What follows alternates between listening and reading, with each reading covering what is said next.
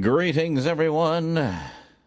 It is game time once again. Yes. Why am I so dark? So dark. Is it not pointing at me? It's a little better.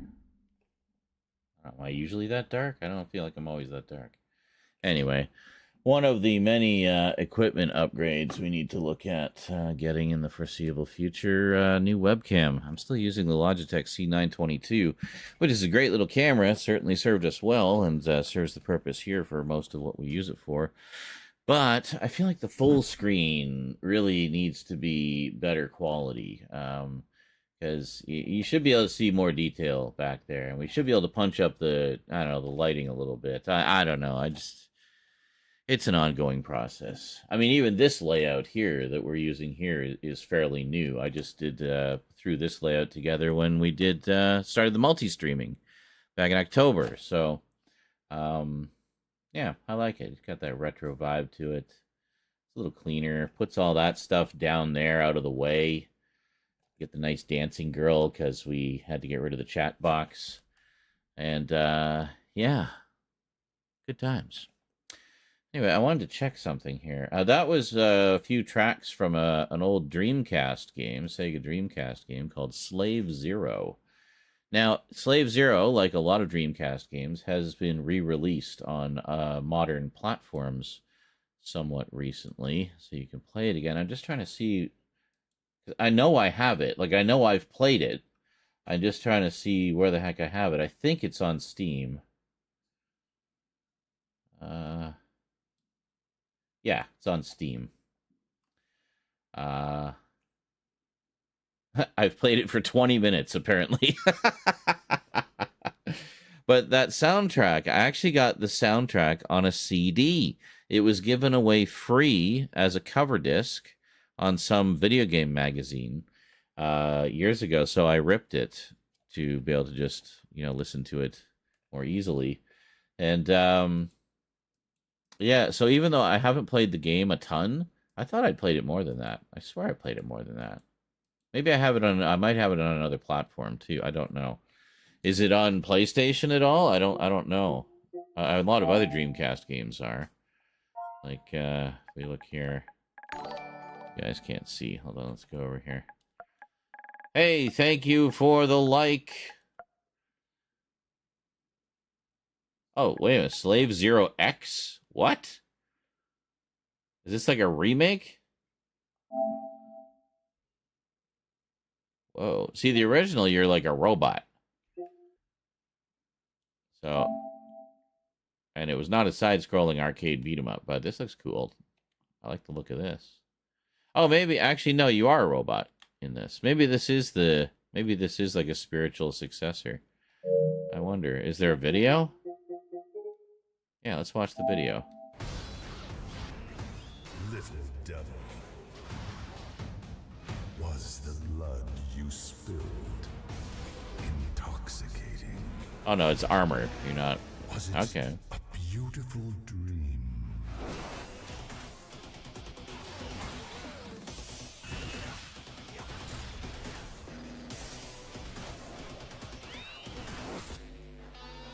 Biopunk beat 'em up. Ooh. They're all going to pay. You can't hide from me, little devil. This actually looks really good. Joe! What have you done? Shut that. You started something tonight that's gonna affect a lot more people than you. And they Definite 90s vibe. I love it. They're afraid. And like the 2.5D backgrounds. Poor Calamity. Really so. Yeah. I like your style.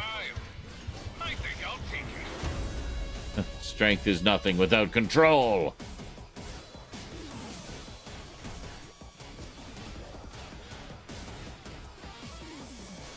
Very 90s arcade game vibe to it. I love it.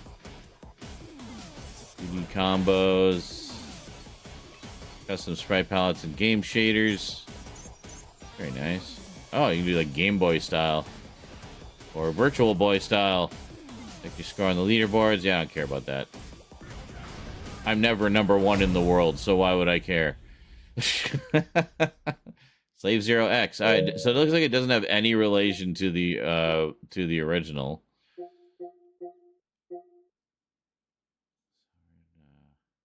Oh no, it is. It's actually a prequel. All right, so here we go. So from the top of Mega City S19, the Sovereign Khan rules with fists of iron and flesh. Beneath the city's rotting foundations, a vengeful warrior embarks on a journey to murder him. 5 years prior to the events of Slave Zero X brings new life to a world where horrific living machines known as slaves are primed to become the latest tools of war in humanity's long and bloody history. A secret band of warriors known as the Guardians hope to stop these biomecha from being unleashed upon the world, but one swordsman among their ranks has a different idea. Use the enemy's own weapon against them. By merging with a stolen slave unit prototype, Shu will become a furious devil in pursuit of killing a false god. That is a very well-written spiel. Well done to whoever put that together. That really, again, really has like the vibe of a 90s arcade game, and plot-wise of like an 80s cartoon, 80s or early 90s cartoon. I really like the sound of that. And, okay, and looking on Steam actually has a 2-pack. Oh, maybe that was a limited promotion. Anyway, yeah, so it actually is set in the same universe. Wow, that's pretty rad, actually, that they went in that direction with it. I had no idea this existed. When did this come out? 2019. No, that's the old one. When did this one come out? 2024. Oh, it just came out, like in February. Okay, cool. And that tracks, because that's when the promo was. You could get, when Slave Zero X was released, you could get the original for free with purchase of Slave Zero X on Steam. So that's pretty cool. Neat. Anyway, that was a fun little random rabbit hole just for some music I wanted to listen to during the titles. Hope you enjoyed that. Anyway. Greetings, Bradshaw's Studio. Yeah, wow, Vegas is expensive. Too bad they don't have a free copy so I can test it out. Yeah. Well, I mean, in my case, when I first used it, I was using a cracked copy, because I couldn't afford anything. But keep an eye on Humble Bundle, because that's where I've got my last few versions of Vegas, is through Humble Bundle. Once in a while, they'll have a promo, where they offer a bunch of creative tools and, a version of Vegas from a couple versions ago will be among them. So I've got those bundles typically for about $30. So including Vegas Pro and also including a bunch of other tools that can work with it or, help with other aspects of video production. So yeah, keep an eye out because those sales do pop up from time to time. The latest version that I got from them was not even a year ago. They had Vegas Pro 19. So I was able to try that. And yeah, I like it. It's good. It's good, solid editor. But yeah, I would say just, try to wait for the sales if you can. All right, let's get into some Fallout 4, shall we? We made some good progress yesterday, and greetings, Samuelson. Oh, we're still in Fallout 4. Apparently, I never closed it last night. All right. Well, that was an easy load. He's just been sitting in the background the whole time. Okay. So, when we last left our heroes, we made this lovely bar for everyone to chillax in. Tended by the lovely Ms. Kate, sassy Irish lass. We got a jukebox for which I've already been flagged for some of the music. We got a cigarette machine which needs more cigarettes in it.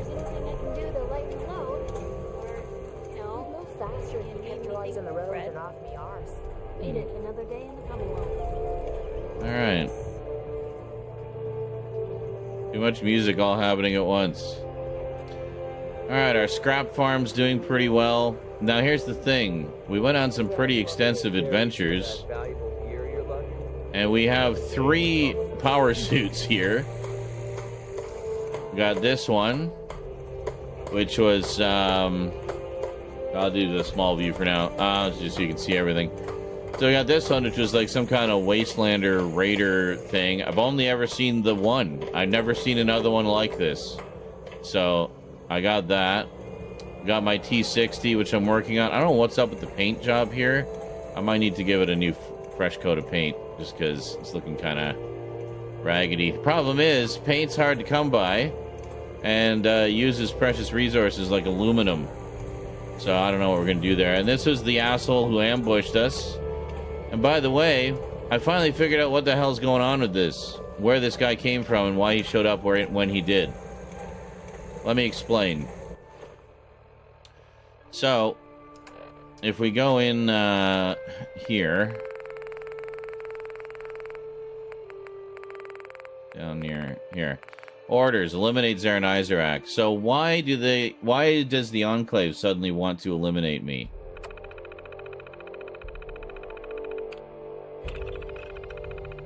From First Lieutenant Franklin, Field Camp, to Sergeant Michaels, Squad Gamma, message start. Sergeant, intelligence reports that a Wastelander has come into possession of a heavy incinerator. It is imperative that you eliminate them and return the weapon to Field Camp. Coordinates enclosed for cataloging. Remember, no loose ends. So here's what happened. So we went to what I call the sausage factory. It's basically a smelt, but just because of the name of it. It's basically a smelting factory, like a metalworks. And where the hell even was that? No. Is this it? Yeah, the Saugus Ironworks. I just keep calling it the sausage factory. So it's an ironworks. So there's lots of big smelting pots and stuff like that, right? So I went in, I killed everybody there, did everything, and I think where we got that, there was a transmission, some kind of transmission that we were sent to investigate. And so we went and investigated. What I didn't realize was that kicks off a DLC mission. So now we're getting like DLC, assuming you've played the full game and you're really powerful now, enemies. Yeah, we've done that twice now by accident. First was rescuing Ada, which kicked off the whole thing with the Mechanist. So that's why the Mechanist has been attacking us, by the way, because we rescued Ada, and that kicked off that whole chain of events. So now we just have to deal with him, or he's not going to leave us alone. We're going to try to take care of that today. The Ironworks, there was this whole big long thing. So you just went to investigate the ironworks. Like, okay, sure, I'm gonna check out. Probably more raiders or some bullshit. So I go in, and sure enough, a lot of raiders and some bullshit. But there was some fairly heavy opposition, and I got to. Is that where we fought that big flame? Yeah, the big like flaming robot, which was such a pain in the ass. But we managed to take him out. I managed to get in a position where he couldn't hit me too much and take him down. But it was like a big freaking tank bot with what seemed like just an endless ammunition flamethrower. And I was standing on top of a catwalk, and of course he's firing up through the grill at me, and I can't get a shot at him. So I managed to get just around enough that there was a bit of a pole between me and him, so the fire wouldn't hit me as much. The occasional stray shot would, but and I could just pop out and like take a few shots, pop back behind the pole, heal, and we were able to take him down just by working smarter, not harder, right? So anyway, got all that sorted out. And then the objective for the ironworks was there was a weapon, a special weapon there. But it was at the back of a smelting pot that had been tilted over slightly so you could walk into it. But if you tried to walk into it, even with power armor, you would just die instantly. So what you had to do is there's a computer there that you're helping. It's helping you, I guess. Gives you, some mods for fire resistance for the power armor. So we just do the fire resistance on the legs. We just have enough to do the legs, but that's okay. It's not too deep. So it allows us to walk in and grab the weapon. So we grabbed the weapon. There was also another suit of power armor there. So I was like, oh, okay. So obviously I want that suit of power armor. It was an XO1 suit, which we don't have here, actually. It's at Red Rocket. We'll just go to Red Rocket while I'm telling you the story here, and I'll show you. So obviously I wanted that suit, right? So I suit up in the XO1. I leave my suit there. And, yeah, see what we got in here. Yeah, so here's the XO1. Very nice. And this is a another T60 I've been modifying. It's actually got some Tesla pieces, so it actually, electrifies enemies or something. That's what these fuses are here. So that's pretty neat. So I think our plan to have a Hall of Armor is starting to come together. And I'm going to take that as many steps farther as I can, like turn this into just the ultimate Tesla suit. Turn this into, I don't know, whatever an XO1 is good for. And like that. And then I'll have like one that's for radiation, one that's more damage and energy resistant, stuff like that. And we'll have all different paint jobs. It's going to be amazing. I just got to find somewhere to put them all. So we're going to have to put together some kind of garage, I think, to store all these suits. Yeah, I'll see. We'll figure that out at some point. We got 5 suits currently. 5 suits. These 2 are kind of works in progress, so I'm just kind of leaving them here for now. In fact, I think I'll move this one. So anyway, what was I? So we get the XO1, right? And I bring it back. That should tip the balance of things in our favor. And we bring it back. I think we brought it back here. Yeah, I'm just gonna park it here, actually. That's fine. And then the idea was to go back to the... Yeah, look at that. Very nice. Go back to the sausage factory, right? And, retrieve my other suit. So I go back to the sausage factory, and there's this big fucking guy with a flamethrower. Again, more flamethrowers. And, whole bunch of, like, troops to back him up. Anything I can do? It's this fucking guy. An Enclave Hellfire Soldier, Mark IV. This is a serious fucking power armor suit. This is like almost top level. Not quite. There's a couple more. What the hell are you doing over there? But this is pretty powerful. So he showed up. As soon as I got back to the Sausage Works, I'm trying to just get into the building to get my suit and get out. He would show up and just annihilate me. Happened a few times. So the next day, so I gave up for the night. That's where we ended that night. That was a couple episodes ago. So we came back the next day, and I was like, all right, before we go back there, let's do some maintenance and whatnot, and just kind of get shit going on. So that's what we did. We got this fully powered, by the way. Finally. That was a while ago. Is that all coming on? Oh, no, that's a turret. I thought that was a generator. No, there's a turret there. So I went back to Red Rocket. And at the time, at Red Rocket, I had Kate there. I also have Dogmeat there. I also had just a generic automatron that I'd made when I first experimented with the robot thing, right? Ada is looking great, by the way. Look at this. Look at all the upgrades I did to Ada. Like, she's actually got proper Assaultron legs now, and, like, with additional armor.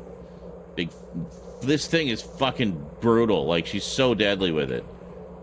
Actually, incredibly useful NPC here. Highly recommended. Half the time she takes out all the enemies before I even have a chance to pick a gun. Okay, so anyway, so we go to Red Rocket, trying to just sort shit out, right? We go to Red Rocket, we're sorting shit out. And I'm in the inventory of the workbench, just kind of swapping things around and whatnot. And I suddenly hear all this gunfire and chaos and just screaming and explosions and Dogmeat losing his shit. And like, what is going on out there? So I exit out. It's that fucking guy again. It's the Enclave ambush. Again, they found me. They tracked me to Red Rocket and just showed up there. They didn't even wait for me. So yeah, basically the idea being anytime you fast travel anywhere, these assholes are going to show up, so you have to face them down. So I faced them down, and thankfully it was at Red Rocket because I had 2 extra guns there with Dogmeat and Kate. So between me, Dogmeat, Kate, Ada, generic bot number 437, we were able to take them all down. What are you doing? Am I ever glad to see you? We could really use a hand. Trouble? You in some kind of trouble? A pack of feral ghouls is holed up nearby. God damn it. Some of them have started wandering out lately. If Okay. more of them start wandering out this way, we may be overrun. We need someone to clear them out. God damn it. Where? Where are they holed up? Here, I'll mark it for you. Thank you for your help. It means a lot to us. Now we got a ghoul problem. We dealt with the raider problem. How's our happiness and stats and everything else? Why is happiness going down? Do we need more food? Might need more food. Alright, let's expand the garden a bit. Go past my massive frickin' nuclear reactor here. You and Preston let Mama Murphy Oh, die. fuck off about that already, Marcy. Seriously. Just learn to deal with your grief. For fuck's sake.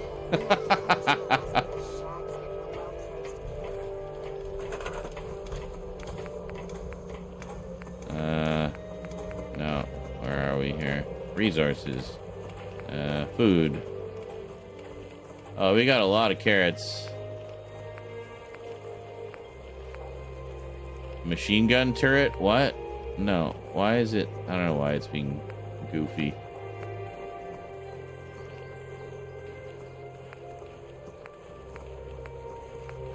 It's annoying that these take up so much space, but still only produce 0.5 food. You know? One of the reasons we do,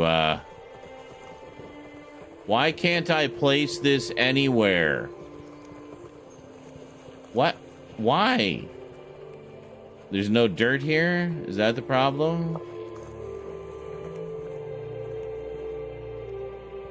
I guess, yeah, we probably need to make like a garden plot or something. I mean, this is kind of willy-nilly.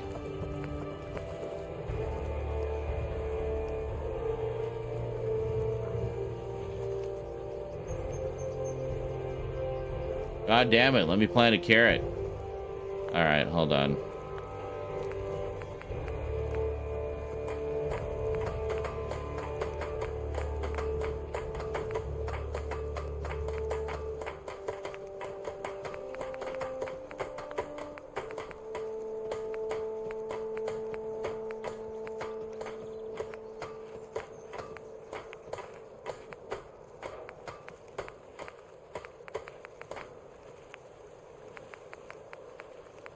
No, where the hell is the...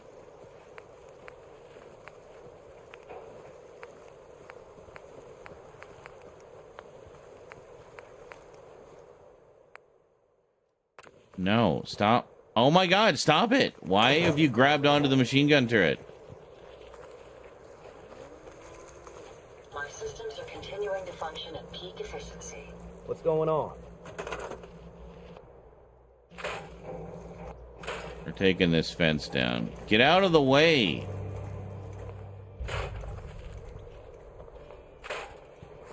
I mean, you're already clipping through it anyway. It's like it doesn't even exist to you.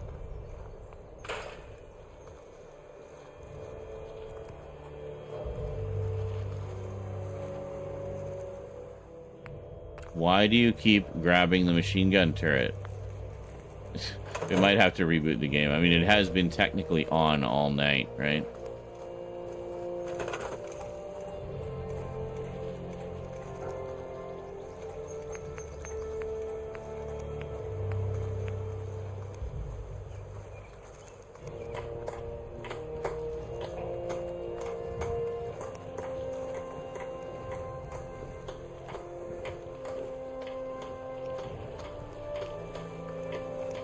There isn't like one speck of dirt here anywhere.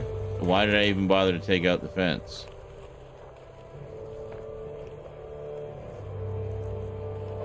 Oh my god, let me place it somewhere. Do. Oh, there's some dirt here. That's great. Alright, you know what I need to find is, yeah, garden plot. There we go. Yeah.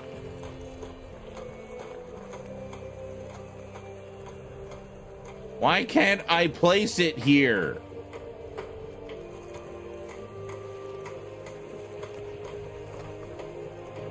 I mean, the whole point is to put it where there isn't dirt. To make dirt there. Why won't you let me place this anywhere?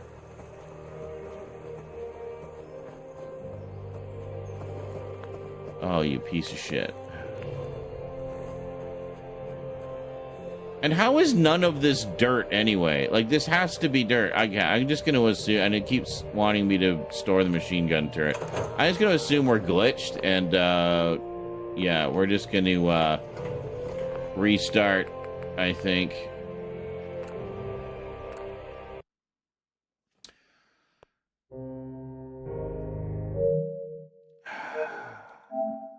I usually close it overnight, but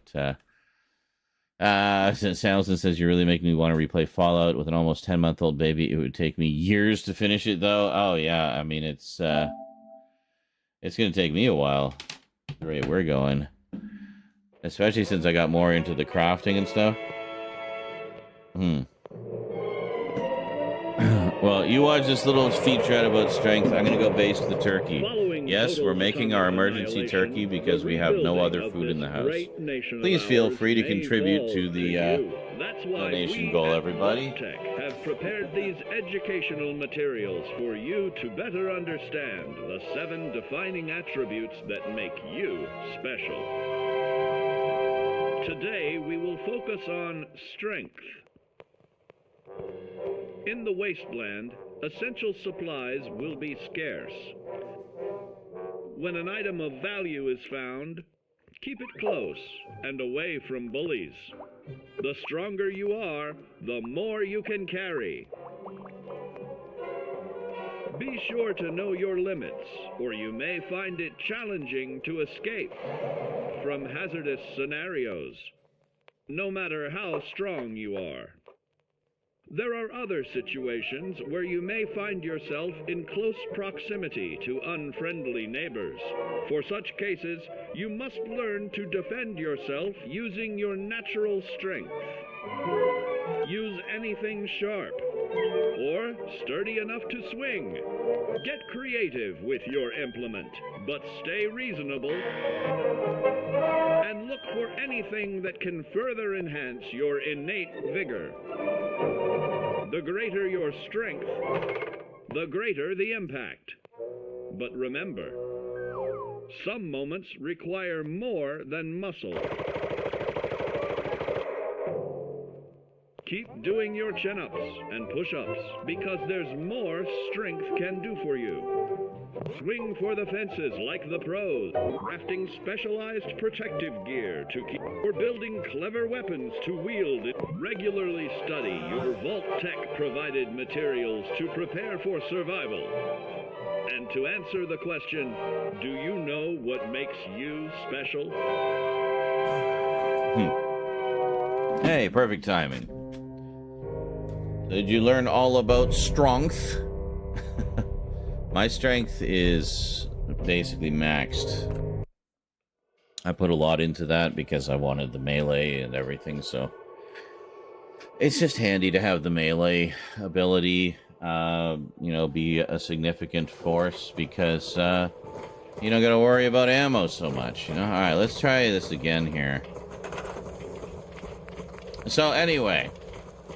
Hey, greetings, David Hinkle. How's it going? Hey, look at that. Suddenly, there's dirt everywhere. Well, holy shit, man.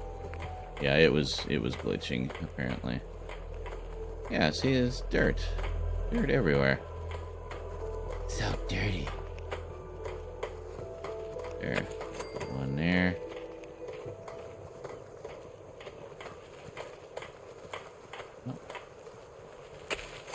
One there.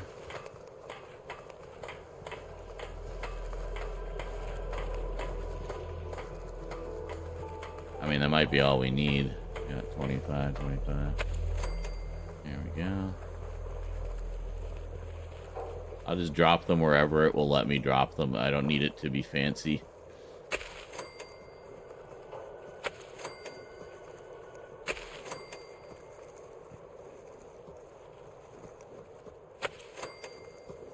Alright, we're out of corn. Okay, we now have more food than we need. Excellent. Good. Oh. I should actually put one of the turrets over here, I think. Let's do that. We're gonna take this turret, and we're gonna put it over by the shore there. Because that is a spot that they come from. Is down here.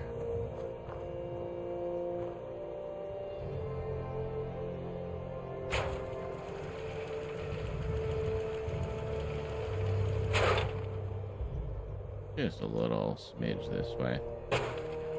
There we go. Because I do remember last time they attacked, there were some coming around this side of the wall. So that way, they come around this side of the wall, they meet Mr. Turret. Hello.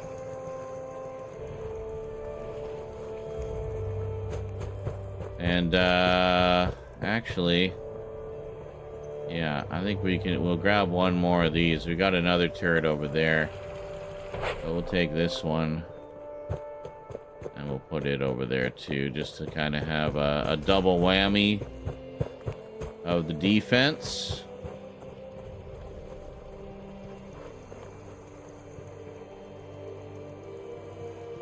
So we get that one, and we'll put one here.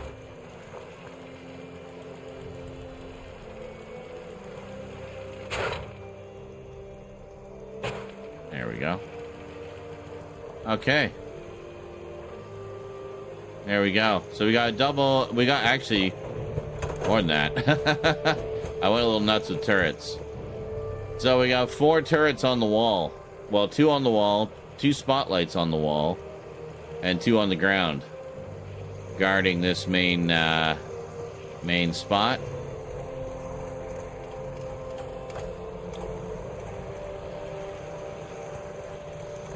And they tend to come up this way. So we got 2 on this side, guarding this side, and we should probably put 2 over here as well, because they do try to get around the wall on this side too. So maybe I'll take one of these, because it'll give them a little more No, hold on. Are we like right on the edge here? No.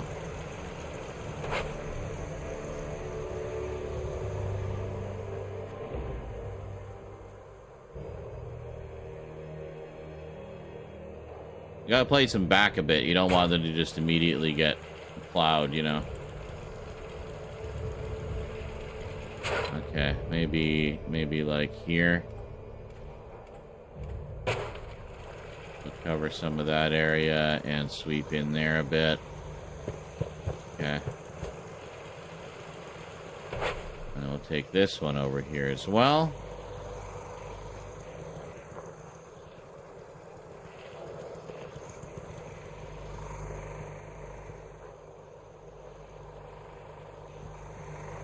And we'll put it here, I guess. So this will actually, no, we'll put it here.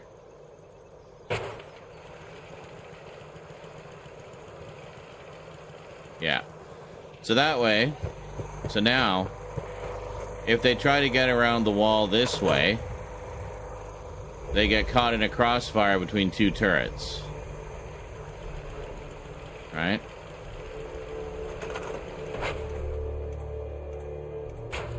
Just move it back a bit. So there we go. And if they try to go around the other way, they'll think, oh, hey, we're going to go around this way and go up the shore. Again, bam, two turrets right there. So this is very fortified, I think, with 8 essential nutrients and vitamins. So, there we go. And we'll just double check. Nothing needs to be repaired.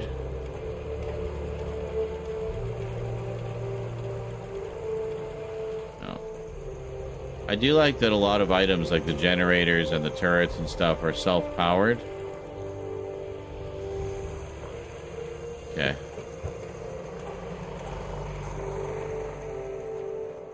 We did get some coming in from other areas, but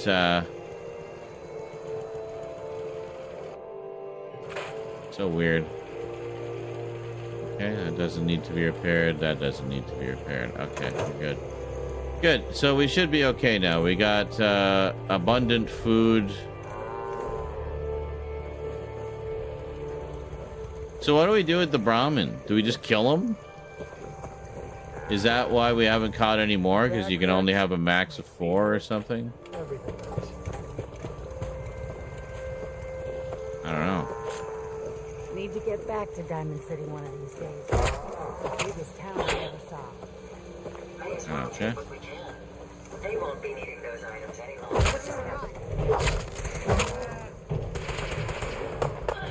What? Oh no.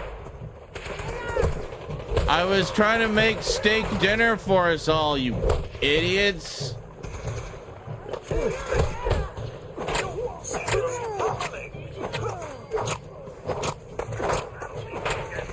Really, Codsworth? You turned on me too? You dick. Fuck you. Fuck you.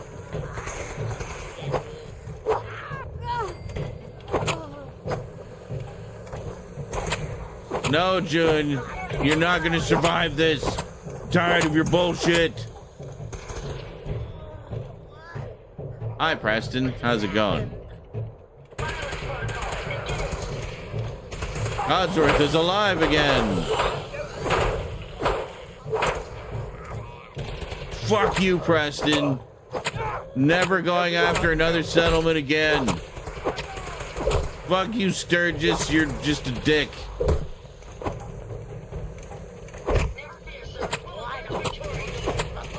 Hell yeah.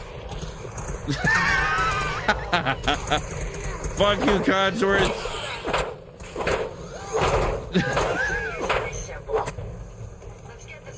Fuck you, Preston. I've got nothing. My apologies. I think I lost them. All right, we have successfully killed everyone in Sanctuary. That was the goal, right? What's up, McCready? What the hell is this?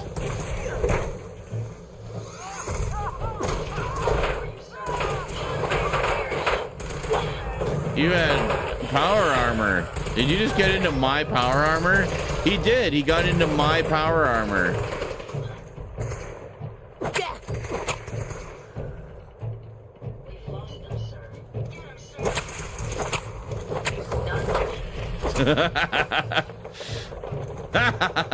Fuck you, McCready. I don't like you either. Oh shit, I think we're under attack by robots.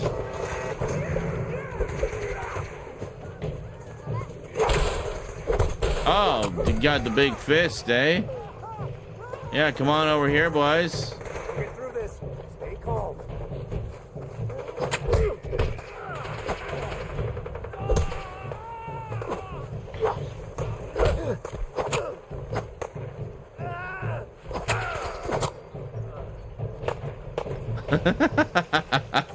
Okay, that's enough chaos.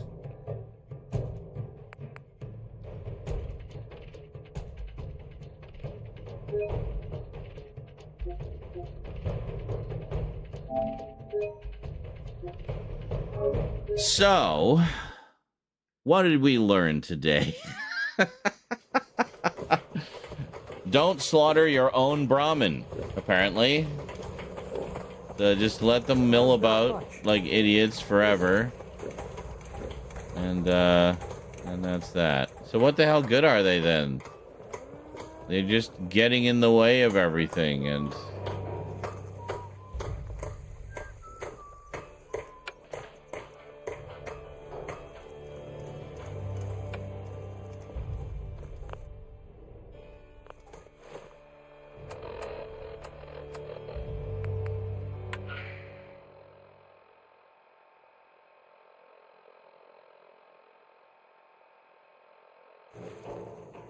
Hey. What's up? Okay.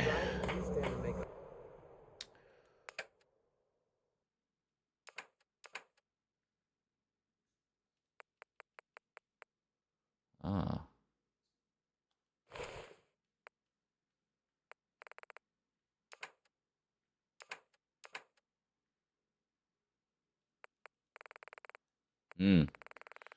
I've got a lot of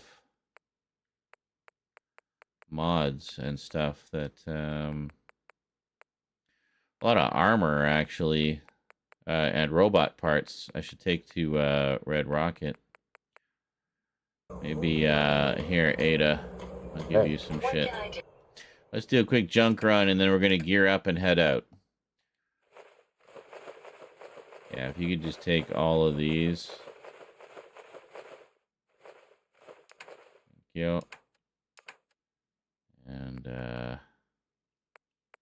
don't know what all we want to get rid of here. I think we might have already cleared it out. Yeah, we already cleared it out. Apparel's good. 8 is good. Okay.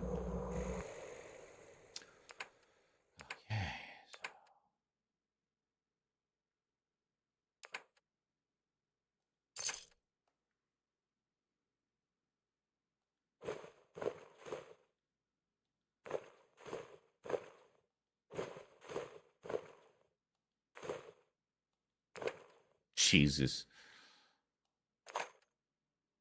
Okay.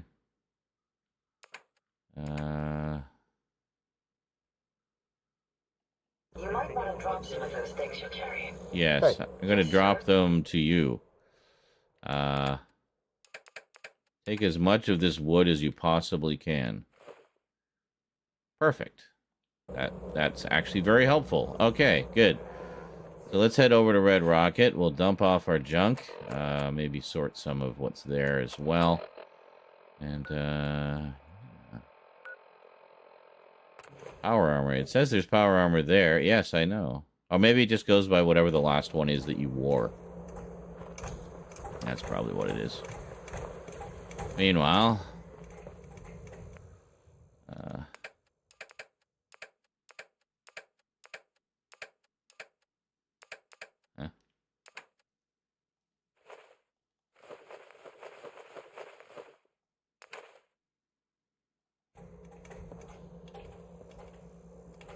Where are you? Okay. Hey. How may I be of service? Hold on. That's fine.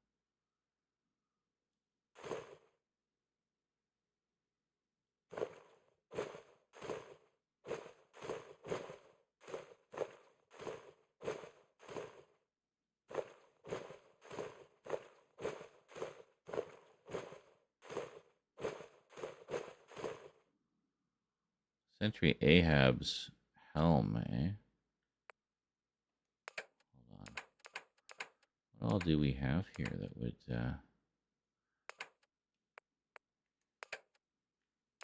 oh.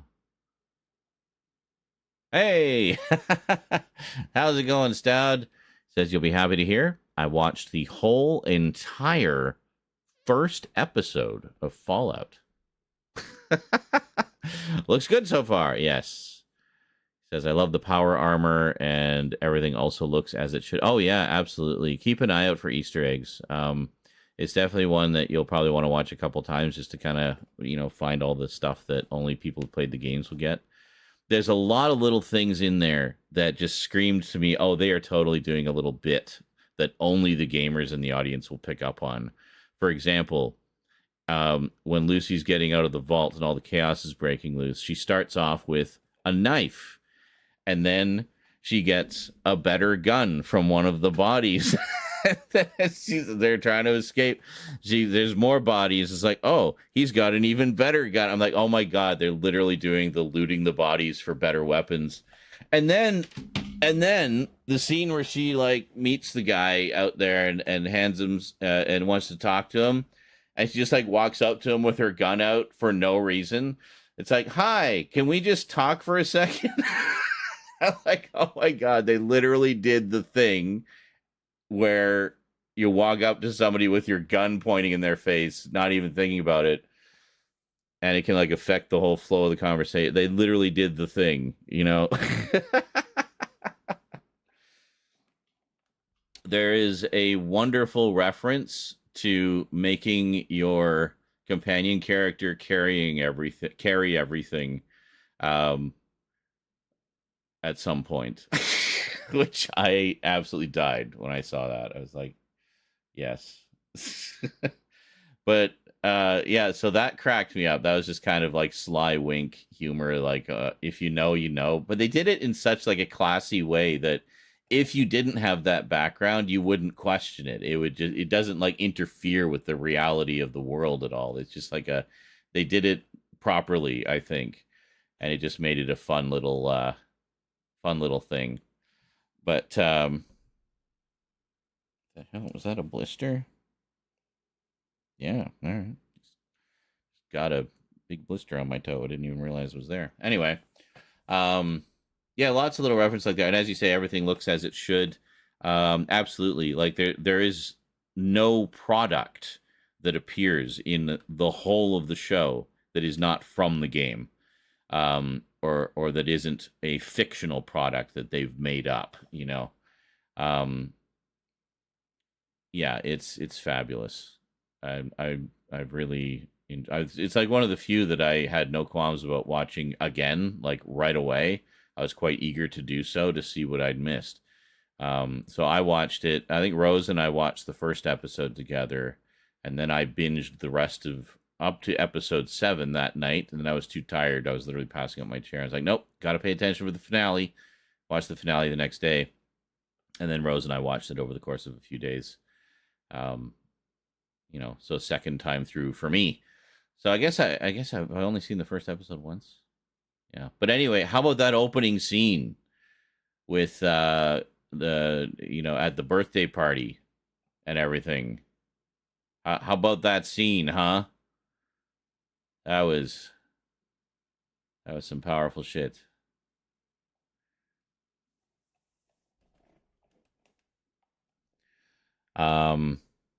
Stout says, oh god, I was playing earlier and it was the Forged mission. Yes. Okay, so I go back to the father to tell him his son is dead, and twice in a row something interrupted the convo and we had to kill it and ended up shooting him in the process. Your son is dead, and so are you.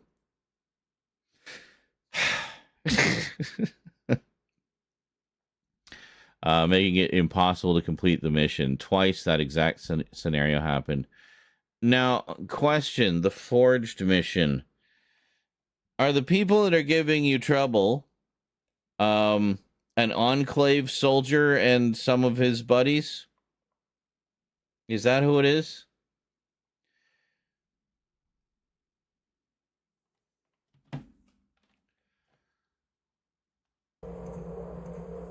No. Okay. So it's not the same one that was giving me grief. So anyway, to finish my story. Just a weird cult? Oh, could be. Actually, no, well, maybe. I won't say anything. But anyway, well, I guess if you've been watching my playthrough, you'd already know. But I had a run-in with an Enclave ambush as a direct result of a mission that I was doing. And I was actually in the middle of telling that story because I figured a bunch of shit out. So let me just dump all my junk here. And what do we have here? Do we have more? Do I have these mods here? Did I grab them? I didn't grab the other ones. Hold on, I need to grab the other ones. Heads up. Come here. Yeah, Sentry Ahab's helm. Yeah, I just wanted to dump all this shit here. Okay. Happy to help if I can. So, what? Hold on. When you were on that mission, did it take you to an ironworks?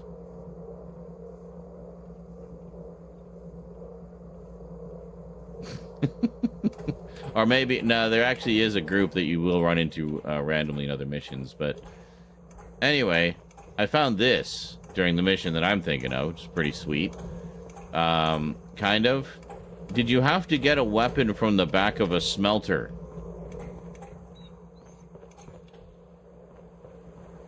That is an actual question. There was power armor there. Okay. It was not Enclave power armor, though. Yes! Okay! Yes, no, it is the same assholes. It's the same assholes. The exact same thing happened to me. So, okay, so I went there. I keep calling it the sausage factory. I can tell you exactly what's happening. I couldn't figure out what the hell was going on either. But I'll tell you exactly what's happening, and suddenly it'll all make sense. Where the hell is it? Is this it? Yeah, here it is. The Saugus Ironworks. I keep calling it the sausage factory, or the sausage works. So, okay, so that weapon that you got from the back of this one, you had to modify your power armor so you didn't instantly burn to death in a second. Yeah, I did that one yesterday. Or no, a couple days ago, actually. A couple days ago. And I was trying to get the power armor out. So I got the power armor out because I wanted to park it over at Sanctuary where I keep most of my power armor. And then come back and get the power armor that I brought with me. So I was just, I've done that before. When I found power armor, take one there, drop it off, get the, you know, take the one you want, park it, and come back if you had power armor at the time and, you know, retrieve your other suit. So, you know, rinse and repeat. I was doing the same thing. So I did the mission in the Sausage Works, got the weapon out of the smelter, and I was all happy. Like, wow, that was a really cool, you know, kind of complicated mission, some different stuff to do. That was fun. Spent like an hour trying to find my way out of the place because me. So yeah. So get my my brand spanking new get out. My brand spanking new XO1 armor. This was from the Sausage Works. Just park it here. And then headed back to retrieve my other suit. Which is not here. It's actually at Sanctuary. This is other suit I got. But seems easy, right? So I go back to the Sausage Works, and every time I show up, I literally have just materialized at the location. That asshole and his entourage show up and just lay waste to us, cornering me in like the freaking information booth so I can't move anywhere, and he's just like covering me in fire. So I quit for the night and went to bed. And I was like, we're going to tackle this again tomorrow. I got to figure out what the hell's going on. Like, there's obviously something I've triggered here, and I'm not knowing why. Why is the Enclave suddenly on my ass? I haven't seen hide nor hair of them this whole game so far. And why do they think I am suitably equipped to be fighting an Enclave Hellfire soldier right now? I haven't even come close to finishing the main quest yet, let alone as many side missions as I would like. Then I figured out what happened. So first off, the thing that triggered that mission in the first place was... where the hell was it?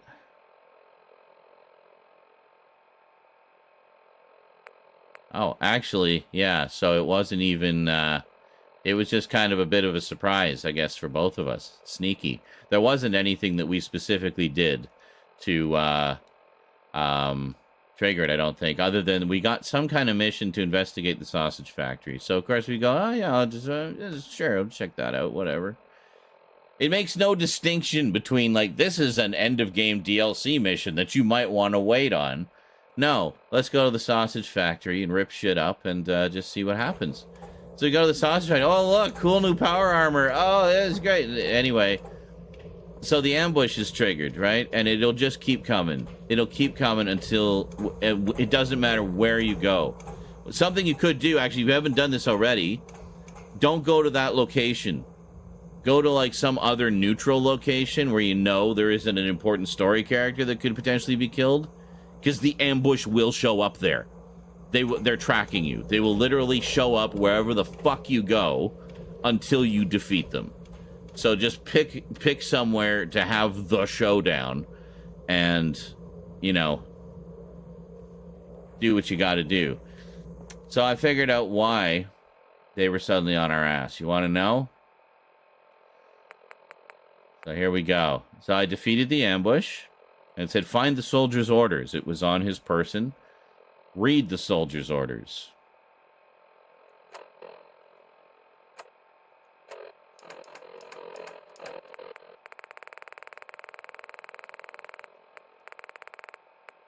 Orders. Eliminate Zaren Izarak. I'm guessing it would be, you know, yours probably won't have my name on it.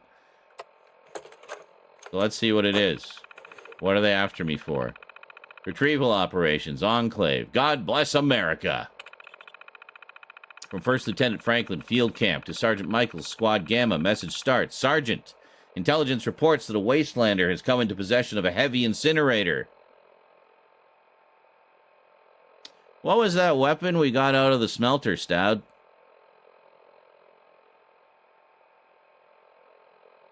That we had to go through a lot of trouble to get because it was obviously kind of special. What was that weapon, Stout? It is imperative you eliminate them and return the weapon to field camp. Coordinates enclosed for cataloging. Remember, no loose ends. So that's why. I guess that's one of their weapons that this cult, this forged cult, got their hands on. They somehow caught wind that we wiped out the cult and took the weapon. So now they're after us. You're welcome. It took me a while to put all the pieces of that puzzle together. Until I realized, fuck, I have done this to myself, unwittingly, by just, you know, blundering through the wasteland as I do. Anyway, doesn't Ada look spiffy? Did some upgrades. She's got all the Sultron parts and some Tesla armor. Yeah, she's looking good. She's a good bot. Good robot. But speaking of which, I wanted to check it. Oh, good. I'm glad you're enjoying it. So let's see. So let's put Ada on the workbench here, and let's see what we got. Got the Assaultron head. What do we have? Current mods. Oh, okay, hold on. Assaultron head. Yeah, I think she's got this one. Yeah, we got the head factory hardened armor, which I just thought looked good. That torso. Anything more we can do here? Oh. Wait a minute. Okay, yeah. We got the hacking module, so she can hack terminals that I can't. Which is pretty cool. I like the way you think, Stout. He says, just use the new weapon on them. Easy. And get yourself hooked on Psychojet. Yeah, I did, what did I do? I've been having fun mixing drugs together. Buff tats. Recommend. Mix of buff out and mentats.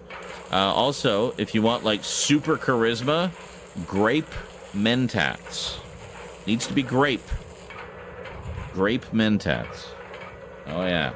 I think it gives you, like, +3 charisma or something ridiculous like that. So, nobody can say no to you.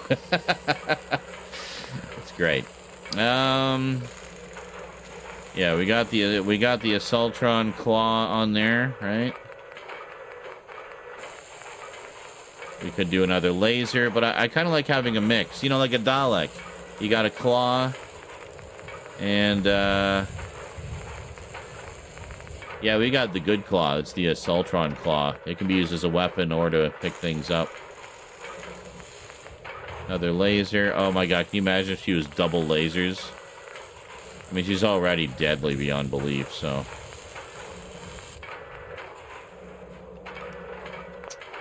Yeah. Right arm. Yeah, so we got some armor on there and laser. Yeah. Oh, I have no left-hand armor. Well, we should fix that. We can do a primal plate. Is that it? Alright, we'll do a primal plate. That's fine. Just whatever we can, right? I like to have my peeps kitted out. Looks like that's it. Alright. I wasn't sure what all we could add there, but we got a few things. So what did you get? You got a little bit of armor on there. Okay. And she's always this color. I can't change the color. But you can see I like how you actually see the mods on them as well. So I added like all these backpacks and stuff, so she has increased carrying capacity now. Yeah, there you go. Give us a little spin there. So as it says, something similar happened when I ran into one of those tank sentry things after, oh god, yeah. After the Mechanist sent them after us. Yeah, I'm in the middle of that right now, dealing with the Mechanist. Another thing that I accidentally triggered because I helped Ada. I helped Ada when her caravan got like just wiped out, and that like set off the whole freaking Mechanist missions. So now the Mechanist is after me constantly. It's Trash Can Carla. All right. Anyway. What a great pack mule. I know, right? So as it says, one of those sentry... Just calm down, Ada. It is less nerve-wracking than when she had the Protectron feet, though. It's like just clank, clank, clank, clank, clank, clank, clank, clank.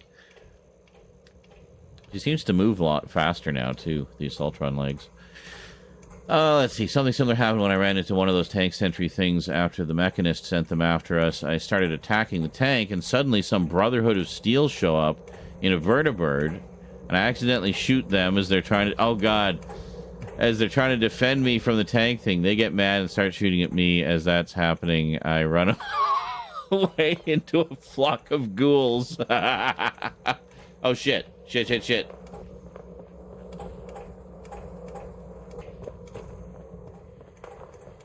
Someone attacking Carla?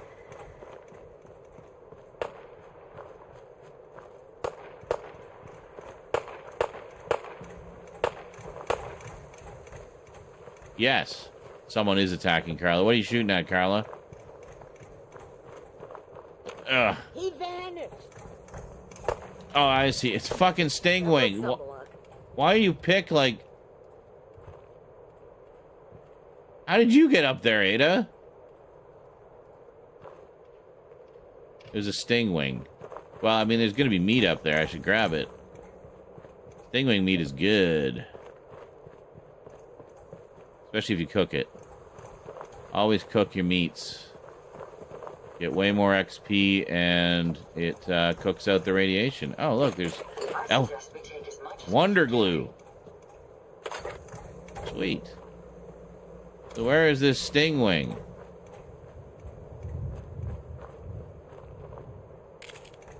Here.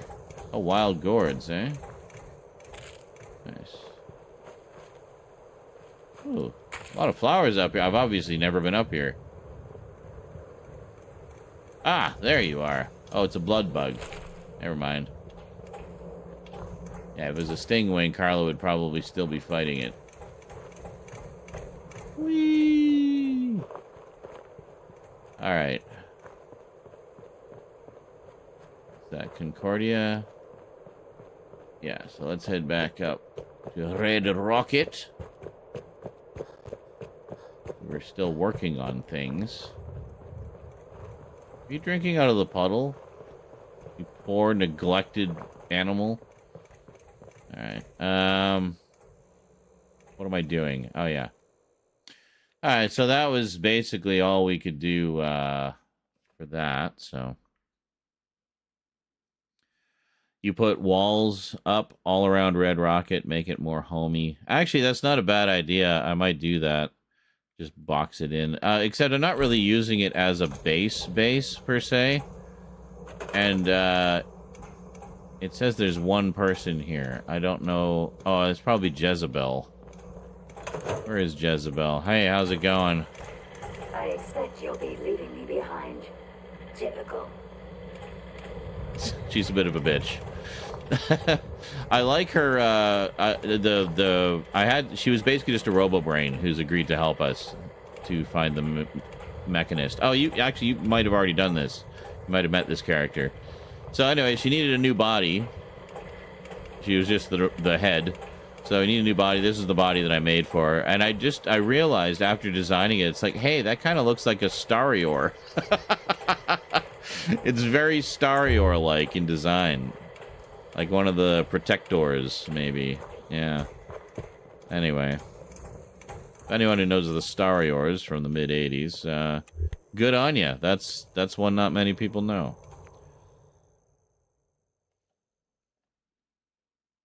Yeah, Ada, well, also, he says, yeah, I have Ada now, loving her carrying capacity. Oh, it's huge. It's so huge compared to, like, the other characters I've been traveling with.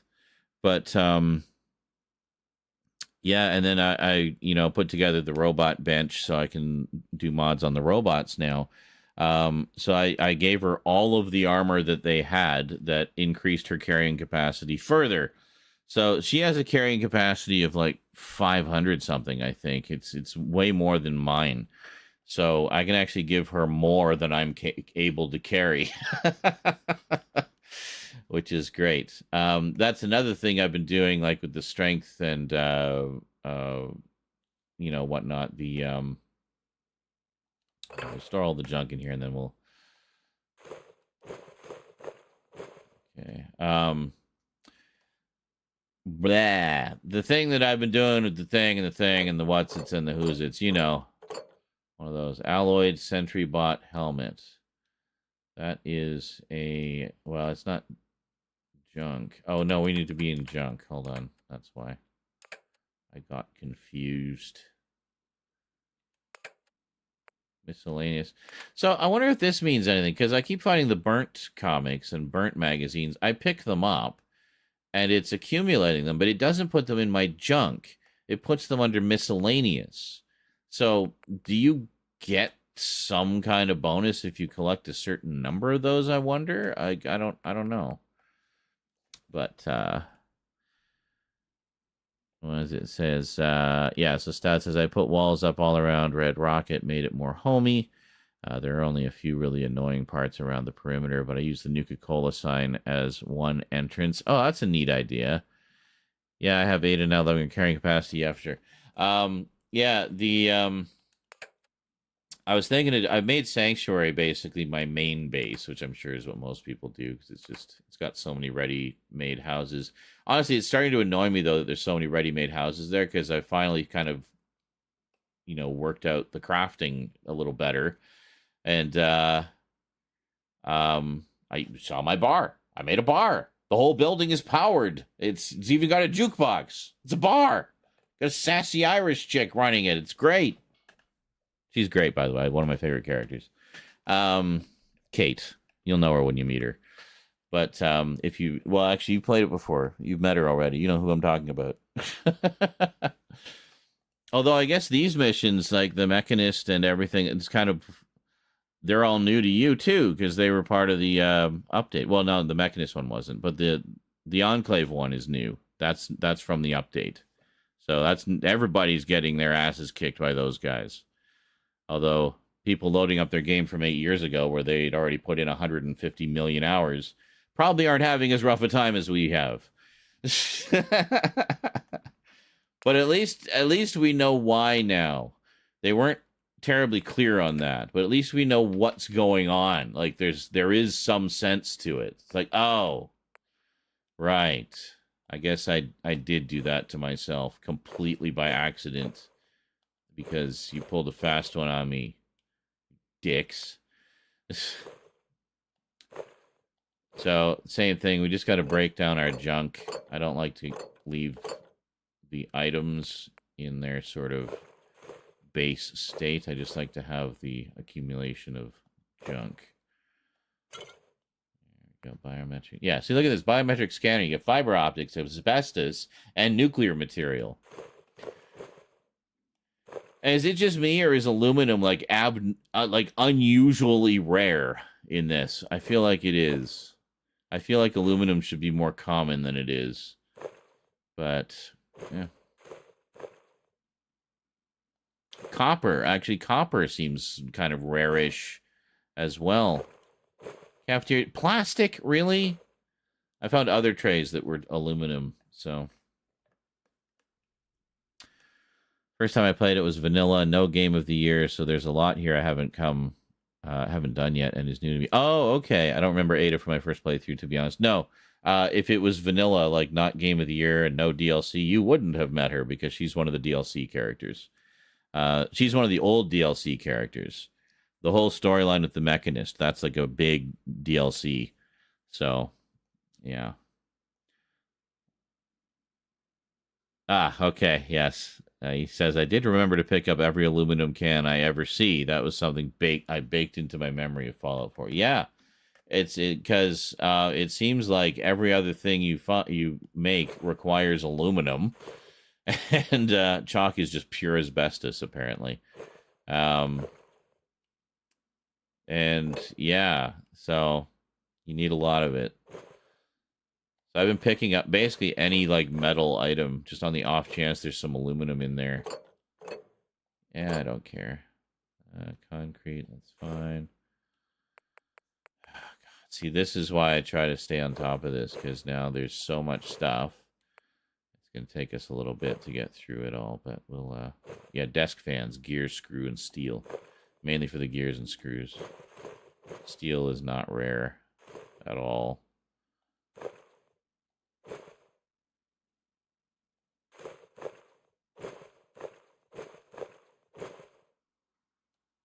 Enclave tags, fuck your dog tags. Yeah, targeting cards, things like that.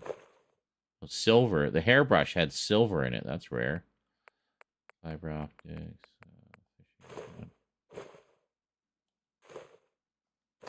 Yeah, we're just going to break down everything.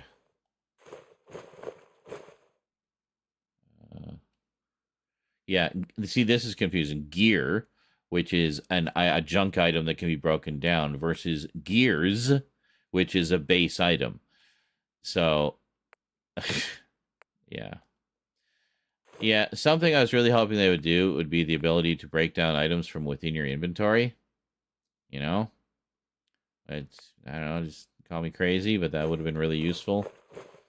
Oh, was it Outer Worlds? Outer Worlds had a system like that, very similar to this, where you would use junk to, to craft with.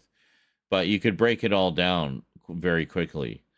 I feel like that could easily be fixed in this. Yeah, hot plate, circuitry, copper, screw, industrial solvent. You got 4 units of antiseptic in there. Jangles the moon monkey. You get fucking fiberglass, you know? Ladle, ladle, ladle. Lead, light bulb, liquor bottle, metal bucket. Microscopes, gears, glass, crystal, fiber optics. Yeah, military grade circuit board. Any circuit board. Grab it. It's circuitry. You need it for turrets and shit.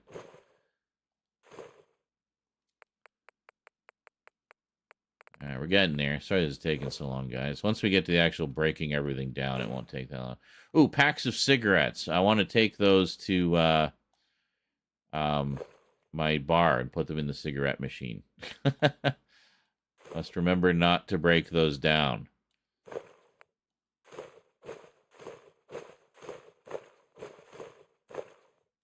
Pre-war money, $218, eh? No weight to it.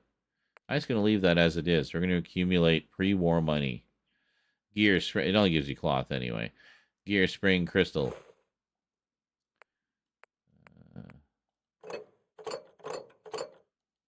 Shopping basket, plastic and steel. That makes sense. Silver. A silver fork. It gives you silver. What a surprise. And so does a silver locket. Silver pocket watch. Gear silver spring. Tablespoon. Soap gives you oil. Oil's another rare commodity. Whoop. Nope. No springs. That's a base item. Keep the base items. If you drop the base items, I found you can't pick them up again. They just disappear. So just the actual items that you want to break down. I need to check on the turkey in a sec. Yeah, we're cooking our emergency turkey because we have no other food. So we're having turkey and potatoes tonight.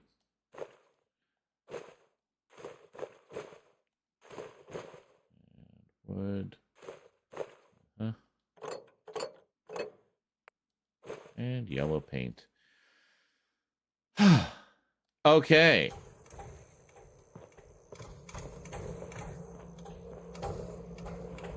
Well, all right. Let's just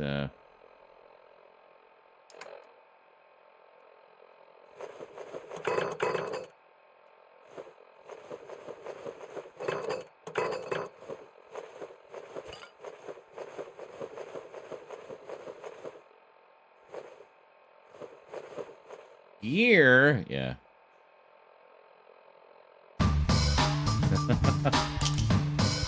Hey, thanks, Jonkler. LMFAO good timing Z struggle stream. Lol. A Z struggle stream? Is that what this is called? The struggle of Zed? Struggling through life. Or just referring to me struggling in games, I assume you mean. Oops.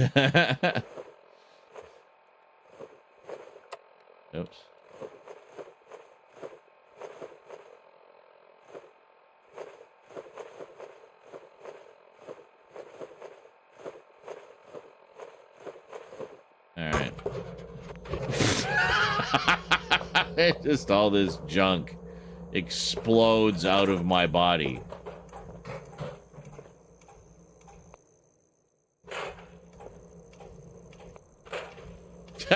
Look at that. That's amazing. I love it.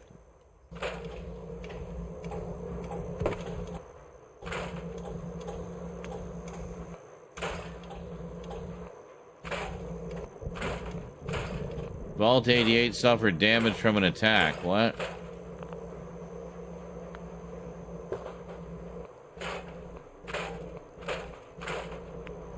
Oh my god, stop it.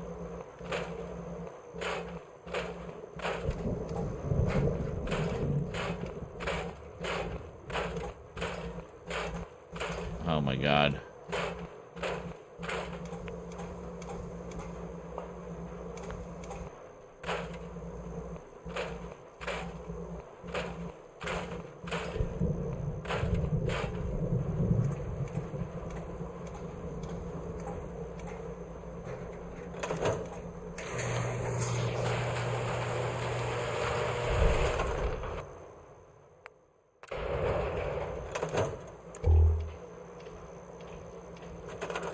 I just figured, you know, we can enjoy the storm a little bit. Might turn into a radiation storm, might not.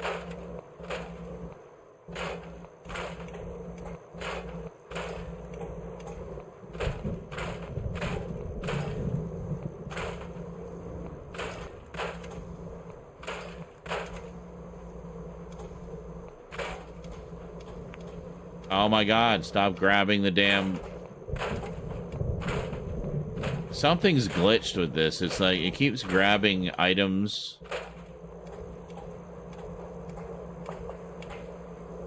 Oh, it's not grabbing it. It's trying to build one. That's what it is. Yeah.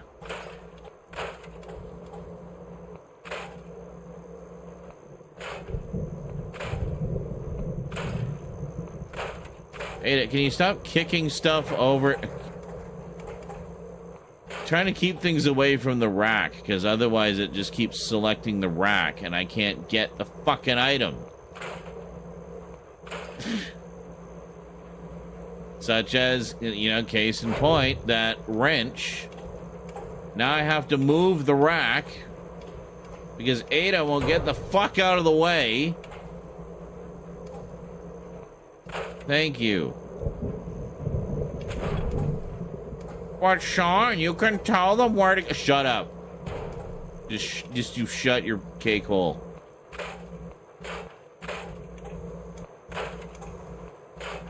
It's more fun to rely on their quote-unquote intelligence.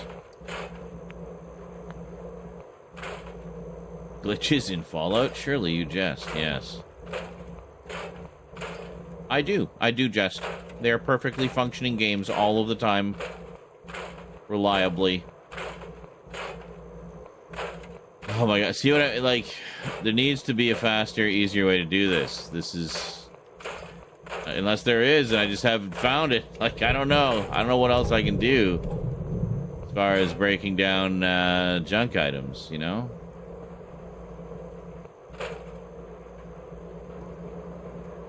Is that everything? I think we got everything. Oh, no. Beaker stand. Okay. Now. Yeah, and it put all that straight into the bench, which is nice. So, just remember not to chuck our pack of smokes. We want to put that in the, yeah, so keep that. And everything else we can just, yeah, just go.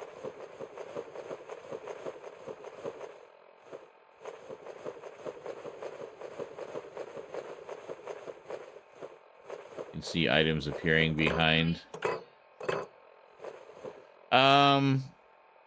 It depends on the size. I'd say like 8 if they're not huge. 6. I mean, because we just want to fill the pot, right?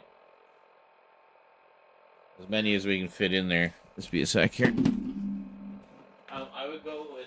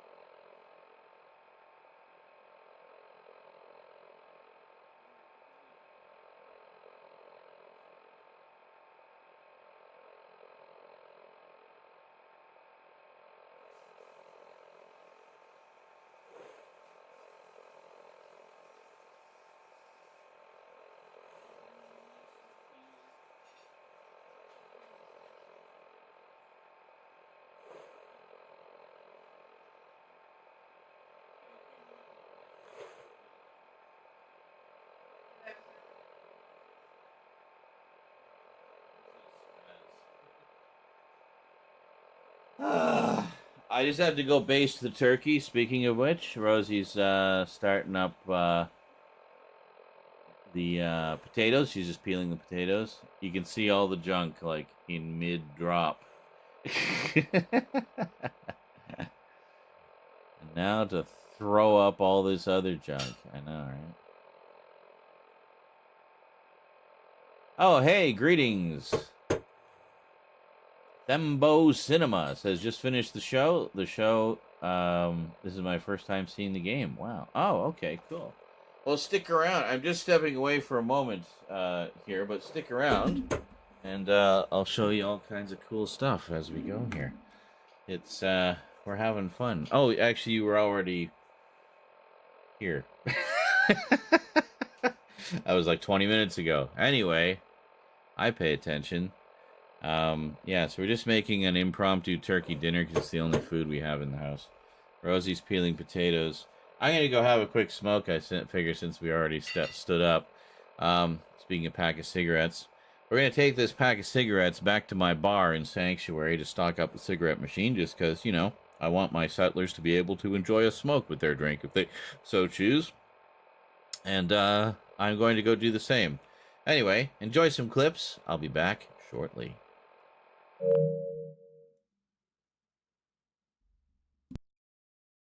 So don't worry. We're on it. Burning daylight, fool. Yeah, I know. And I agree. I'd rather be in the daylight hours exploring because we don't have any fucking flashlights. So presumably if we can get into the computer, we can get into the safe. Okay. Well, let's give it a shot. Thank you. You're welcome. Just chill out. Okay. Oh, well, we gotta try this one. Yes. Oh my god, and that was it. How perfect is that for me? That's amazing. Yeah. Oh, yep. I'm running. Okay, head my way. Oh, they got me. Fuck's sake. He's thirsting me. It's an Aaron Yeager. Oh, double elim.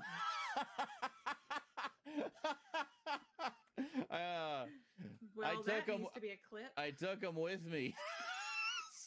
So we both got each other at the exact same millisecond. That's amazing. Oh, I love it when man. shit like that happens. That was great. That was crazy. It's like, you got me, but I got you too. so fuck you and me, I guess. Be like, when I come to my van, I've got candy. No.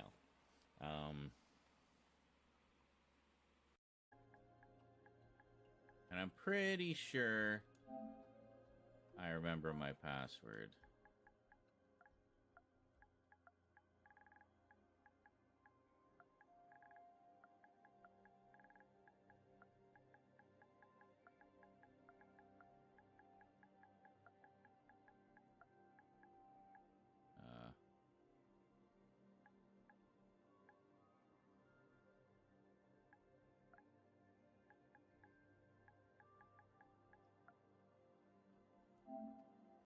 Robert Crumb was the creator of Fritz the Cat. So you are familiar with Robert Crumb. You just didn't realize it. I mean, you could probably say that this was the introduction of, like, this was the origin of furry porn. Like, quite literally. In the early 90s when a friend and I...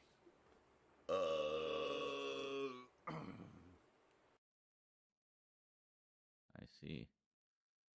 And says, I watched it. I haven't seen much SpongeBob in the past decade. They're just so memorable.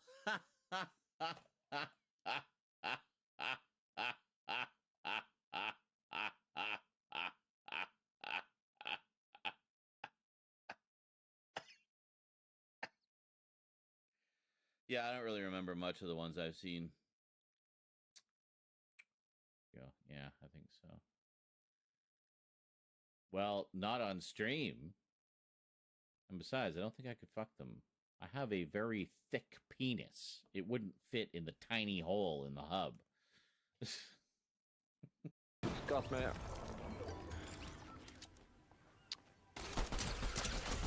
Down the guy that got you. Oh, fuck, not heal! God damn it! Fuck. Good Luke, luck. can you get off the fucking train and join us, please? I know you love trains, and you're literally still on the train. Why didn't you jump off when you were by us? I wait.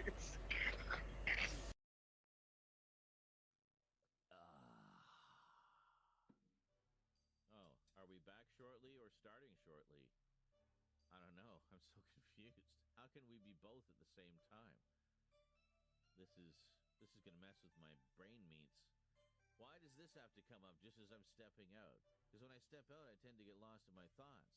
I don't need these weird conflicting thoughts being the first thought that pops in there when I'm trying to just enjoy my smoke and be alone with whatever thoughts I was gonna have are.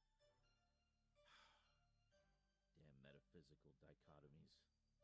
Sounds it. Yeah. Because they're too busy fighting each other, hopefully. Oh, they're really close. Fuck. They're about to go. What? God You damn so it. had that. Split seconds. Split Fuck. seconds. Like 1/10 of a second. Have you seen Titanic? Well, just. Boat sank, innit? What more you need to know? Dead, and knowing the Lance, they'll more likely cut their losses and leave you here than send an extraction ship. So unless you want to starve to death out there, you got two options. Someone will take their place. Two, you join me in protecting the people of Sanctuary. I can offer you food, shelter, and the chance to fight for something real, something meaningful. A chance I know. My God, Roland, shut up. Never gave you. Roland, out. So many questions. Well, what, were you eavesdropping on my communique? Anyway. And our bed of beckons.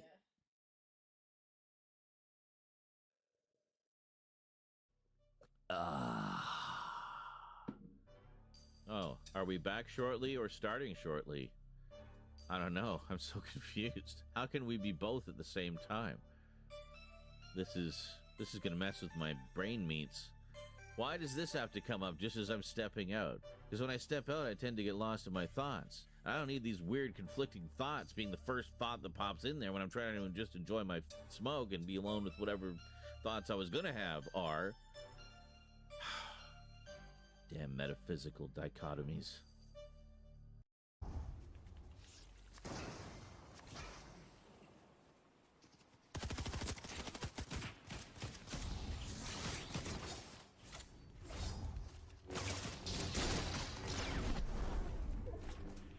Where is he?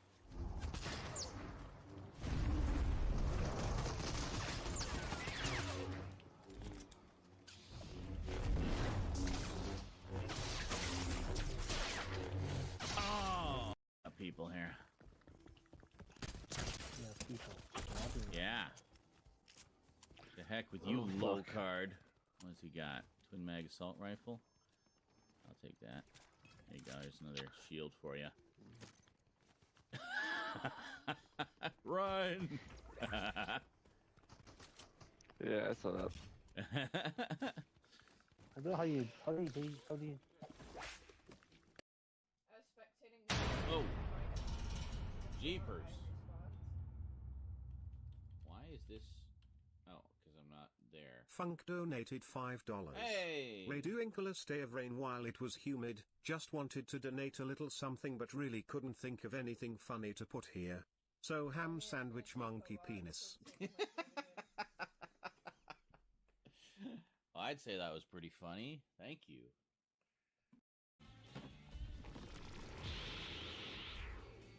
not ready yet. I need to be in the right mindset.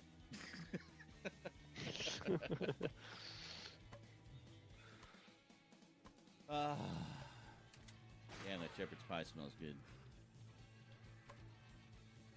I might make some, but I had like 2 massive portions of it yesterday. I kind of want something else. So. What did you put in your shepherd's pie? Which what? Who? What did you put in?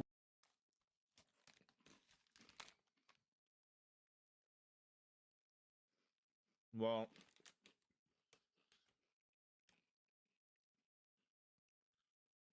yes.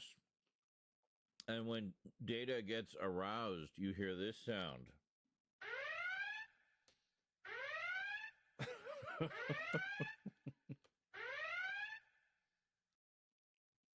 Yep. That's how you know you're about to get some of that bone chicka bow wow in the transporter room, you know what I'm saying? Yeah, you know. We'll all be dead by the time you solve this. We'll all be dead by the time you solve this. We'll all be dead by the time you solve this. We'll all be dead by the time you solve this. We'll all be dead by the time you solve this. We'll all be dead by the time you solve this. Oh my god. But just leading too much, I think.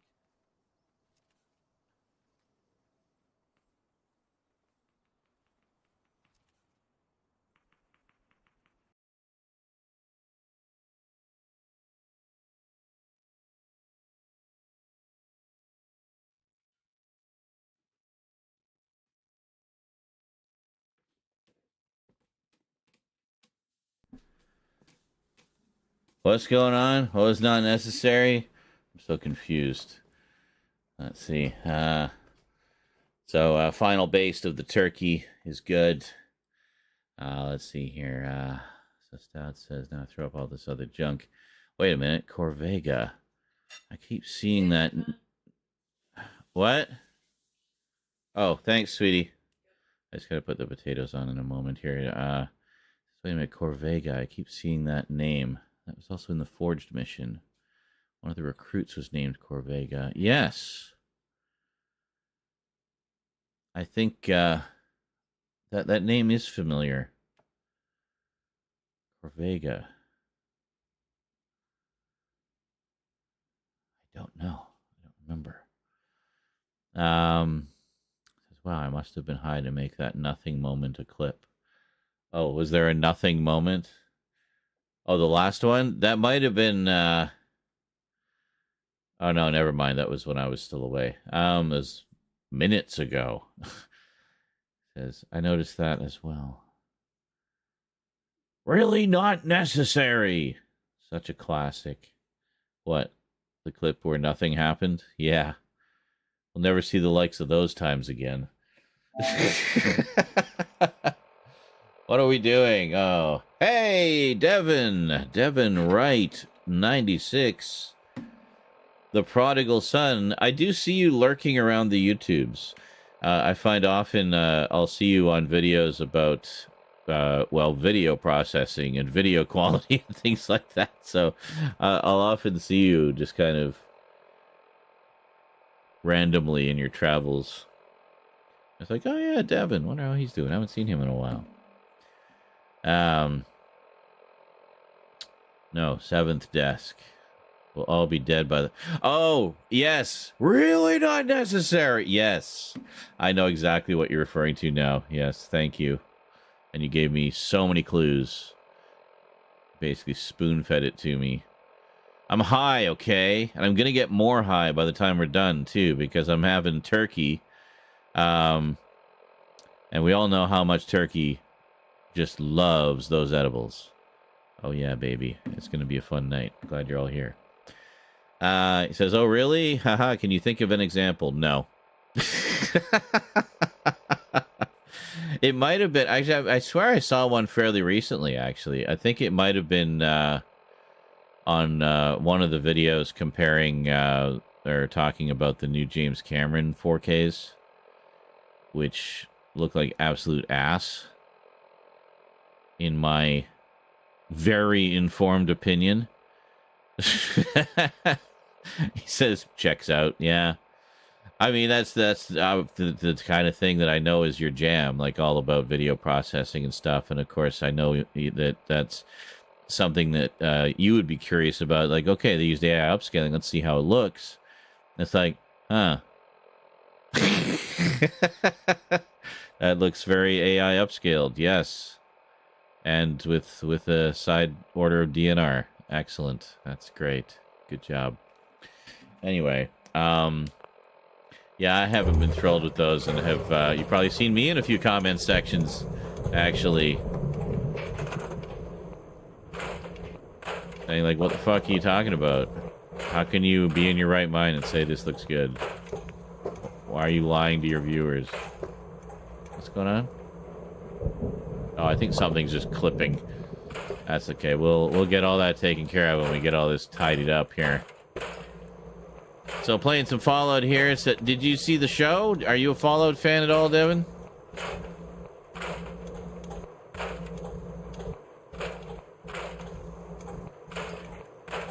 On a geeky note, I always like that your name is Devin, by the way. Because, you know, lifelong Knight Rider fan. If you know, you know. Did I just get 22 steel from that aluminum can? Damn, pick up those cans.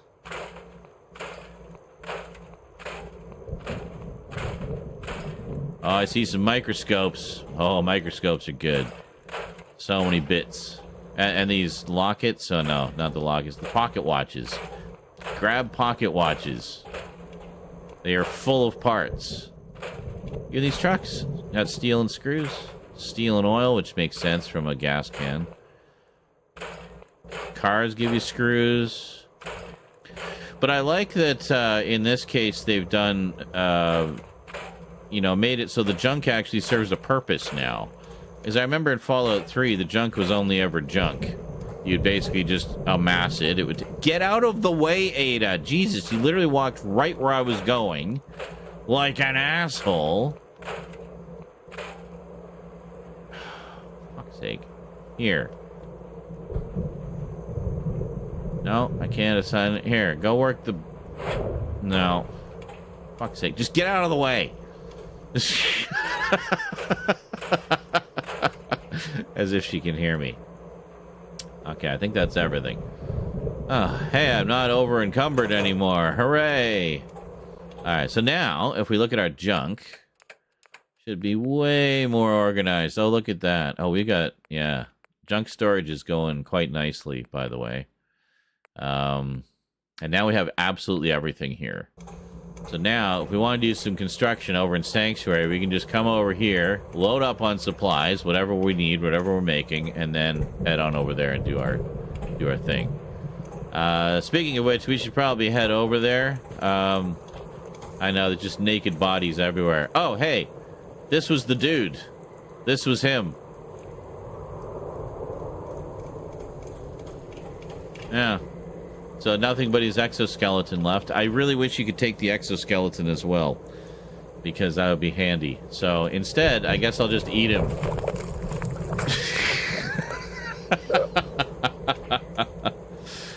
Yes. Yes, Ada is basically the Eric at the moment. Although, I gotta say, in Fallout 4, they definitely are a little better with that. Like, generally speaking, if someone's standing in a doorway, you can just kind of push against them a little bit, and they'll do that. They'll move. So, literally backing Ada into a corner here. But anyway, you get the idea. They actually do respond when you push against them, so that, you know, you don't, they don't just stay in your way forever. Because there is no Fuzro Da in Fallout 4. At least not that I've found.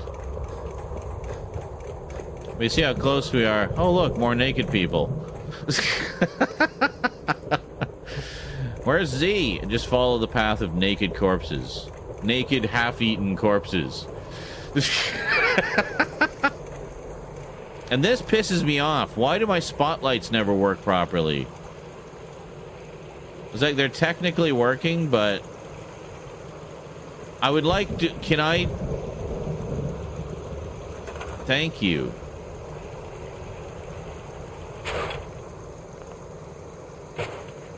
There.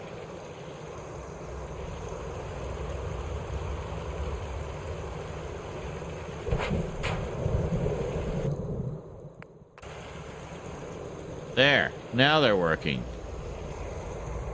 Yeah, I want to come up the hill and see the spotlights going. Like, see, look. There you go. On the case. Hell yeah.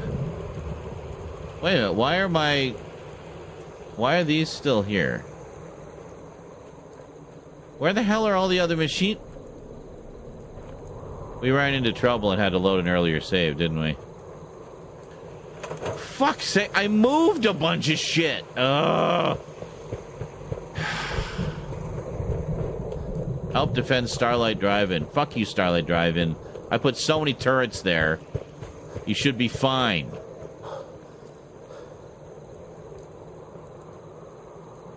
Anyway, one thing first, I wanted to go to the bar here and load up the cigarette machine. Priorities. Then we'll go help defend Starlight Drive-In. Let me know if there's anything I can do to... Holy shit. I think the bar is a hit. What do you guys think? Guys, you know there's chairs, right? Far cry from working with the gunners. There's chairs. You can sit. Hey, got work to do. I don't know. Anyway.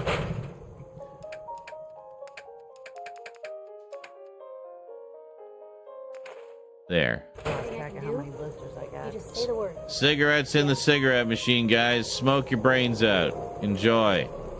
Crops have been growing pretty good lately. If we had a good supply of clean water, things would be pretty good. What are you talking about? I want to trade a few things. Of course. What do you mean clean water? You've got a water purifying plant and pumps all over the place. You have a water of 22. Do I need to have higher water than people? Oh shit, that means we don't have any of our veggies either. Oh my, everything we did in Sanctuary got nuked. All of it. Ugh. Alright, anyway. Easy fix.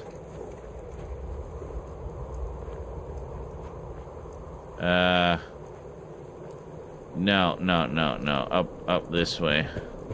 Yeah, because we put one of the turrets here, right? To greet any stragglers that come trying to go around the wall.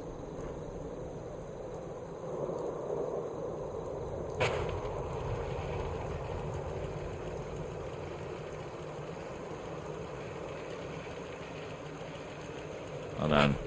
Need a little more this way. There we go.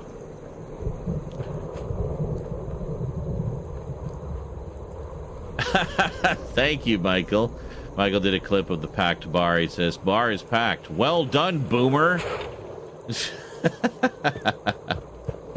Alright, so we're gonna put this one also over here because this is a vulnerable spot. And yeah, we'll put it right here.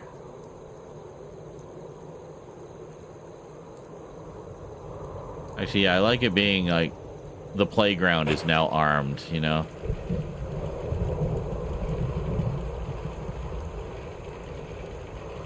Yeah, that should be good. That's good range. Alright, so we got double turrets on the hill. And yeah, and then we were going to take the ones from the front here and move them over here. Put one here to deal with stragglers. Okay. And then move this one up here somewhere.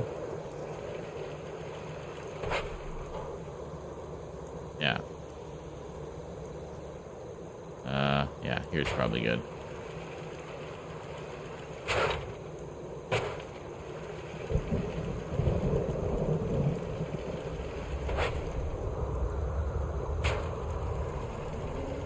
There we go.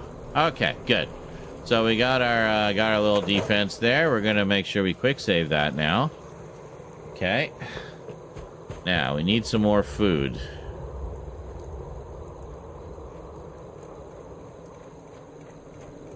Rather be off murdering a plane.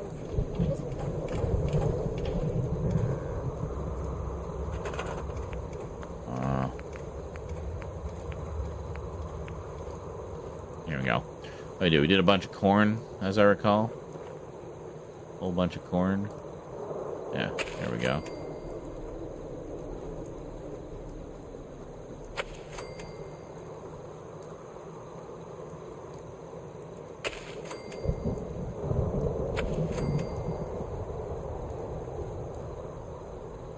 But it remembered me taking down the fence. I'm confused.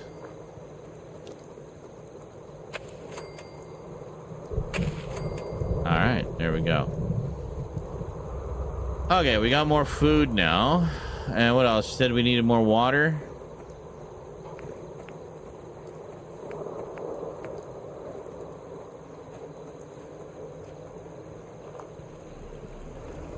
Oh, yes, please. Yeah, we don't have anything, but don't we already have one of those? No, we don't have the industrial one. How much does the industrial? Industrial produces 40. Holy shit. Okay. So you need oil, ceramic, rubber, copper, steel, cloth, and screws. So we'll do that.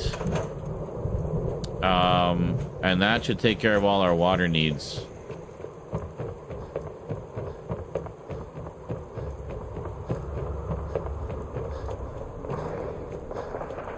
Oh, fuck me.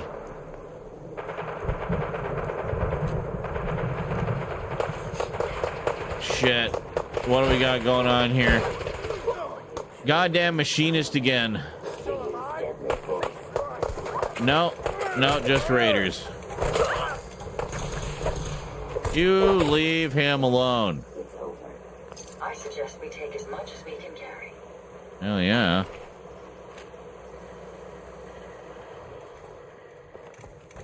Glad we got here in time. Okay.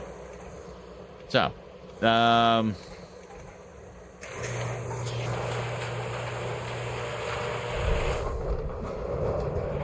have you figured out how to repair the dog armor? I would assume, can't you just do it at an armor's bench? Boy. Mind if we swap some things around, dog meat? Woof. Does it even need to be repaired? It doesn't really seem to do much. It's almost like more decorative than anything else. I don't know. I haven't really found that I can do much with the dog armor, honestly. I basically just put some on him. And, that was that. You want to make it do something. Ah, okay. What did you have a specific idea? Or you were wanting to, you know, is dog meat your companion, or you just where do you put him?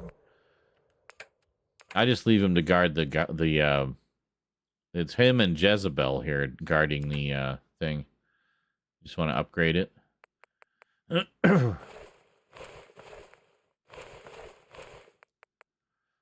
Okay. Yeah, drop all of these.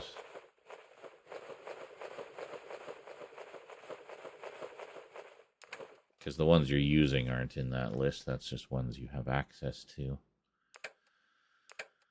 Weapons. Yeah, these. And that's basically it. He's a good dog. He isn't, but I still want to protect him, damn it. Well, of course. That's why I gave him armor. And if I find better armor for him, I'll put better armor on him. Exactly.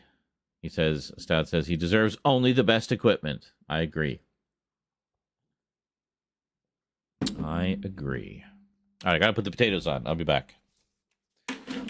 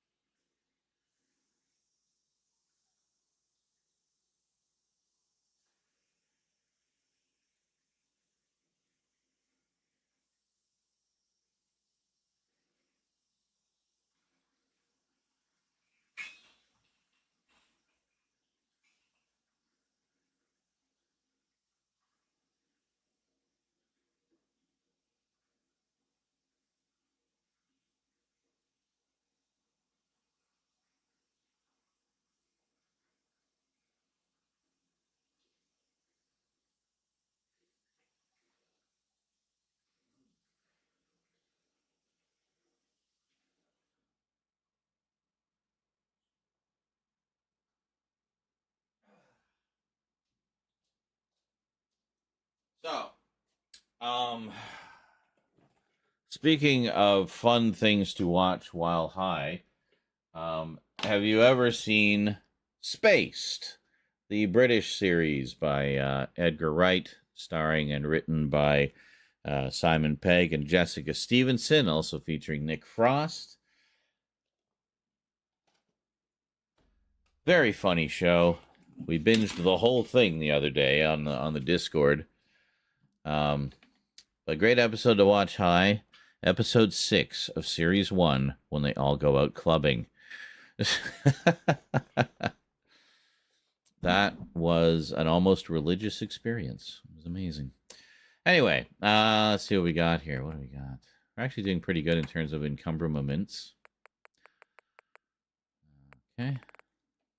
Yeah, see, I added pockets to a bunch of my stuff as well. It's got pockets. Okay. Great. More naked bodies to just be laying here forever.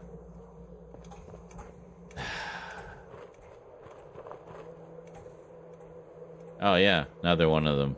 Enclave.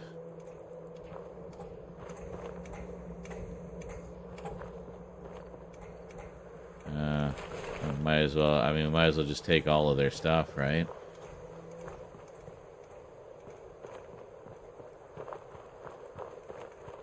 Okay. So that wasn't even anything. That was just random raiders showed up. Dicks. Well, I could make a couple of turrets, I guess. Put them up on the roof, maybe. Or maybe down here.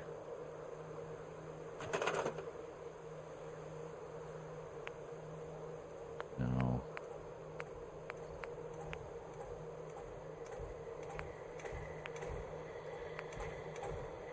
Huh. Heavy machine gun turret. I need gun nut. I don't have gun nut. A laser turret. I can make a laser turret. I don't know which way this points. This way? Sure.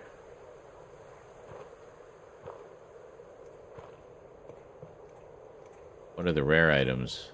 Aluminum, fiber optics. Yeah, fuck it, we're fine.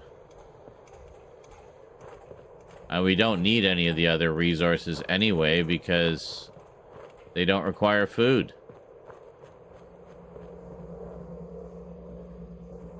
Dog meat doesn't count as a people, I don't think, because I don't have to feed him and whatnot like everybody else. He's an NPC that's like Ada. Ada doesn't count as a person in the population. So the same thing, Jezebel doesn't count as a person. She's actually no, I think Jezebel does count as a person. Yeah, you count as a person. So what the hell? It says you do, but I don't know. Because when it's just dog meat here, it says there's no people here. I don't know. Like I can't do anything with her. Yeah, I can't do anything with her because she's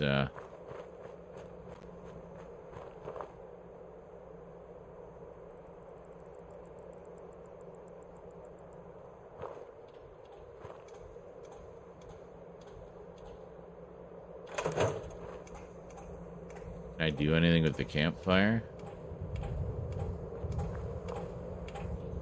I thought I told her to man this, but no, whatever. Okay. Anyway, what were we doing? We were gonna... I completely forgot what we were doing. We were gonna build something over at Sanctuary. Oh, the water purifier. That's what it was. Right. Okay.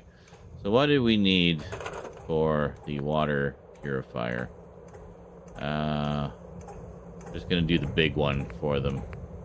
This one. We got one of these at Starlight Drive-In. Wait a minute, we don't have enough ceramic? Seriously? How is that even possible? We have literally everything else. We don't have any, we're missing one ceramic. Oh my fucking Christ. well, you guys can just live on beer for a while then, because... Yeah. Anyway, let's head back.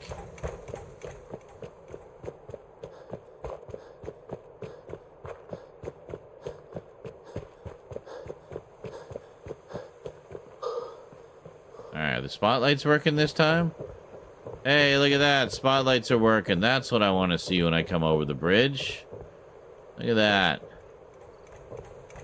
Beautiful. We got all our defenses. We got guns on the hill. Guns over here. Yeah, no, that's good. I think we got pretty solid defense here. Okay, so I guess we'll go on our mission. We'll keep an eye out for ceramic. I wonder, we'll take a quick peek, see if we broke down the one we have, will we get one ceramic from it? Just one? So I can put the advanced one in here?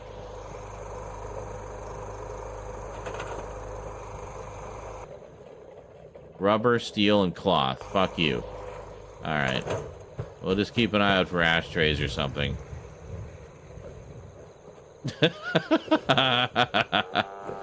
Uh-huh.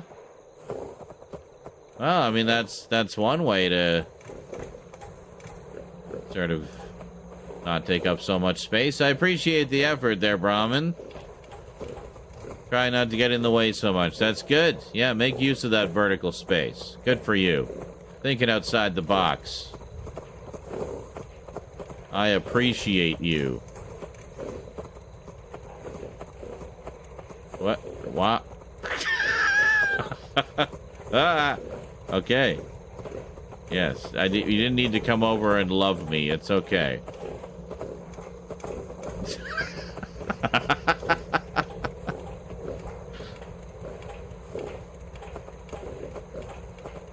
That was a little ridiculous.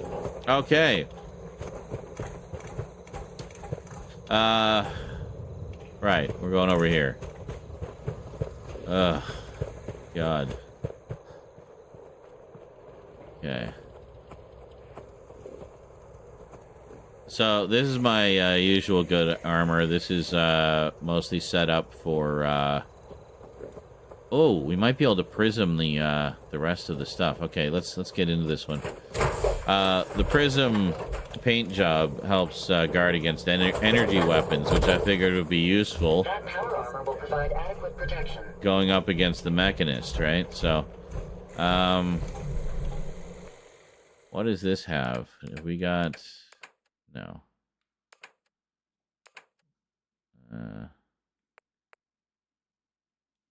Oh, Big Jim is a wrench. Yeah, it does extra damage or something. So we'll just fast travel to Red Rocket. I just want to see if we're able to finish up the paint job on this.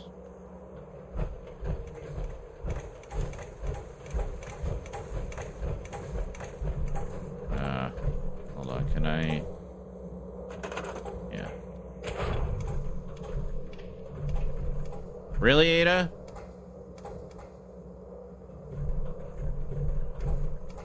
Fine. Good enough.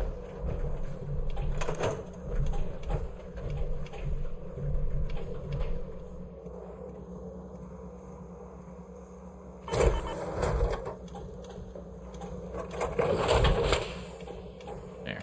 I like to park that way. So, this paint job is irritating me. I don't know what we can do about it. Oh, first things first, let's see if we can prism these, because we picked up more stuff. Yes, thank you. Okay, so we can prism that.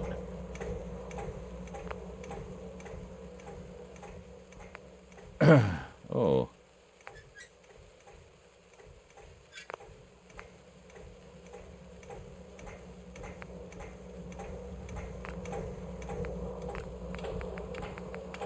I can't do one more?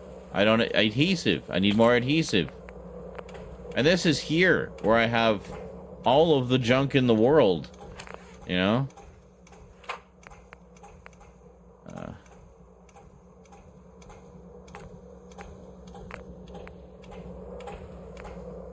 Can't do a damn thing.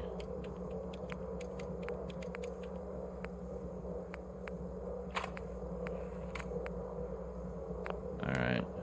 Well, we got energy resistance on everything except the left arm. So, should be good.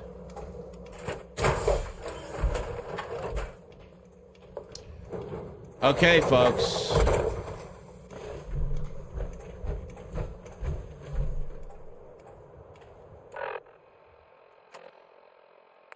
Restoring order. Access the Mechanist's lair. Go on map, please. Robco Sales and Service Center. Of course it is. Oh, we've been there. I thought we'd been there before. No. All right, we'll go to the airport because it's right next door. Which is, I think, is that where the airship is? Yes. Yes, it is. Hey, how's it going? You haven't lived until you've tipped ramen with a vertebrate. Now that's a challenge. Damn ferals. Radiation has a twisted sense of humor. It does. I agree. Where are we going? This way. Oh, it's right over here. This is it.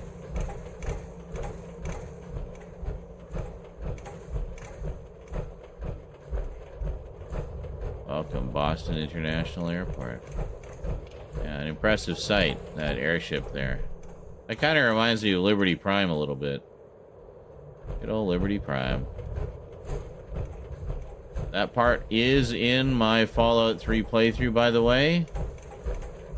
I even know which specific episode it is. You'll just have to wait and find out. What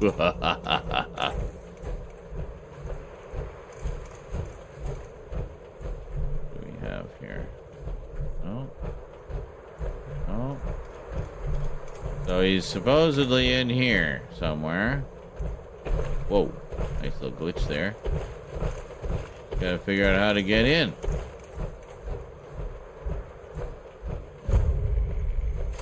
Robco, Sales and Service Center. Or is it this whole... Oh, here we are. Okay. Life is, race. Win. Okay, that's good advice. What does it say on the other side? I like looking at the billboards and stuff. Oh, same thing. Life is a race. Win. Okay. It is the Mechanist's lair.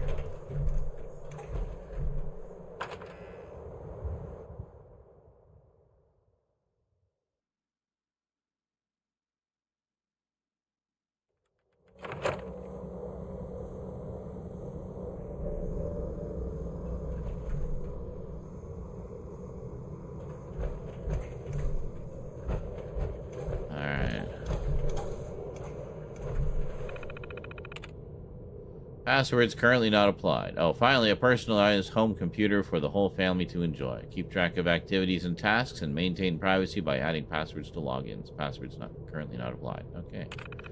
Mom, retrieving. System cannot locate files. Dad. System cannot locate files. Timmy. Janie. No, not even to verify whether or not she has a gun? Oh. Judging from all this dust, we could be the first to visit this place in quite a while. Quite. Okay, E601 terminal. Okay, new streamlined terminal for the business-minded into the Robco. The Robco Model E601 terminal system is a new streamlined terminal for the business-minded individual. You'll be sure to climb the corporate ladder by staying organized and on the ball with our state-of-the-art calendar, contact manager, and messaging system. The examples below show some of the customization and detail the E601 is capable of. Daily itinerary. Our daily itinerary will pull directly from your messages and calendar. It practically generates itself. 9 o'clock, budget meeting summary, 4th quarter review attendees, CFO, VP, and County VP sales, 12 o'clock, business lunch with operations management, board meeting, 15 o'clock, board meeting for global merger.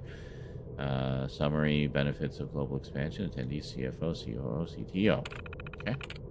Calendar. Keep track of significant dates with our customizable calendar. Never forget a birthday or anniversary again. October. Anniversary. Dentist appointment. Jerry Adams' birthday. Halloween party.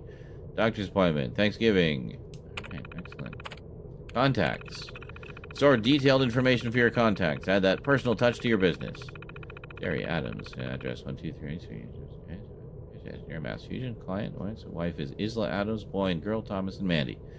Veronica Lee. Okay, cool. Ahmed Mehdi. That name is familiar. President, Green Tech Genetics. Juliana Sanchez. CTO. Birthday is 4/13/2060. Recently engaged. 2 dogs allergic to cats. Ahmed Mehdi into sports. No pets. Good connections at CIT. Juliana Sanchez. Contractor department. Extremely professional. Dislikes small talk. Messages. New messaging system will automatically timestamp corporate intra-mail and confirm when the message is opened. Say goodbye to the old excuses. To Mark Kim from Albert Cunningham. October 12th, 2077. Status opened on October 12th, 2077 at 8:33. Subject Halloween. Let's schedule a meeting to discuss this year's Halloween party. We'll need to vote on whether or not costumes should be mandatory and decide the final catering list. Albert. Stout says, oddly enough, in addition to making me want to replay New Vegas, this game is also making me want to replay Red Dead Redemption 2. Ah, that's another one I need to get back to, actually. I never finished it. E330 terminal. Use. Is the most reliable client terminal ever developed. When connected to a Robco brand mainframe, you are 33 is capable... Oh... Stop. Multiple errors detected. Segmentation fault. Boot sector invalid. Corrupt. Memory fault. Critical failure. Critical failure. Please contact a Robco certified technician for assistance. Yes. The most reliable client terminal ever developed, folks. Get it? Yeah. That's pretty good. That's good. Good joke. I like how these all look very similar to Commodore PET computers. Oh, blue table lamp. Take. Oh, what's this? What? Wait a minute, what is this? Oh, I thought it was like... Oh, Jesus, Ada. I thought it was some kind of, like, reel-to-reel tape or something. Telephone take, definitely. Such interesting finds. It does indeed, Ada. It does indeed. And I also like that her name is Ada. Like our favorite ship's computer from Outer Worlds. I did finally finish that, by the way, and all the DLC. And now I miss it. I hope the sequel happens. They've been promising it for a while.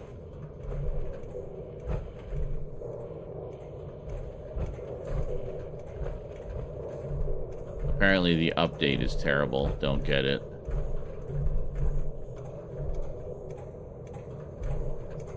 It wasn't even done by the same people, apparently. Burnt Trade magazine. Yeah, I'll take that. See, maybe between all the burned out ones, we can get one single complete issue. Oh.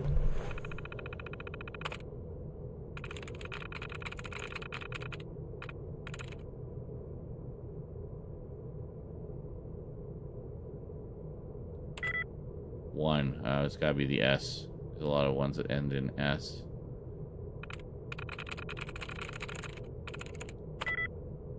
Still just one.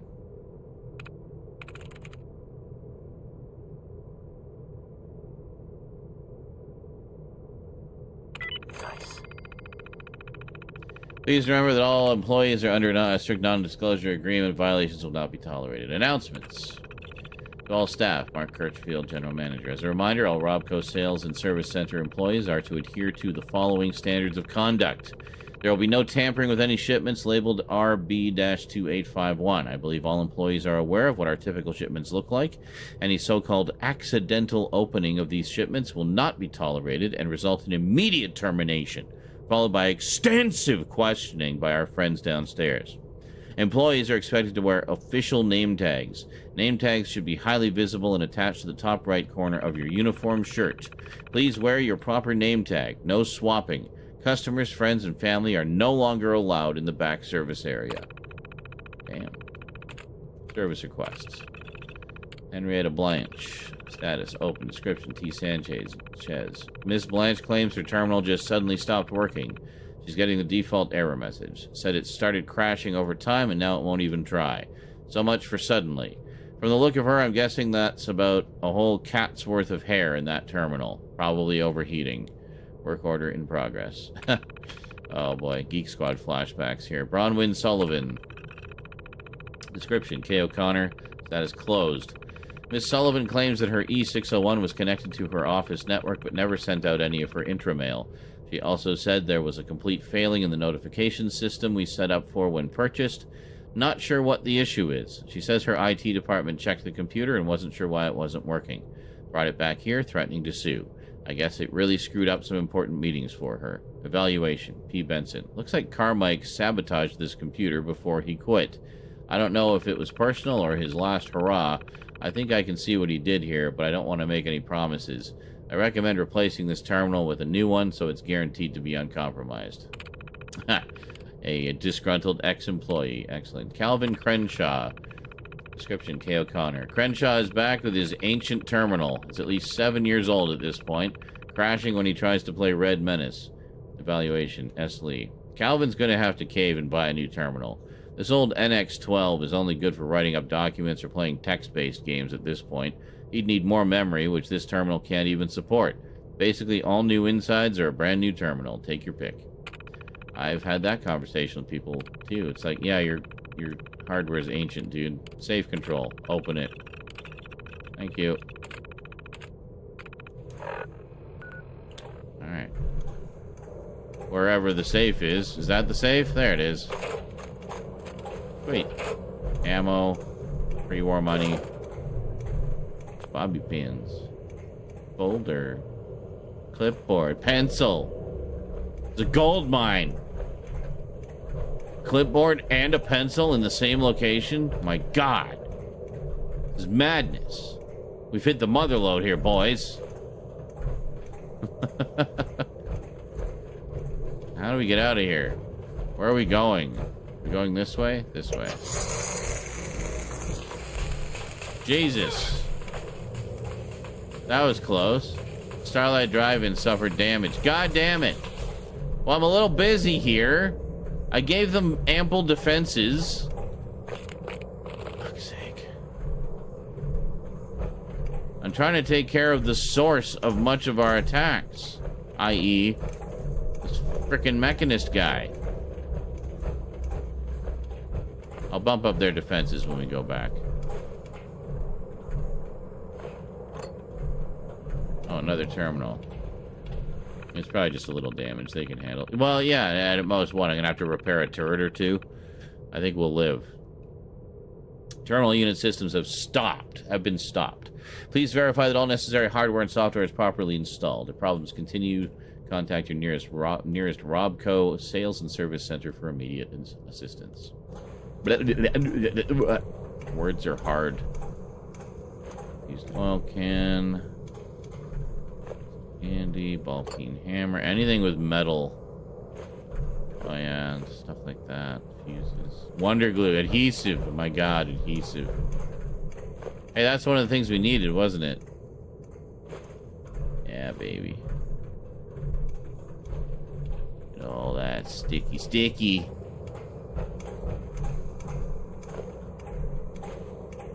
That is the oven. I need to go check on the food. I'll be back.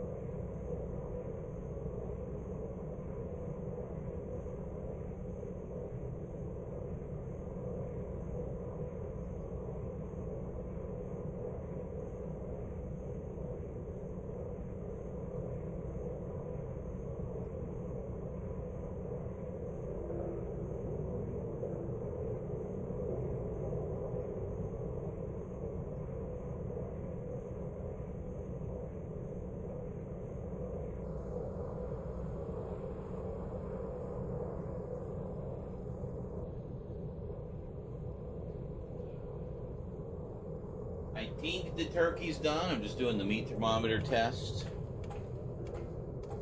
And just waiting on the potatoes. Potatoes are boiling. When we do potatoes, we'll skin them, right? And then I'll take the potato and I'll chop it up into like 5 or 6 chunks, depending how big it is. And then that helps it boil faster. So we're just doing mashed, right? So.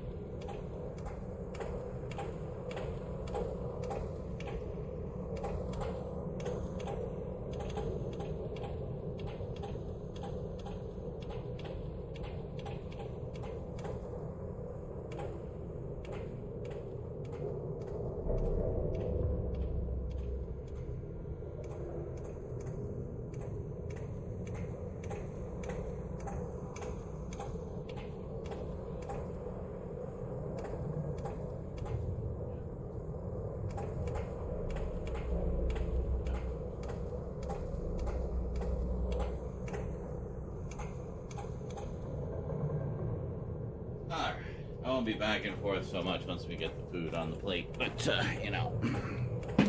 So basically, once the potatoes are done, turkey's pretty much done. I just put it back in for like another 20 minutes. It'll be fine. While we do the last of the potatoes. And then that'll be it. Then we'll just, you know, stuff our faces. And it will be wonderful and magical. Strange device. The final confrontation awaits. I only hope we both live to see it. Me too. Find anything useful? A few things, yeah. Oh, what was that? An enamel bucket. Sure, I'll take it.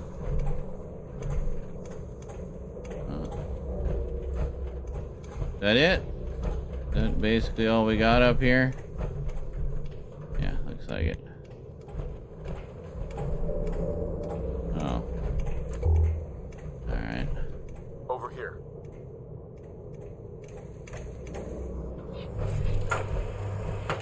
Oh, thank you.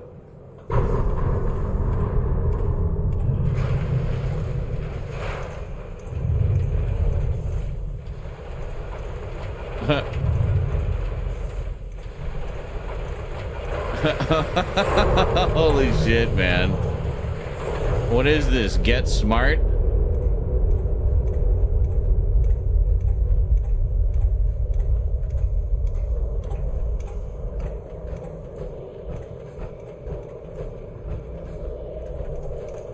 Incoming robot detected.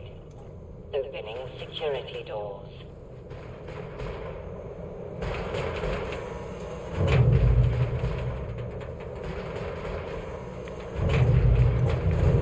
Oh my god, really? Hold on a second. We need to change clothes. This is so, like, get smart.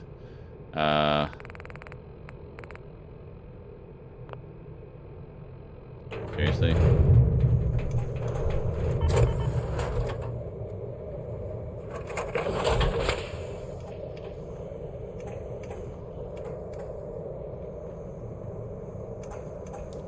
Hold on. So what we'll do is we'll... seriously?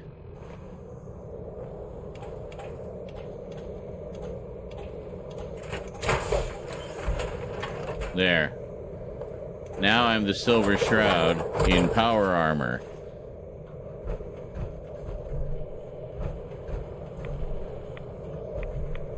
That's okay.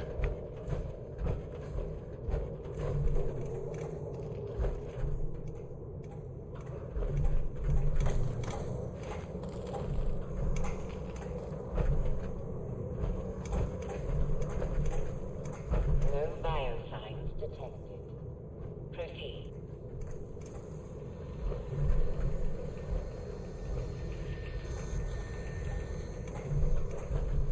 Okay. Hold on. Well, this just looks ridiculous. Uh-huh. Uh-huh. Well, obviously we can't go through there.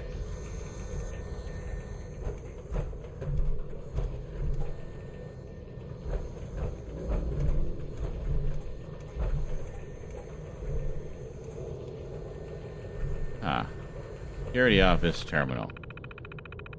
An Epsilon 6 security alert has been declared. All systems have been locked down. Secure your station and await further instructions. Authorization policies. All personnel must pass through decontamination when entering or exiting the facility. All personnel must display a rank 22 at minimum security badge and with updated photo ID. Failure will result in immediate security lockup until the person may be questioned and confirmed. Guests must present a signed letter of approval from General Rawlings, an employee point of contact. All guests must display a guest badge with limited access. Guests must be accompanied at all times. Guests found unattended will be held for questioning, and the point of contact will be responsible for their actions. Jawohl. Security protocol reference. All systems have been locked down. Okay. Error. The security protocol database has been corrupted. 4 of 219 files recovered. Displaying files. Class 5 counter-espionage procedure. RB2851 security protocol class 5. Is the facility if the facility administrator has probable cause to suspect a breach of security by a foreign intelligence operative, including but not limited to Chinese agents or sympathizers, the administrator shall activate the Class 5 counter-espionage procedure. In the event of a Class 5 alert, the facility will enter a minimal security lockdown. All staff are to report to their stations and await further instructions from security personnel. Anyone failing to report in a timely manner or found absent thereafter shall be considered suspect and may be shot on sight. Wow. Security teams are to escort the members of each department to the research labs on level 3 for processing. The chief scientist shall prepare a mesmotron-equipped robo-brain to aid in the interrogation process. Due to the experimental nature of this technology, some casualties are to be expected due to spontaneous cranial eruption on the order of 10 to 15%. Should any agents be discovered, the administrator is authorized to subdue them by any means necessary and turn them over to the research staff for experimentation. After completing the interrogation process, the administrator may terminate this alert at his discretion. Damn. Gamma 9 security alert. In the event of a coordinated escape attempt and/or hostile action by the test subjects, any Class 1 or Class 2 supervisor is authorized to declare a Gamma 9 security alert. A Gamma 9 security alert will initiate a maximum security lockdown of the research wing and a minimal security lockdown elsewhere. Within the research wing, all security and defensive systems will activate, and local and remote terminal functions will be disabled. All local and remote terminal functions will be disabled, and all security doors in the cell block areas will be sealed. The facility administrator is advised to treat this alert as a field test opportunity and to deploy all available experimental robots to secure the research wing. Casualties among the test subjects are to be expected. A complete purge is authorized at the administrator's discretion. Security teams are to perform a methodical sweep of the research wing before issuing an all-clear and terminating this alert. The administrator must submit an RM-13 incident report as well as request for replacement test subjects to the Military Robotics Oversight Committee. an Epsilon 6 security alert. That's what we have now. In the event of a fault in the Code Conditioning Protocol, CCP-21, resulting in a mass uprising of the robot janitorial staff, see definitions Appendix 3. Oh dear. Any Class 2 supervisor is authorized to declare an Epsilon 6 security alert. If such an alert is initiated, all security and defensive systems will activate, remote terminal functions will be disabled, and the control center will enter an automated lockdown state. Facility staff are advised to arm themselves and shelter in place. An external review will be conducted by the Military Robotics Oversight Committee, MROC, within 10 business days to determine the appropriate course of action. This alert may be terminated 1. By remote authorization from the MROC, or 2. By the facility administrator from the master control terminal in the control center. As a failsafe in the control center, if the control center has been compromised, a limited manual override can be initiated from the elevator access terminal in Security Room 3. Voice print identification of 3 registered Class 2 supervisor-level employees is required to activate the override. I wonder if Ada can do impressions. And finally, Omega Protocol. In the event of confirmed nuclear detonations, the facility administrator, or in his absence, the highest level supervisor on duty, hereafter acting administrator, shall institute a temporary lockdown in order all staff to shelter in place. A loss of contact with the military chain of command is to be expected. After a period of no less than 12 hours from the LOC event, the acting administrator shall attempt to reestablish contact. See Emergency Communications Protocols, Appendix 9. Any instructions transmitted pursuant to those communications are to be followed and supersede this protocol. In the event that communications cannot be reestablished within 24 hours from LOC, the acting administrator shall initiate an orderly shutdown of the facility. Test subjects are to be secured in their cells. Facility staff remaining on site are to delete any sensitive files and records, close down their stations, arm themselves, and collect their personal belongings. If communications have not been reestablished by 30 hours from LOC, the acting administrator shall activate lockdown mode Omega. This will provide a 10-minute window for staff to evacuate the facility. This evacuation should be presumed to be permanent. Once initiated, the lockdown can only be terminated via remote authorization from the Military Robotics Oversight Committee. MROC. Holy moly, that was a lot. Okay. Well, we're very well versed on Robco security procedures now. Alright. Huh? What? Oh, ciggies and... Oh, ashtray. Ceramics. Excellent, hopefully. Oh, more ciggies. Coffee cup. Oh, ceramic gold mine. I like how it's please no smoking, and there's just cigarettes everywhere. Sticking it to the man. Through here.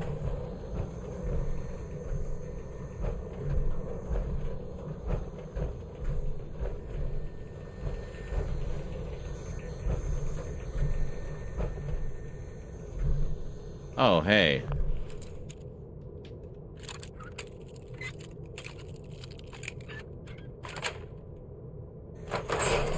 Bingus. I got a telephone. Oh, yes, please. Oh, fuck you.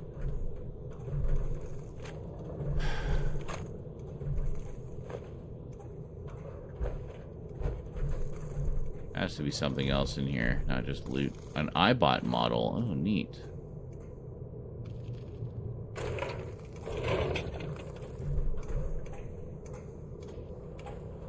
Ada! Help! So heavy. Oh, more. More things to pick up and carry and weigh me down further. No, I don't want to sit. I'm trying to... Ada. Sure. Go Help. ahead and take a look. Push the red button, the jolly candy-like button that even now beckons to be pressed. I think I did. I'm pretty sure I did. It's wonderful. I give her all the junk.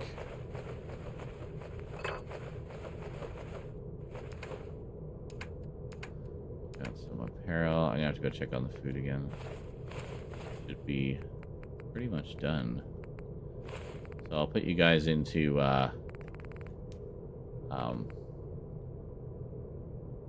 clips mode, and then I'll yeah, that should be good.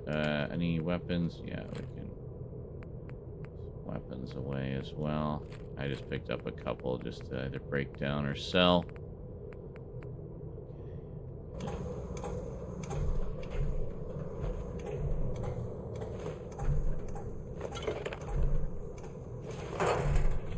Oh, holy shit. Oh, a bunch of stuff. A mechanic jumpsuit. I can dress like the mechanic.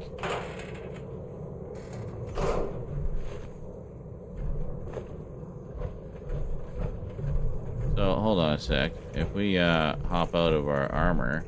I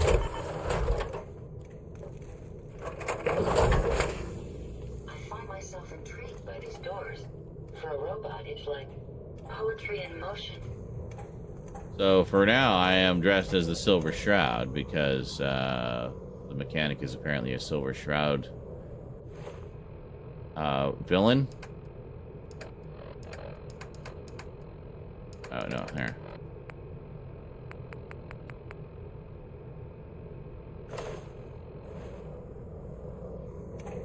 And this is the mechanic jumpsuit. It's basically just a mechanic's or mechanist, whatever. Yeah. Or is that... Oh, no, it's just a mechanic jump... It's not the mechanist. It's just a mechanic's jumpsuit. I need food and more weed. Alright, let's get back into the power armor. I wonder if Ada likes me better in the armor. Because then I look more like one of her people. I hope you have additional fusion cores to spare. Oh, only 27. I think we'll be okay. I've definitely been going nuts, like, amassing fusion cores and only bringing the power armor out for, like, the big missions. So. Okay. I did like how excessive all the doors opening was. I don't know what we're supposed to do here, though. I mean, no.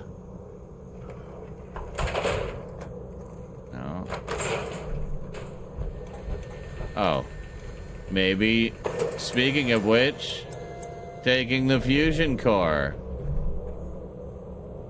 What? How did that not power all this down?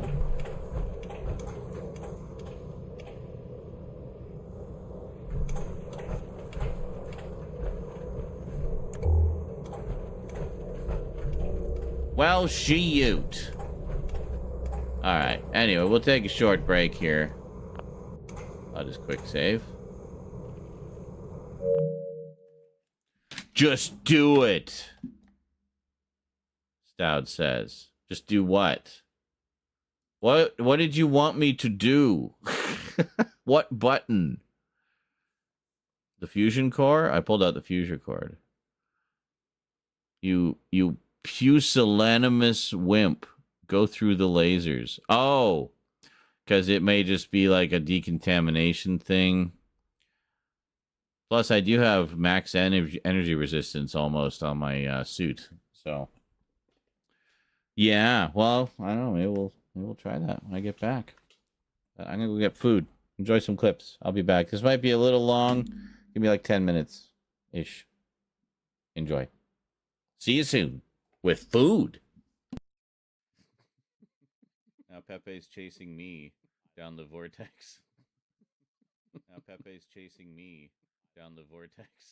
The vortex. Now Pepe's chasing me down the vortex. Yeah, the vortex. Vortex. Yeah, vortex. Vortex. Oh, we lost 4. All right, we're on our way. Here we go. Oh, we lost 4. All right, we're on our way. Here we go. Oh, we lost 4. All right, we're on our way. Here we go. Vortex. Vortex.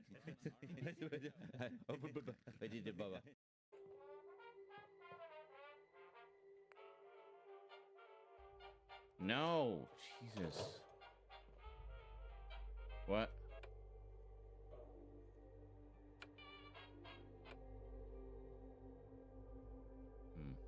Interesting. Interesting.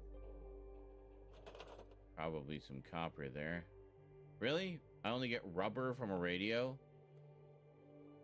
Bullshit. Oh, actually, looking at the bloodstains can kind of give us a hint of what's to come.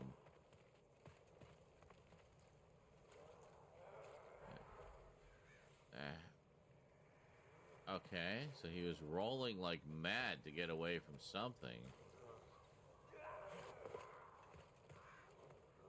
That person is careless. Okay. The bloodstain one, I guess? Oh, shit! Fuck!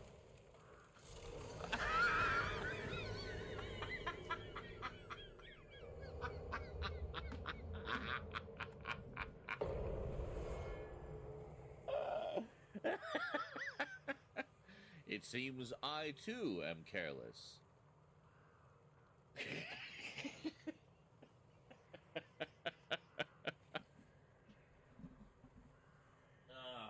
Where'd my spongy thing go? Person.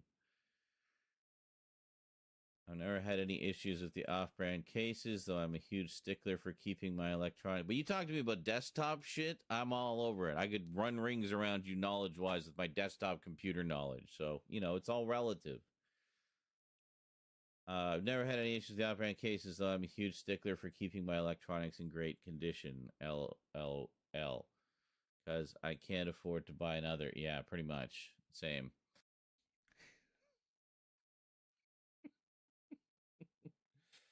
Old man laughs at his own fart.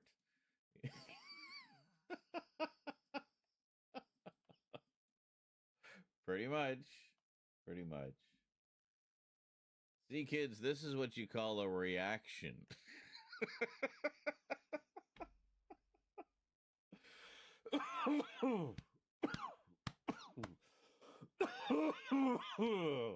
Oh, man. But it was made using very similar software to what I used. Tracker programs on the Amiga. I think it is still on iTunes. Yeah, the first one is still on iTunes. I never put remodulized on there. I get like 13 cents in commissions every month if I'm lucky.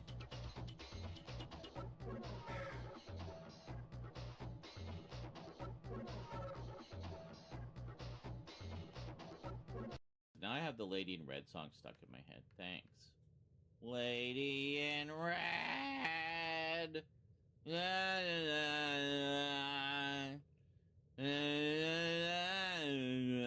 don't remember how the whole song goes. I just remember Lady in Red. Try humming it. I just did. Lady in Red. You know it? Sing it.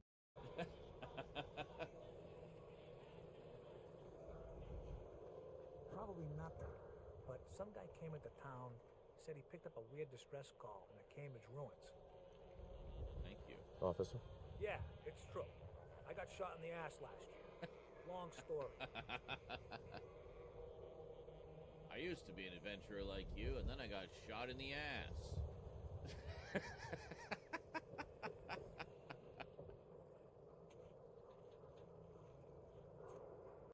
Now they offer not just free shipping, but also. Okay, that's not in the video. What was that? Troll. Troll donated $5. Is living on a computer your entire life? Do you like Mapous? Mapous? Mapous? Do you like Mapous? I love Mapous. What was that? MMO Pozus. Moops or poops. I love MMO poops. Thank you, troll, bring those lands illegally. But I sent you that outline ages ago. One of my other projects that will never get finished. Very probably. And it's entirely possible I may have vaguely skimmed over it and got the gist. So, did you read my novel? I got the gist.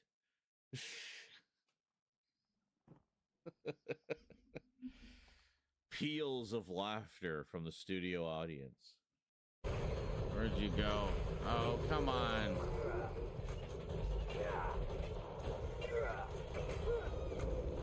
You're such a distraction. Oh.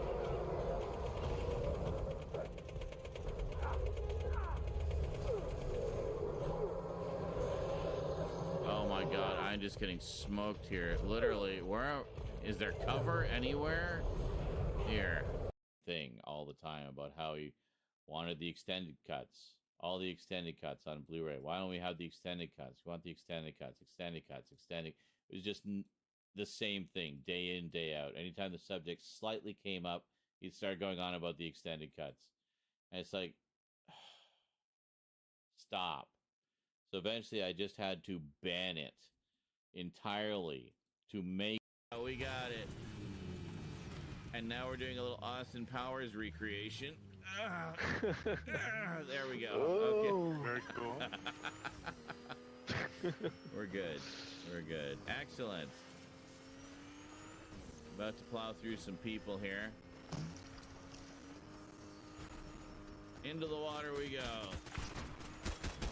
Oh, we might actually make it. We might actually make it. Yep, we made it.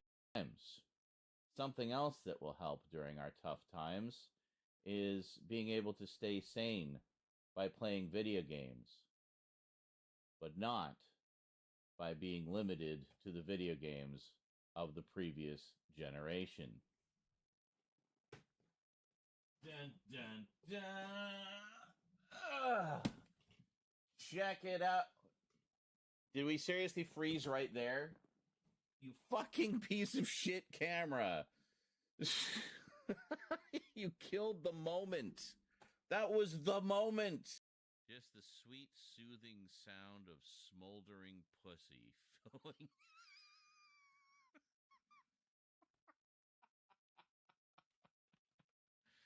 filling the home. Hey, Creepshow 3 is coming out from Scream.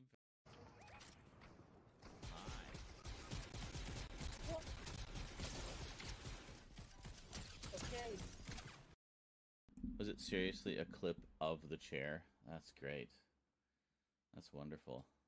So glad when we get a clip of the chair when I step away and put up clips, so you don't have to just stare at my chair.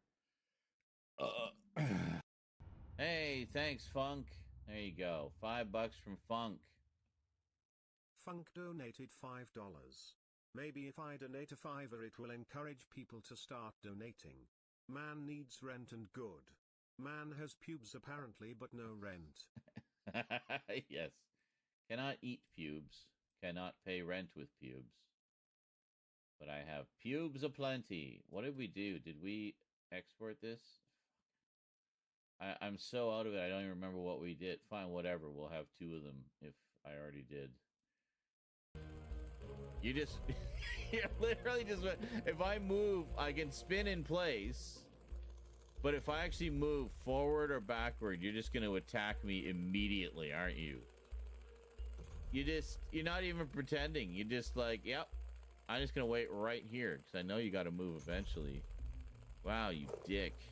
Can I at least reload my guns? Thanks for giving me this prep time. That's very gentlemanly of you, adult Varkid. Alright, what have I got the most ammo in? Oh, this one's actually in pretty good shape. Alright, shall we do this?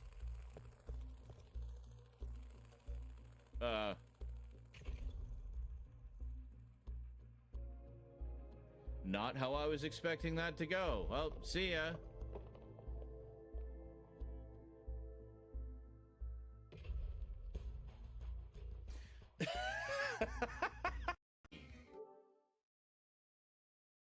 See, I made these giant spherical wads of seasoned ground beef. So I take one of these giant spherical wads of seasoned ground beef and I flatten it out in the frying pan to make a patty and then fry it up. And that's a burger. I hear about what's going on social media, and then I go straight to the news wires to get the real story. basically. Okay, what is actually happening? Never, fuck all the spin. Just give me the cold, hard facts of the events as they transpired. And that's what the news wires give you. AP News and Reuters. That's the only place I get the news from anymore.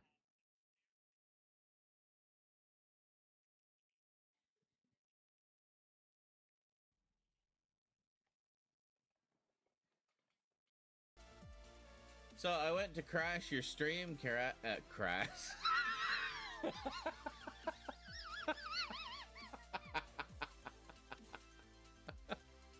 Ow.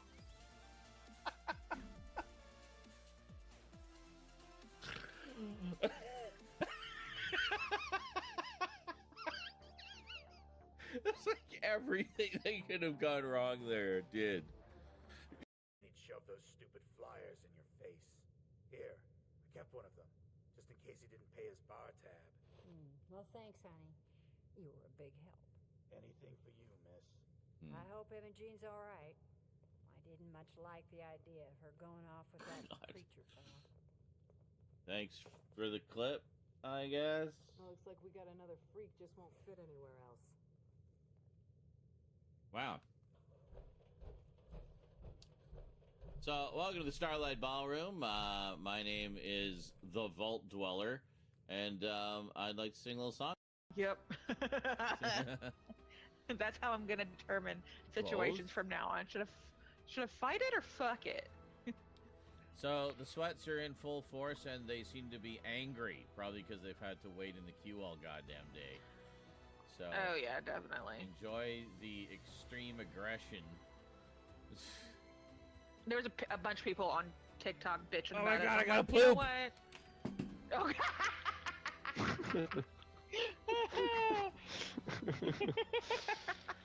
Oh. Oh, that's great.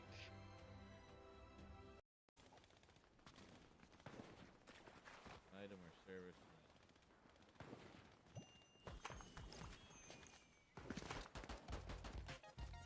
Yeah, so anyway, I think this is one of your spots, right, Luke? What is? Alright, Mark. Yeah. Because I got What's up? one of the things I can do is happen to be there. What the hell is going on there? You see that? Go. Yeah, I think so. Well, not on stream. And besides, I don't think I could fuck them. I have a very thick penis. It wouldn't fit in the tiny hole in the hub.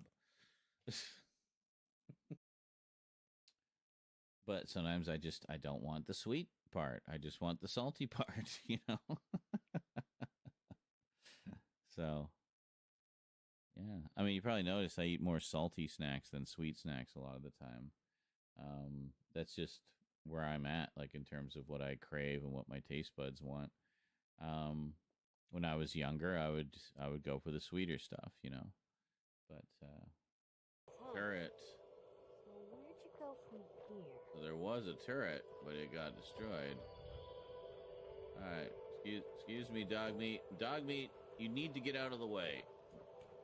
Boy, you need to get out of the way. Lost the scent boy? I can't get in there when you're sitting in the fucking doorway. Can you move?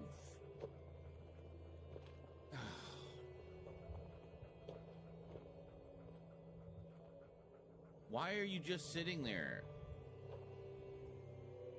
I can't get up there any other way. You need to get out of the way, you dumb animal. I can't jump over him or anything. Like, dog meat, can you get the fuck out of there? I'm trying to lead him away. I can't get out of this menu.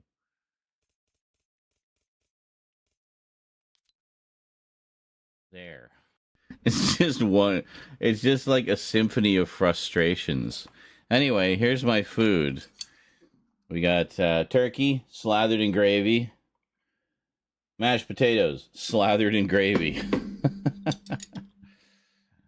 There we go. And just before we begin, with this amount of protein, we want to party hardy.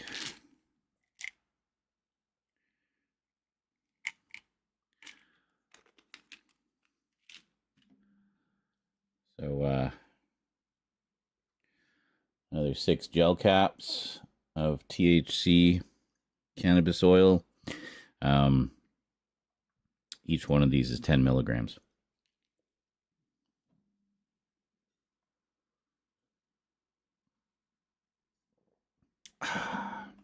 Oh, you know what we could do? I wonder if we can...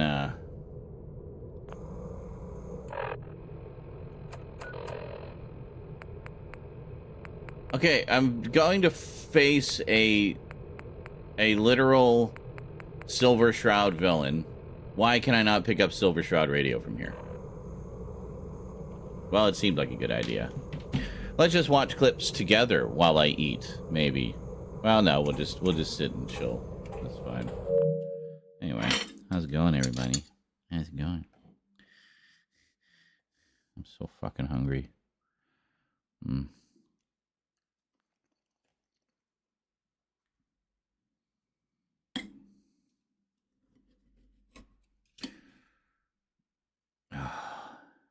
This will be good, though. This will last us a few days anyway.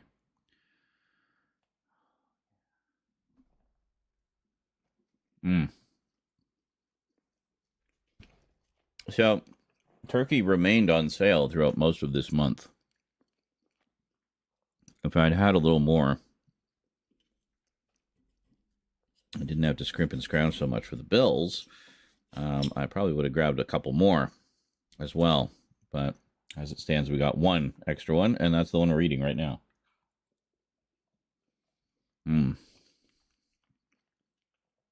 Yeah, Stout gets it. Like meat and taters. Gotta love it. Hell yeah. The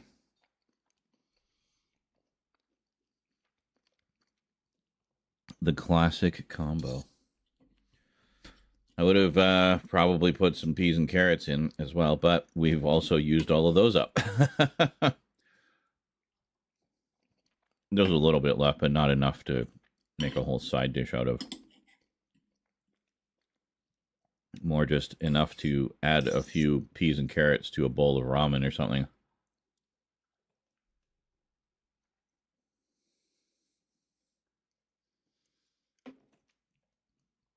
That is good. Let's just smush that gravy around a little bit. Yeah. Made from the actual drippings of the meat, as it should be. Not drained or skimmed at all. All the fat is there. I'm sure I'll pay for that someday.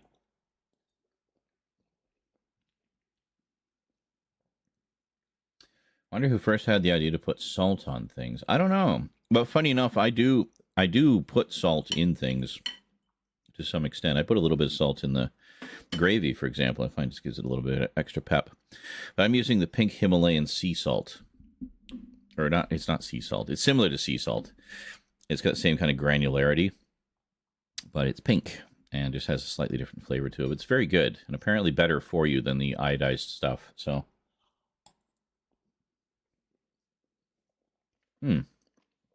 Stout also likes the pink Himalayan. Well, there you go. And it's a little more mild. It's got just a nice kind of flavor to it. I find that a little goes a long way. It's mild in flavor, but strong in saltiness, I guess. So it's like I don't need to put as much on things to get the same kind of degree of salty satisfaction. These potatoes turned out really good. And this isn't even all of them. There's more.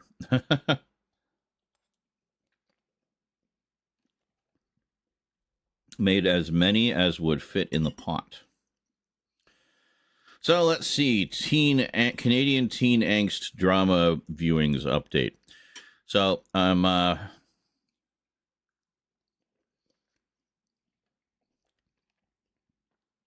as most of you will know, I've been binging some Canadian teen dramas from the 90s and early 2000s.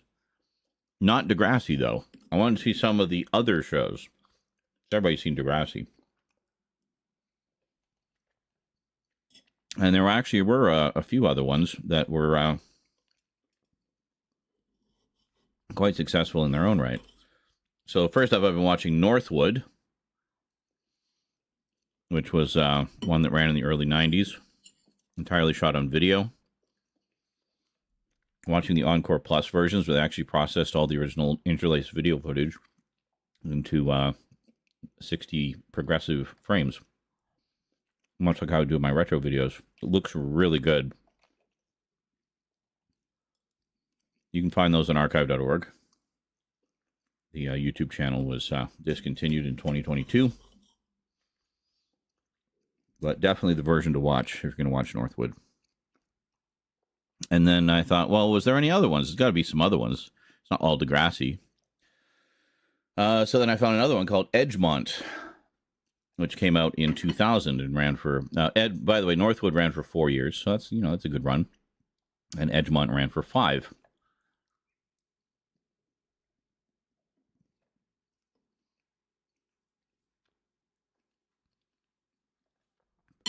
So kind of incorporating Edgemont into my nightly viewings, I decided to start alternating. So I just do like a Northwood, then an Edgemont, then a Northwood, then an Edgemont. Just kind of go back and forth until I'm tired.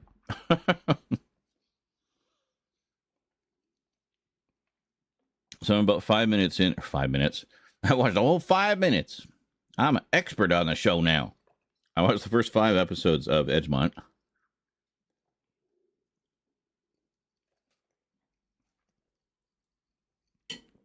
And it's quite good. And I learned actually one of the main girls in it was also on Smallville, which I guess they were both filming in Vancouver at the time. So she was also in Smallville, but the interesting part of that is she was in Smallville at the same time while she was doing Edgemont. Like, she basically Orson Welles did. Just doing whatever, all these shows at once. I don't know how the hell she managed to juggle the shooting schedules, but she did it for like a couple of years.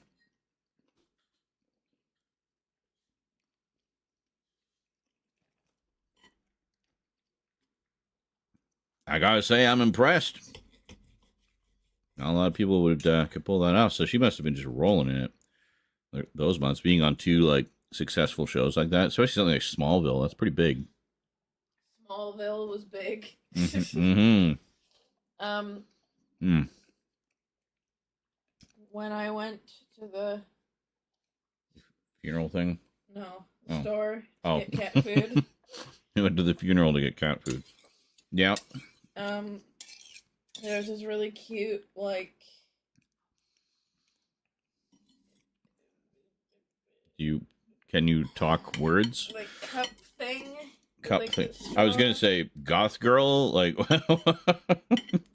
But it had, like, bees on it, and it was, like, it was really cute and, like, summery. Oh, okay. But it had a wooden straw. A wooden straw. And I was like... And it was, like, the hole for it was too small to replace. Yeah. So I was like, this is cute, but there's no way I can handle a wooden straw. Mm-hmm. Like, that's worse than plastic. Or paper, you mean? Yeah. Yeah. Yeah, because isn't there like a way to make, because people say like, okay, you want to destroy the oil industry, but then there goes plastics, because plastics are made from oil. But isn't there like an alternative, like a plant-based alternative, where you can make plastics from vegetable oils or something, or hemp? Oh, yeah. Hemp oil apparently is ridiculously versatile and can be used for any number of manufacturing things. So, I don't know. I think we can do it. I don't think we actually need the oil industry anymore. I think it's destroyed our world enough. Well, yeah, I mean... It perpetuated you can basically greed. grow plastic. Yeah, pretty much. And then, a lot of car companies are going completely electric now, too. Yep. So, like, you don't even need gas. And they're like, oh, but you still use a lead-based battery? Shut up. Just shut the fuck up. Like, it's not an overnight thing. There's going to be transition period. Like you... I don't even know what you would need oil for. Like, you need oil for oil. But like there, I think there'd still be an oil industry, but not as damaging. Yeah. Like, it would be a lot smaller. Like, Well, it's also a finite resource because it's basically decomposed dinosaur remains and shit. yeah, it's fossil fuels. So there's only literally fuels made from fossils. So there's a finite amount of that in the world. Yeah. We don't know how long that's going to last. Mm-hmm. But yeah, honestly, I think the world should go a lot more natural. Mm-hmm. I'm sure the world would agree, as in Mother Earth.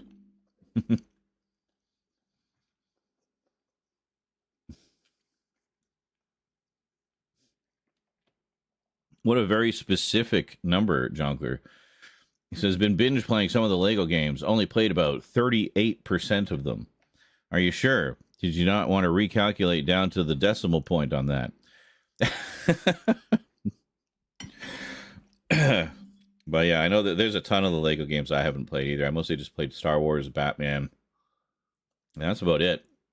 Oh, Harry Potter a little bit.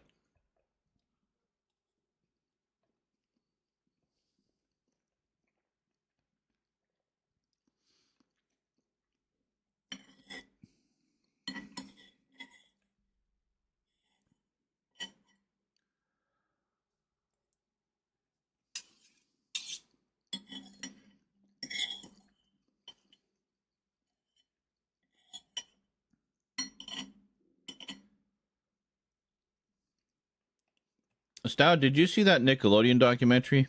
I can't remember if I asked you that. Quiet on the Set one. It came out recently.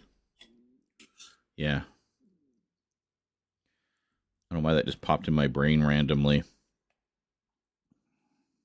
Actually, I was thinking about JL because I know he grew up with a lot of, well, and a lot of you guys too, actually, grew up with a lot of the Nickelodeon stuff. And, yeah. What do you even say? What do you even say after something like that?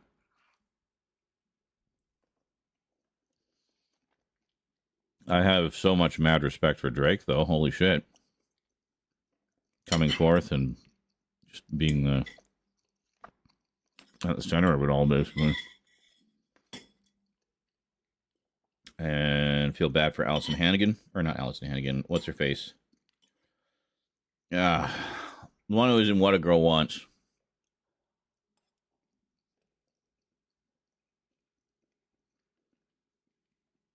Because he was, or she was, like her star was very much on the rise. She was on the way to becoming a full-blown brand like the Olsen twins. But of her own. Amanda Bynes, that's who it was. But then because of all that shit, she just kind of faded away. Like she just kind of drifted out of public view, and that's it, you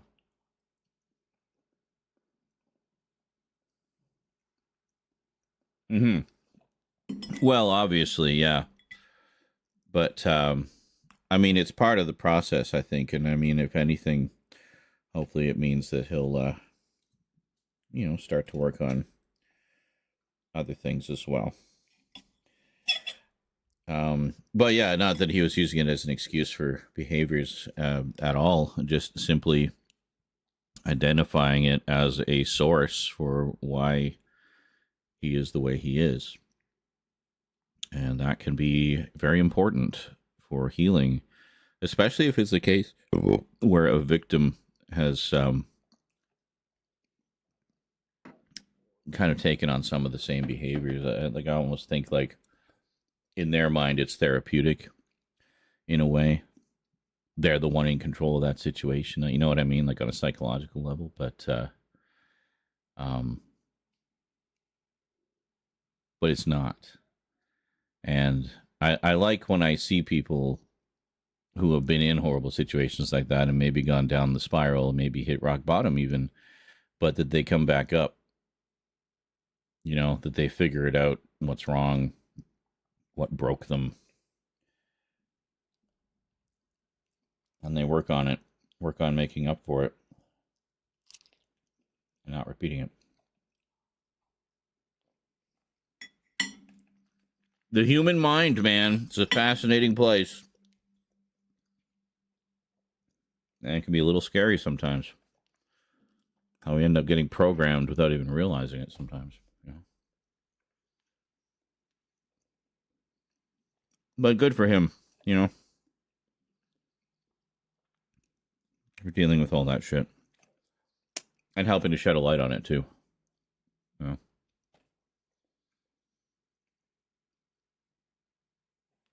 Some careers very justifiably ended by that whole thing. Yeah. Well, apparently in response to that, Dan was saying how, you know, he feels bad about everything and wants to get back in children's television.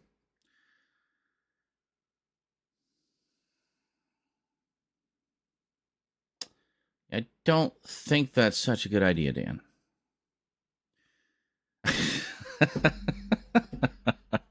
What's funny is, I mean, it's the 6 Degrees of Dan Schneider. I used to watch Head of the Class all the time. So I remember him from Head of the Class as the funny fat guy, you know.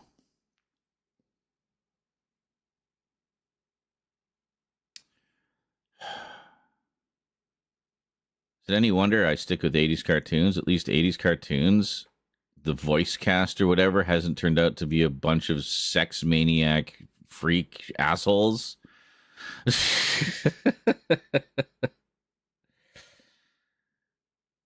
They're just friends. You know, because they've done so many shows together. But I don't know.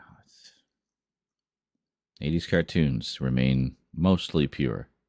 Mostly.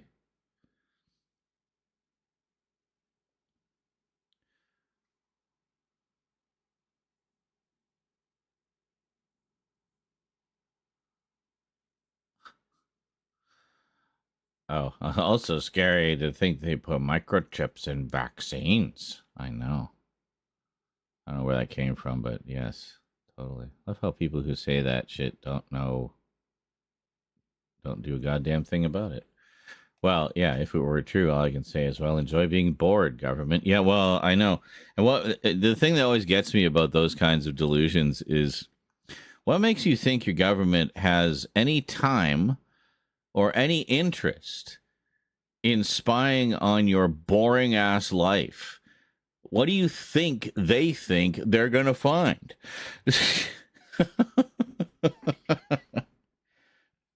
Believe me, they have zero interest in knowing what you're doing with your life. They don't want to know how many times you jerk off in a day. But the number's a little alarmingly high. That's all I'm going to say. Not that I know. It reeks of self-importance. Well, like to the point of being delusional. That idea, yeah, it reeks of self-importance. That idea that they're spying on you, you know, watching your every move. Make sure your webcams are covered when you're not on the PC, guys. You know, gotta be safe. Yeah. Vermin Arts. Hello, Vermin. Speak for yourself. My ass is not boring. They have at least 600 massive book-bound folders on my masturbation skills. Well, yes, I think I've read a few of those, actually. And the fact that you even managed to discover some new ways to, you know, to work it down there. He's an innovator. He's an artist of masturbatory technique. Yes. Stout says, like, advertising companies actually are spying on you to sell you shit. Maybe focus. Yeah, that's the thing, is they seem perfectly okay with that. So tracking cookies and all that, you're good with that? You just go to that website, you click accept all cookies. It's good. All right, cool. And I mean, everything you do is essentially, you know, those cookies track your movement and your activities and the types of Well, I mean, everything, all of the cookies, algorithms, everything is tracking your behavior patterns to sell you relevant advertising. 110%. To the point where they even have algorithms now that can recognize speech. How do I know this? Because I read the first chapter of Neuromancer on a stream a couple of years ago, and it got flagged by YouTube's copyright system and blocked worldwide. There is no way it could have known that unless it was listening to me speaking and like actually analyzing the words and comparing the words I am saying against the words of text that are in the copyright system. Like, holy fucking shit. And I was literally reading it to hype it up and like post an Amazon link, you know, because we were talking about Cyberpunk a lot at the time. So I was talking about some of the connections. And it's like, sorry, I won't try to sell your book to anybody. Like, fuck you. But anyway, that wasn't the point. That part was annoying, sure, but it was the fact that they were spying, like legitimately spy. There's no other way they could have known that without spying on my stream. Legitimately spying and then punishing me for doing bad. Yeah. Just because that's the only time you hear them speak. I mean, they're basically confirming that they're spying on you when they send you those notices. But everyone seems curiously okay with that. They don't see the bigger picture. And that's the problem, is they just see, oh, yeah, I was thinking about Hanes underwear, and then I went on Facebook 5 minutes later, and there was a Hanes underwear ad. That's so funny. Yeah. It must be reading my mind or something. Nope. But it's listening. Have you got your phone shut off or is it on sleep mode? Do you have your mic muted or can your PC pick up your voice? Maybe for your Cortana assistant or voice assistant of choice. You know? Because if any of that stuff is open and you clicked all those cookies, you're basically just giving the world permission to listen in, you know. Now, there isn't some guy in his underwear sitting there listening in, wanking it to the sexy sounds of your voice most of the time. But the majority of the time, it's big companies and their algorithms analyzing everything you do to sell you stuff. Vermin says, I get freaked out when I don't search for something or talk about it, and then that day I will be targeted with an ad for that thing. Yes, this is what I'm talking about. It's listening. Like, it legitimately is listening. They are listening all the time. But it's not like Men in Black in a van outside listening, wanting to know your every move. No, it's far more boring than that. The actual reality is, yes, we are being spied on and analyzed constantly. Unspeakable volumes of data being collected about our daily activities all the time. Anytime we do anything on the internet, it is tracked, it is analyzed, it is homogenized, whatever. The only time it isn't is if you're behind a VPN, because then it all goes to that VPN's data collection. So, yeah, that's fine. But, well, actually, no, cookies would still get through. But anyway, you don't need to get all technical. The point is, we are being spied on, but it is not for the exciting James Bondy reasons that all these paranoid schizophrenics would like it to be. It is solely for the purpose of selling us crap. That is it. Who's spying on us? Capitalism is spying on us. That's who. Big Brother is capitalism. Capitalism is Big Brother. We are being spied on by the system that oppresses us, but that we are also dependent on because we are so deeply entrenched in that system. So how do you dismantle a system that you're dependent on? Well,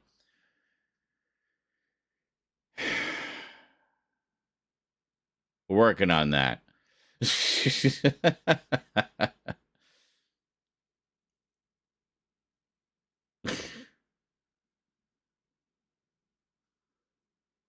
Yeah, Vermin says, but if I don't type it in anymore or talk about it, just think about it. How? How? Jeff Bezos, he sat outside my house jerking it in an Amazon van, just listening into my thoughts. I've thought that before. It's like, I swear I didn't say it or anything. How does the internet know? It must be reading my thoughts. And then, the idea of a tinfoil hat starts to look very attractive. But the simple fact of the matter is, we don't know for sure, other than if you did enter it in somewhere and forgot about it or mentioned it and forgot about it. If you're outside having a conversation, yes, there could be webcams and surveillance equipment there. Again, not necessarily for nefarious purposes, but they sell your information that pick up you saying that. And facial recognition is like, oh, that's Vermin Art. Yeah. Send him an ad for that Hanes underwear he can't stop talking about at Starbucks. Yeah. But the other possibility is that these algorithms have collected so much data about us and know us so well that we're actually starting to get predictive advertising. Given the pattern of his browsing over the past month, it's very likely he will be wanting to get new underwear around this time. He's purchased Hanes underwear in the past 37 times, no less, from these specific vendors on these specific dates for these specific dollar amounts. And it's been about this long since he last bought underwear. So it's about that time again. Let's start planting that bug in his head. Underwear. It could even be something as simple as you were thinking of something that you saw the other day and forgot that you saw it. It was just kind of an in-the-moment thing. You forgot that you saw it, and then it popped into your head randomly later, or a couple days later maybe, and then, oh, shit. There's that ad. How did it read my thoughts? Well, it didn't. It's sending you the same ad it sent you a few days ago that you forgot about. So the point being, there's almost always a rational explanation. Remember, these things were designed by humans. It isn't our, Skynet AI overlords.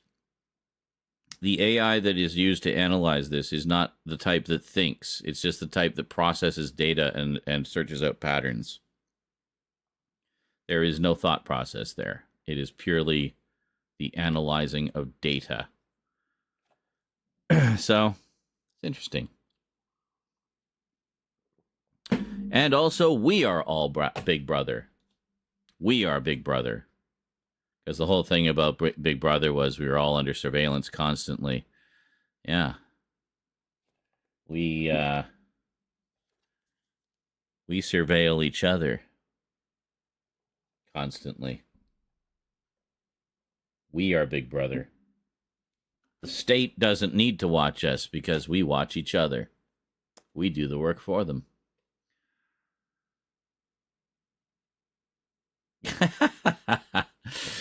Zaren Isaac's great underwear theory of the economics of advertisement in the 21st century.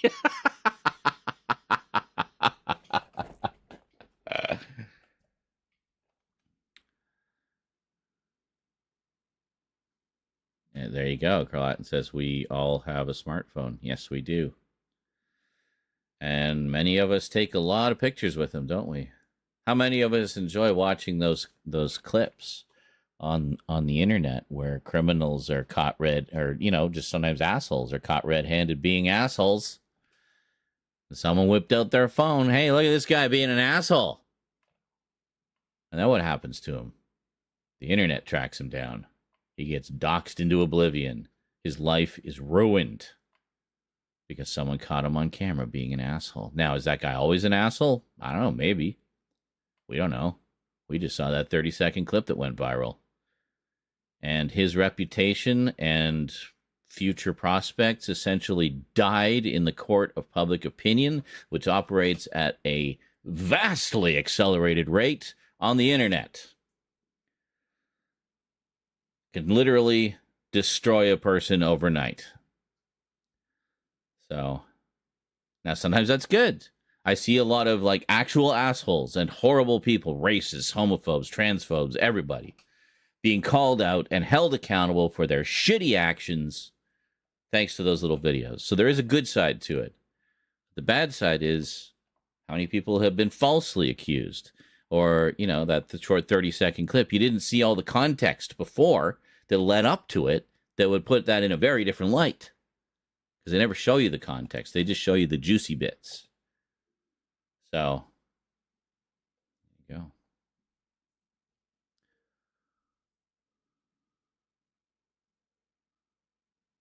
go. That's interesting. Carlatin said there's a conspiracy theory that the Throwback Thursday trend was designed by the CIA. So one of those psyops, to make us post our younger and older selves to better calculate facial aging and reconstruction. Oh. Yes, Jonker says, remember, watch your porn on a private browser and a VPN, and do mostly good. Yes, definitely. Private browser that automatically flushes the history every time you close it. Just bam, clean slate, and it saves nothing. So, yeah. And then, of course, a VPN. I mean, just generally, if you don't want to be spied on, do all your, non-essential browsing, we'll call it, on that kind of setup, and you should be more or less fine. Unless, you've really pissed off the FBI and they're just gunning for you, in which case they'll have all their, like, top-notch cyber sleuths after you. So, unless you're, El Blanco, Nino, Chinzano, Bianco, Coke Lord to the stars, you should be fine. They're not going to be gunning for you most of the time. Yeah. Oh, I think we just discovered Verminart's true identity completely by accident. What are the chances? Be right back. I'm going to get a little bit of seconds. Ah.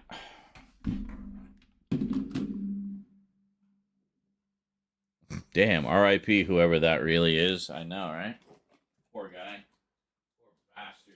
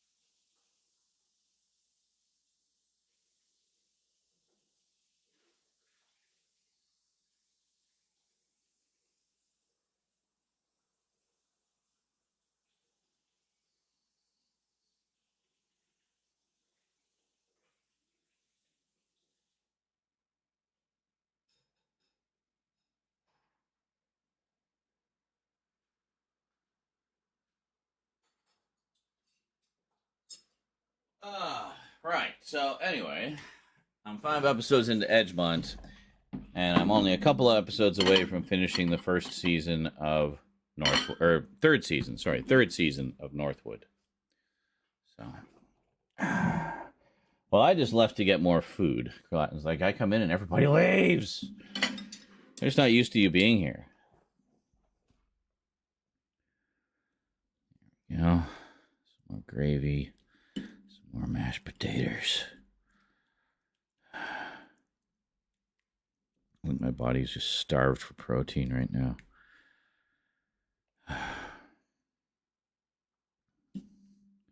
Try to give the gravy a stir, get all the hot stuff on the bottom.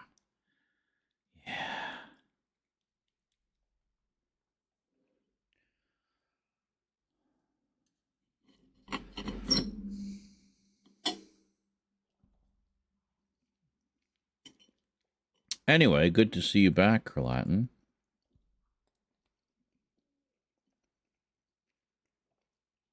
Hope all is well in your neck of the woods. I see you're on the Discord, but I haven't seen you in the streams much. Makes me sad. I feel so alone.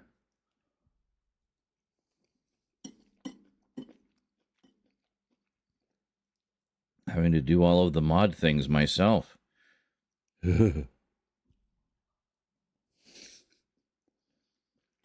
You mod things.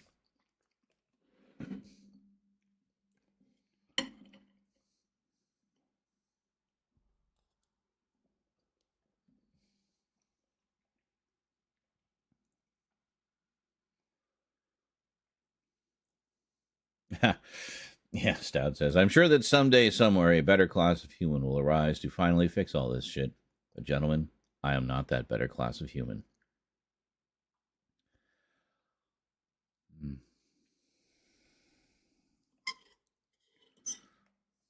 So, yes. So the internet is not actually reading your mind. You just think it is. It's more an example of how thoroughly we can convince ourselves of things, regardless of even in the face of logic.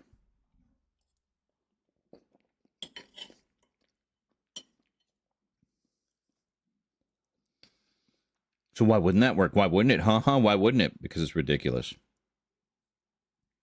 That's not an answer. Well, actually.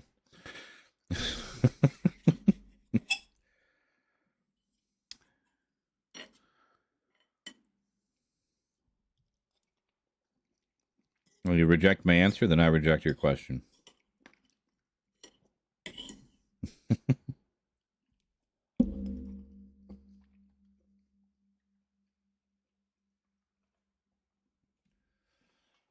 Eyewitness testimony is BS. I see. What do you need? Video? I don't even know what we're talking about. I've forgotten already. I'm just enjoying my meat and potatoes and gravy. It's good.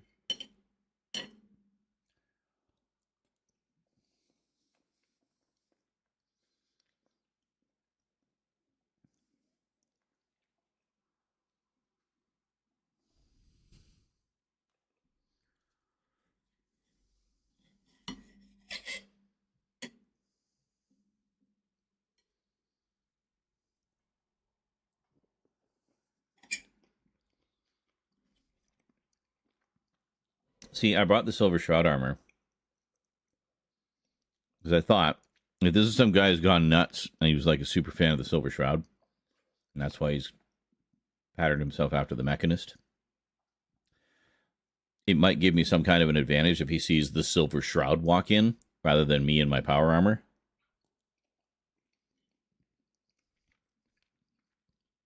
So I'm just trying to be careful of being aware of where the guy is. So I don't want it to trigger the, so we meet again thing, cinematic or whatever conversation before I am in the Silver Shroud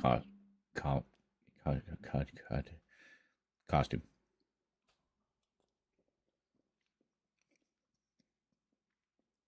Says, oh, the Mechanist. I've heard of them. Is that close to finishing the main story? No.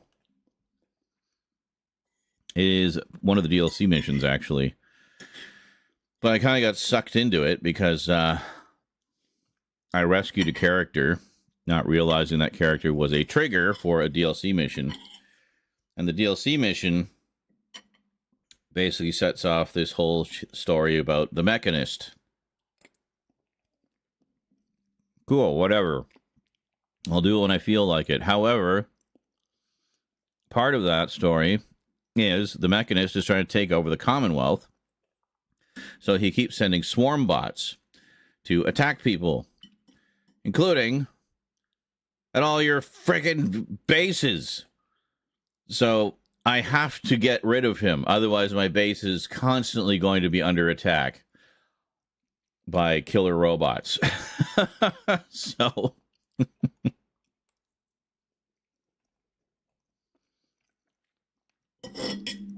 Well, that's okay. We're actually very close to the end of this mission. It's been over the course of like the past 3 nights I've been focusing on it. And amidst other things, of course, because you always get sidetracked in these games.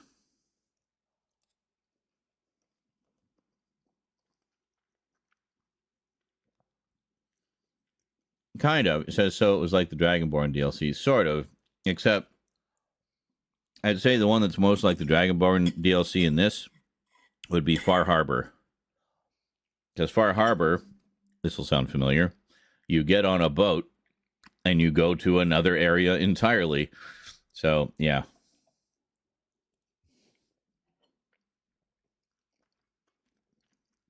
And there's like a bajillion side missions there. It keeps trying to push me there, too. I'm like, can I just focus on the main story first? Can you stop being so eager, DLC missions? Play me, play me, play me. As I will. Eventually. Well, I'm going to make you play me. In fact, I'm going to just send wave after wave of killer robots to Sanctuary until you play me. Like, fucking hell.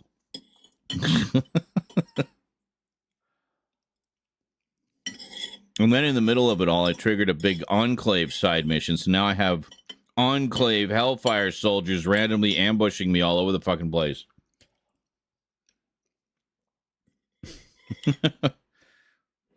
And by that, I mean there was one once. But 3 times because I didn't defeat him the first couple times.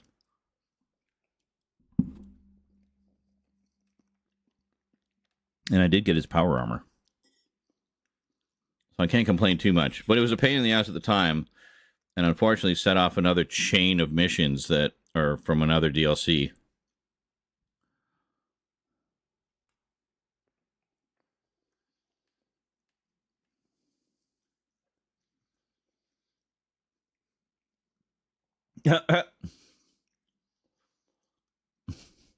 Jonkler. So random. Even paying attention to the conversation at all, that's so completely unrelated. He says, I remember there was a period where YouTube was super anal about the term porn being in the title of YouTube videos. So a lot of content creators, to get around that, would type it as Cornhub. Oh. He's just, I'm high. Oh, okay. That makes sense then. I had like a small high going earlier. I've consumed more edibles to go with the turkey.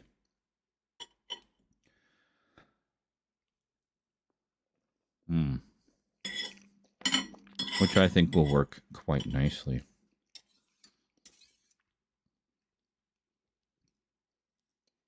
What will work, Z?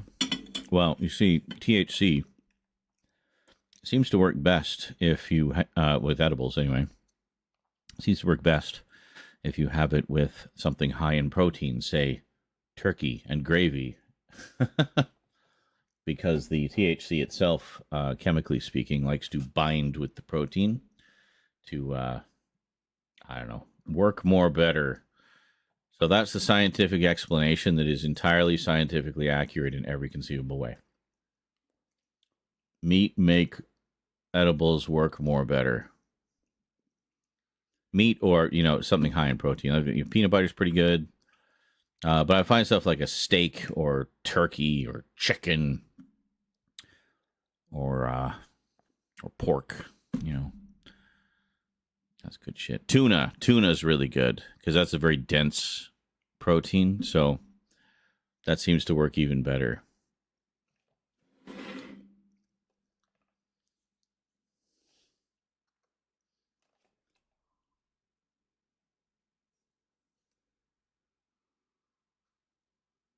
What was this? Thankfully, YouTube chilled out with some of them. You can't use the word crap. Well, crap.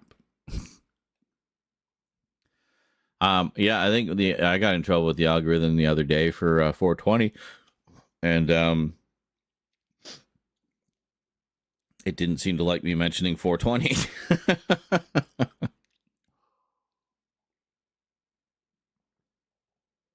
I wasn't entirely surprised, but I can't help but admit to being a little disappointed.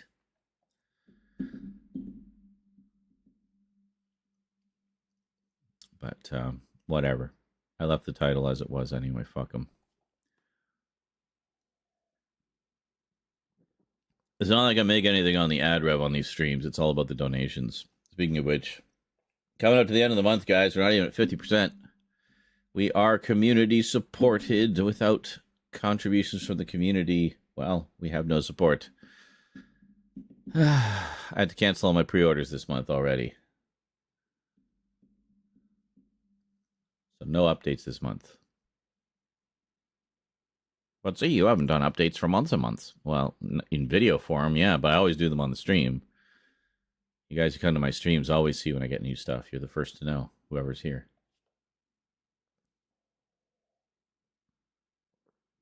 Feel special.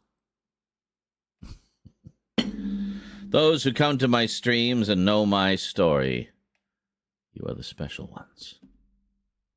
I see you. I know. Some of you have been here since the beginning.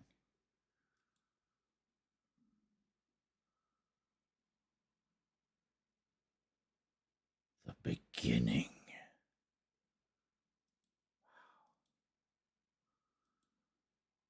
You do what you can. You're only human, says Stout. True. This is true. I take some solace in knowing that by this time next year, I'll be in a very different place indeed. Because by then, all of the inheritance stuff will be sorted out, and I'll be enjoying the benefits therefrom, which at the very least should make month-to-month living expenses a little less stressful. And at this stage, that's really all I want, is just, less stress. And actually have some fun money again. And then be able to get some upgrades and, just add stuff to the collection, I'm so far behind on so many, things that, there's going to be a period of just getting caught up. Oh, I haven't done anything with the novel as of yet. Just a brief kind of overview of what I had and put some files together, but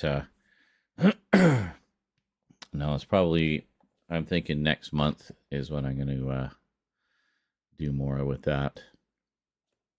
Set aside an hour each day, basically, because I got to stream still, right? So I figure if I set aside like an hour each day, so you just bang off a little bit of it, then that's fine. Also, I'm still waiting for Cass to bring the last of the changes and everything. So I also kind of wanted to just have everything together. I've got like 95% of everything, but it needs to be everything, right? And I got to make sure I have all the latest changes and revisions, because she was working on revisions right up until her passing. So I know there's stuff that never got to me that she was going to send. So I need to make sure I'm including that and stuff. So it's very important to me to be as precise as possible. Yeah. Has to be. Yeah, well, yeah. Carlatin says has to be everything or else it doesn't matter. Well, I wouldn't say it doesn't matter. It just means it would be disappointing. And if that was the case, if I had, finalized it, sent it out, and the first batch went out with something that was missed, then I would just do a revised edition. I wouldn't let that stay. But I would do a revised edition. And make sure I make a mention of that in the indicia so people know that it's the revised edition. So that initial pressing of all the initial books that went out, those will be the valuable ones. So see, little gift to the collector's market. I might even do that on purpose. No.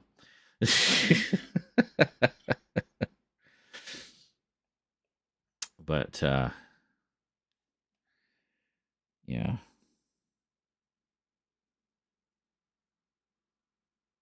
But anyway, yeah. So I've got everything. I did do a bit of just basic organizing, splitting it into 3 books and stuff like that. So already thinking like a collector, you'll even scalp your own copies. That's right. That's right, man. Sell them at quadruple. Hell yeah. That's it. And you'll never know it was me. I'll have like some completely innocuous name that you would never connect to me, like Big Booty 69.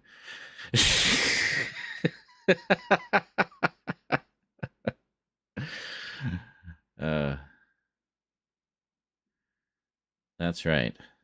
How to scam the world with your with your mother's life's work. She would be so ashamed. Not Zarenizer. Yeah.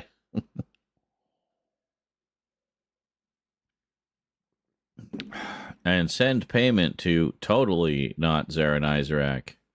Or also not Zaranizerac.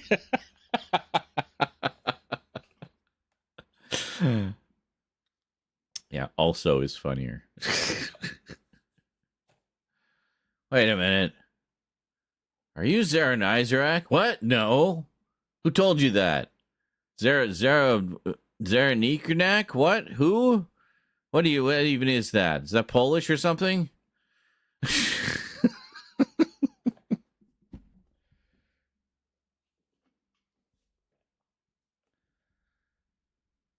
Like all of those reactions in and of themselves would be further clues. Yeah. Is there any Zaraker?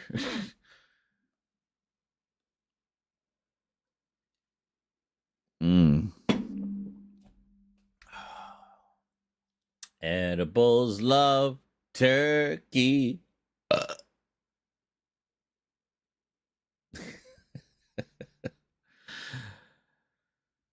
All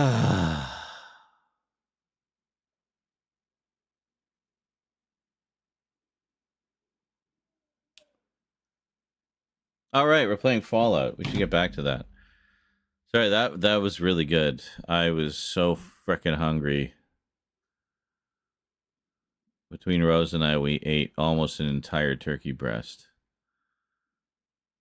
Which is, you think about it, a turkey breast is what, like 4 or 5 chicken breasts? So, yeah. It was good. I needed that, though. Holy shit. We've had very light meals over the past few days. Trying to make what little food we had left last. We actually got really lucky with sales.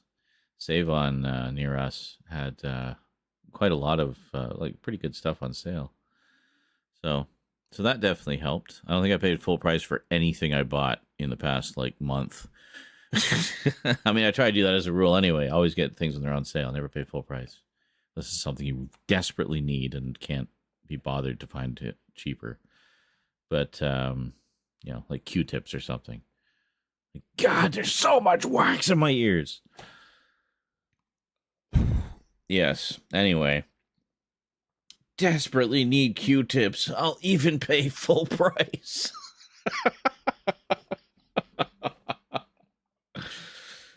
uh,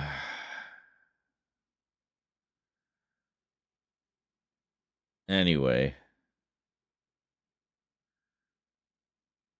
Yeah.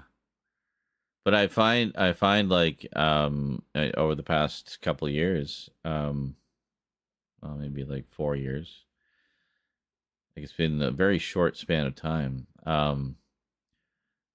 that I've been doing that more, and I pay full price a lot less than I used to.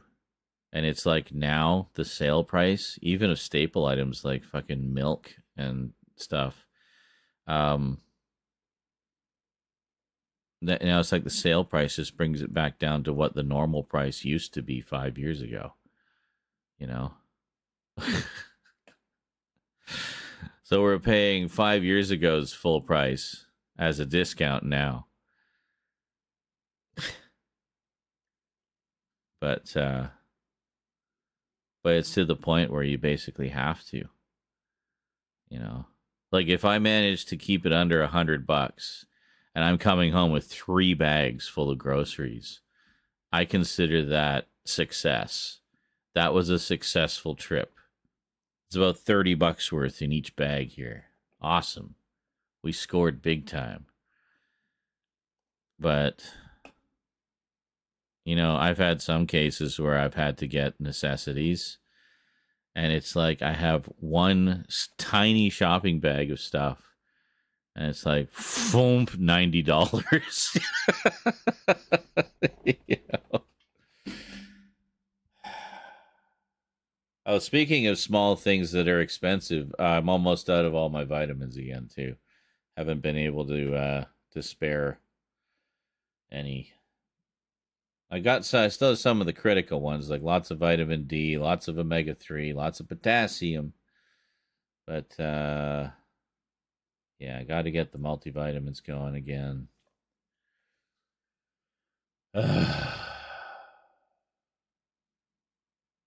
Soon. Just gotta hold out a little while longer. And we'll be alright. M&M. M&M. You mean NMN? Yeah, that apparently, I found out why it was getting banned here in Canada. Apparently NMN has a very short shelf life, to the point where all the brands that they were testing were showing that they had little to no actual NMN left in them. It was just a capsule of powder that had no active elements. So they pulled it. They said, "Yeah, well, by the time the shelf life is so short, by the time you get it to the shelves, it's dead." So, and you're paying out the ass for this stuff, which, yeah, when it's active and working, is great. You know, you'll feel like you shaved a few years off your life, but yeah, that's just crazy. So what I did instead was I looked, well, what does it do for you? And is there an alternative that will essentially serve the same purpose? And the answer was yes. Actually, what NMN does is it encourages your body to produce an enzyme called NAD+. And NAD+ is to do with cell repair. So cellular tissue regenerating and, you know, getting rid of dead tissue, regenerating new tissue, and so forth. So cell repair. You know, pretty essential life thing to have in working order. Well, as you get older, that system starts to slow down to the point where cells tend to break down and not get repaired after a while, and then eventually you die. So the idea is using something like NMN is to activate the body's natural production of this NAD+ enzyme. So what it is as you get older, that production of that enzyme slows down, and that contributes to aging. So the idea is to give your body back that cellular regenerative power that it used to have, again, by just replacing that element. So NMN is supposed to encourage the body's natural ability to produce this enzyme. But as I say, it's useless if it's dead by the time it gets into your hands. So what's the alternative? Well, you can actually get a supplement that is just straight up NAD+. So that's what I started taking instead. It costs about the same. It's equally expensive. But I think it's about $150, gets you a 3-month supply. So you're looking at $50 a month for that. So that is something that I lately have had in sporadic supply. But yeah, so essentially the idea was just going with the straight up NAD Plus supplement cuts out the middleman of the NMN. Now, if they can find a way to stabilize the NMN so that it can actually have a proper shelf life and actually be of use, then yeah, I would argue that would be the better way to go, because it's stimulating your body's natural ability to produce this enzyme rather than just taking a straight up diet of that enzyme. You know what I mean?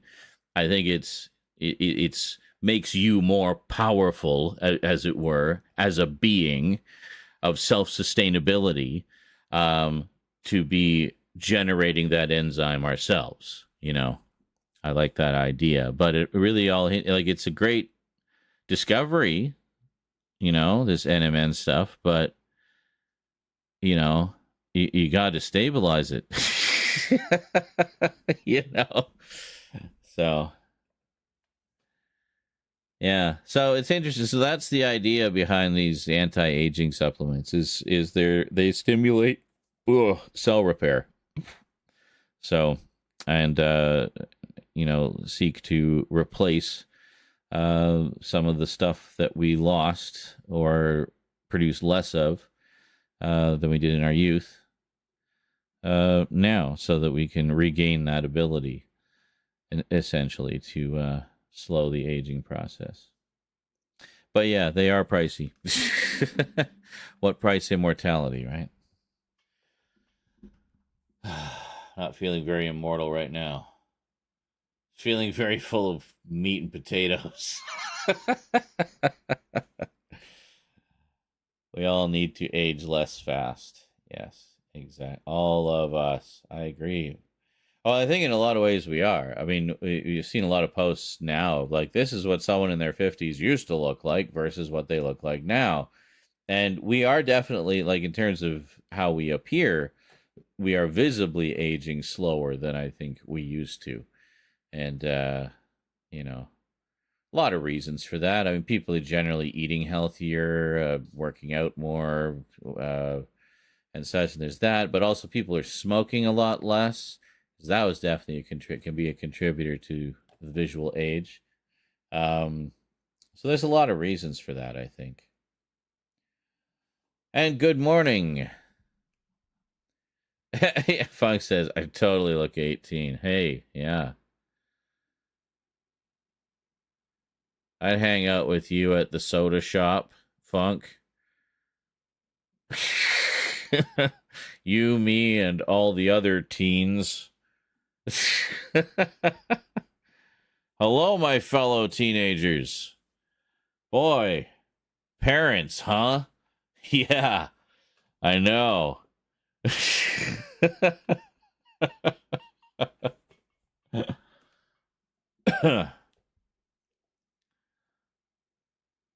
So remind me, do we like Justin Bieber or do we hate Justin Bieber? Okay, yeah, sorry, don't throw things at me. We like him, right? No, okay, no. Yeah. Anyway, I could probably do a whole sitcom based on that. Right here, right now, starring me as all of the characters. And the number of episodes I would do spontaneously on the spot would be precisely the number that I do before the weed wears off. because I can't do that sober. Yeah, 65 episodes. So I need 65 episodes worth of weeds so we can get the whole story done.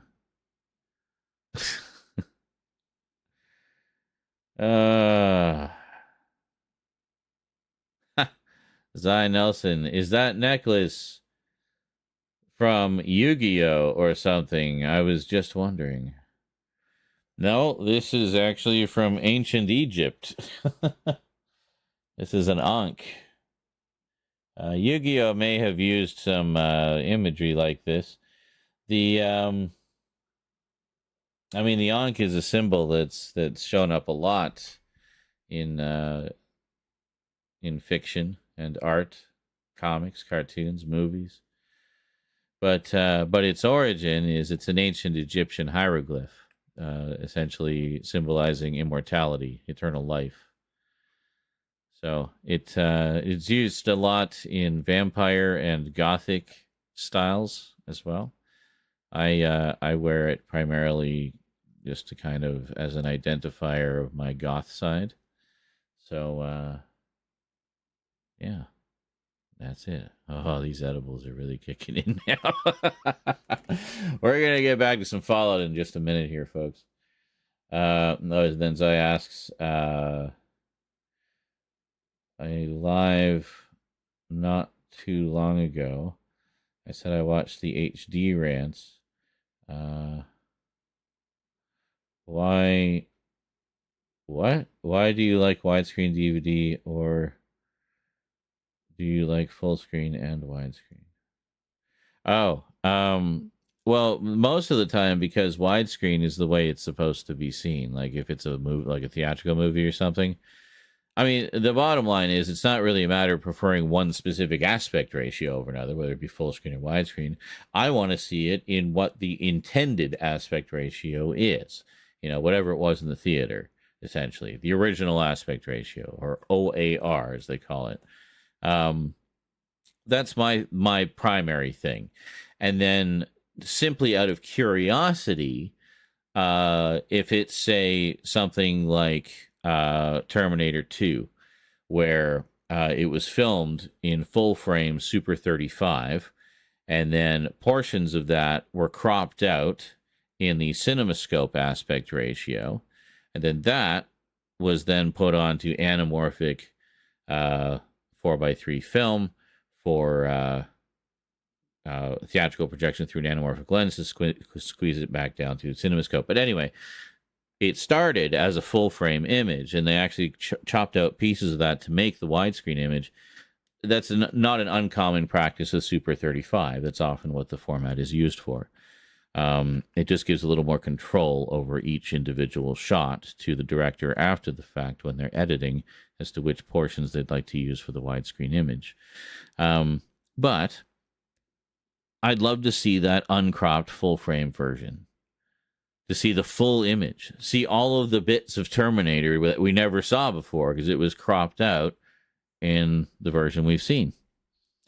And that's out there somewhere, apparently. I just found out recently. I would love to see that. But yeah, so it really just it's really just a matter of presenting something in the format in which it's intended to be seen. So number one, I just want to see it in the original aspect ratio, whatever it was in the theater. That should be the top priority. If it was like a mixed format like CinemaScope and IMAX, then I at least want to see the IMAX scenes blown up to full 16:9, even though technically speaking it should be more square, like 4:3. But I'll take 16:9 over further cropping the IMAX footage to CinemaScope just to fit that aspect ratio. Looking at you, Dune. And Dune Part 2. Yeah, we need a proper mixed ratio version. If you guys ever watched The Dark Knight on Blu-ray, it has IMAX scenes. And the IMAX scenes open up to like full 16:9, filling your high-def TV. But then the non-IMAX scenes are in, the tighter CinemaScope with the black bars on the top and bottom. So it's a little more the epic aspect ratio. They always use it for epic movies. But anyway, so Dark Knight mixed the aspect ratios, and one would argue, a lot of people argue, myself included, that any film that is filmed with the intent of having those mixed ratios, such as for an IMAX version, we need to have the closest approximation of that experience as possible on the home version. And there's no reason not to put the IMAX scenes at least in 16:9.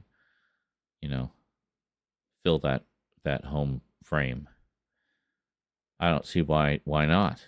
I mean, it's not affecting anything else. Yeah, I don't know. It just doesn't make any sense to me, and no reason not to do it. So. But then otherwise, okay, so there's that. But then, if there's alternate versions, such as a full frame version that's uncropped, such as with CinemaScope stuff or with 185 stuff, like Transformers, for example, you see more in the full frame than you do in the widescreen, because that's just how that format of widescreen works. Is one crops off the top and bottom of the other. So in that case, I'd like to see both, because they both have something the other doesn't. One has the cinematic experience as you would have seen it in the cinema with the widescreen version, and then the other is the full frame version without the cropping, so you can see what you couldn't see in the other version. Honestly, you're not missing much. It was made very widescreen safe, but that's not the point. The point is you're still seeing stuff that was drawn and animated and then cropped out for the theatrical version. So you're seeing more in the full frame than you do in the widescreen in a case like that. So that's interesting to me. So I like to see other versions out of interest's sake, but always, number one has to be the original aspect ratio, whatever it was. So, and please, more mixed format stuff, like with the IMAX things, especially with so many more movies using that now. We need more mixed format releases for those,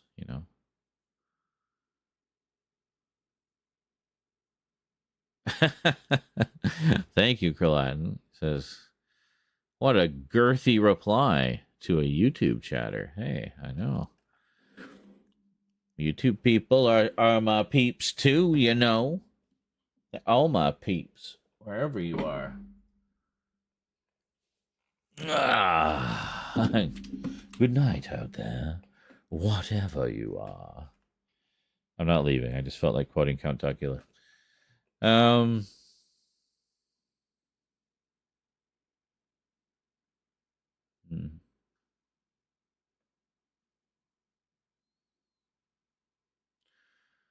my thoughts on full screen Blu-rays. I'm not sure it depends what you mean by full screen.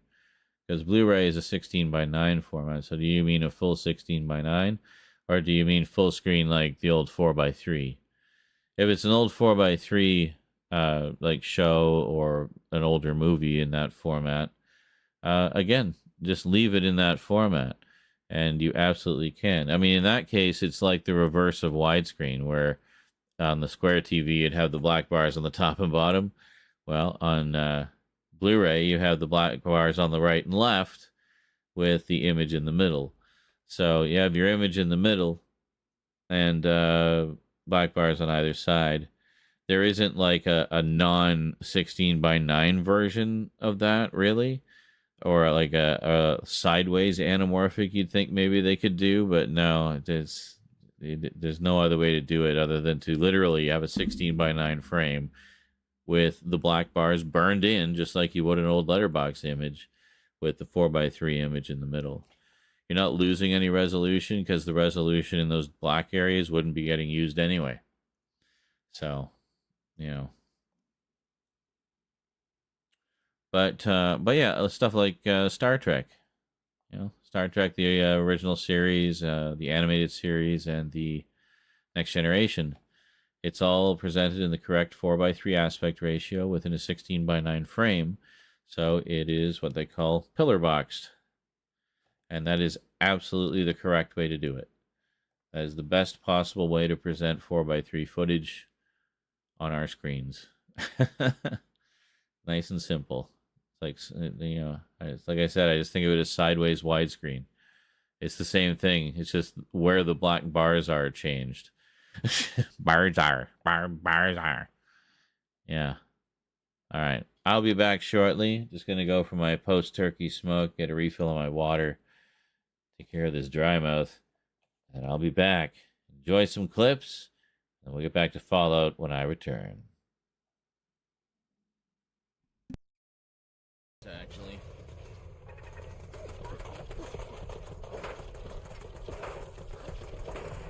That was a stupid way to take on a turret.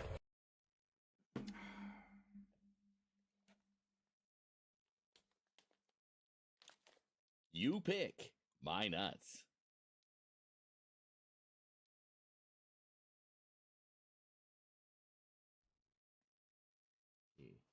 Yeah. It's just making sure you could clearly see the brand name. There you go. Thank you. Oh. Hold on. Yeah, there was somebody. Right. Oh.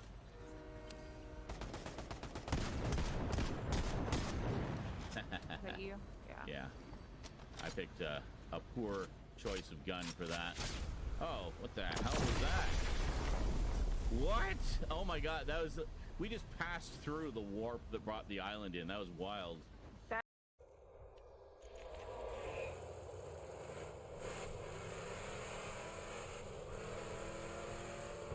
like they might be over this way somewhere.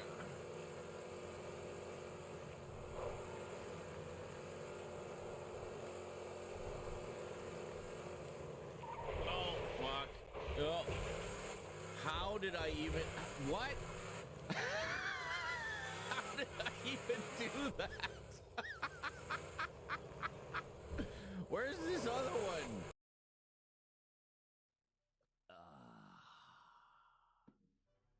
Oh, are we back shortly or starting shortly? I don't know. I'm so confused. How can we be both at the same time? This is gonna mess with my brain meats. Why does this have to come up just as I'm stepping out? Because when I step out, I tend to get lost in my thoughts. I don't need these weird conflicting thoughts being the first thought that pops in there when I'm trying to just enjoy my smoke and be alone with whatever thoughts I was gonna have are.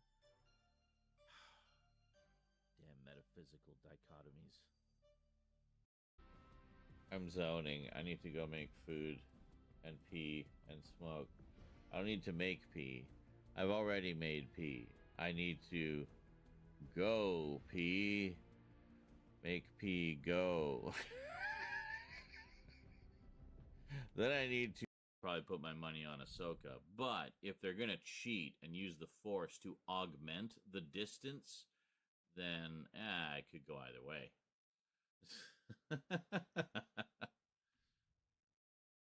But I would say for, pure vaginal might, I could definitely see Ahsoka having more mighty Kegels than Rey.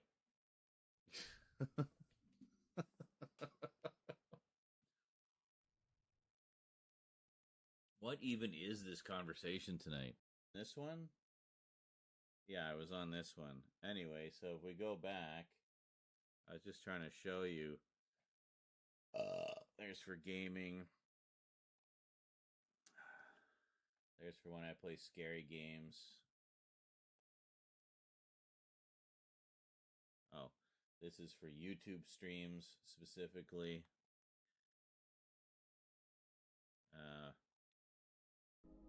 Excellent.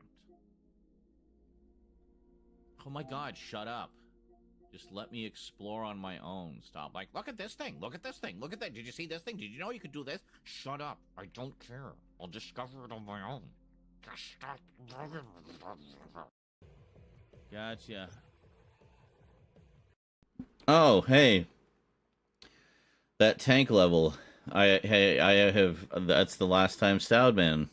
Well, not the last time Stoudman was here, but one of the times Stoudman was here recently. I forget what that was. Was that in a marathon or a birthday stream or something? I can't remember. Anyway, it was some kind of special occasion, and I decided to fire up some Jack 2. And yeah, it was funny because you hadn't been around for a while, Stout. I don't know if you're still here. I'm just going to assume you are. And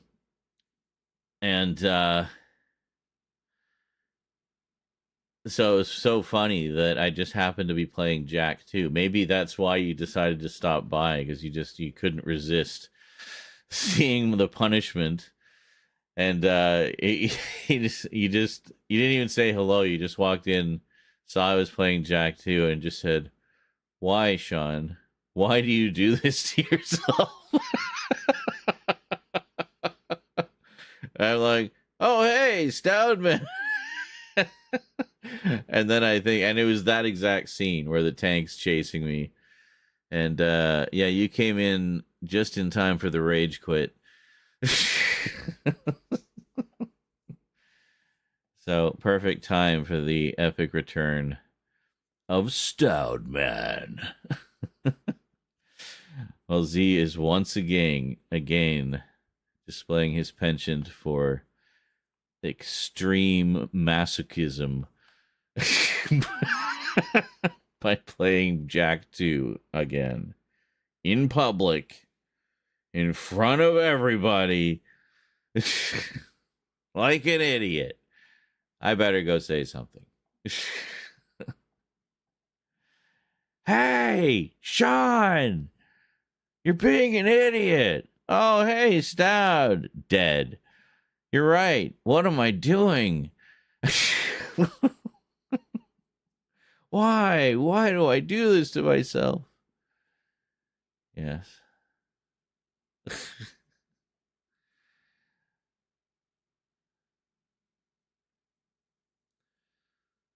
So. Oh, that's interesting. Zai says, I have a Saw Blu-ray that is in full screen, and yes. So in that case, is it one where if you compared it to the widescreen version, are you seeing more information on the top and bottom? Because I forget what aspect ratio Saw is. I think they were just like 1:8:5 mostly. So they likely most of them would have been filmed that way, like filmed full frame and then cropped for theatrical presentation.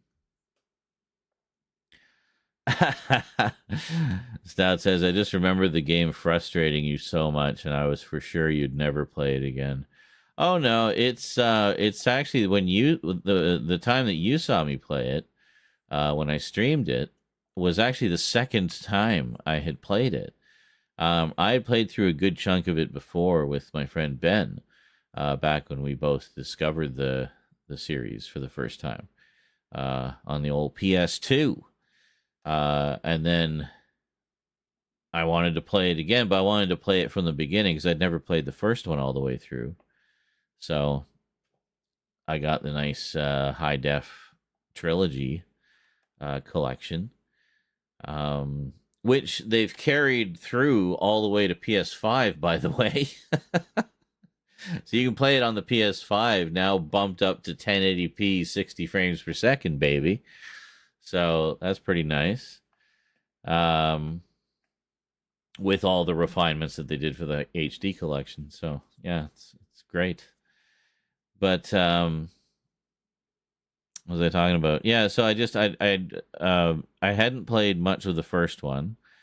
I had played a good chunk of the second one. I think I had finished it, actually. I think I did originally finish the second one. And if not, I got like really far. Like there wasn't much left if I didn't. But I'm pretty sure I finished it. My friend and I worked together to, get through the tough bits and whatnot. And yeah. So when I played it for you guys, that was my return to it. That was me coming back for more. Now we will punish you in 720p. Oh, man. I don't know if I can handle all this 720p. Hey, at the time, it was impressive, okay? We weren't in a 4K world yet. I remember I was just impressed when I got the PS4 that I could stream in 1080p at 60 frames per second. So I remember playing Titanfall 2. And I remember you were there for that too, Stat, and we were both marveling at just how good it looked on the stream. And yeah, it was good stuff.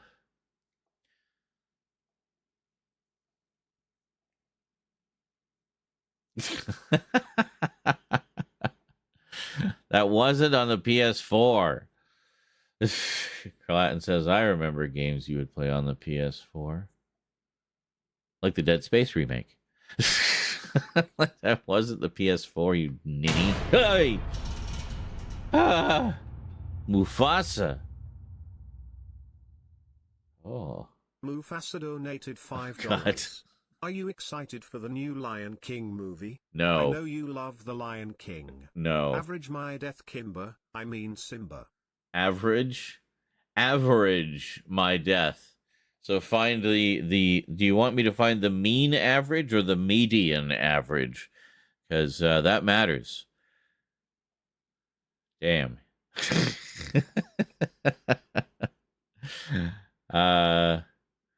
Average my death, Simba. Kimba, I mean Simba. What? Anyway, thank you, Mufasa.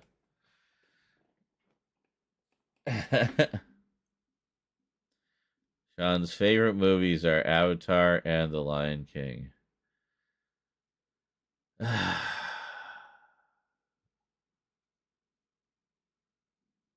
I hear the second Avatar is pretty good.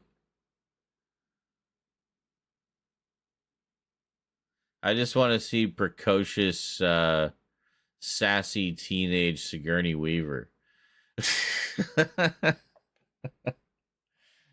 I hear that her character is a lot of fun. Oh, you guys. Vermin says, I thought Alien vs. Predator 2 was Z's all-time favorite. Only Wolf gets a free pass on that one. Everything else can suck it.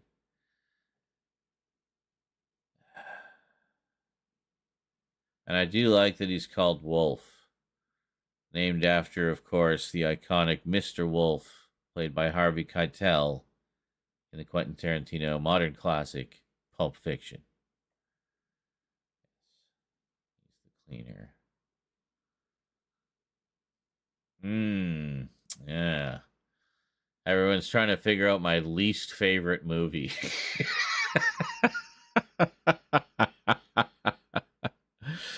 And Carlatin says, come to think of it, I think it's X3, X-Men United. Everyone else just like, oh yeah, X3.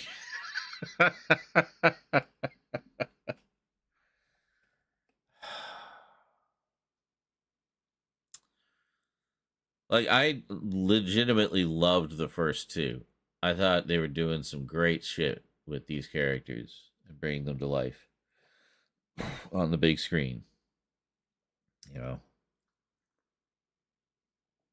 first one was a good, kind of low key intro to that world. Nothing too big at stake, really. The second one even better, bringing in like so many little nods to the comics and stuff, and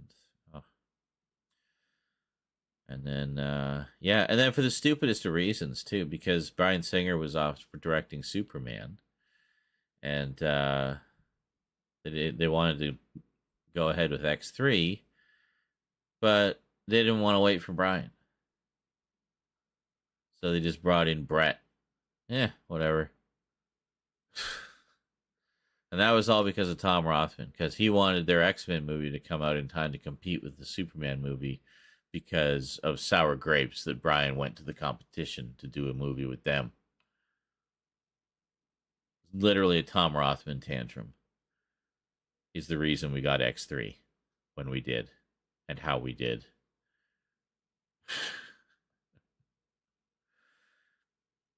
So we got an okay Superman movie. I don't think Superman Returns is awful. I think it does have some issues, but I don't despise it. Brandon Ruth is great though. I mean, he's I will absolutely never not think of him as an important Superman. It was great seeing him as the Kingdom Come Superman in the Crisis on Infinite Earths crossover that they did. Yeah, very cool. But anyway, so we got kind of an okay Superman movie and a below mediocre, barely seems to understand the source material at all X-Men movie after all the beautiful setup of the first two. Like the second one clearly set it up to be the Phoenix Saga in the third one. Clearly. Yeah, see, Funk liked Superman Returns. Yeah, I mean, between the two, Superman Returns is absolutely the better movie by a massive margin. But, yeah. So it's one of those examples of a movie that it's not so much that I dislike the movie, but it makes me angry because they threw away the opportunity they had to continue in the direction that they had set up and continued to have that level of quality, but instead going after the fast buck, trying to let's compete with Superman. Oh, fuck, Tom, wait for Brian so he can continue on with what he so meticulously set up in the first two, the second one especially. And yeah, but instead they just tried to cram too many storylines into the third one. Too many characters, didn't get anywhere near enough screen time, like new characters. And I mean, it was set up to be the Phoenix Saga at the end of the second one. Just do the fucking Phoenix Saga. Just do that. And nothing else. If you want to have a B story, make it a small one. Because you need to focus on the Phoenix. You don't have a Phoenix story shoehorned in as an afterthought to another story. Like, it's just...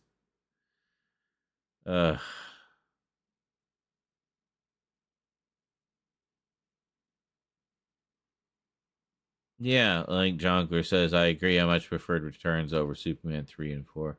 Well, I know, like, one of the complaints I know you've had, Jonkler, about those, and the reason a lot of people don't like them, actually, same thing, is they get too goofy. Where 3 is just basically an out-and-out comedy through most of it. And 4 is, it's not a comedy, but it's goofy. If that makes sense.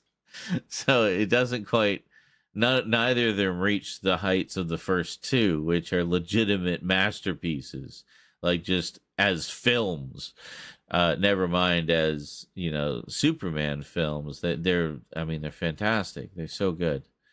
But I'll always have them on a pedestal because they absolutely earn their place there in gold. But actually, no. Platinum. Platinum's prettier. I don't like gold that much as a color. But anyway. Yeah. Which is one of John Cryer. Well, John Cryer was the CW Lex.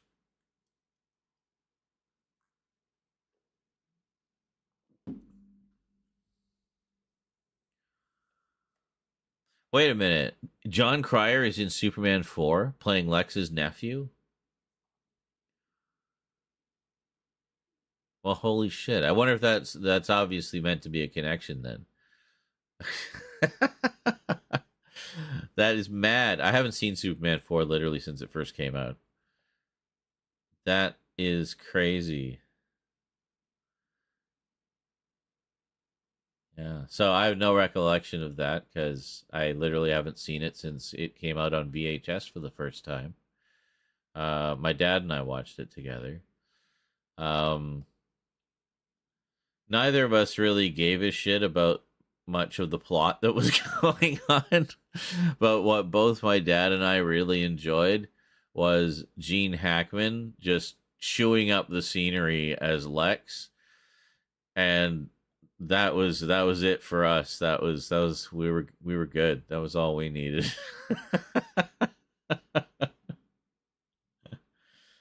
So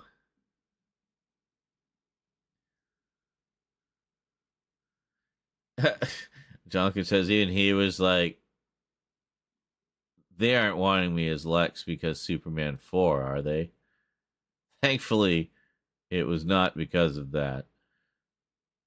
Yeah, yes. Or so they told you, John.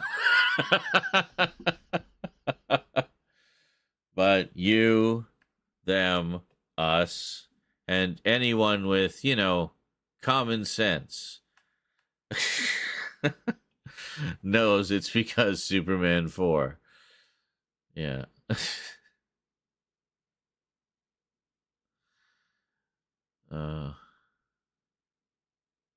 That's hilarious.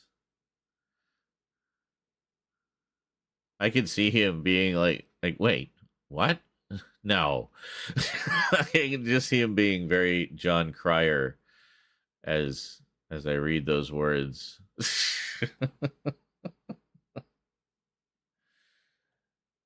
But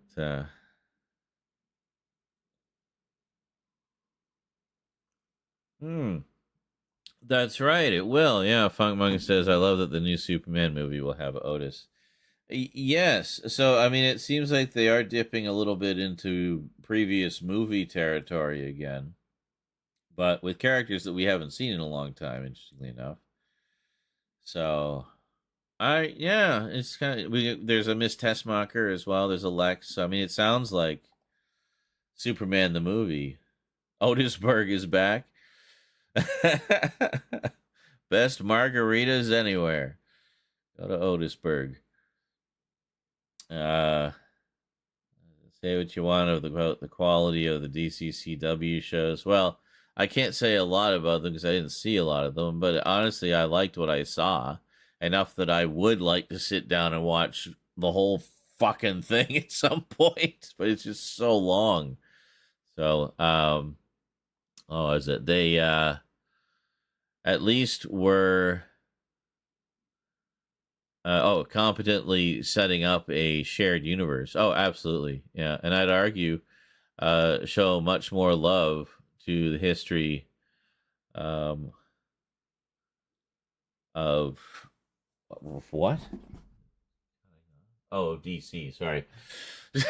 That was this Doctor what? Yeah, I need new glasses.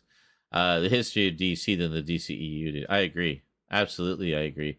Especially when you look at I did watch some of the crossover events, and even just the crossover events alone, you could really feel the love that everyone involved had for these characters and the history and the lore and everything, because they were touching on so many different aspects of it, and a lot of which only hardcore fans were even going to pick up on. So how would they even know about that stuff unless they themselves are hardcore fans?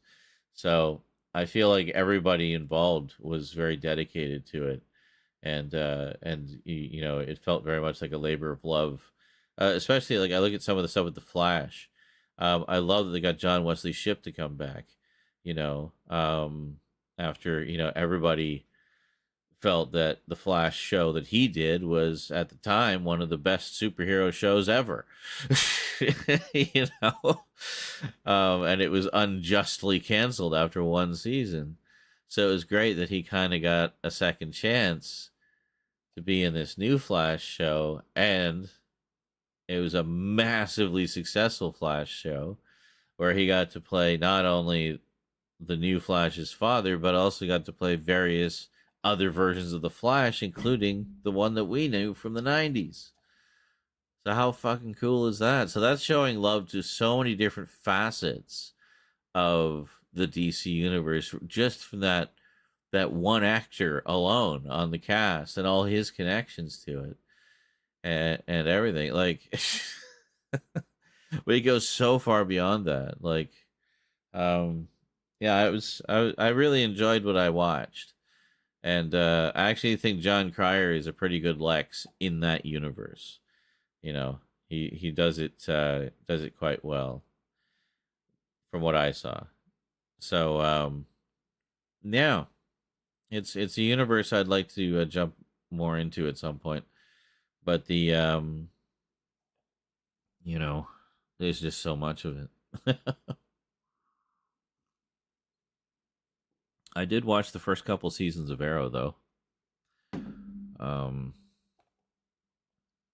And the first couple episodes of The Flash. Yes. I haven't seen any of Legends of Tomorrow or Supergirl or Superman.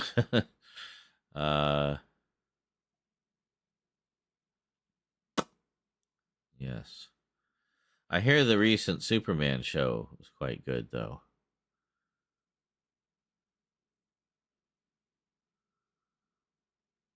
Constantine, yes.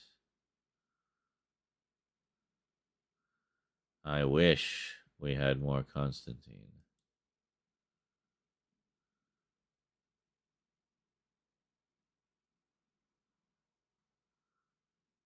Was it really? Constantine was just pretty much retconned into the CW verse. Yeah, I think he probably got, was it Matt Ryan? Got more screen time as Constantine in all his guest appearances in the CW verse than he did in his own show. You know? But I just love that, like, the whole universe just welcomed him as John Constantine. You know? It's like, yes, we want you to be our live action John forever. And you can do the voice in the cartoons too. Like, I don't think I ever saw so much just universal love for an actor's portrayal of an iconic character that many felt has been, shall we say, miscast in the past. And it was just so universal. I never heard anybody say, Matt Ryan, he sucked. He didn't embody John at all. What's it all about? But yeah. Like, well, you're blind, Grandpa. So yeah. Anyway.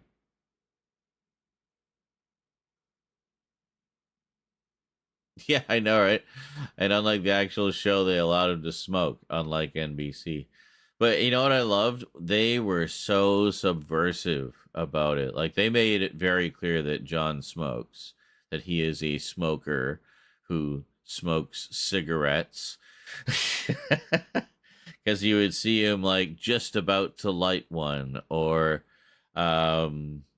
the scene would come in, he's just in the middle of butting one out, and you can still see the wisps of smoke coming out of the ashtray, right? So yeah, they were just like so sneaky about it. And I noticed as the series went on, they seemed to get more brazen. Maybe they knew they were going to get canceled.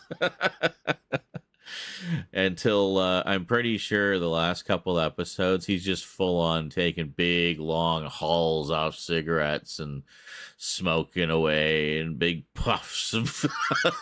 They're just not even hiding it anymore. Just chain smoking through the whole episode. Like, fuck you, NBC. We had a good show and you cancel it. We're going to smoke our way to oblivion. But yeah, I loved. See, that was another case where you could tell that the people working on the show really cared about the source material. You could really feel the love, and they knew how ridiculous that mandate was, and they, being as much fans as we are, did whatever the hell they could think of. I'm sure it became like a game. I'm sure. I know if it was my set, it would absolutely be. We'd have like weekly contests. Like, what's another way we can sneak some smoking in? You know,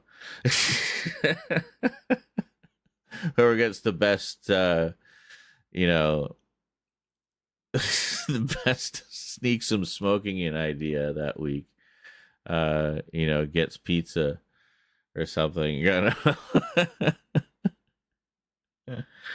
But yeah, I just loved how. I mean, because to me that showed that they truly loved the character and were fans themselves. So that was it. Superman and Lois, that's the one I was thinking of. Yeah, I knew there was a Superman show. Yeah, Jonker says Superman and Lois was great. Annoyed me how with season 2 onward they retconned the show to not be connected to the Arrowverse, other than the main leads being the same. Oh, so they're fully. I guess with the Flash being done, that was kind of the remaining heart of the Arrowverse.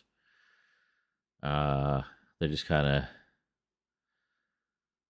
shutting it all down. It's kind of unfortunate though that you'd think, having done like such a big interconnected universe of shows, you'd think if they're going to bring that to a close and then maybe start something fresh with, say, this Superman show, that they would have a big finale. You know, let's go out with a bang, everybody. You know, one last blast. And have some big epic 5-part storyline or something that closes it all off. You know? Can you imagine just what a fucking event that would be? Yeah. Seems like such a missed opportunity. It's such a shame. Especially after like how long, like how many years they had it going. And how many shows became a part of it. You know. But Jonkler says, which is just odd because the first season makes references to the other shows. And the character of Diggle from Arrow pops up. Then season 2, all of it ignored. It just quickly died within 2 years. The Arrowverse. Yeah, like so basically once the Flash ended, like it just couldn't survive without the Flash. That was it. They just ripped the spine out of it and didn't know what the hell to do with the just floppy rib cage other than trying to keep the guts from falling out of it. So they said, we'll just it's not the same Superman and Lois. Okay, there, that's it. Done.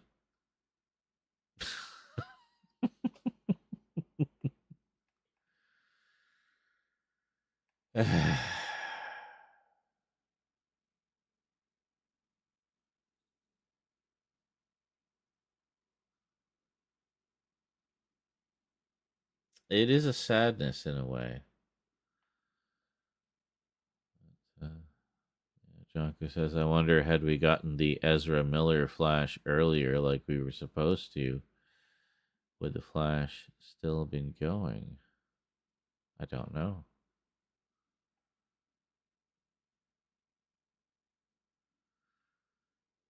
So yeah, I guess Flash ended around the time that the Ezra Miller one just kept getting delayed.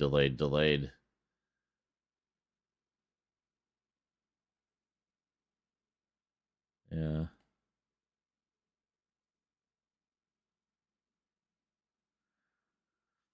Yeah, that whole thing. Well, it was like that with Superman for a while too.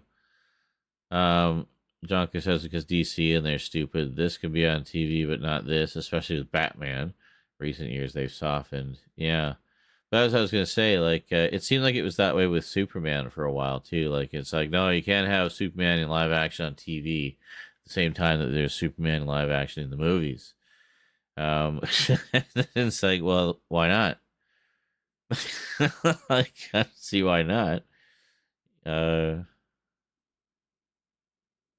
mean, you would have a different animated Batman on than the live action one. That's on. Oh, that's not the same. Oh, okay. But yeah, then they introduced Superman in as a sort of guest character on Supergirl, I guess, and then got spun off into Superman and Lois eventually. But it's funny to me that that Supergirl in this universe, we meet Superman through Supergirl. Like, basically, we haven't met Superman in this universe yet until we've known Supergirl for a while. So it's kind of like the reverse of the way it plays out in the comics, you know? But, I don't know. I find silly shit like that funny.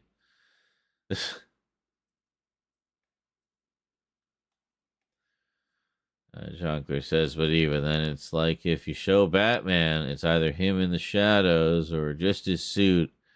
But with Bruce Wayne, they let them do what they want with him. Just can't have him suit up. Okay.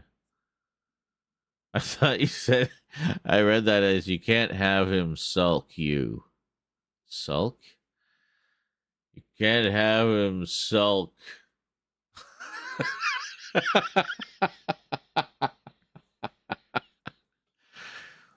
You can do whatever you want with Bruce Wayne, but no sulking. You don't want any mopey Bruce Waynes, all right? Crossing the line.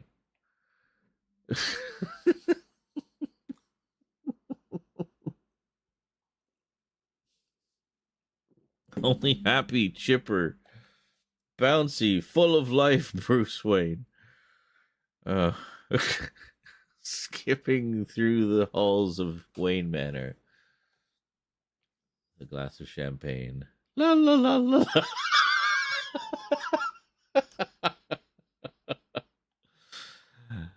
The Batman you never knew you wanted to see.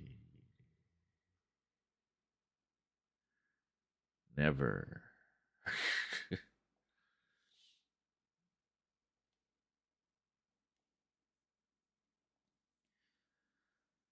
I don't know. Are the edibles working? I can't tell.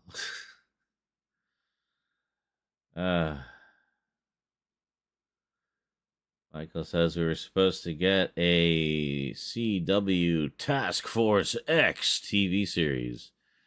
But with David Ayer's Suicide Squad coming, they told the CW, scrap that shit. They even set it up in Arrow Season 3. They even have a Harley Quinn cameo. Well, shit. Could have been fun. Probably would have been better than that movie. David Ayer's Suicide Squad. I've only seen the extended version because everybody said that one had more Joker in it. And it's like, well, hell yeah, I want to see more Joker. I want to fully evaluate this Joker. I don't want to see just snippets of what made it to theaters. I want to see all of the Jokerness. And, yeah. Honestly, I don't have any huge issues with him in terms of the performance. I thought the performance was pretty good. It's more the look. I don't like the design. You know, I don't like that. I don't like the grill. I don't like all the crazy tattoos and shit. Like, you know, the heroin addict Joker. You know, like, it just doesn't. I don't know. I think it could have been like a more classic Joker. and but with the same kind of performance, and that could have been quite effective. But yeah, Cholo Trap Joker. You got beef. Yeah. Is that up in here? Yeah, that's Letta's Joker. Yeah. But anyways, I've only seen that version of it, and my overall thoughts were it's like I thought it was okay, mostly like it. I thought it was fairly unremarkable, but there was some moments I enjoyed that I don't recall now. It's been so long since I watched it, but the only issue I had with it was that it was a very seen it, done it, been there final villain in it. Basically, a big energy beam into the sky, threatening all of existence, kind of thing. One of those things again. And I just get so tired of the energy beam into the sky villains. Like, we seem to see those a lot in comic book movies. So I felt like in a lot of ways they were doing some interesting original stuff that we hadn't really seen in other comic book movies.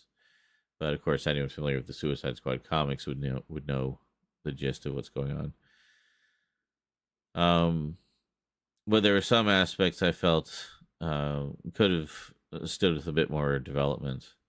I think part of the problem was they had a film essentially ready to go, but then the studio wanted them to go back and add more humor in because Guardians of the Galaxy was doing so well. So everybody thought, oh, comic movies need to have more jokes in them. So they did reshoots to add more funny stuff. So if some of the funny stuff seems a little forced sometimes, that's because it literally was. It was shoehorned in there at the behest of the studio. Now, in some cases, that might have worked in its favor. I mean, certainly, I think Harley Quinn works very well as a humorous character. But, I don't know. It depends on what it is.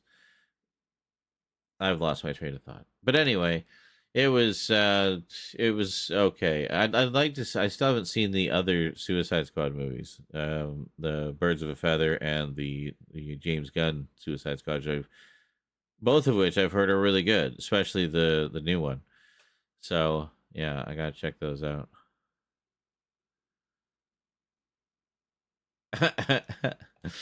Devin asks, "Lol, are you tired and high or just high?" Yes. I'm not particularly tired. I haven't been awake that long. I only got up at when did I get up? Like 4:30 in the afternoon, something like that. So I haven't even been awake 12 hours. So this is nothing. This is just high talking. High talking.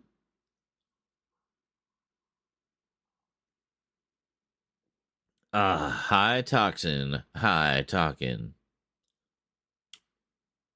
Well, not really toxins, but yes. Exorbitant amounts of THC, you see.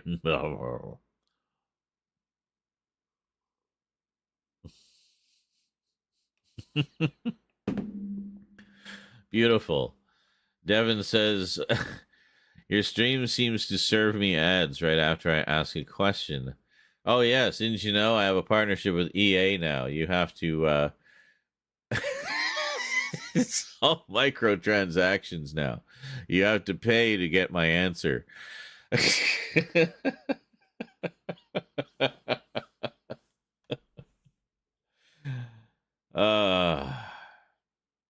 However, if you're planning to, come back here more regularly than once every 6 years, if you subscribe, you get no ads for a whole month. So, and it supports the show, the stream, the everything. The everything.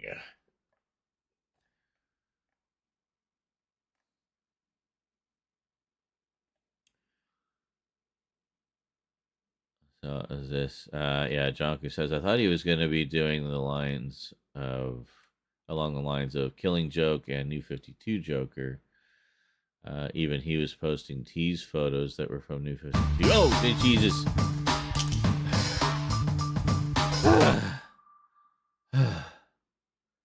Whew. Well, there you go. Oh, yeah, and even there you go. You had a Prime sub just sitting there. There you go. Doesn't even cost you anything. Quite all right. I didn't expect my sales pitch to work that quickly, but apparently I just have the gift. I should have been a used car salesman or something. As I choked to death on my own saliva. Anyway, I was going to say, yes, Jonkler, I remember when he did that photo recreating the iconic image of the Joker with the camera from the Killing Joke. And it looked fabulous. It looked amazing. And, yeah. Well, and also, I mean, I was looking forward to it because honestly, I think he's a very talented actor. And, you know, and he's very creative in his choices. I don't always agree with his choices. But I admire his courage as an artist. So, yes.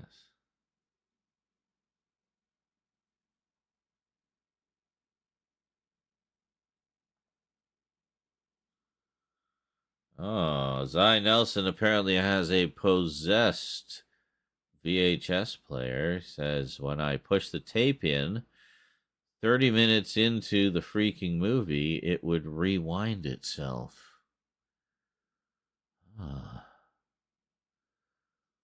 Maybe it just doesn't like long movies and has a very short attention span. It can only handle 30 minutes at a time. So you watch as far as it wants to watch, and then it'll start to rewind when it's done for the day. Then you stop. You say, it's okay. You stop. We can watch the rest tomorrow. And there you go. You've got to work with your haunted devices.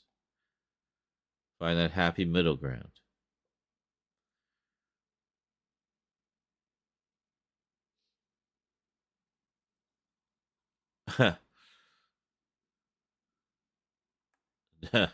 Devin says maybe someone had spliced some leader into the middle to be an asshole. That actually would be kind of a sneaky trick, wouldn't it? Because I remember when we would do shows at the theater, that's how the theater reels, like the film reels, would be set up. So we would assemble all the reels onto a plotter and then feed one end through the projector and the other end to the take-up plotter. And then at certain points at the beginning and end, there would be these foil markers that would act as triggers, like light triggers, I guess, to trigger events, pre-programmed events in a little computer. And so that would be things like the house lights, and the curtain and stuff like that. So it would trigger everything automatically, but sometimes the foil would be in the wrong place and it would throw everything out of sync.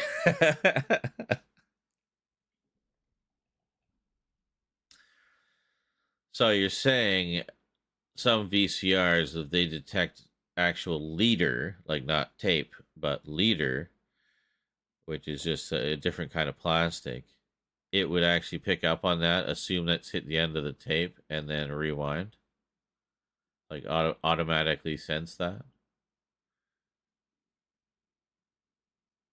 That's interesting.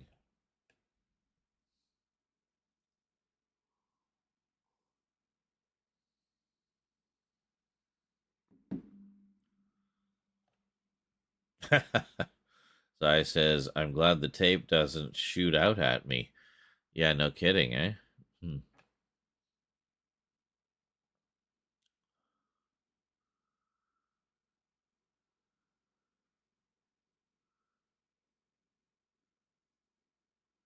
What was this? I might need a little more details than that. Devin says, I actually watched your story time video about some not getting to watch the staff viewing of some skiing movie not too long ago.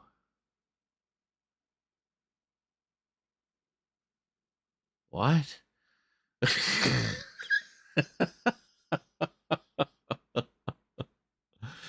I'm sorry, I don't recall that one. Story time, is that in the title? Story time? Because I know we do that with Luke. Skiing movie. Was it a skiing movie?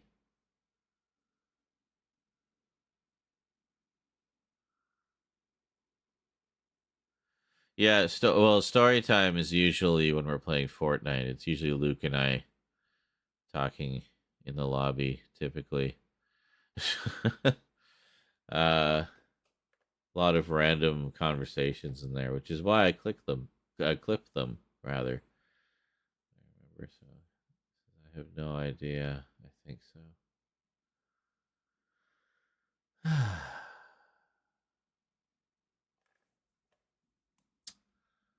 Wow.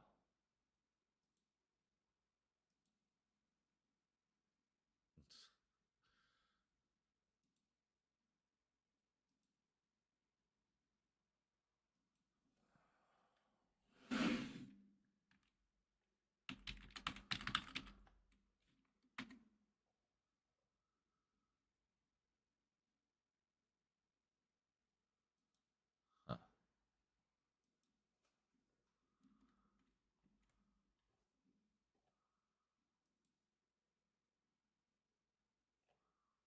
Ah.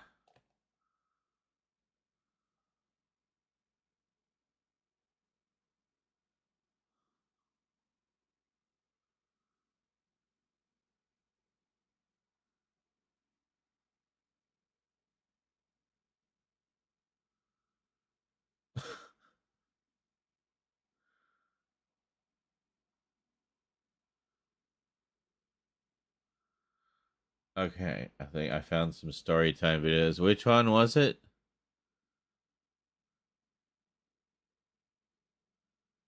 A Day of Hell at the Theater. What? That's not even close to.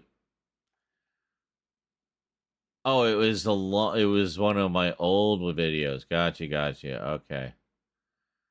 Yes. I actually have no idea what I said in that video.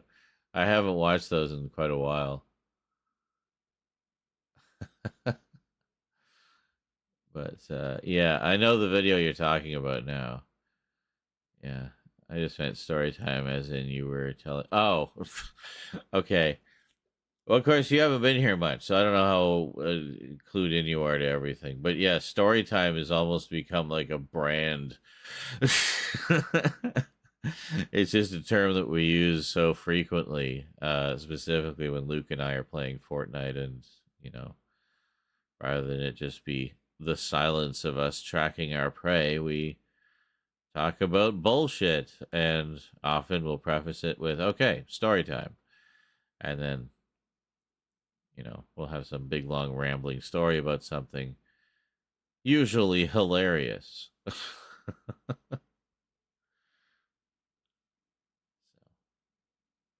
There you go. It's magically delicious. Yeah. I don't know. I just think those edibles really like that turkey. Bluetooth mode.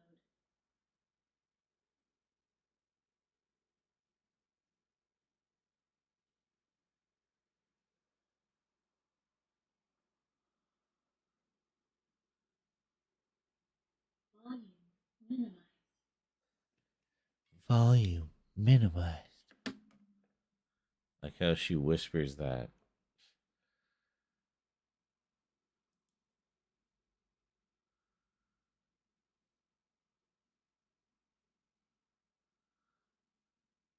Oh, it was the Zai says I laughed my ass off and watched the farting video, and you were showing a Doctor Who DVD. I think it was Survivors. It was the Survivors BBC set. A closer look that took me a little while to film, as you can imagine. I think that video was just called Zarin Isaac farts and loses his mind. Loses. Oh, by the way, when I went outside for a smoke earlier, it was weird. We were just talking about living in a world in which we are all Big Brother and all surveil each other. I'm out there having a smoke, and I see this strange flash go off out of the corner of my eye. And I realized that flash was like a photo flash, like someone taking a picture. And I'm like, why the fuck would someone be taking a picture of me? Yeah, I don't like that. Don't want to play on the paranoia when the edibles are kicking in. Oh boy.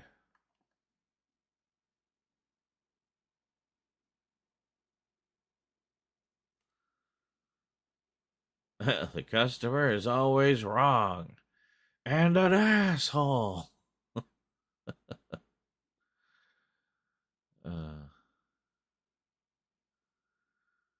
Having a smoke and taking a piss. That's right. Why do they need pictures of that?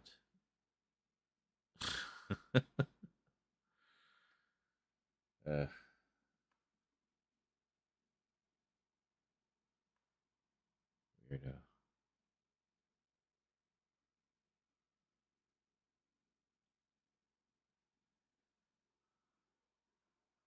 He's pulling his cock out. Yeah, because I just regularly take a Waz off my balcony.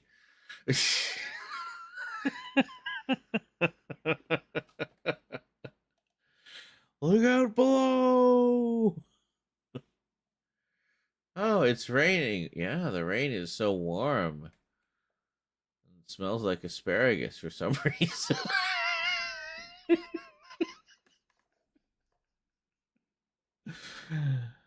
uh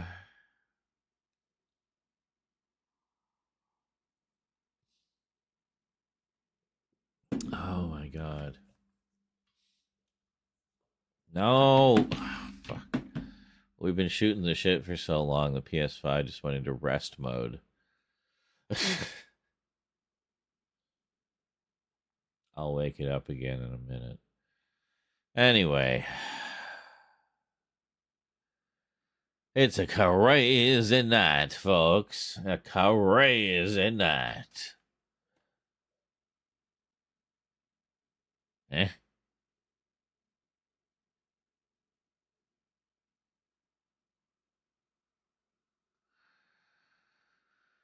Do you have any clips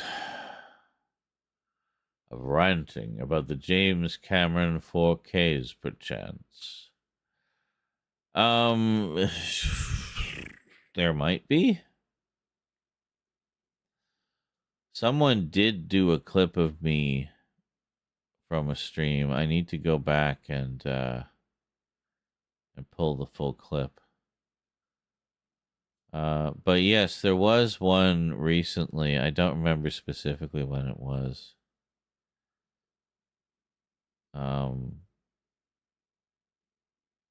And it was basically right at the beginning. So if you watch, like, you know, the first 10 minutes, it's like right at the beginning. I did a big rant when those came out. He kind of ranted about it, talking to me. I told you I got them. Oh, yes. Oh. You did you? I see. Well then.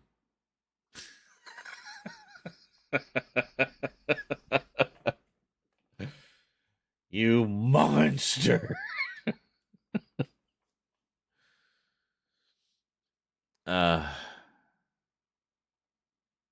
Yes. So there is a clip somewhere. I haven't found it yet, but I'm actually in the middle of getting caught up on clips.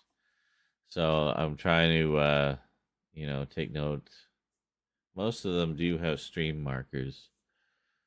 I try to do that when I remember, and hopefully my mods do too. I pre-ordered. How could I have known? Because the reviews came in a week earlier. The reviews, Stout. They were in.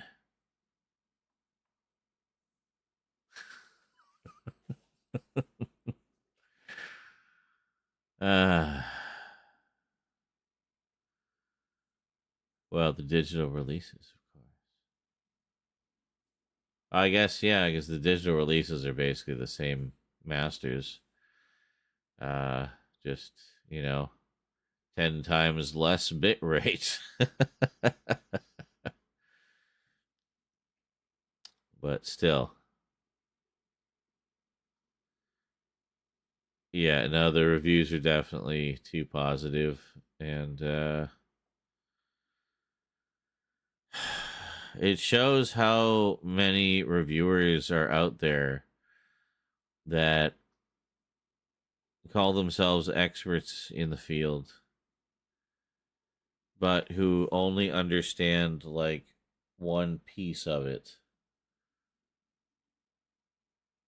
To be truly an expert in this field, you need to understand all the pieces.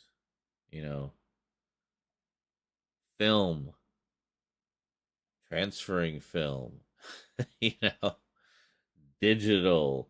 Yeah, you need to know what all of this means and how they relate to each other and how one can best represent the other. That makes you an expert. If you only understand one slice, you're not an expert in anything. Don't call yourself an expert. You don't have the full picture.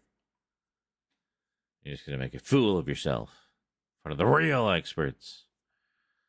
So,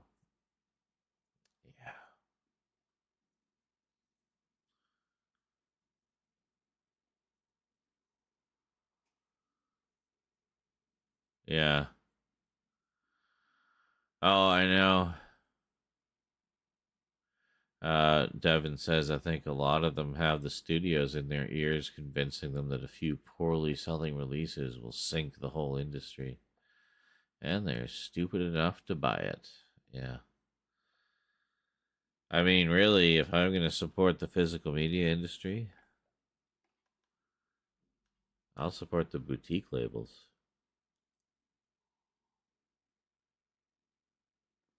Pretty much all of them. Run by film fans who understand the whole process. All the pieces of the puzzle.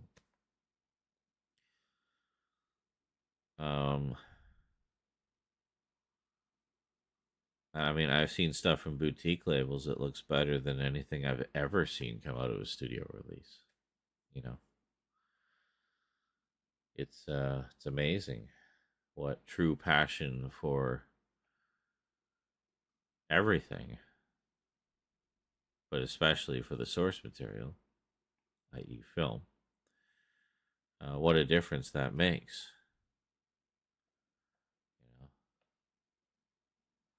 I remember, what was it?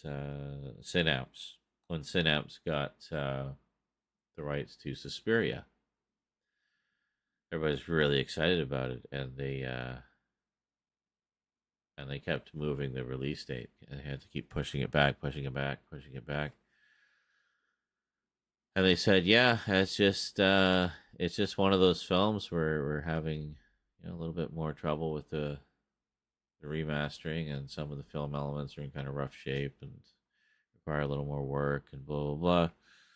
So they basically just took as long as they needed to fix it. They refused to release a substandard product because they knew a huge responsibility had fallen into their lap, and that was to do the first Blu-ray release of Suspiria, one of the most beloved Italian horror films ever, and for many, a gateway film into the world of Italian horror. Hi. But they took as long as they needed. Didn't matter. But it seems the bigger the studio, the less time they are given to do the work. And the shoddier the work is. Because the studio just wants their bottom line. The boutique labels want something that the fans will be proud of. Because they themselves are fans. And they have it now in their power to do the ultimate edition of one of their favorite films. Hell yeah, they're going to give it every bit of work they can.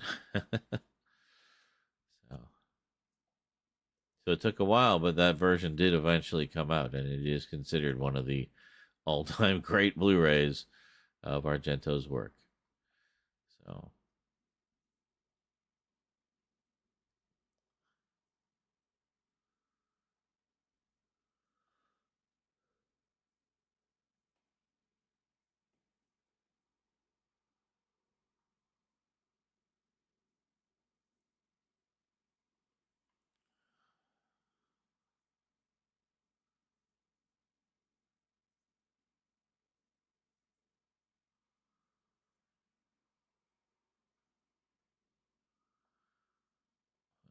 Devin says, I feel like no one's doing it like Arrow and Second Sight these days. Dude, Vinegar Syndrome. Hello. Pretty much anything Vinegar Syndrome. Also, Synapse is very good. So. Oh, by the way, I thought of you the other day. I've been watching some salvaged YouTube content, basically, from the now defunct Encore Plus YouTube channel. Encore Plus was a channel put together by the Canadian Media Fund, I think it was called, and ran for 5 years from 2017 to 2022, featuring digitally remastered versions of a lot of Canadian television shows, many of which had not been seen since their original airings. So one of which I was watching is basically a teenage soap opera, kind of along the lines of Degrassi, but different. It's kind of a grittier version. Anyway, it's called Northwood, and it was just this one from the 90s I remember hearing about, and I'd wanted to check it out, and it's like, oh yeah, they have the archive here from Encore Plus. So I downloaded it, I was watching it, and I was like, I wonder what the quality. These look really good. I mean, you can tell it was shot on video. The whole thing was shot on standard def video back in the early 90s. So I was just kind of curious. So I pulled up the details on it. So it's been just, upscaled to 1080p. Not really like AI upscaled, but, upscaled so it looks nice. And 60 frames per second. And I was like, huh. Well, look at that. And I checked. It wasn't just like a fluke or something or a glitch. No. All like 58 episodes, however many episodes it is. Every episode, 1080p, 60 frames per second. I was like, wow, they obviously put some effort into this remastering. They weren't just tossing up any old, quick digitization and call it a day. They put some effort into this. So honestly, it looks fantastic. I was really impressed by how well it looked, and it reminded me of course, all of our conversations about that whole process. and then you just showed up in my chat today, randomly.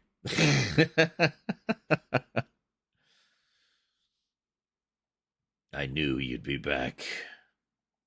But then there was another one I was watching. So I was like, yeah, I'm kind of enjoying this, melodramatic teen soap opera CBC in the 90s vibe going on here.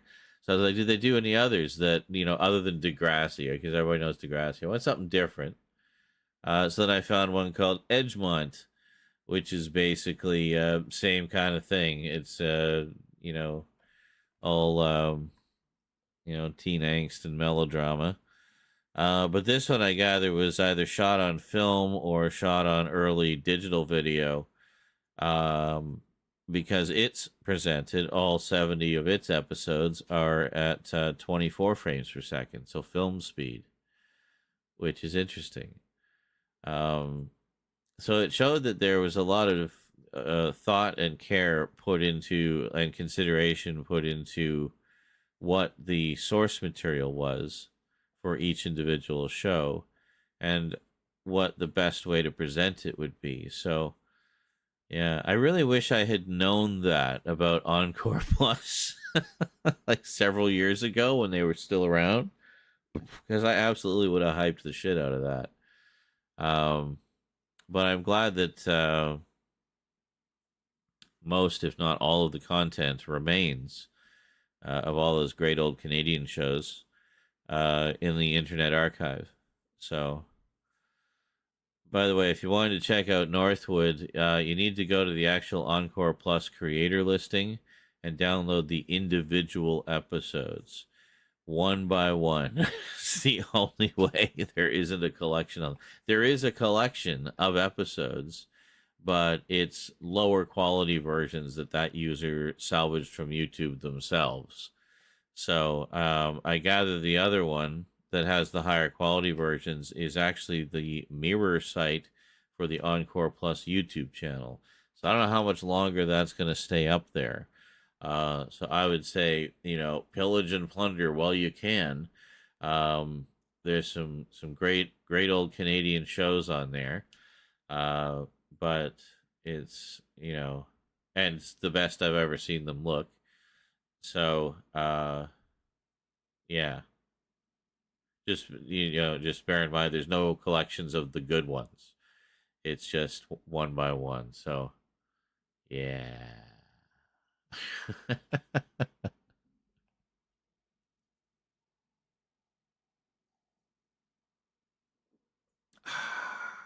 Oh, you haven't seen Suspiria, Devin? Yes, you should see Suspiria.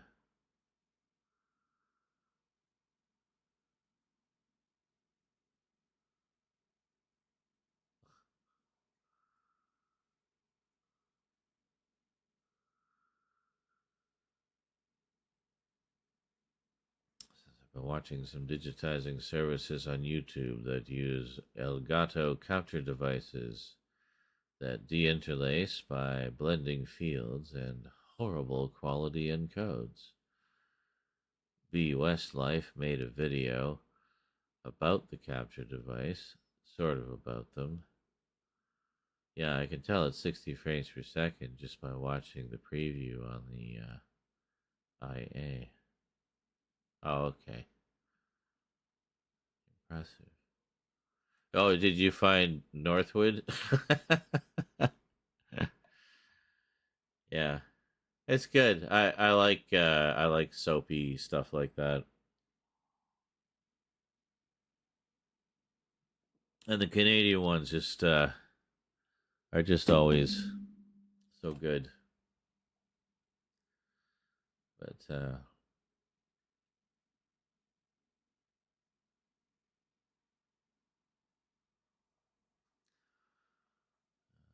impressive. Says that's something that gets left by the wayside when any sort of catalog shows hit streaming and such. Which, like, mirror sites like that. It's funny. I mean, you'd think that, if their license ran out to show it on YouTube, they had a mirror site going on archive.org, that they would delete the mirror site as well. But so I don't know how official it was, or if it was just someone that managed to capture the absolute best quality versions that ever appeared on YouTube. Um, but yeah, no, I thought they looked really good, and that to me, as you and I know have discussed many times, Devin, the best way I feel to preserve old standard def content like that's 30 frames per second or 60 interlaced fields per second is to use some kind of process like the algorithm that Devin and I use, to turn those 60 fields into 60 frames. So no interlacing, but 60 actual solid frames. So we still basically get the same, because 30 interlaced frames feels like 60 frames, if that makes sense, when you're watching it on a CRT television. But to really kind of duplicate that, you need to bump up the frame rate on a non-interlaced television to give it the same kind of feel. Because really, you were watching 60 frames per second in your head, even though it was 30 frames made up of 60 interlaced fields per second. So, yes, it really comes down to perception, doesn't it? So anyway, 60 frames per second made from those interlaced fields. That's the best way to go. And, well, we've seen the results many, many, many, many times. And they are very pretty.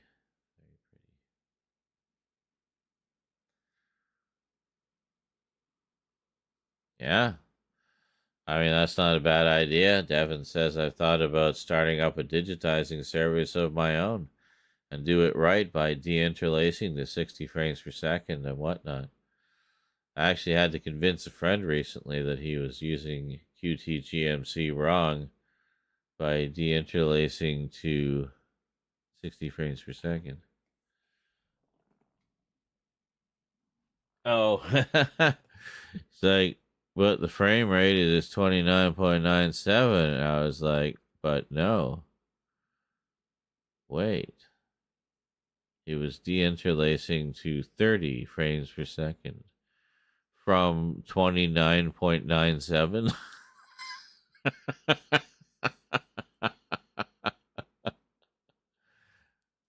Dude.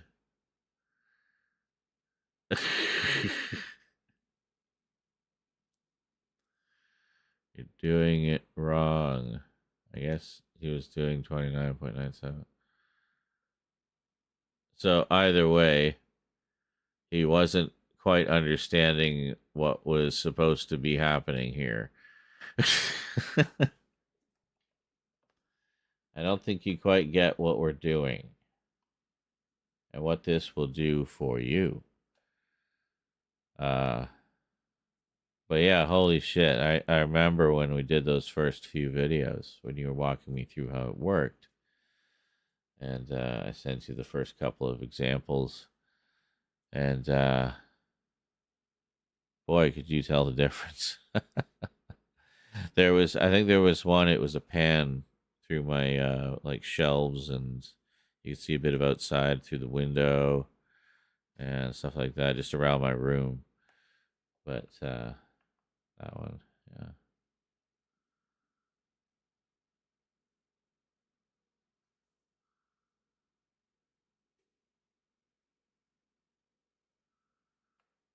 yeah. I was able to convince him with a filmmaker IQ video, though, where he plays a 30i video on a CRT, and it's basically 60 frames per second. Exactly.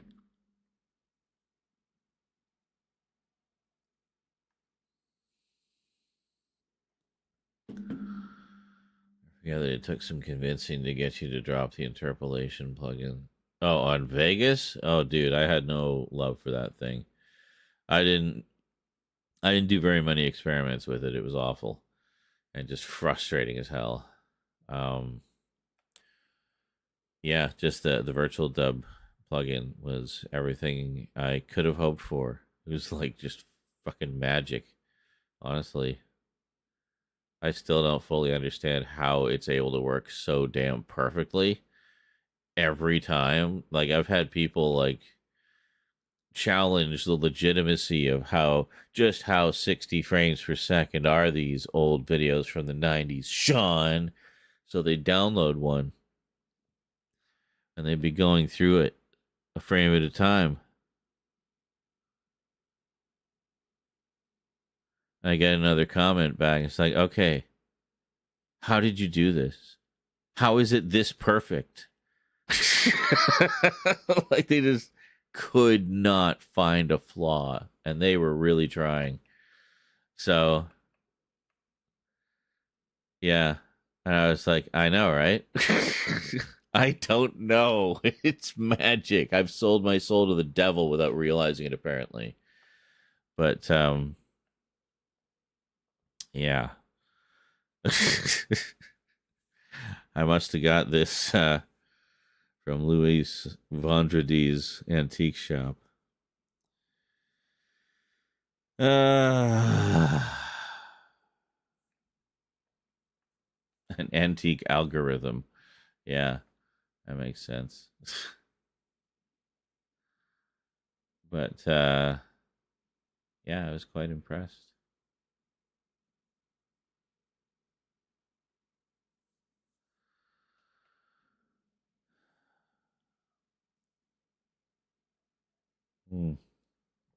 That's something I need to get a computer set up for again, is digitizing. Still got a lot of stuff still trapped in analog land. And, you know, I mean, tapes don't last forever. So, got to transfer them while they can be transferred. I'll actually be quite interested to see how that process looks when applied to some of my later footage, like when I got the Digital 8 camcorder. Because I remember, in particular, when filming outdoors, the picture was quite bright and crisp and colorful. And so I'll be interested to see how that looks afterwards. But it's about twice the resolution of the Video 8 footage, which is what all the other retro videos have been thus far. So, yeah. So you think, as good as those look in 60 FPS, look forward to more when we get to the early 2000s. We'll see some footage filmed with the Digital 8 camcorder, and I think that'll benefit even more. That's going to be an interesting era to go through, because I didn't do as much of the sort of vlogging style stuff, but I did. I went back to a style of filming people when they would come over. So kind of an old style that I used to do in Selkirk and Winnipeg was, I'd set up the camera and we'd have company and we'd film and goof off for a little bit.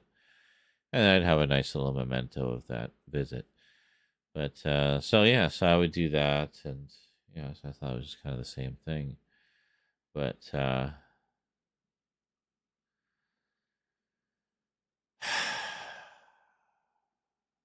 there she goes. Bye, train of thought. See ya.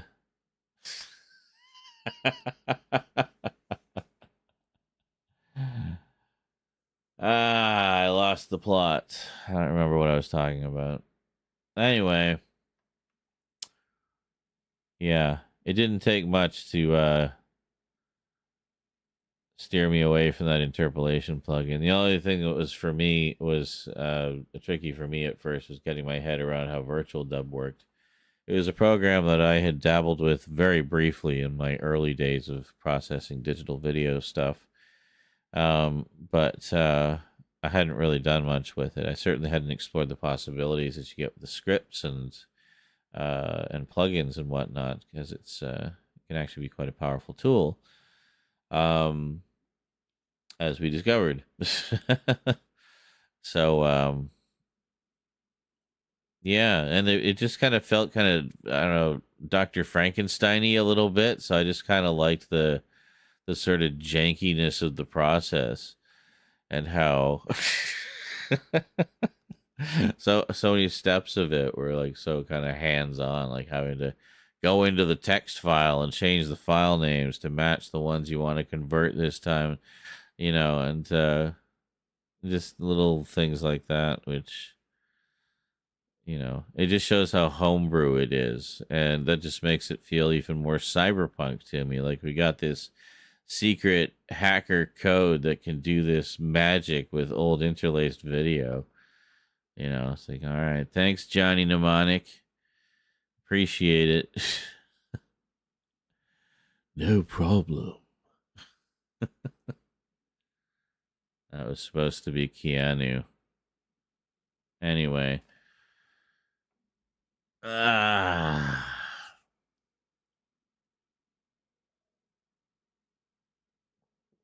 I guess I'll go have a smoke and take a chance that more paparazzi are going to snap nighttime photos of me.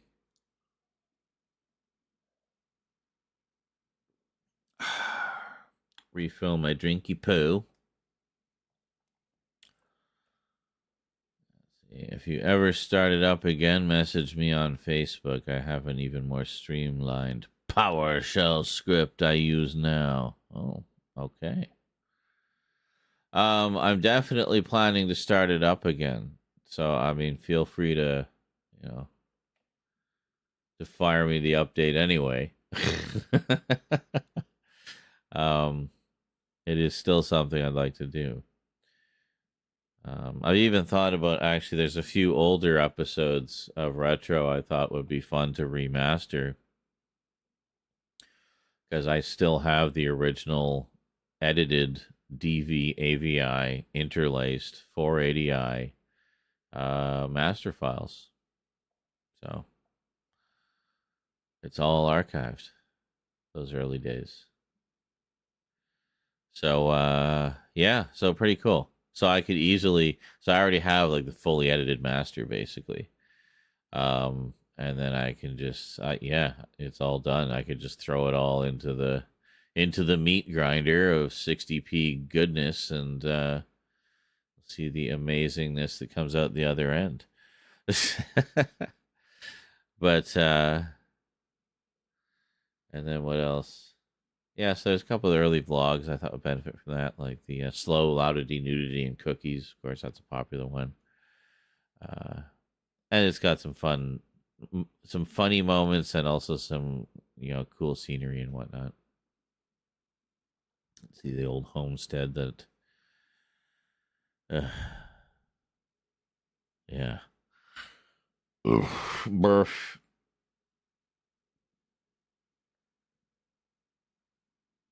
And hey, I could do Super Mega Transform. Yeah, I could do Super Mega Transform X in 60 FPS. Yeah, because I've got a couple of edited masters of that. I've actually got quite a lot of material for that. Like I've got all the behind the scenes footage and outtakes and effects tests and everything. It's crazy.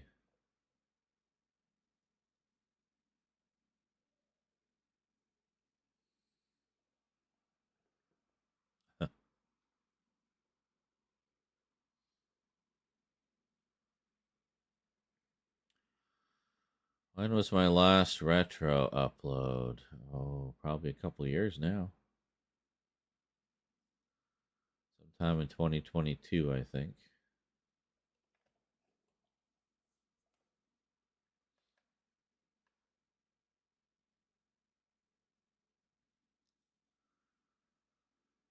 But yeah, I mean, I've got basically footage of some kind from mostly every year. There's a few years that are a little light on stuff for various reasons.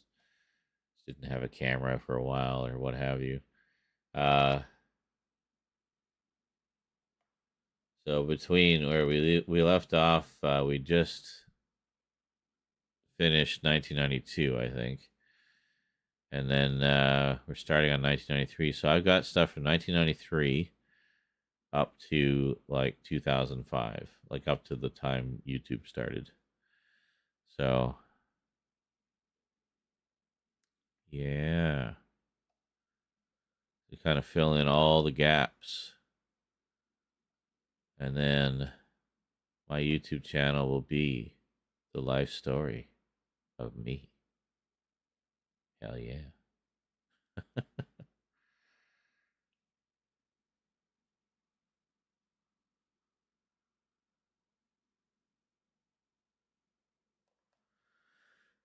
I actually do have a lot of footage from 1993 already digitized. It's already good to go.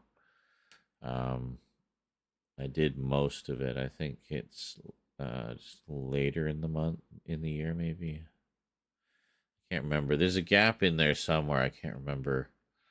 And then I have most of 1994, I think. Remember. Anyway, yeah, I've still got a lot of stuff left to digitize. But I've got a good chunk of 1993. I could do a batch of episodes. The problem is, I don't want to just do another batch of episodes and then have another huge gap because I don't have a system set up yet where I can digitize more footage. You know?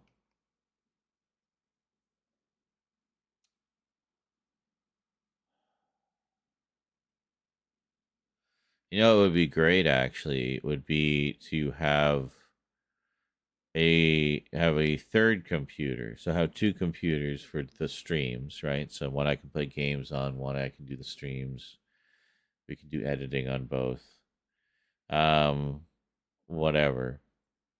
And then have a third one where I can be just capturing footage around the clock all day long.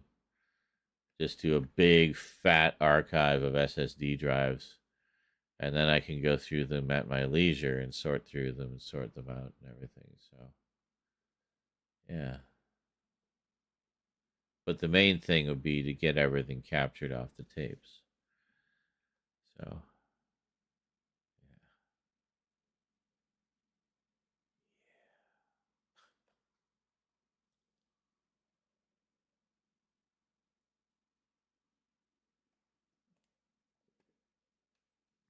I almost feel like that's the only way it's ever going to get done is if I literally have a computer that I can just dedicate to digitizing everything just to make sure we don't lose anything, you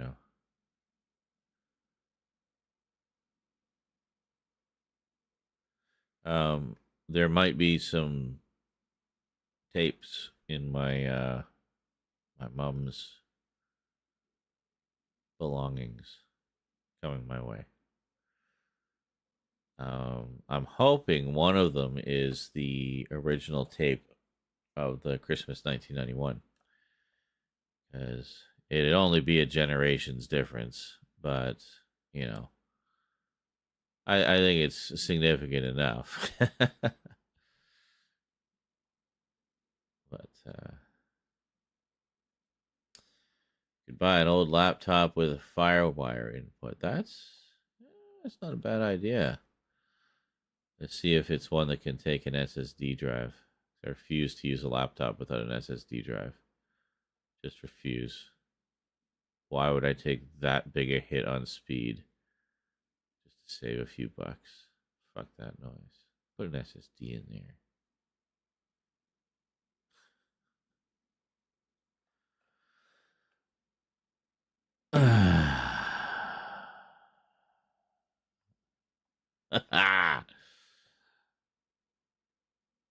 That was really good turkey. Yes, thank you. Isaiah says, be careful about that camera flash. I will. I'll let you know. I'll let you know if there's any shenanigans. All right, enjoy some clips. I will be back. Hopefully not on the cover of National Enquirer.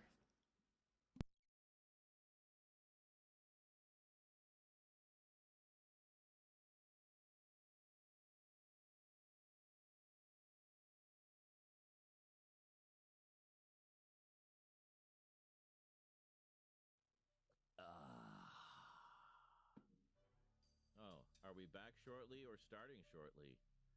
I don't know. I'm so confused. How can we be both at the same time? This is gonna mess with my brain meats. Why does this have to come up just as I'm stepping out? Because when I step out, I tend to get lost in my thoughts.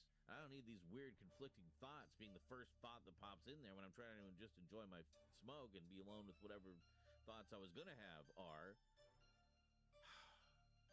Damn metaphysical dichotomies.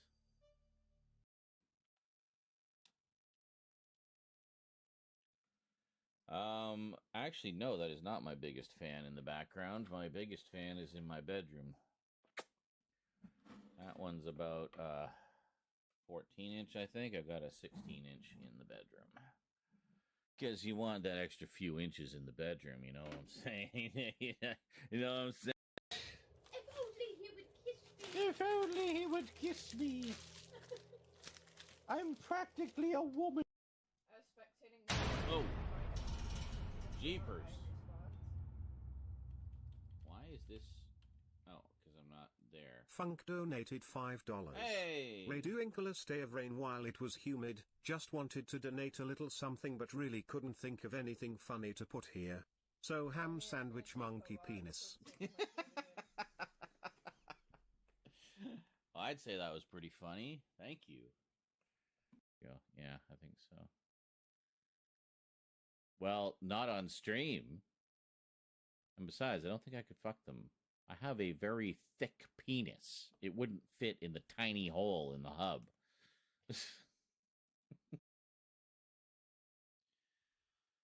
God, I feel like I'm gonna pass out.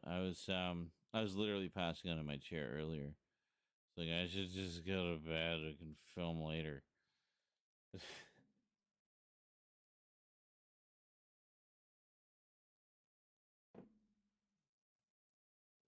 And it will all be populated by aliens and slee stacks. Wow, that's going back a bit. Land of the Lost. Only close a few times, then just watched it all at the end.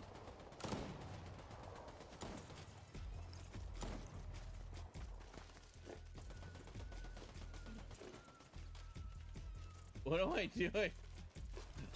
I'm like laying on. I'm like standing perpendicular to the rock.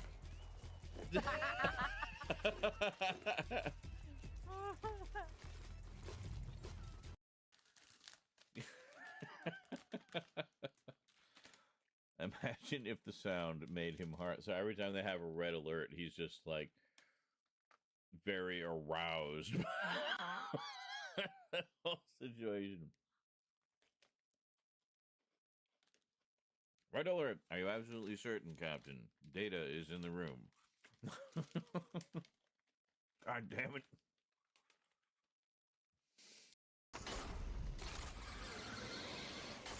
Enemy coming your way. Hello, I will be your enemy today. Sweet. Just like some drugs and stuff. I like taking drugs to assist me. Yeah, it's a little faster. Oh, if I put the shield away.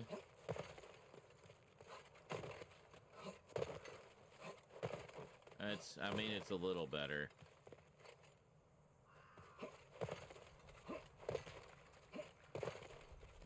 Yeah, I don't know. Is it really? I mean, I don't know if it's that big of a difference with or without the shield. But, anyway. Alright. People here. Yeah, people. Yeah. The heck with you, low card. What's he got? Twin mag assault rifle? I'll take that. There you go. There's another shield for you. Run! Yeah, I saw that. I don't know how do you... You guys want to be helpful. If I just randomly go off on some rant, clip it. You don't have to clip the whole thing. Just clip something. So there's some record of it. And then I can find it later and I won't forget about it. You know, please, I'm begging you. Use that clip button. It doesn't have to be the greatest clip known to man. I mean, essentially just using it as a stream marker, just so I know where things are and know that there's something there that I should, you know, grab a bigger chunk of. So, and then with the highlights, I mean, I can go in. It doesn't need to be just a minute long. Clips can only be a minute, but if there's a clip there.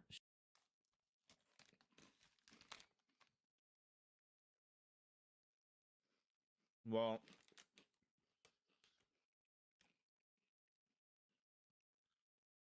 yes. And when data gets aroused, you hear this sound.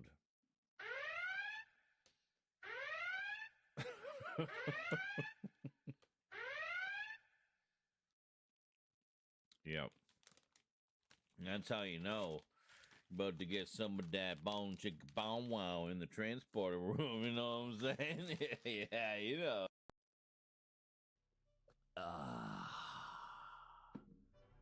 Oh, are we back shortly or starting shortly?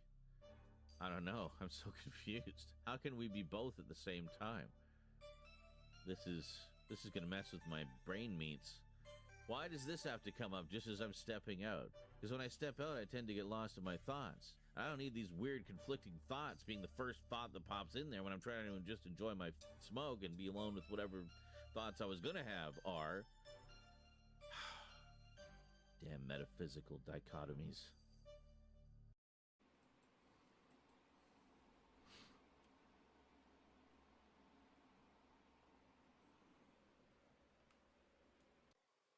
Absolutely insane!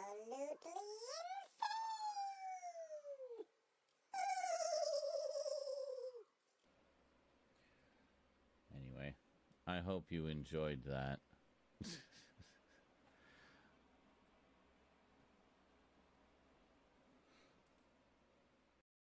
You actually have one real VCD. Wow. Well, I made a ton of VCDs when I figured out how to do it. But I'm guessing you mean a, you know, pre-recorded. A pre-recorded fart, yes. Of course, ooh, what did I find here?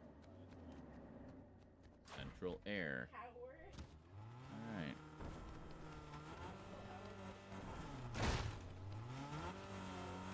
You having fun?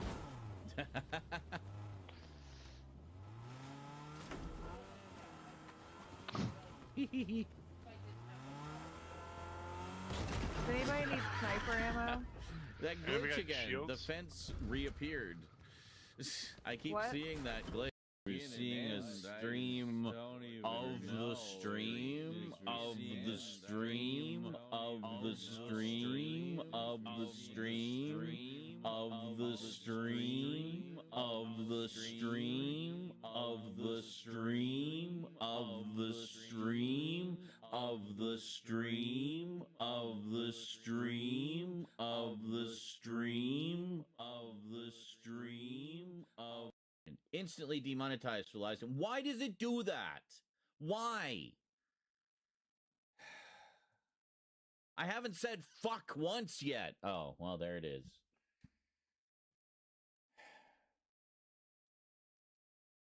I haven't said fuck once yet. Oh, well, there it is. Okay, twice now. Anyway.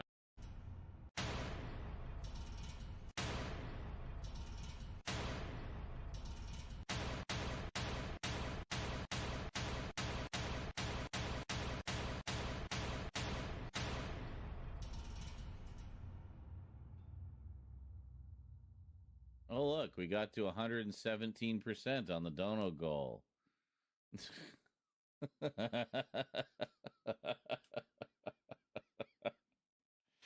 And John is now the stream boss.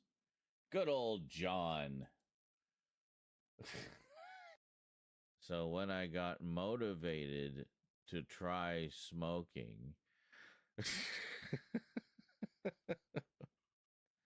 and then remaining consistent with trying smoking several times a day, it became a habit, and thus it keeps it going. Got it.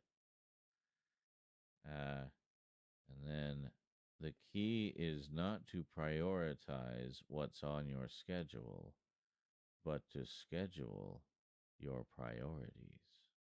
Ooh.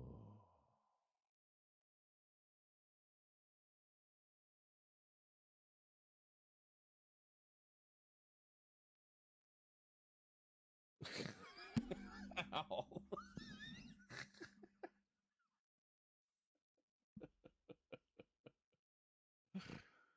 I can't get out of this menu. It's always that damn one about me being stuck in the menu. Can't get out of this menu. What's going on? Let me out of the menu.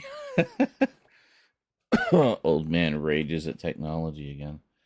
All right, speaking of raging at technology, we should probably get back to the game, huh?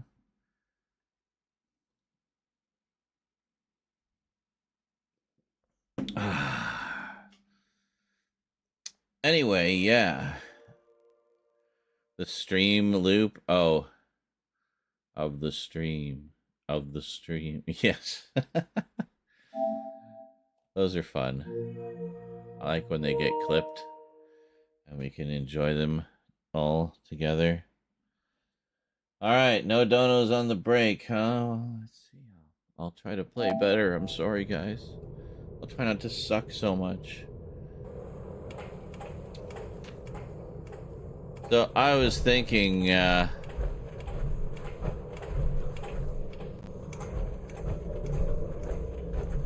right. So if we go through, oh, okay.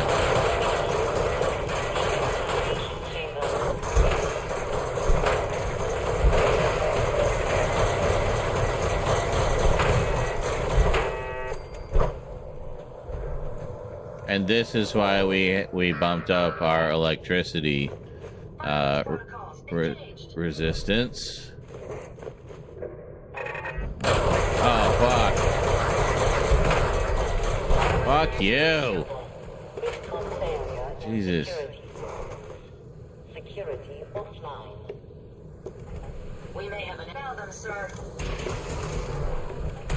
Another one? I'm still looting here. Do you guys mind? Excuse me. Oh, well, okay, never mind. You got him. Yeah, I'll take all that shit. We're gonna get some good robot parts here, eh? Oh, aluminum, yes, please. The scourge of the Commonwealth has used my own technology against me. You may have gained access to my sanctum, but you'll need better skills than that to defeat me.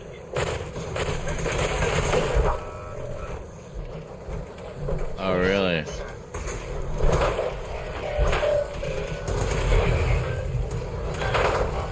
Holy shit, go Ada.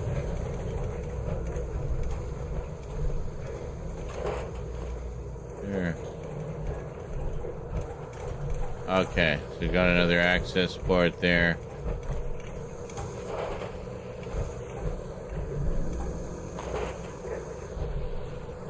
Yeah, I mean, I'm going to scavenge whatever I can. That's going to be good shit for the robot bench.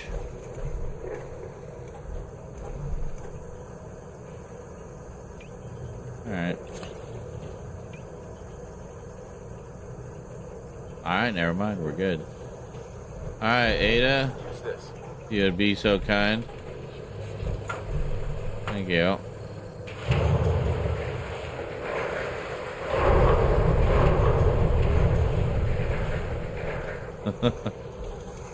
There's like 10 layers.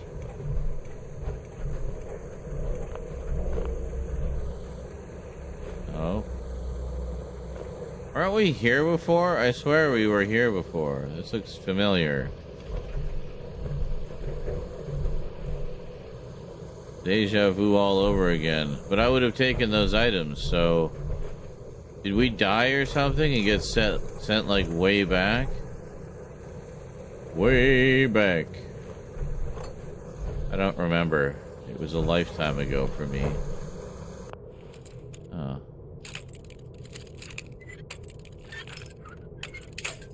Fuck.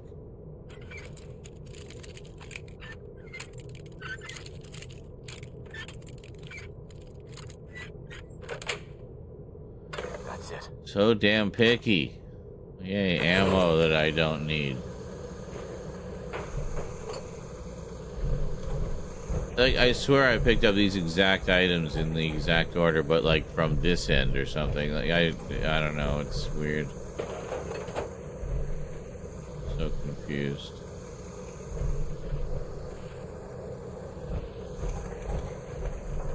Ada kicking butt though. That was pretty impressive. Don't need the plunger. Well, yeah, I'll take the plunger. Good, yeah, Buttercup front leg. Hell yeah. Jackson assured I was well built for travel. His modifications will be adequate for quite some time. Excellent. Good old Jackson. And then, you know, no, fuck all the mods I put on you, basically, which are way better than anything you had when we met. But fuck me, I guess, right? I see how it is. Oh.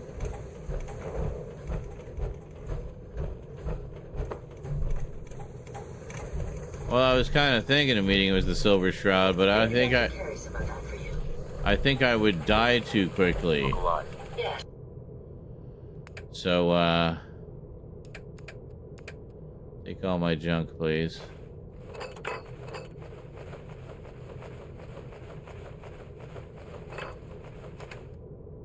And these big honkin' mods. Anything else? These. That.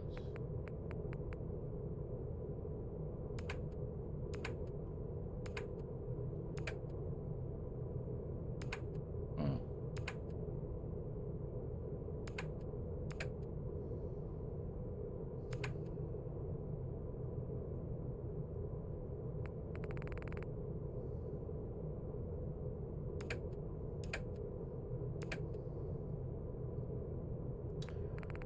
I'm gonna check something.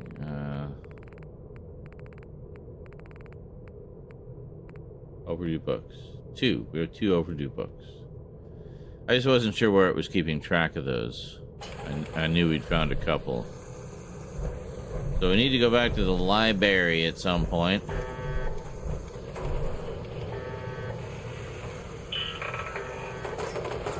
Oh.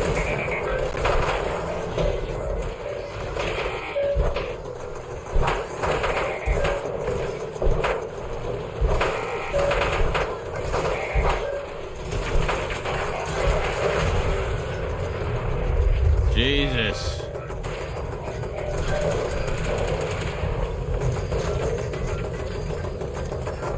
Okay, can you get out of the way?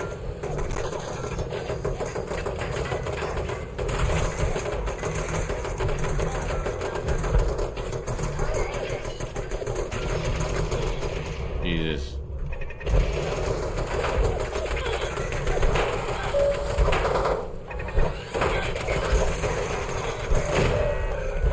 Perhaps I have a faulty sensor.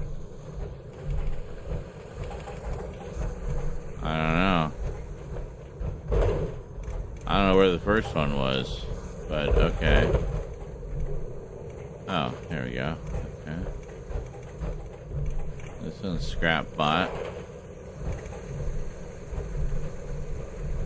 And, okay, nothing there.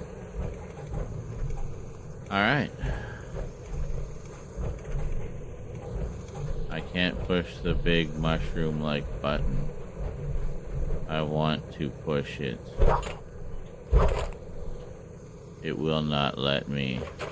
That's a filing cabinet? I thought that was a hot water tank. Okay, cool.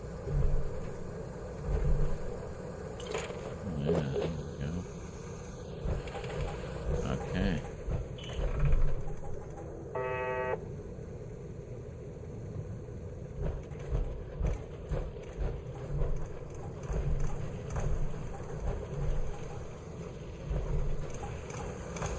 Here's something on the other side there.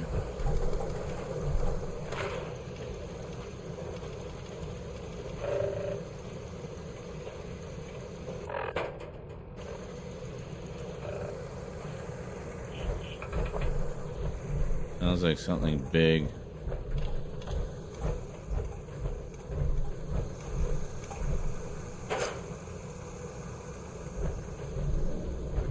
Yeah, it'd be cool if it came busting through there or something just as you go to loot the locker. Yeah, that might be asking too much.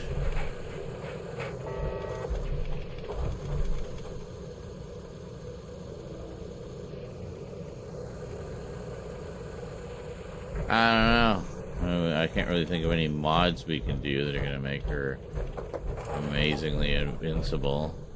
We could call it quantum. Chief Engineer's Terminal. Maintenance issue 09007889-AB. Start here. Yeah. After dome implantation, the brain on the above subject started exhibiting physical changes. The subject's dura turned into some kind of a mottled brown color and started to break down after only 12 hours in the solution. Turns out the biogel was tainted with sulfuric acid runoff from the dome polishing compound, and a reaction was occurring when they met. Unfortunately, this subject is a total loss. We'll just have to write it off as bad luck and switch polishing compounds immediately. Maintenance issue. Yeah. We're continuing to have issues maintaining cohesion between the neural interface and the spinal column nerve endings. The nerves reject the connections faster than we can rebind them. I know we were hoping to keep the spinal columns intact for the robo-brains, but it's obviously not going to happen. It's interesting, the origins of the robo-brains. I'd suggest we revert back to the original plan, the good old brain in a jar prototype. It will reduce the amount of life support subsystems significantly, as well as cut production time almost by a third. I'll submit my findings to the brass in Washington tomorrow.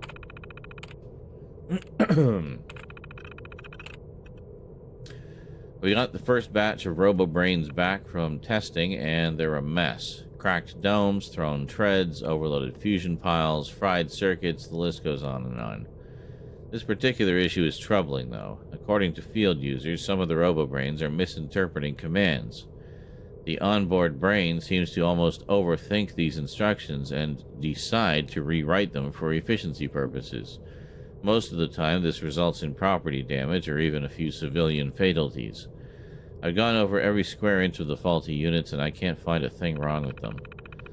I'm going to have to send this issue over to research and see what they can shake out. At least our department is in the clear on this one. Finally.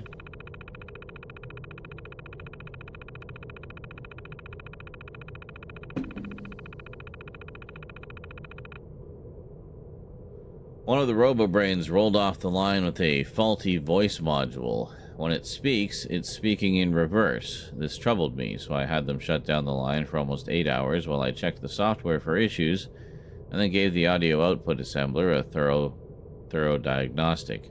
I didn't find any issues, so I gave the all clear to resume assembly and marked it down as a glitch. I had no idea what would cause such a ridiculous issue, but if you ask me, I think one of the guys upstairs thought it would be funny. Okay, then. We have learned things.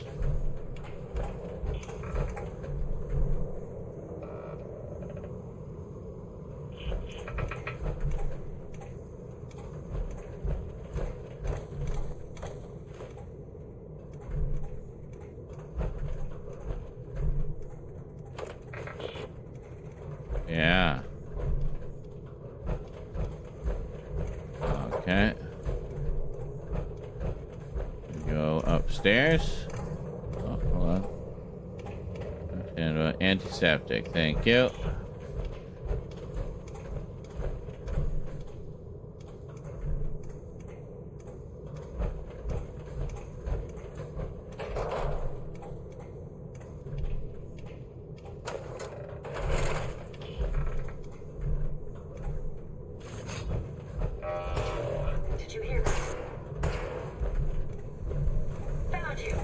did.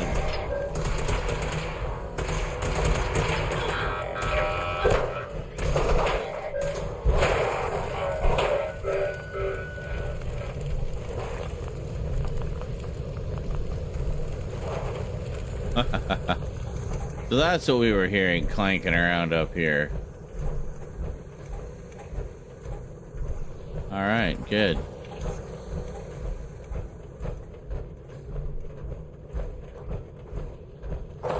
Ah.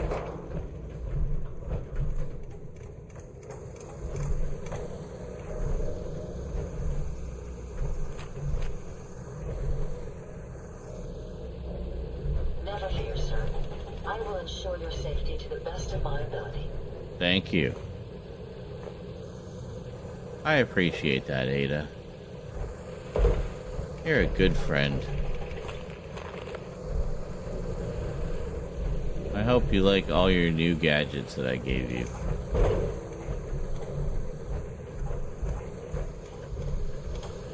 Ugh. Okay, don't get so pushy there. Getting a little too deep in my personal bubble there, Ada. Come on. Oh, Jesus. Where the hell did that guy come from?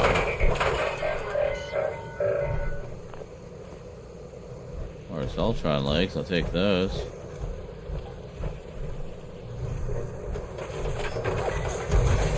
Oh, shit balls, Batman. Jesus. Okay, hold on. Better regroup a little bit here. Oh my God, really?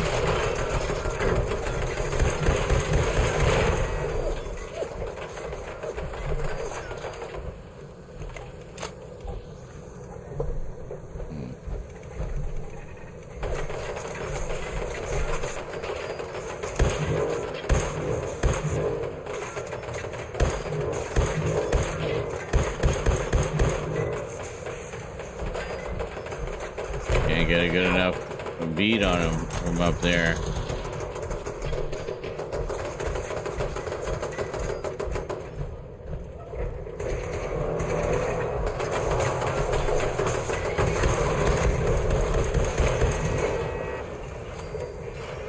Oh, did she get the other one? Shit.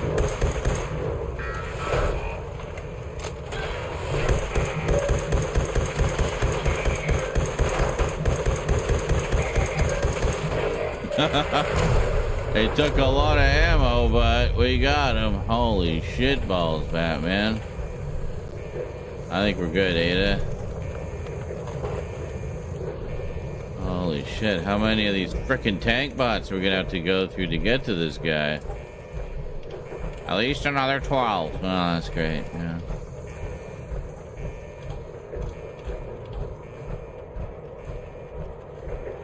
Just looking around, making sure we didn't miss any good loot, you know how that goes. Don't want to miss the good. See, makes you battery. That's got some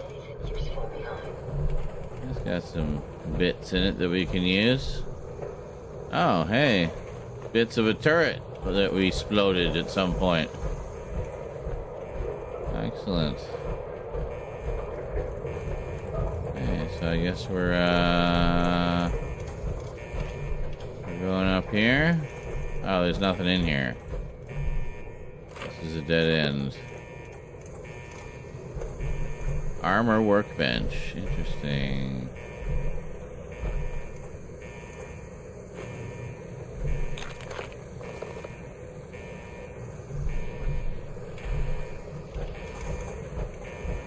Ah, okay.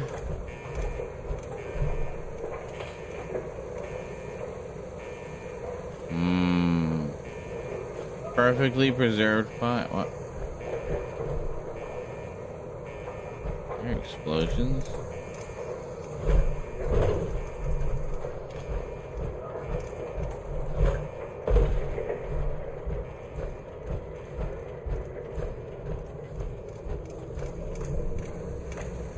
Radiation storm outside, maybe? I don't know.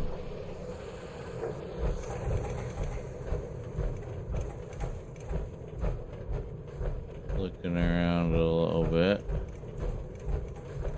Oh, that's where we came up. Okay. Okay, we're a little turned around here, folks. That's okay. We'll figure it out. We'll figure it out.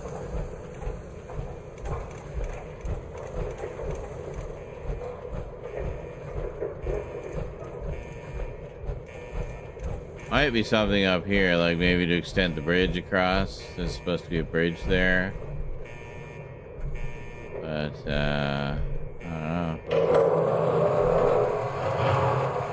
Oh, okay. Gotcha. Because we don't actually need to go in there, but we do need to get over here.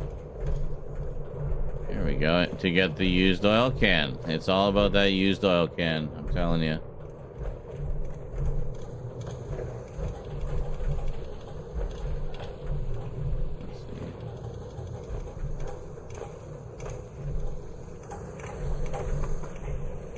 Cigarette carton there, by the way. I'll add that to the cigarette machine at the bar. The bar. Take the car to the bar.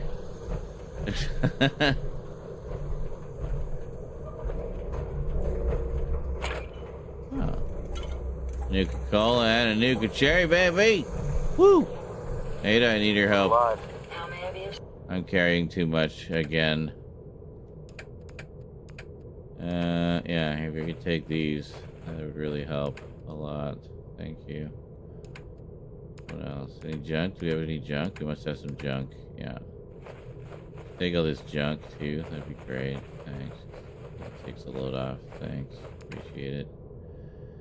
And, anything else? I got any garbage weapons I accidentally picked up? No? Okay. No armor, nothing. No. Yeah. Alright, that's fine. That's fine. Thanks, Ada. Your carrying capacity knows no bounds. The robot workbench has enormous potential. Not even Jackson managed to discover all the possible permutations. True. I can see that.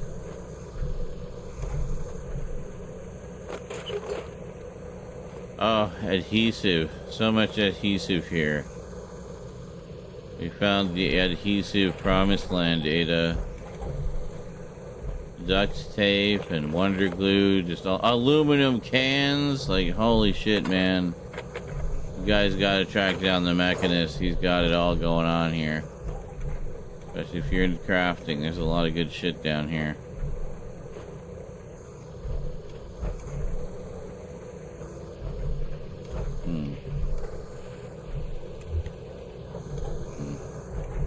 Over here.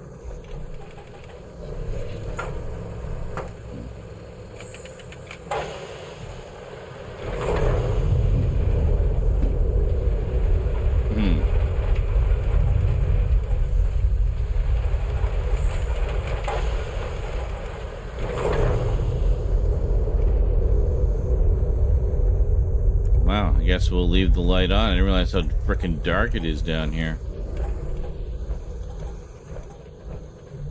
Oh, high-powered magnet. Yeah, we'll take that. Handcuffs. Many possibilities there.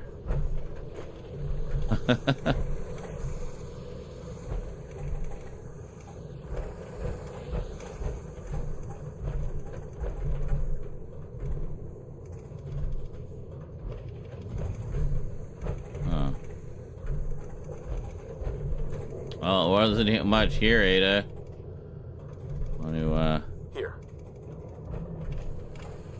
You'd be so kind.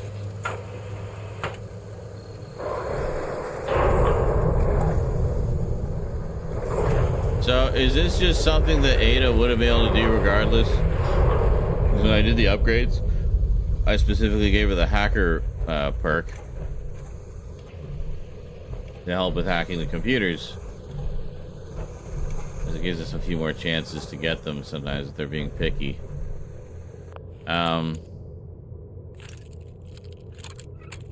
But her hacking is very similar to that. Nice. Sure. Hopefully the reward will be worth all that effort. Indeed.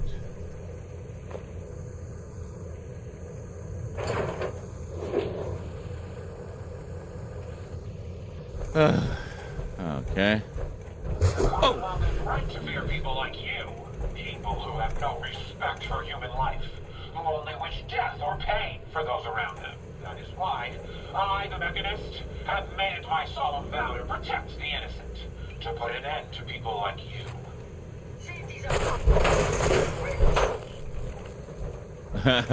Yeah, basically. Thunk. There we go. More junk bots. Watch out. I'm just gonna loot a little bit. You can keep them off my back for a sec, Ada. Thank you.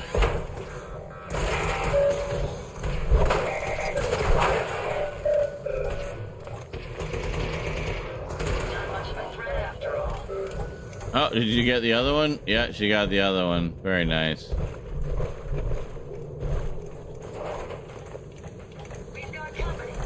Oh, shit. God damn, what just happened? I don't even know what just happened. These, like, some of these, like, incomplete robots. It's just, like, a pair of legs running at me. And stuff, you know. Shit. Well, I don't know, man.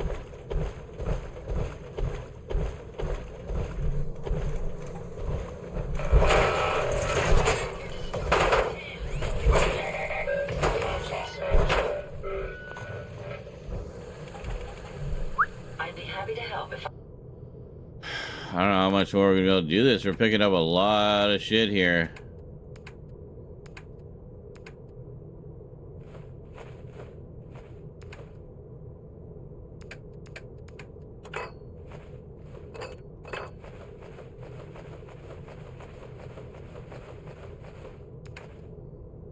Alright, we're really testing her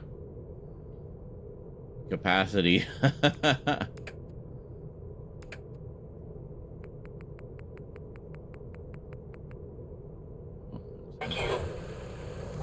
Thanks, Ada.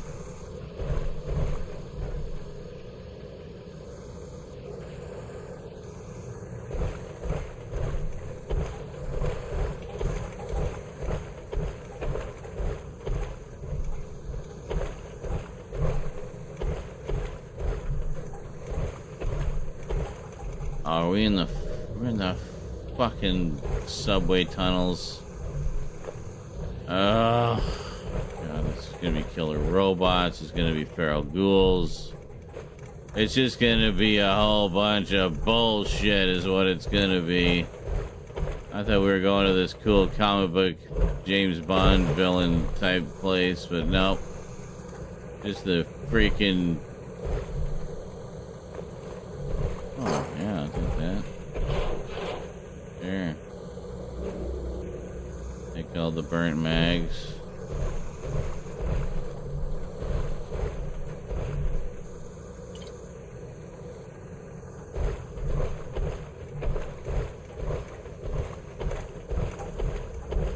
Yeah, see, wasn't there something else up here? Oh, there is, actually. There's a bunch of stuff here.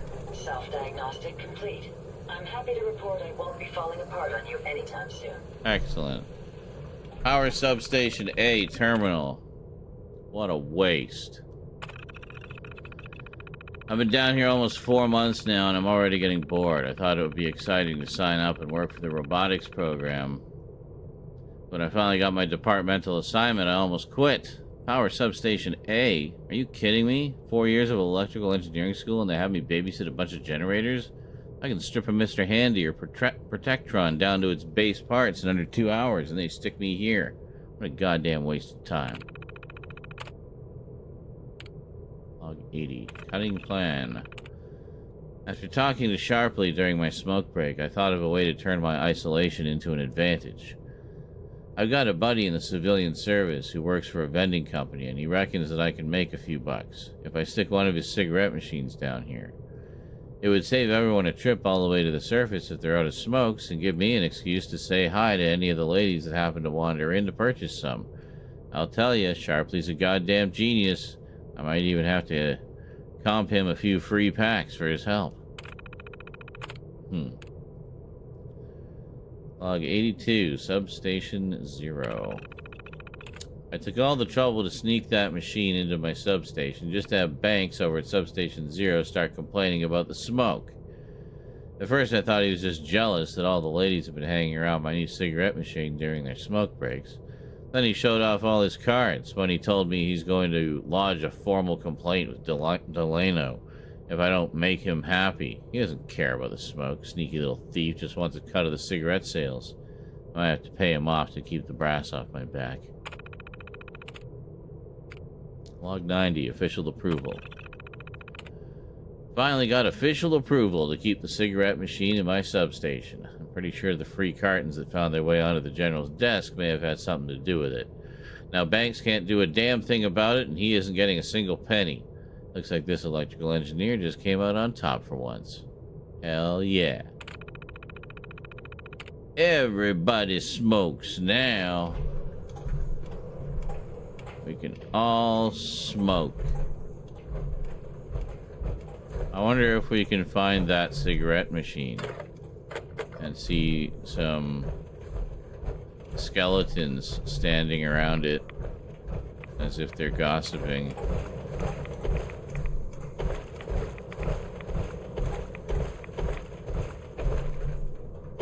Alright. Alright, what's down this way?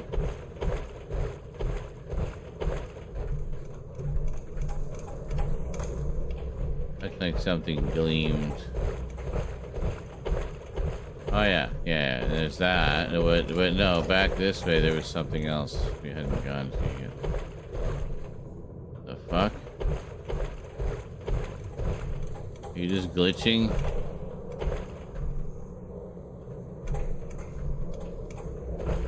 Is it this one? No, I think this is where we came in. What's this? Let's go somewhere? No. Okay. Alright. But I mean, I'm sure we would have taken those items. Green paint. That's rare. Oh, robot workbench right there. Alright.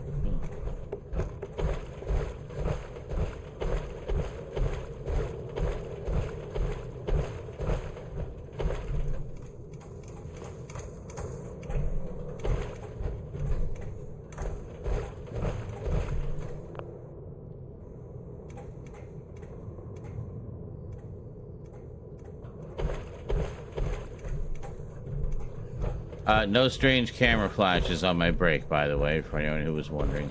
All clear, all good.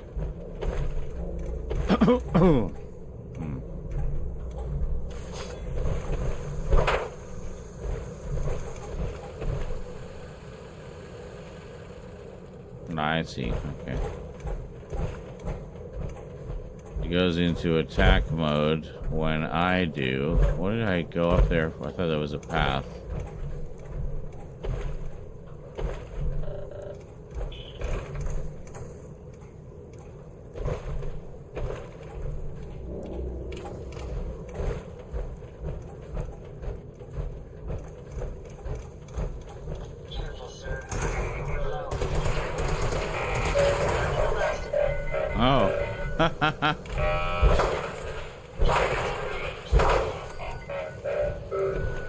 Make sure you don't leave anything useful behind.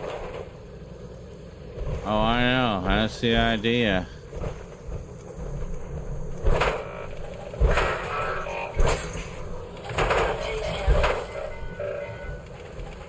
There you go.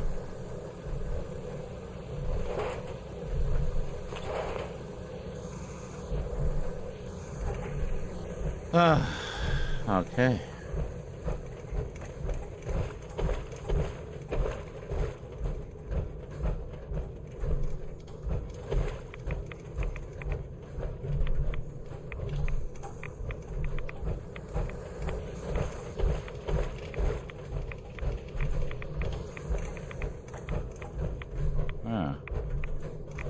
How is this nothing? Like, seriously.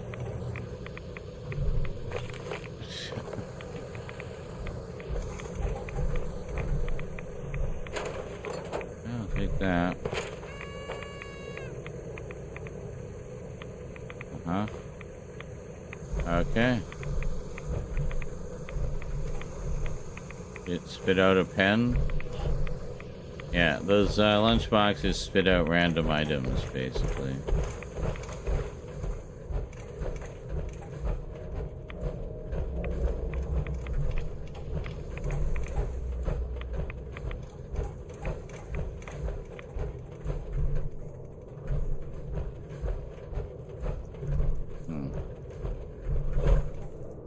All systems are a go, sir. Oberlin Station suffered damage from an attack. Well, in case you haven't noticed, I'm a little busy right now. I mean, I could be actually taking care of the people that have been attacking you right now, for all you know. Dummies. I just have to deal with... Oh, shit. But I will not falter. My robots will see to it that no further harm will come to the Commonwealth. I believe that good will always overcome evil.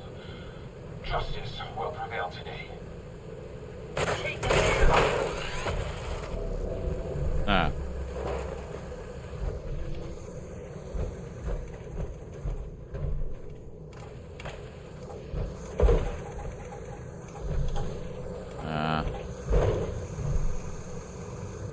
Oh boy. I think I played a Dead Space level like this.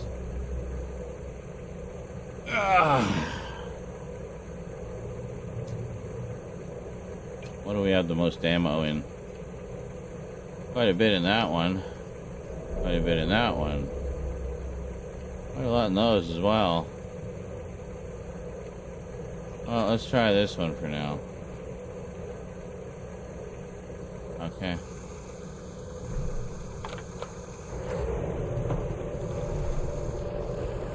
Yep. This is basically that Dead Space level.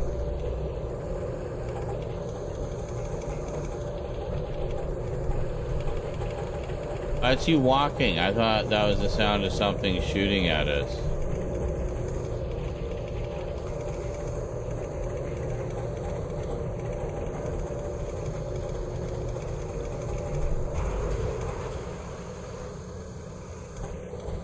Okay, nothing.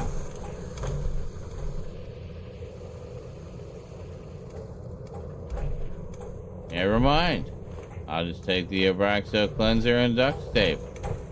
That was quite a non-event there. Were we down there before? I think we were. Yeah, that's where we were fighting guys in the... Yeah. Right, yeah, no, I remember that one specifically, because he was kind of glitching. I was trying to get the loot. Gotcha. Okay, I'm good. I've got it all figured out now.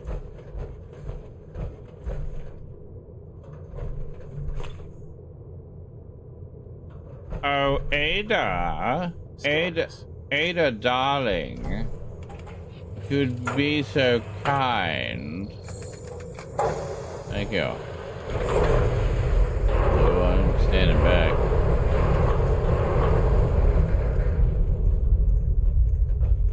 A lot of security. A lot of doors.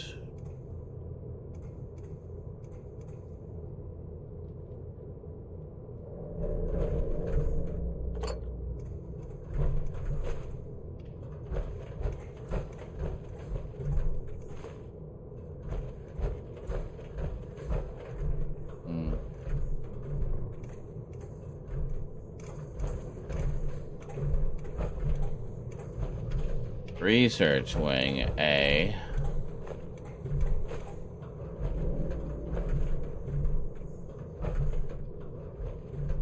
Caution, robot operating area, do not enter, authorized personnel only.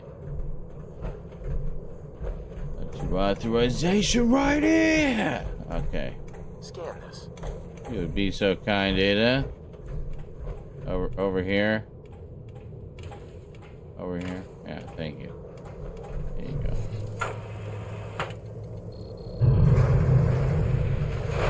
Thank you. Thank you very much.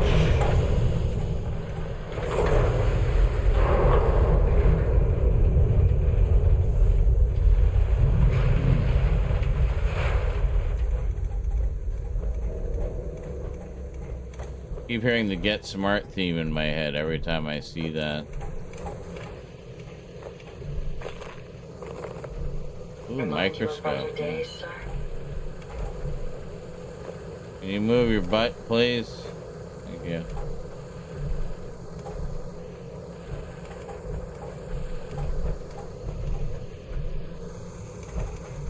I trust you're enjoying my company.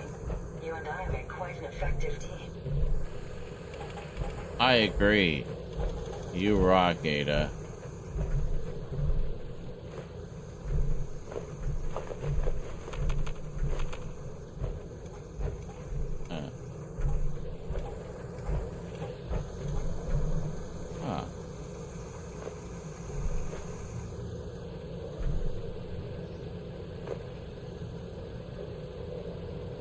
Yes. Watch station terminal. Alright, what do we got here? The security alert has been declared. All systems have been locked down. Okay. Okay, first one. Personal log entry. Message GC Broderick. U.S. Army MP Division entry status encoded. They're offloading another set of subjects to us today. I don't know what these men and women did to deserve being sent here, but since they were transferred from civilian penitentiaries, I can only assume they're the worst society has to offer. I don't think these people have any idea what's about to happen to them. One thing's for sure. These prisoners would have been better off serving their time elsewhere. Oh boy.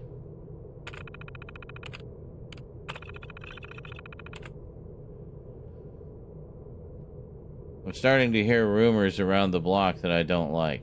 Esteban told me that he overheard 2 of the eggheads saying that the prisoners are having the brains cut out of their heads or something like that. I know that the brass is running experiments on these inmates and that they were pretty intense, but I didn't know they were literally cutting them open. I'm not sure how I feel about that. After all, I joined the military because I wanted to serve my country and protect my fellow Americans. Guess I'll keep it to myself for now.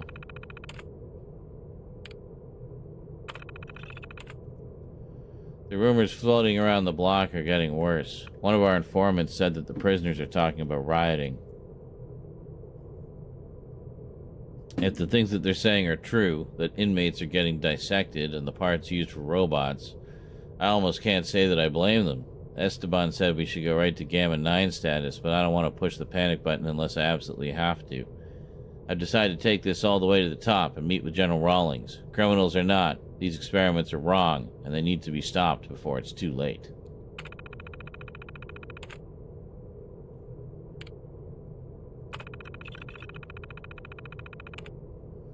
Broderick got reassigned out of the facility today. I think they have him scrubbing toilets at some backwater listening post in Anchorage now. They put me in charge of the cell block, and I initiated Gamma 9 status. After 2 days, the threat of rioting has ended, and everything is back to normal. The brass gave me the go-ahead to start sending people to the medical section, and everything is proceeding as planned. If we have any hope of beating the enemy at their own game, we need to get these robots online. Who cares what happens to a few lousy inmates? I told Broderick he needed to fall in line, but he wouldn't listen. Of all the people, I would have expected him to understand that the needs of the many outweigh the needs of the few.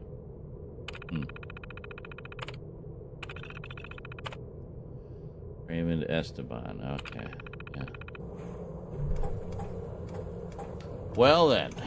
Yeah, so this is where they were making the robo-brains. That's crazy. Hey, Ada, don't run away. I need you and your immense carrying capacity. I think more mods. Yeah.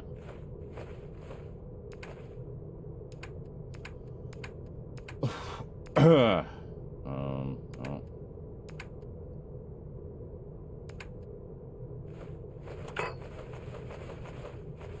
Man, I've been picking up a lot of junk. Okay, good. Another 40 pounds added on to you.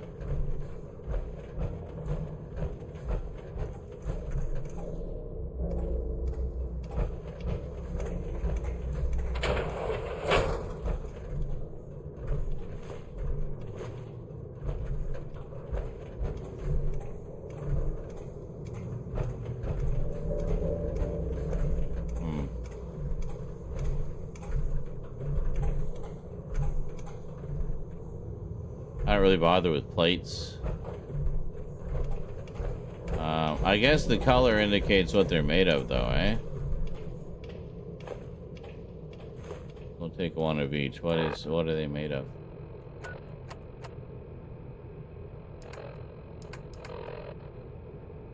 Ceramic. Both ceramic. Okay, red plate, white plate. Okay, never mind. I will bother with the plates. Now, there were some plates I found that ended up being plastic. I was like, oh, okay. I was disappointed. Yeah, because we're always running out of ceramic as well, aren't we?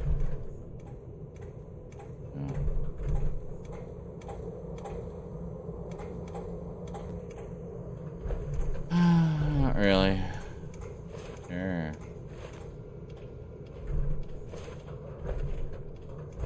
Take some basic hats.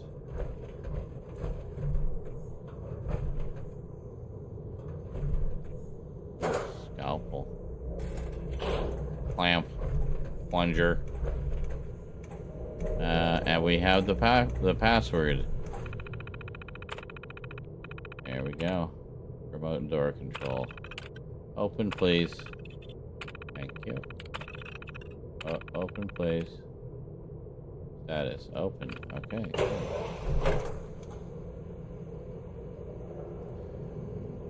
Okay. What do we got here?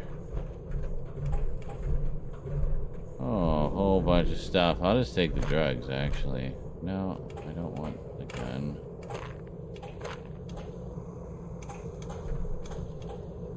Just like regular ass pistols. Not even anything special.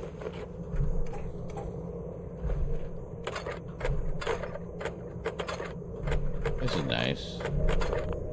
Almost none of it being ammo that I actually need.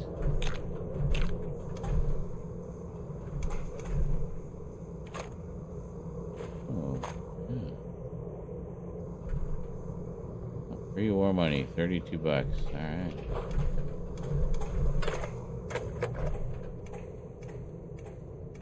Submachine gun. All right. Military ammo bag.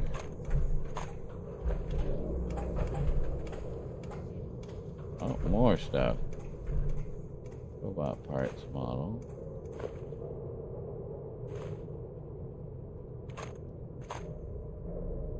Let's take some missiles. They don't weigh anything. I didn't think the ammo bag would weigh anything. Doesn't it just give you more ammo or something? I don't even know.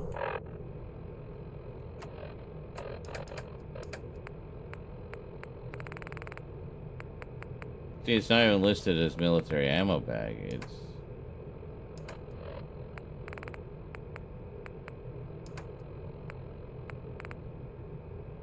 Holy shit.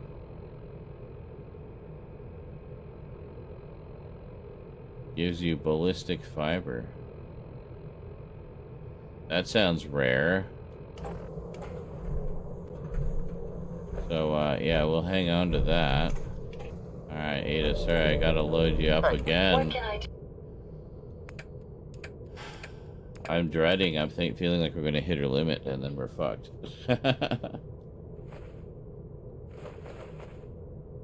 Fuck.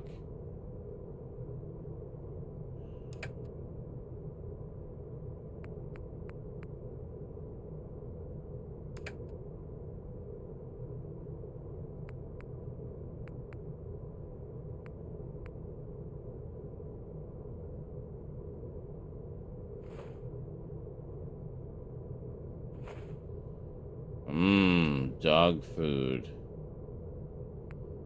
I'm just looking for, oh, hold on. We can sort by weight. There we are. The heaviest stuff. Deathclaw steak. Gwinnett ale. Gwinnett ale would give me some extra strength for a little while. And it would drop one. Just one. No, no, no. Yeah, I need to get out of here. Okay. Alright, we're good, Ada. So, yeah, so what we gotta do...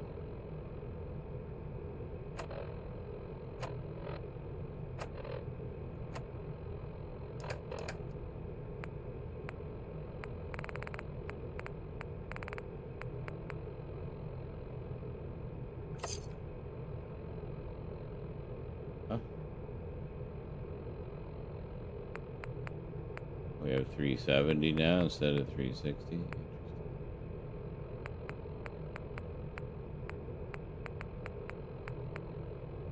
Huh. Intelligence and personality. +2. Excellent. You get more rads than hit points with the moldy food. That's interesting. Yeah, I want to cook the ones that I have.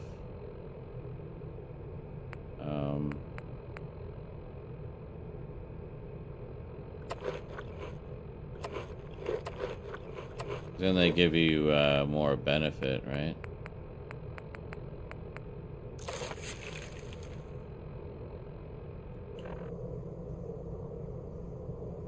There we go. It should be good. Alright, let's rock. We're going to the right somewhere. East away. Through here. My systems are continuing to function at peak efficiency. Excellent. So, what even was all that? What was the point of all of that? I don't understand.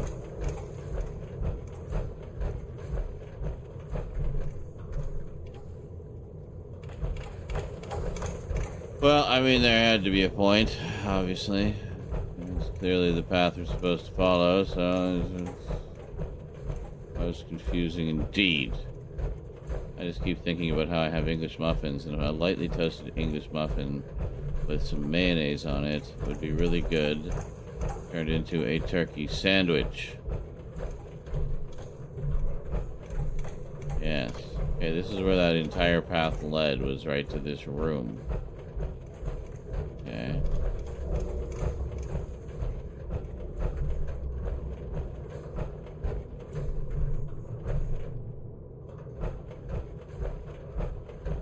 This, oh, but didn't we come in from this side? Oh, yes, we did. Never mind. Okay. In from here. Property store. Yeah, we did all of that. Forfeiture. Okay. Research lab, holding block. Haha! Bingo.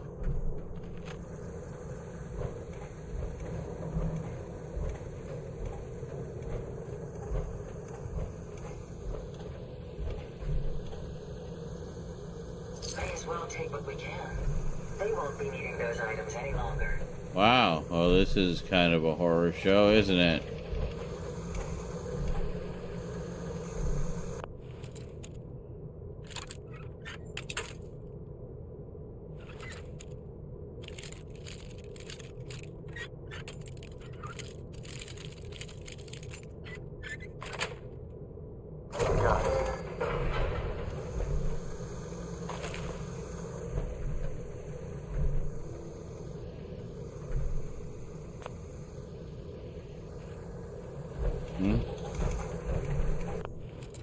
Oh my god, seriously, like... Okay. We got our ballpark. Somewhere over here. There we go.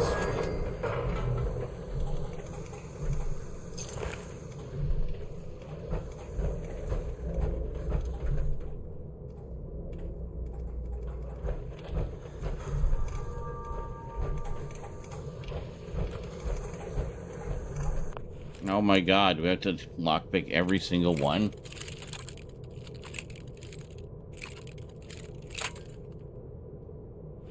I get any ballpark. Okay.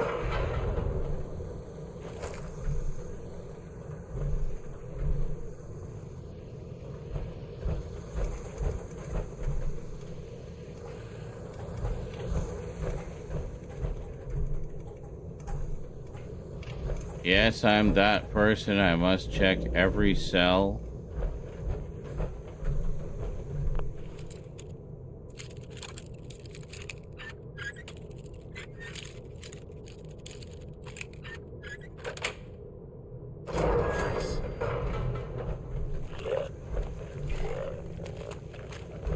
I had a feeling there'd be one somewhere.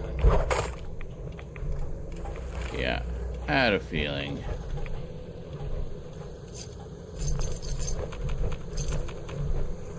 Are you effing serious?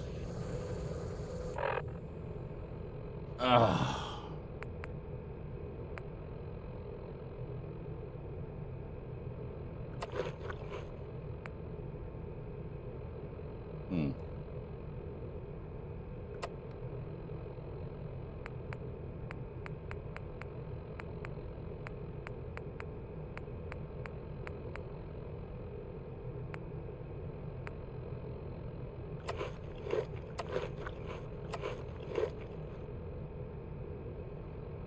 Literally eating my inventory. Whatever the heaviest is. Okay. We gained a couple pounds. In more way than one. We gained a couple pounds of space and I gained a couple pounds. Oh my god, why do they have to make this so complicated? Well, not just complicated, it's tedious.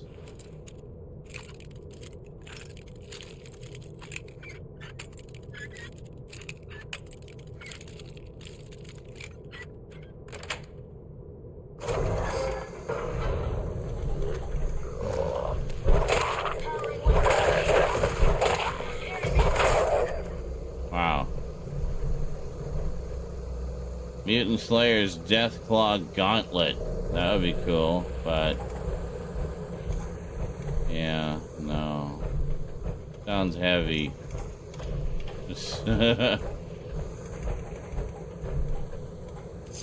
Oh, Pro Snap camera. Fuck you! Oh my god. This is so infuriating.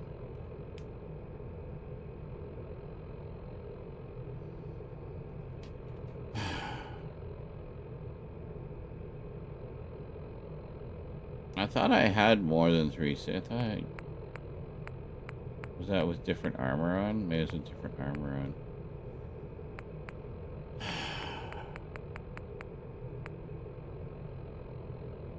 I'll just keep drinking.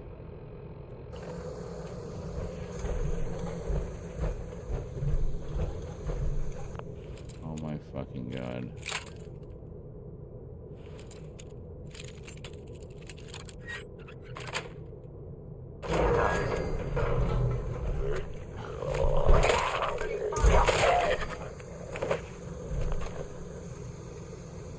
Yeah.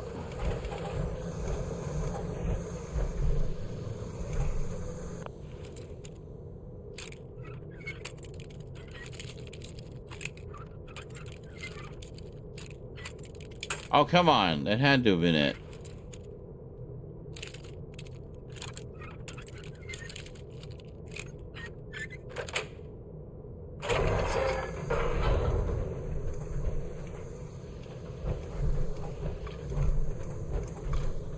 God, why are there so many of them? They know I need to do all of them now.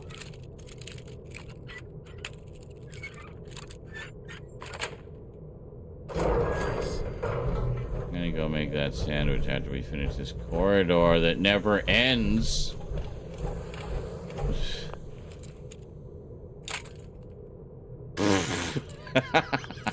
I barely even moved it.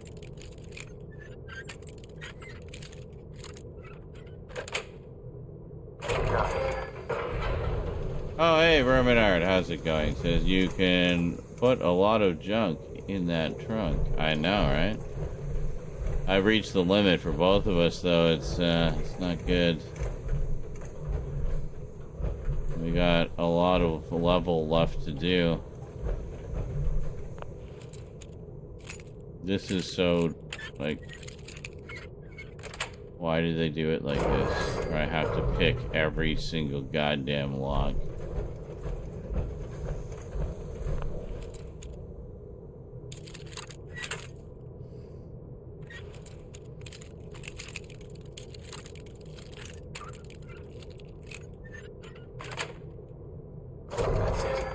Thank goodness I have a lot of bobby pins.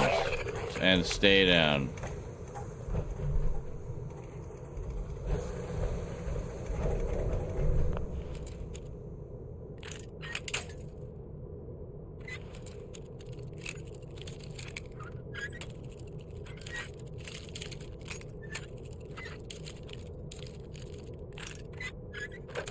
There we go.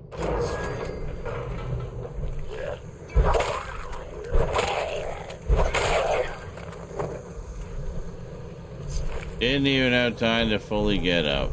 I need military-grade duct tape. Sweet. And drugs. So many drugs. Excellent. Good. See, worth checking. Worth checking all of these. It's the last one, finally. Holy shit. Get to the end of the corridor and it's like, push this button to unlock all cells. God damn it.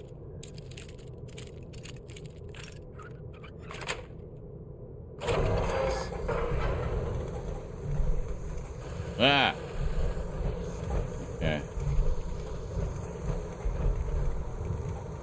Button to push. Going to look up here first.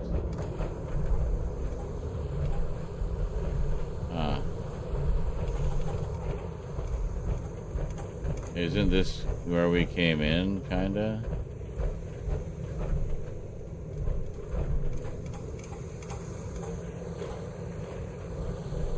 Medical observation terminal.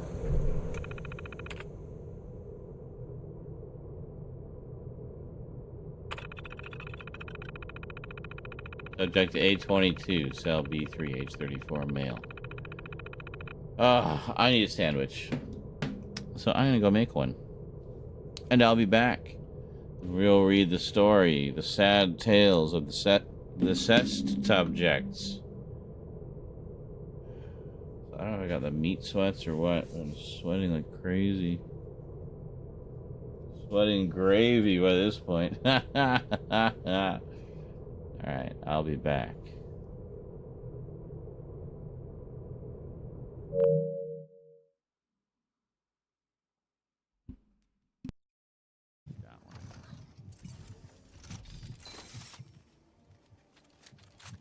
What?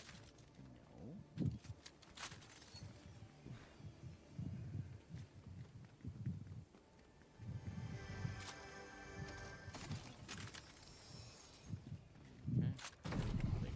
Where are we here? Yeah, I'll head over to Mega City and join you there because I need to do some grind rail stuff.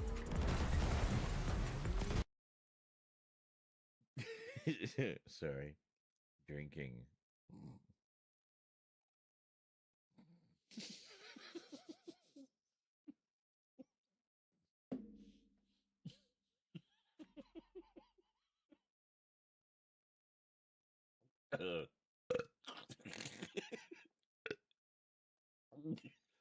Damn it, Cass.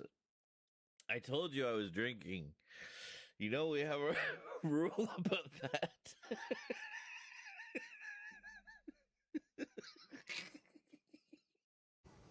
Just come here and look.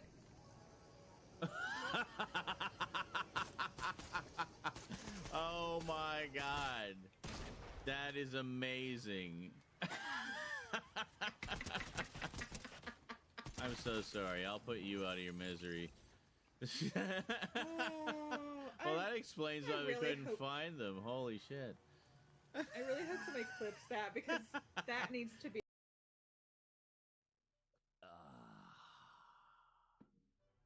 Oh, are we back shortly or starting shortly? I don't know. I'm so confused. How can we be both at the same time? This is gonna mess with my brain meats. Why does this have to come up just as I'm stepping out? Because when I step out, I tend to get lost in my thoughts.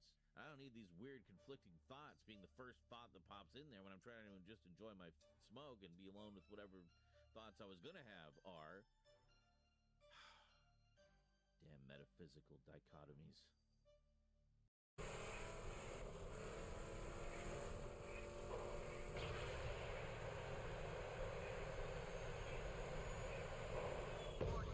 What? What? He just thumbs up.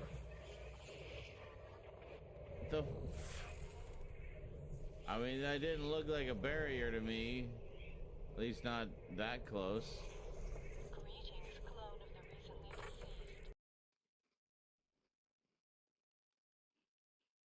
I mean, for all you know, it could be a 4chan group coordinating a bunch of people to report these things, you know? We need hard data. A created conspiracy.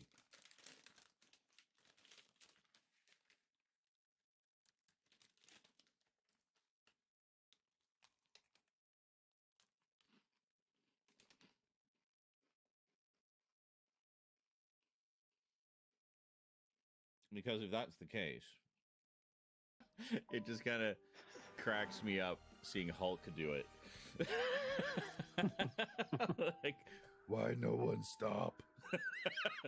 Hulk nice. Hulk just want friend. Hulk will take a shot in the mouth to go a few extra miles. Come on.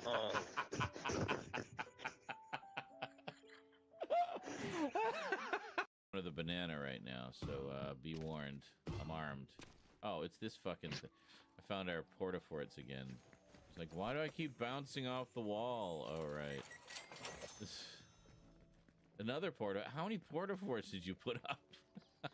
Whoa, floor is going crazy. Floor is going crazy under here. Holy shitballs, Batman. Look at that. Look at that. Floor is going crazy. Just crazy Oh my floor. God. It's going crazy. Item or service.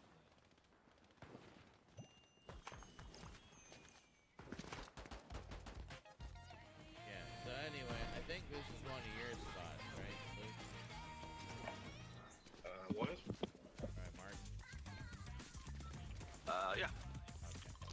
Because I got What's up? One of the things I can do is happen to be there. What the hell is going on there? You see that? Dead. And knowing the Lance, they'll more likely cut their losses and leave you here than send an extraction ship. So unless you want to starve to death out there, you got two options. Someone will take the place. Always Two, do. you join me in protecting the people of Sanctuary. I can offer you food, shelter, and the chance to fight for something real, something meaningful. A chance I know. Oh my God, Roland, shut up. Never gave you. Roland, out. So many questions. Well, what, were you eavesdropping on my communique? Anyway.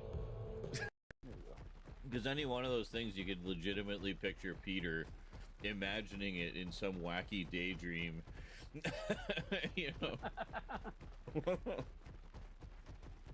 It's like that time I was one of the Titans.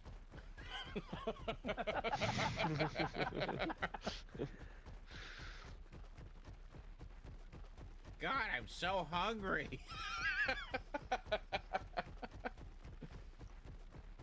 I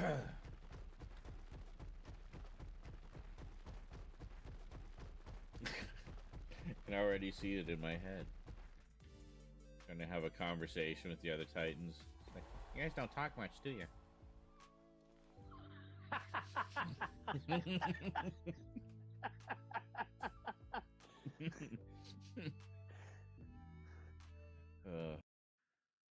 Don't give me this lactose intolerant stuff. Take a pill first, then enjoy the cheese. Thank me later.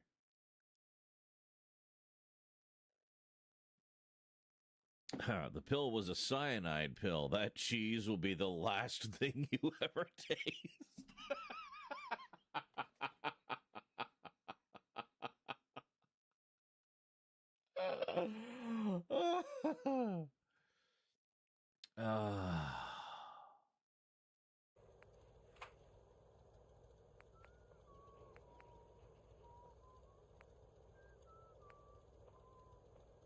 Increase strength. So I'd be even stronger.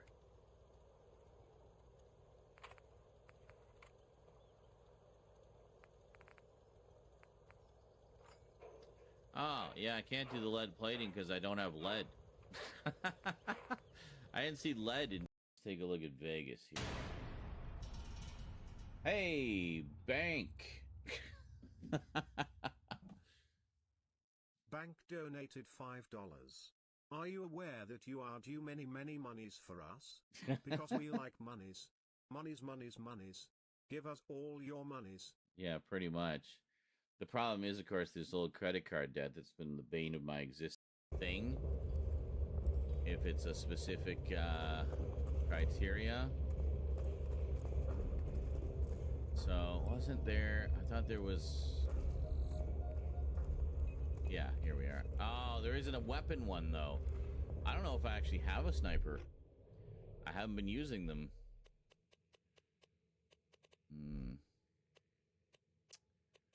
No, I do not. It's not as powerful as some of the other guns I've been using, though, so I'm not overly thrilled with it, but it is nice. Oh, here we go. I think the journal's right over here. It is nice. What? Oh, shit. Hello.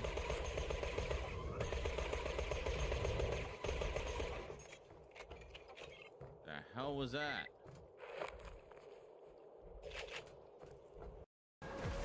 Their friend is over this way. I'm heading in. I'm down.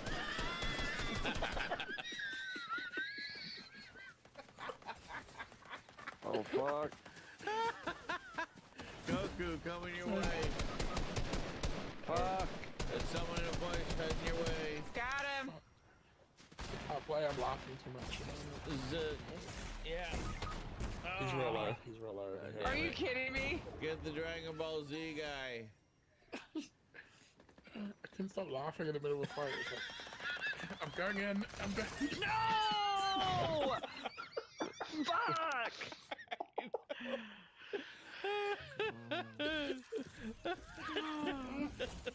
Why did y'all leave me by myself? What the fuck?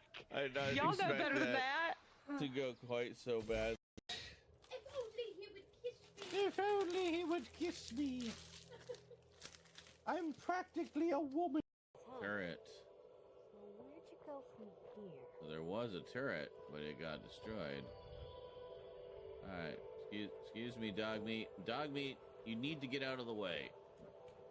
Boy, you need to get out of the way. Lost the scent boy.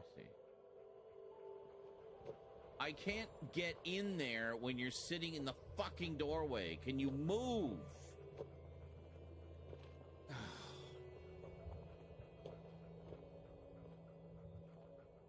Why are you just sitting there? I can't get up there any other way. You need to get out of the way, you dumb animal. I can't jump over him or anything. Like, dog meat, can you get the fuck out of there? I'm trying to lead him away. We'll all be dead by the time you solve this. We'll all be dead by the time you solve this. We'll all be dead by the time you solve this. We'll all be dead by the time you solve this. We'll all be dead by the time you solve this. We'll all be dead by the time you solve this. Oh my god. But just leading too much, I think.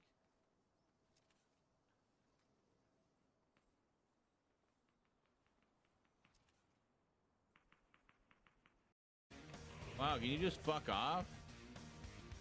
Look where we are, ladies and gentlemen.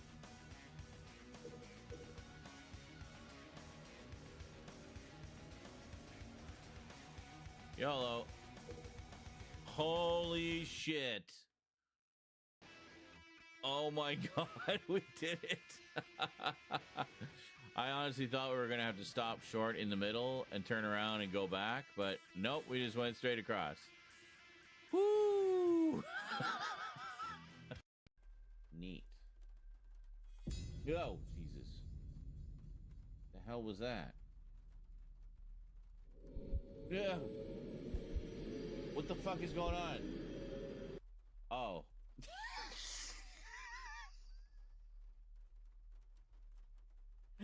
I thought it was something in the game. Can you just slow the fuck down and actually explain what you're doing? Because I have no idea what you're doing. It's like I just go... See? It's easy. And then he shows a clip. It was like, see, look at me building so fast. Look at me editing so fast. I'm doing all that with the controller. It's really easy. It's like, I fucking hate you. I'm trying to learn here. Can you teach me, oh wise sage? No, never.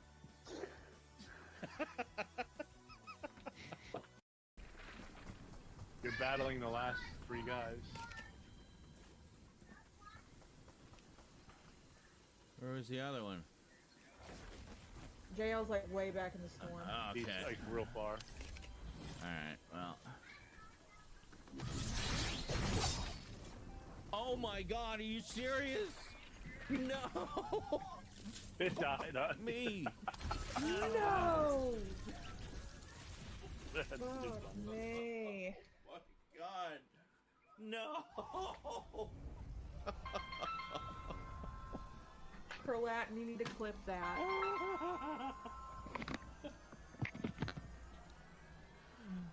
That could have almost been a really epic turnaround. Well, then you'll have to show him the VOD. Just to watch him squirm.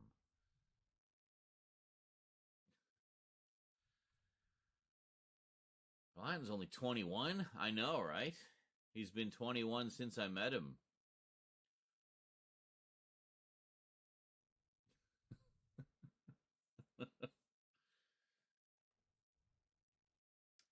Could you say something about vaginas towards him, please? His online handle is Silver. No. But thanks for asking.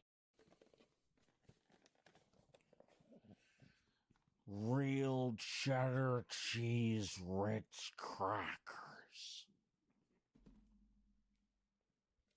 Butter knife. Princess plate. It's the cleanest one.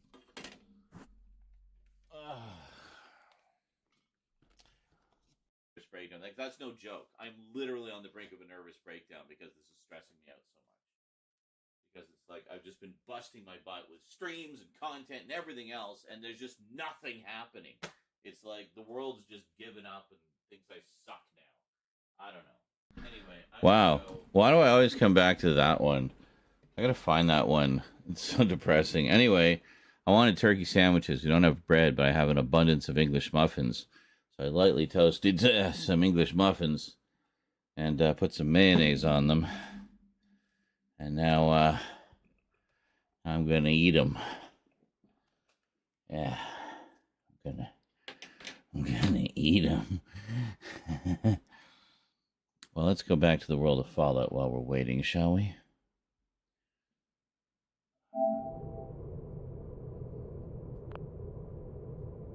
Oh. Well, just get out of there for the moment.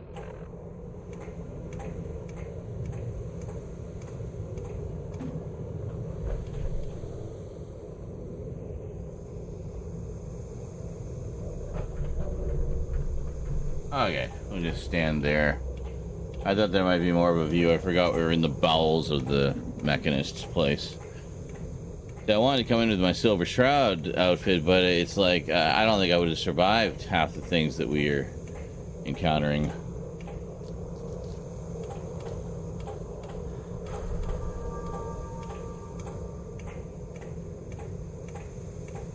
And welcome back, Michael.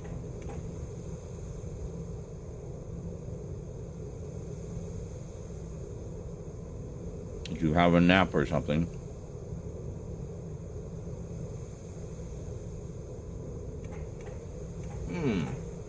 Hey, there you go. Says, got my recently gifted Xbox working, installed fork knife. Now I'll be able to play it in 4K, just in time for Star Wars 2. That's happening this week.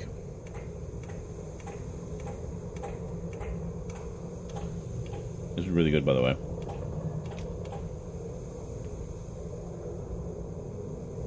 Used all dark meat.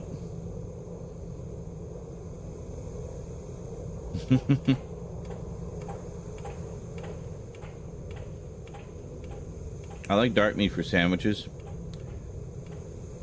and stuff, and then white meat for sandwiches and stuff. Oh.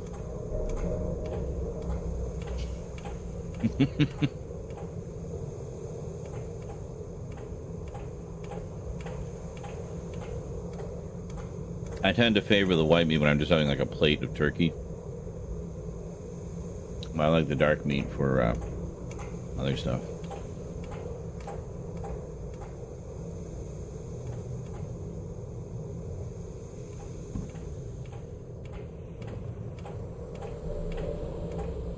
Hey, that's awesome.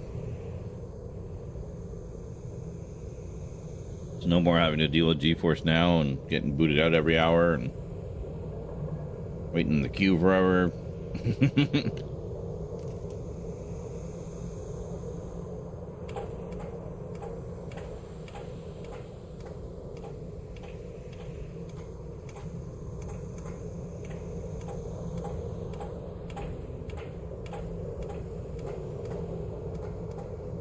I think you'll find just generally it'll improve your game too, because you won't have any lag. Even a split second's lag can make all the difference in a game like that. And that's one reason I was unable to play it really through GeForce Now, was there was a noticeable delay in the stream, streaming the footage back to me, so I just couldn't do it.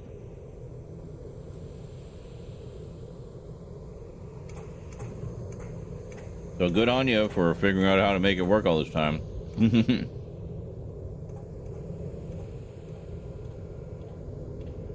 But yeah, I think you'll have a much easier time of it on Xbox.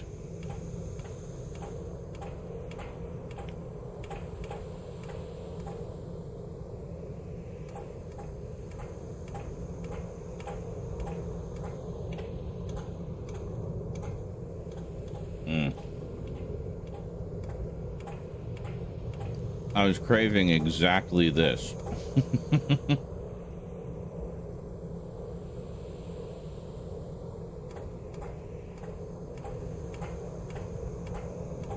Lightly toasted English muffin, turkey sandwich with mayonnaise.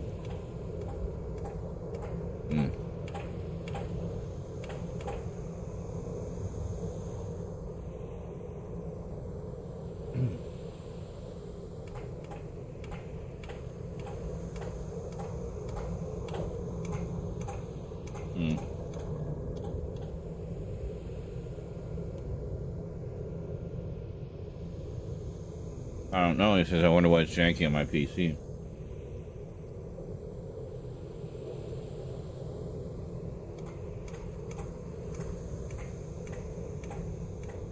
Oh.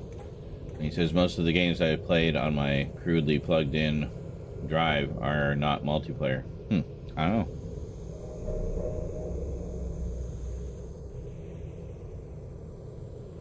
That could be why. A lot more information flying back and forth with a multiplayer game.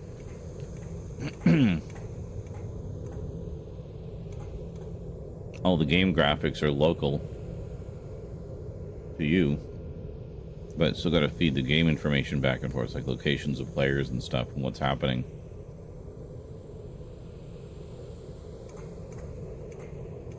So I don't know.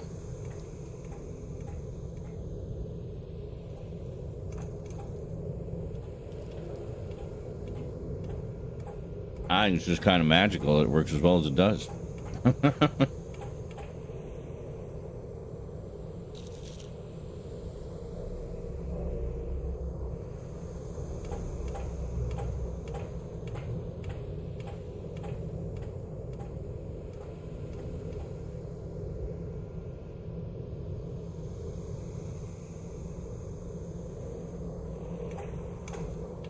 Mainly because back in the day, it was a big pain in the ass to set up a game to play online.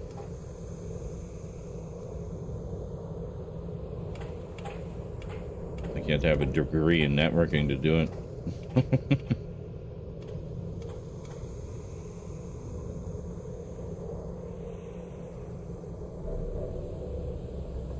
What we're doing right now would have been completely unheard of.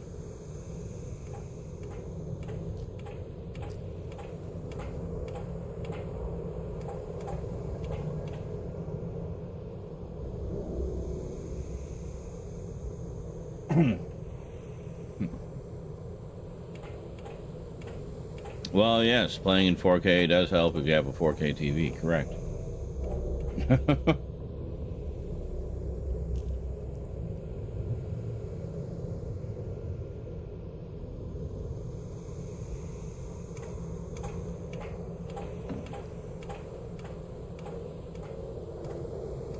You should be able to get ray tracing too.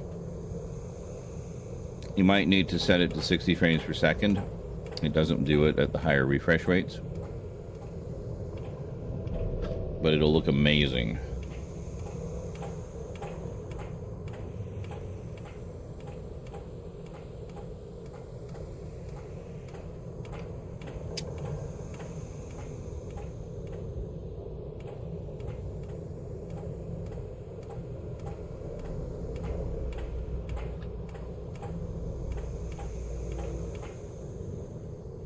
These are more filling than I was expecting.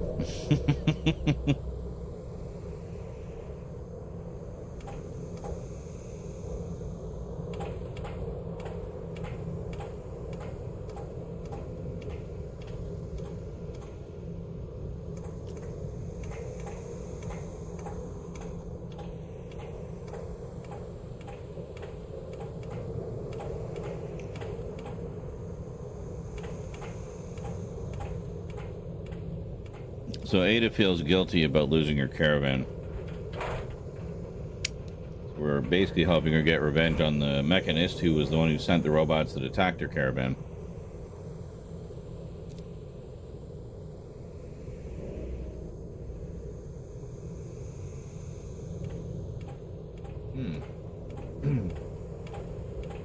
Well, that's cool. He says the one I have is painted up in the style of Gears of War. So blood red with burn and scratch marks on it. And when I turn it on, it makes a sound from the game. That's pretty cool. Kind of like special edition stuff like that.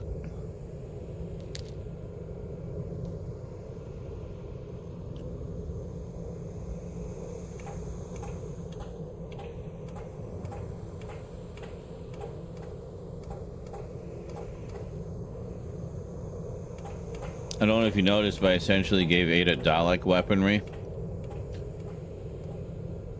She's got a claw on one arm. It can also be used for melee. And then she's got a laser gun on the other arm.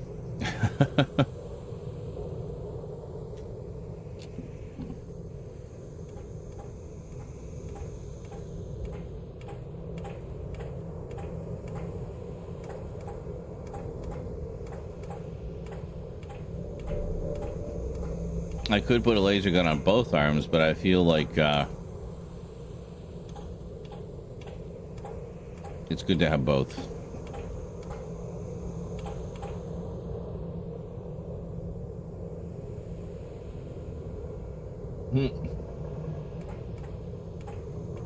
It says, I love that it has a clicker button. A clicker button! Everything is so fucking swipey these days. Yeah, I know what you mean.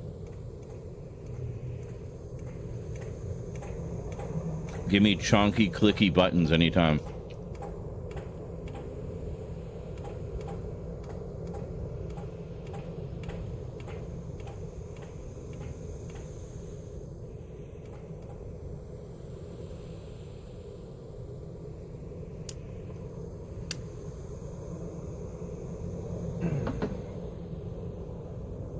All right.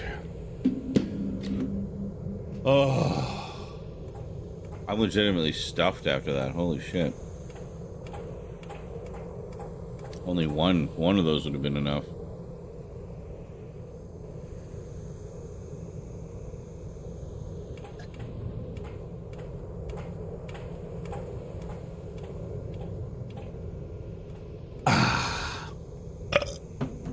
Hey, my water has run out. And I just ate, so I wanted to go have a smoke anyway. And I also had to wash my hands anyway, so, yeah.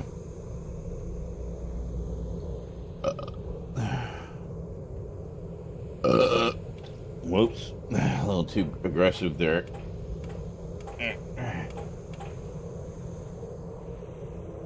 Perfect.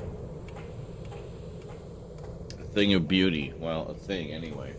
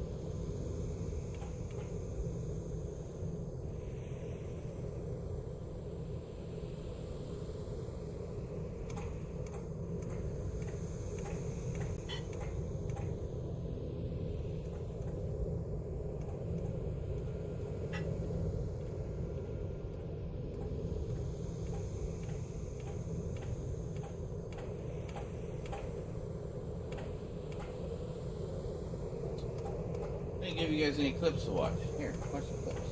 I'll be back.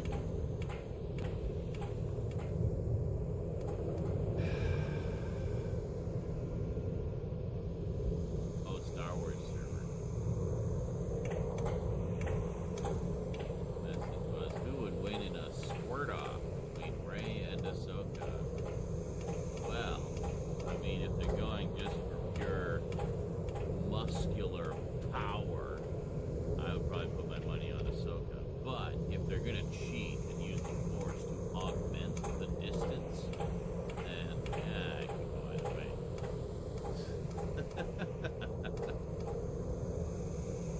But I would say for pure vaginal might, I can definitely see Ahsoka having more mighty Kegels than Rey.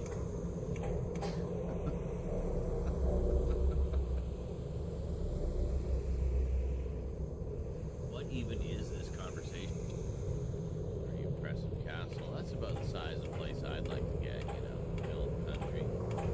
On a long country road and just see this. Oh, Jesus! Fuck. No. The idea, I guess, is just to kind of reach this absolute upside down, whatever the upside down version of a pinnacle is, of sadness. And then it kind of plateaus and get out of it. We're Gonna Win by Bryan Adams would be mine. Yes, that one makes me cry too.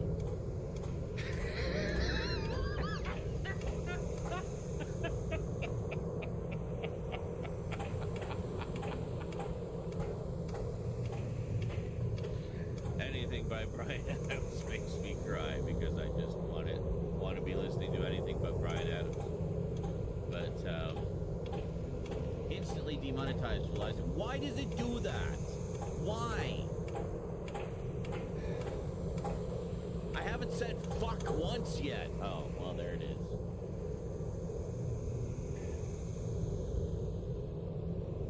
I haven't said fuck once yet. Oh, well, there it is. Okay, twice now. Anyway, okay, there's a safe there. Presumably, if we can get into the computer, we can get into the safe. Okay, let's give it a shot. You're welcome. Just chill out. Okay. Oh, well, we gotta try this one. Oh my god, and that was it. How perfect is that for me? That's amazing. Thank you so much, universe, for making that little magic moment. Get off the counter. Jesus, cats. Just like some drugs and stuff.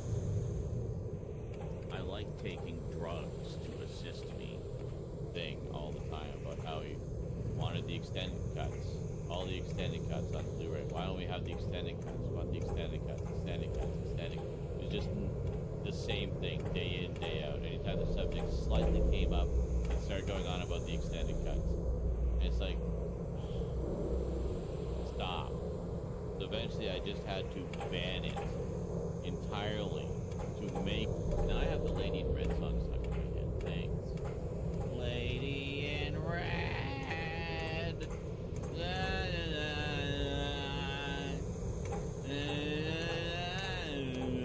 I don't remember how the whole song goes. I just remember Lady in Red. I just did. Lady in Red. You know it.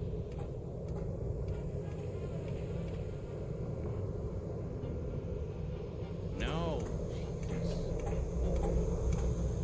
What?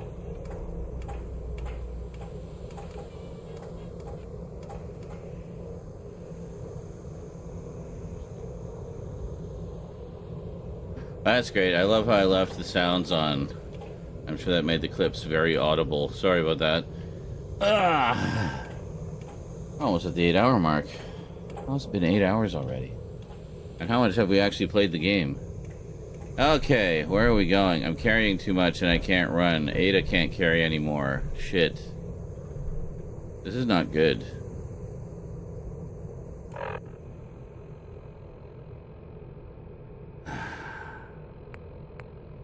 I'll pop another Gwyneth Ale, I guess. Alright, let's go.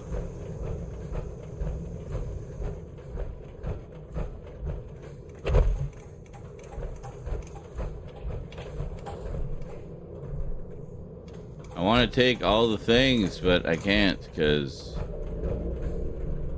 Yeah. Do we already see all these?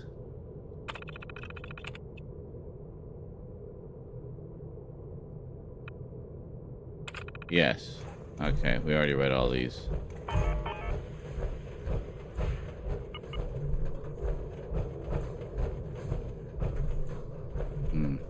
Okay. We gotta figure out how to get to this entrance. A little bit of a maze in here. Okay.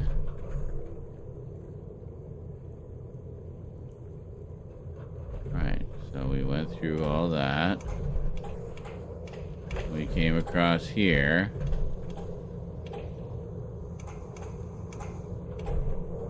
So what...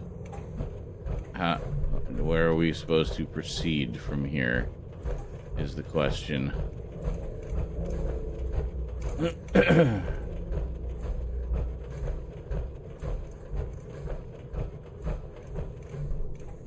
I do like the marchy march sounds of the power armor. Very satisfying. Right, we went down the hall because we ADHD or OCD fully opened every single cage, even though we had to pick the locks on most of them. Yeah, we got everything. Okay. Ah, here we are. We want to push this button. I'm scared. I'm gonna back away a bit.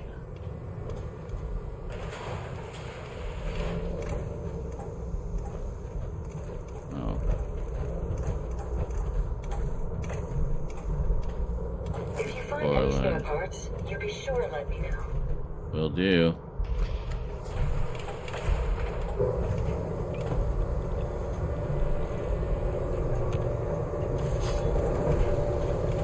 Just in case. Don't know what we're getting into here. Research lab. Oh, there's so much stuff here. I don't think we can afford to take anything, so we're just gonna have to tough it out for a bit.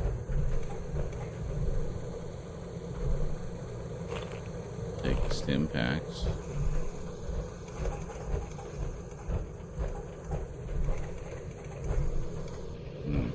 Okay.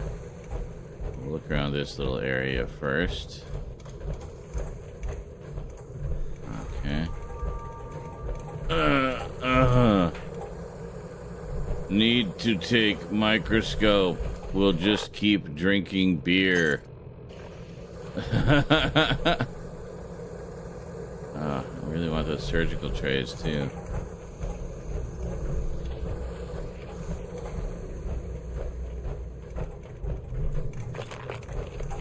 Ooh, buff out. Yeah, buff out will be good. Seriously, already? How much does buff out give us? Strength 2. Yeah, do it. Okay, we're good. And we got lots of it too, so. Chemistry station. Transfer. Oh, what do we got? Cerebral reconditioning terminal. Reconditioning transcript. Okay. A22. Successful, no damage. Extraction. Successful, no damage. Original agent gender 34 male. Transcript. Dear Letty. Hello? Can you understand me? A22. What? Who is that? Where are you? I can't see. Oh my god, what have you people done to me? Sir Letty, calm down, calm down. A22, I can't feel my body. I can't feel anything. What's going on? Please, this is horrible. A22, if you don't calm down, I'll have to turn you off. Turn me off? You mean kill me? For the love of God, tell me what the hell you've done. Terminating A22. Subject 2 unstable. Alright, next one. Subject to A57. Extraction. Possible frontal lobe damage. Original agent gender 22 female. Sir Letty. Your designated unit A57. Understood? A57. Yes, A57. Ready to accept commands. Sir Letty. Excellent, A57. Initiate command diagnostic Zeta. Understood. 2 minutes pass with no input. This is taking too long. Please respond. Error. No command was provided, and awaiting unit designation. Damn it. I think this one's short term is shot to hell. Dump it in the furnace and let's try another. Subject A110. Extraction successful, no damage. Original agent gender 30, female.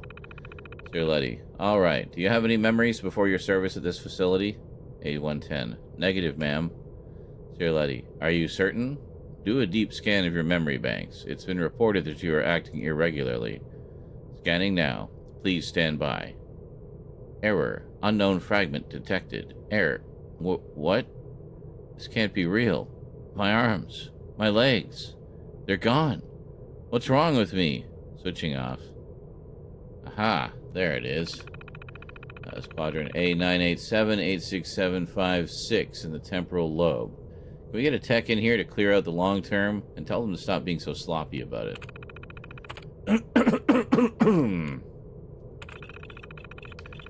Subject A124. Extraction successful, no damage. Original agent gender 36 male. Transcript. Sir Letty. Recording now. Repeat that again. A124. I said that if you don't put me back in my body, I'm going to kill you, then everyone else in this place. Sir Letty. Interesting. You do realize that you're simply a brain attached to a vocal interface, that you don't have the capability to perform those actions. A124. I don't care. I'll find a way. And when I do, you'll be the first to die. Sir Letty. Wonderful. Simply wonderful. The lack of your original body doesn't disturb you? A124. No, it doesn't matter. Whatever it takes, I'll end all of you. Sir Letty. Switching off. Sir Letty. Excellent. As soon as we flush the long and short term, this one will be ready. Recommend sending it along to Rawlings' tactical team as soon as it's fitted in a chassis. Okay, well.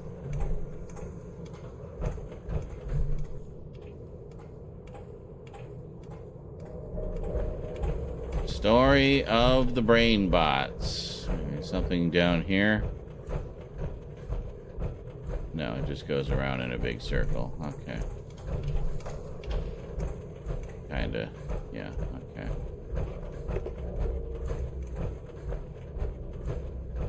Check in here.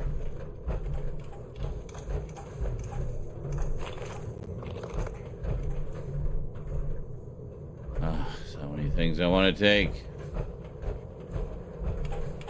I mean, I'll take the heals, obviously, so.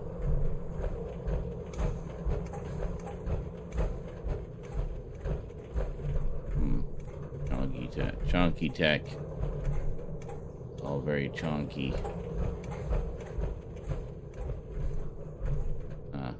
This looks like it's something.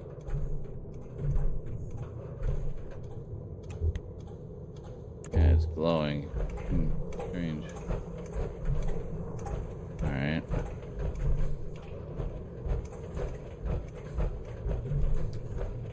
Okay, so we went all through there.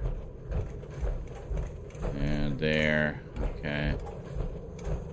And we went all through here, right? As far as it'll go. Yes. No idea what this is. But it's interesting.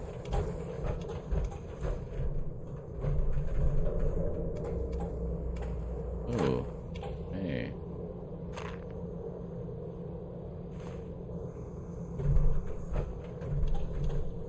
No big button to push. Yeah.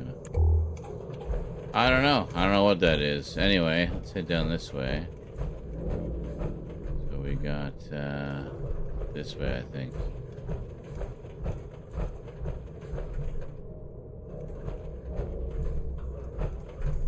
Oh. That looks like something. Oh shit. God damn it.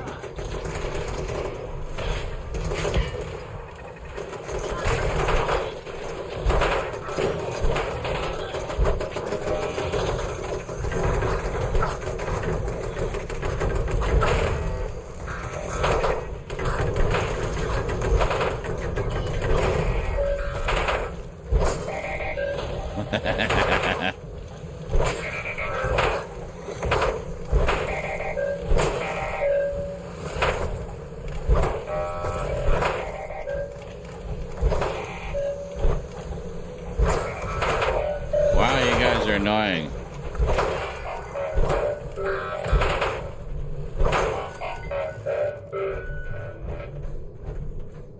Okay. Why am I not seeing any parts or anything from them? How you doing, Ada? You good? Okay. So we were looking around a little bit. Adhesive. Oh, here we go. Now we're seeing. I don't know why we weren't seeing things before. Medical terminal password. Rain. New mods. Yeah. No.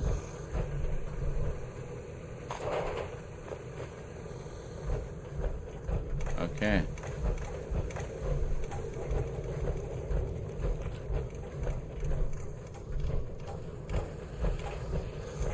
Give me a second here. Make sure I got all the stuff we want to get off of them.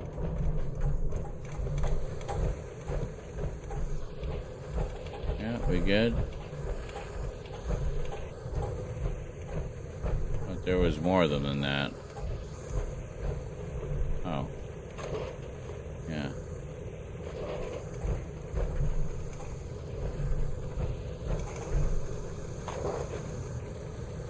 There we go.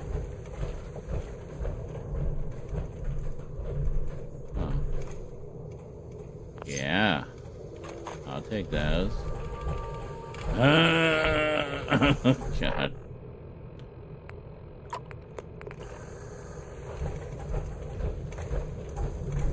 You gotta start working for longer periods, buff out. Huh? Well, I don't know where the hell we're supposed to go. Here? This kind of looks like something.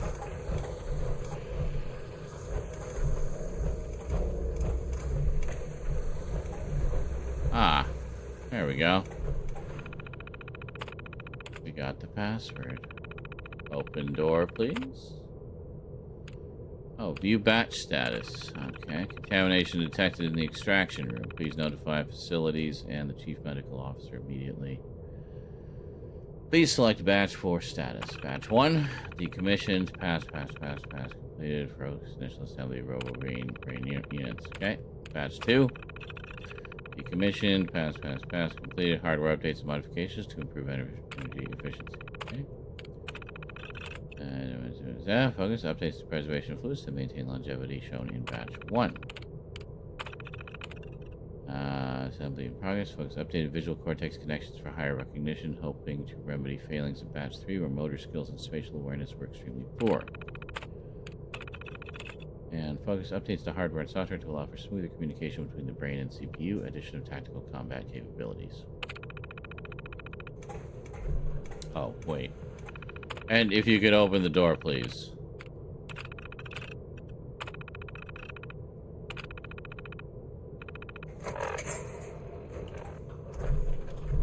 No.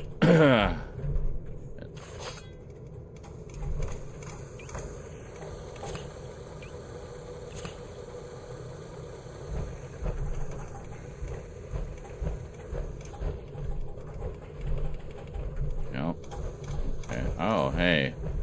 Oh, I see. It's all RoboBrain bodies.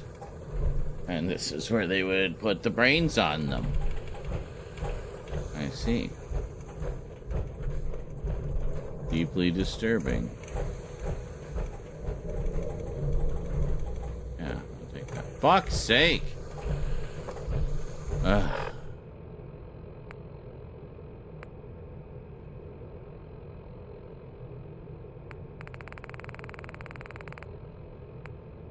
Keeping the good shit, man.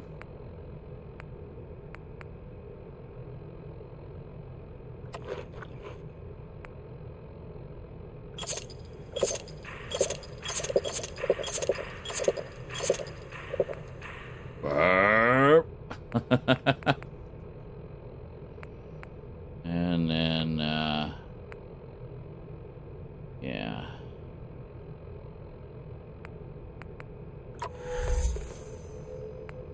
Good.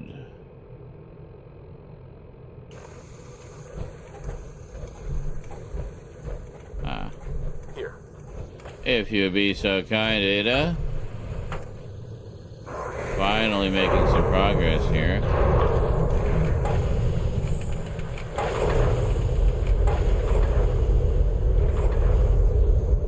I hear the Get Smart theme in my head every time I see that. Oh, gold-plated flip plater. Holy moly, man.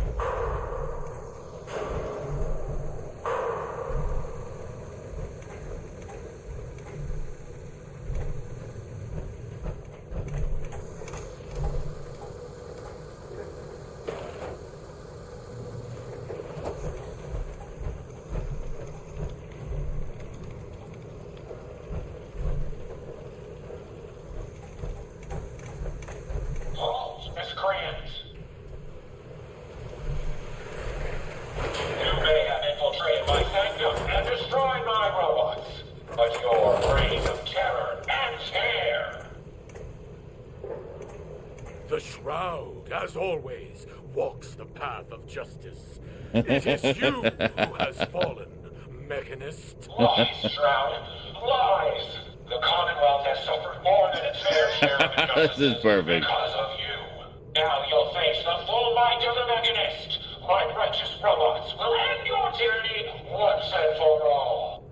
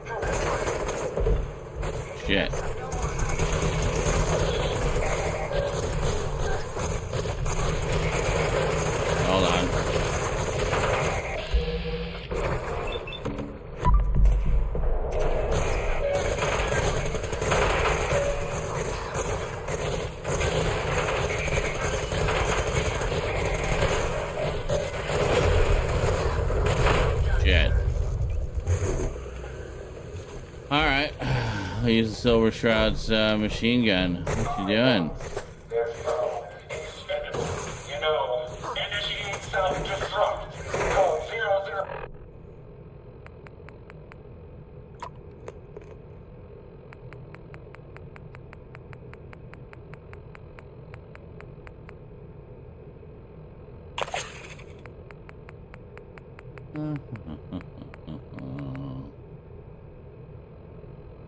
Huh?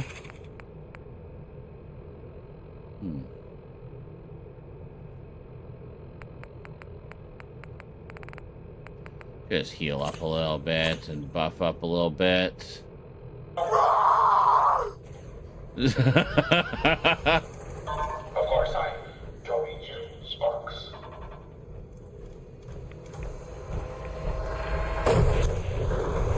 Jesus, what the hell was that? Impressive. But I think you failed to grasp the full reality of your situation. Look around you. This entire facility is at my command. For every robot you destroy, 10 more will come. Struggle all you want. There is nothing you can do to stop me. Nothing. Warning. Power generation capacity exceeded. Now drawing reserve power. I'll deal with you myself. Carbine robots, destroy them.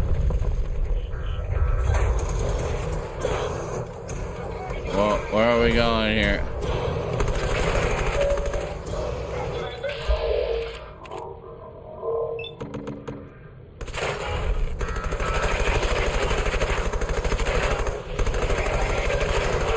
Power at 82%.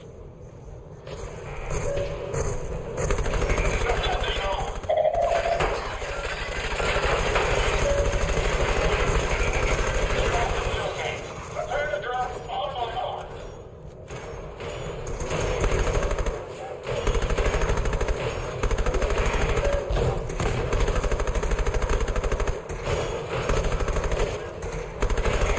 Oh, for fuck's sake. Reserve power at 58%. Sparks, right your head. Bring people, break the electromagnets, and... Hey, Sparks, bring them in! Fucking serious.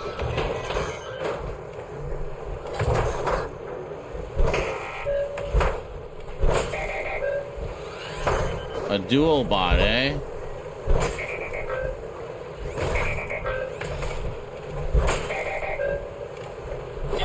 Power transfer, now!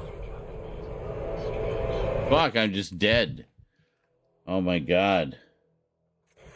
Self-destruct. Code 001. Of course, I don't eat you, Sparks.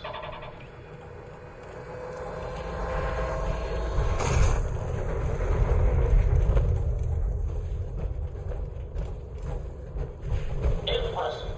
But I think you failed to grasp the full reality of your situation. Look around you. This entire facility is at my command.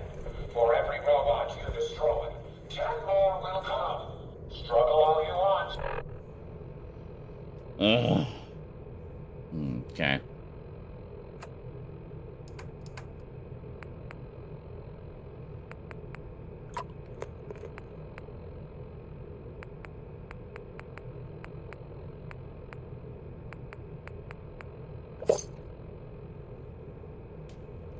There is nothing you can do to stop me. There we go. Warning. Power generation capacity exceeded. Now drawing reserve power. Sparks! I'll deal with you myself. Carbine robots, destroy him!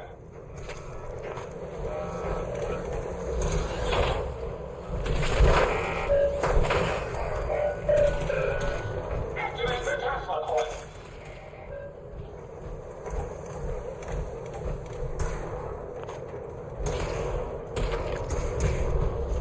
Where are they? Oh, they're up here. Okay.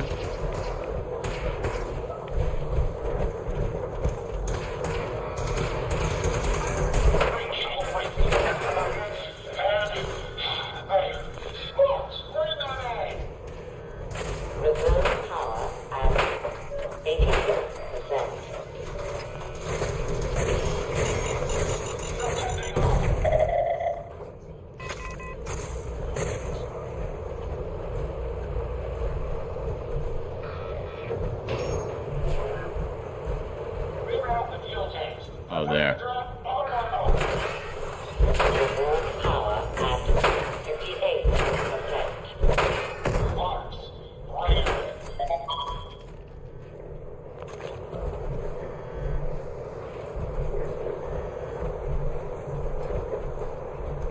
Okay. Bring the coils back around. Oh, hey. Yeah, let's do it this way instead. Where you go?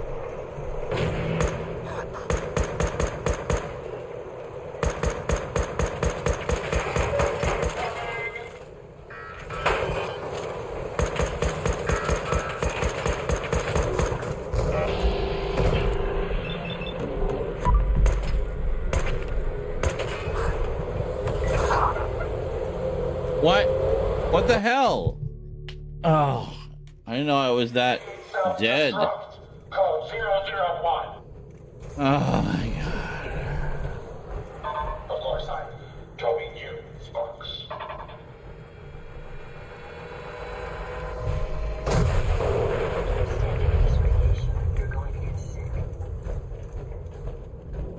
Impressive. But I think you failed to grasp the full reality of your situation. I don't know why it keeps putting us back this far. Around you. This entire facility is at my command. Uh-huh.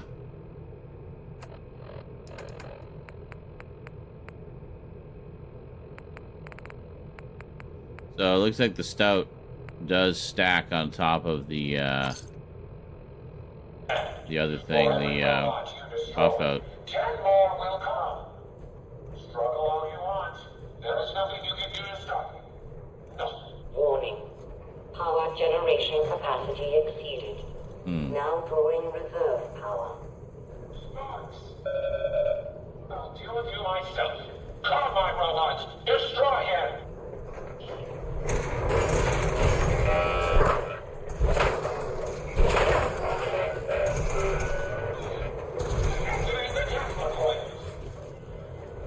Reserve power at 82%.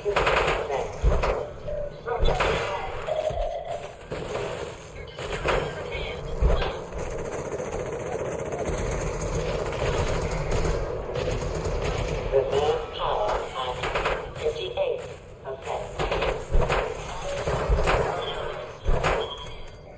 Recalibrate the electromagnets and there. Sparks, bring that in.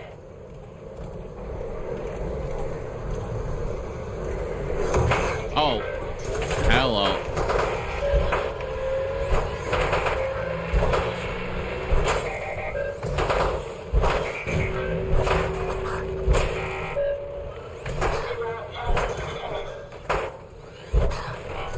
Fucking hell, man.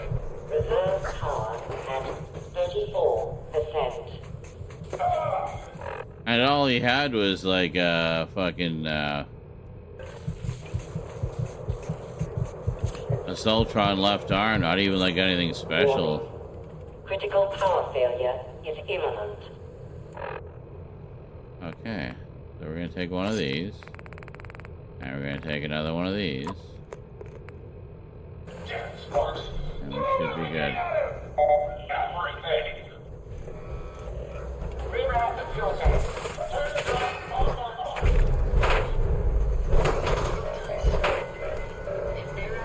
Alright, oh Jesus.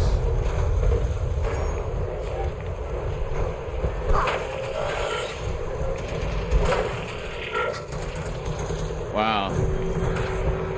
He's sending like all the garbage robots at us.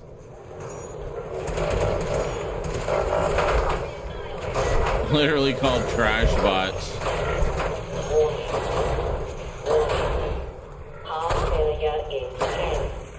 God damn.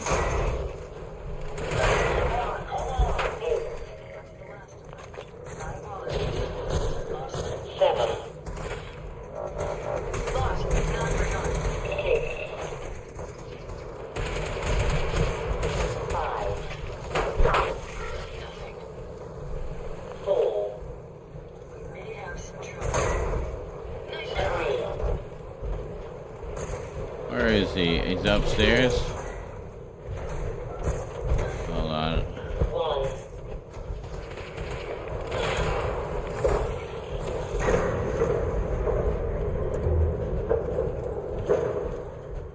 Oh boy. Sparks, get the power back on. We got them all? Okay. This is a Dover Scourge. I will not rest until I see the Commonwealth free of you. I'm not a villain. I just want you to hear me out. Face to face. Very well. I will hear you out. But only for the sake of the Commonwealth. Sparks, with me. Okay.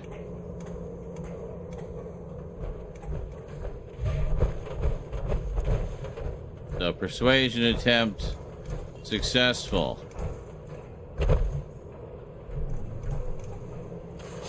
No, hold on. Let us discuss this.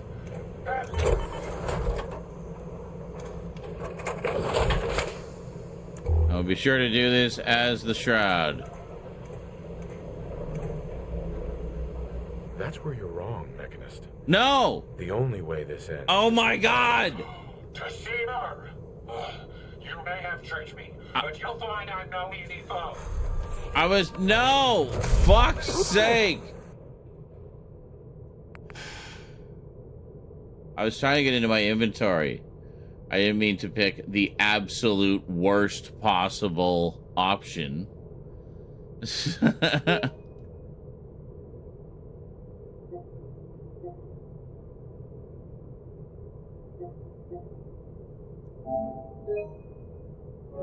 Whoops. No. Yes.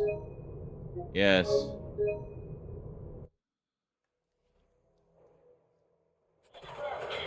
This entire facility is at my command. For every robot you destroy, 10 more will come. Okay, quick save after this goddamn fight. Warning. Power generation capacity exceeded.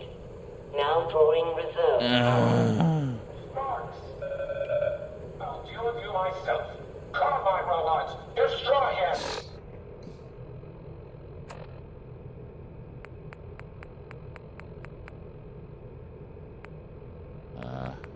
Do I not have a plasma rifle? I thought I did. I must have put it away or something by accident. Oh well. Tesla rifle fires an electrical discharge that arcs between targets. Well, yeah, let's use that. That sounds like fun. And we have no power cells for it. Excellent. That's great. I love when I don't have ammo for anything.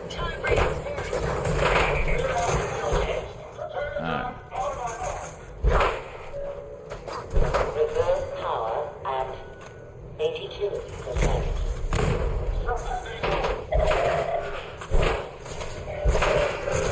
Whoa, fusion core. Hello.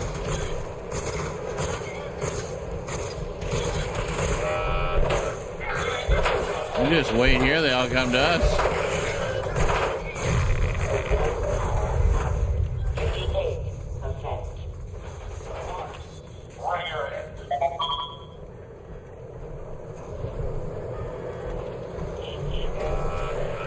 Dual bots coming in.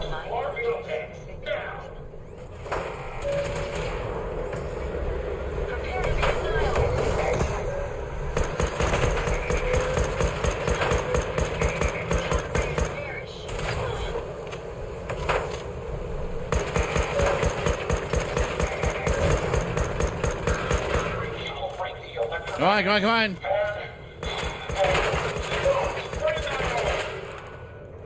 Reserve power at 34%. Thank you. I'm pleased to see you again. Good to have you back online, Ada. Critical power failure is imminent. Sparks, throw everything at him! Everything! Incoming!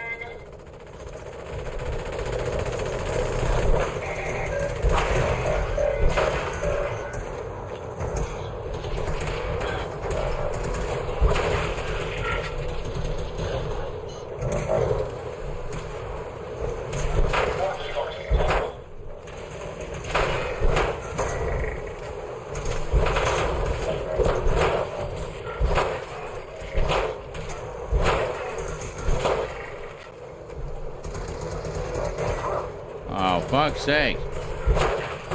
They keep disappearing after.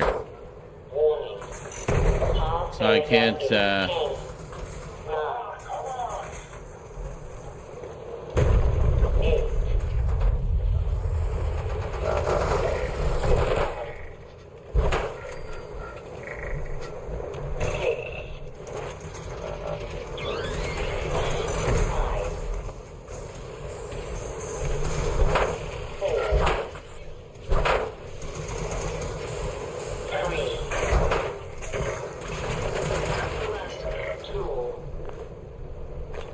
Is it though?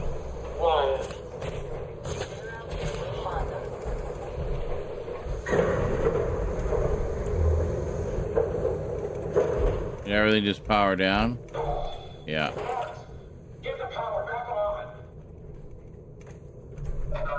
Emergency power. Oh, fuck off!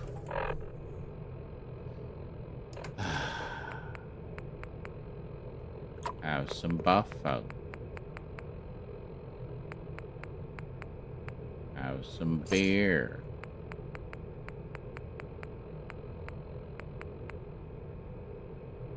Okay, before we talk to the guy, we got to use our mentats. And, and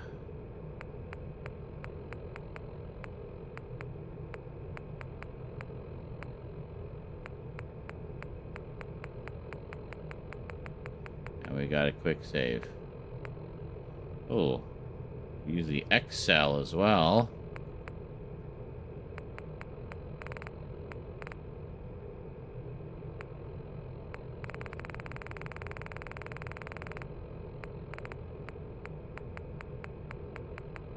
Is that all we got? I guess that's all we got that can affect... oh, charisma. But intelligence goes down. Well, that doesn't matter. That's fine. So strength... So if we have a Gwyneth Ale... and a mentats, we should get a nice little boost. And then our clothes, if we're wearing the shroud stuff, that gives us a personality boost of 1. The armor and the hat gives us another personality boost of 1. So we should be pretty fucking influential. Plus I've got charisma out the ass just to begin with, so. This is a Dover Scourge. I will not rest until I see the Commonwealth free of you. I'm not a villain. I just want you to hear me out. Face to face. Very well. I will hear God, you that out. worked. But only for the sake of the Commonwealth. Sparks, with me. Okay. Quick saving here. Alright, so he's coming down. Okay. Okay, now before we do anything,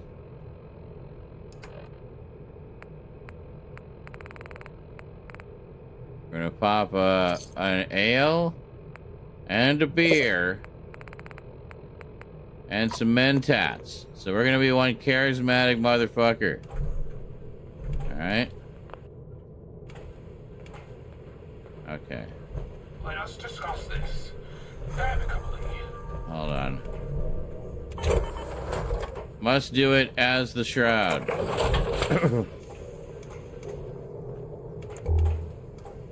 Yeah, because I did the face to face. So let's go. Who are you? Don't you think it's time you ditched that mask? You're right. I'm no match for the Silver Shroud. Oh. There. Wow. Now we both Oh, know hey. who we're dealing with.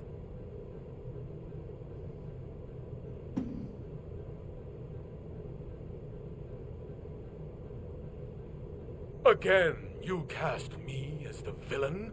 Oh, but it is you with your rampaging robots. They have taken innocent lives. My friends, they were simple traitors, all dead at the hands of your robots. No, that can't be right. The robots are programmed to protect. Their subroutines are clean. Observe, evaluate, and react accordingly. The testing was thorough. I ran every scenario, all past. You don't know? Speakers of the Shroud. Your robo-brains are murderers. Your robots misinterpreted orders. They're misinterpreting orders. Your own robo-brain said as much. They're saving people by killing them. Saving by killing? No. It's the logic. It's there. I can see it now. I was hoping it was the robo-brains, an issue with their memory wipes. But you were right. Their primary directive was flawed. Robo-brains require memory wipes? Huh. The robo-brains require memory wipes? Yes. The human brain has a way of rewiring itself. If not properly maintained, it can corrupt.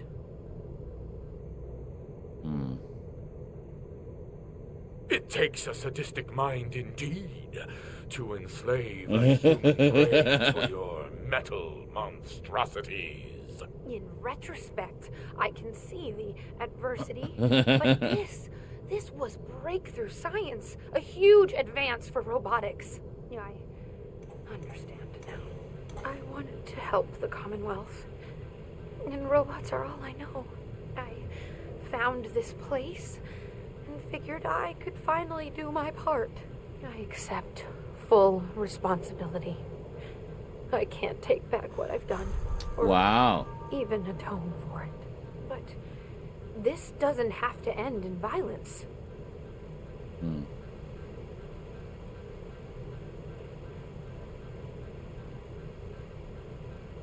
Tell me, why the mask? What's with the Mechanist? I'm not good with people. The Mechanist gave me a way to put myself out there without really being out there at all. But you're kind of keeping me in suspense here. I can turn this around. I just need a chance. You're carrying too much, and forgive as Shroud. Though your action initially appeared felonious, your intent was not. Seek redemption, Mechanist. You have much to atone for. Done. Consider it done. And you won't regret this. I promise. None of the Commonwealth will. Here, take this. It's the password to the mainframe. You can use it to shut down the security protocols. Well, shit. I'd rather this place be in your hands now. Okay, master control facility thing up the ramp. Okay, excuse me, you're Sparks, I assume. Hello. I see how you come by your name.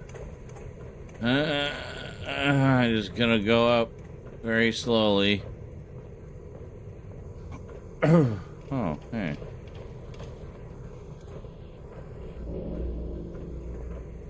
Holy shit, just robo-brains everywhere here. Immobile. Brains. Huh. They're immobile. Get it? You know what this kind of reminds me of is, Black Hole. All the humanoids working on their terminals. Very drone-like. Oh, I'm dumb again. Okay.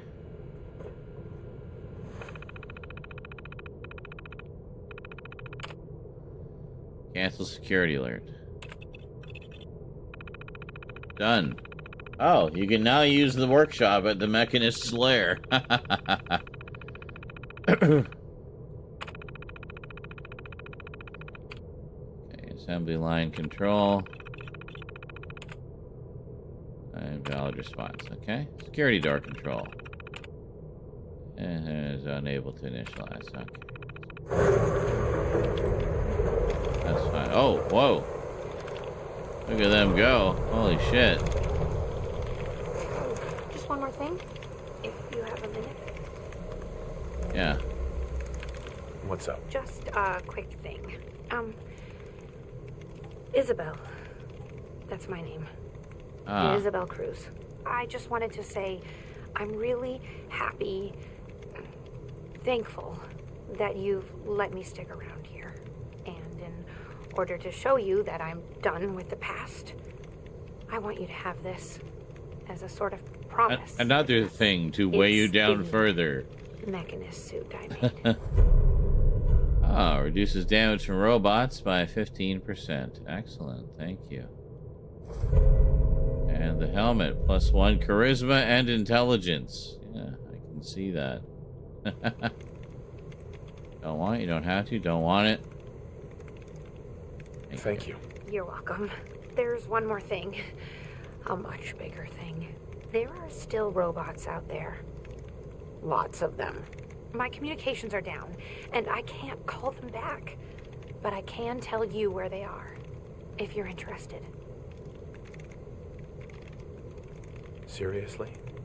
How many robots are out there? Quite a few. Oh, God. There's a lot of ground to cover on the Commonwealth, so there's kind of a whole bunch out there. Great. Sure. Great. Let's see here. Yes, there's another one out there. Hope it's not too much trouble. Rogue robot. Great. Okay, Isabel Cruz. Excuse me. Hi, Ada. Hey. What can I do for you? Your return is a relief. I trust the outcome was what you wanted. Disappointed she's alive? Commonwealth is safe. Shut her facility down. She saw the truth.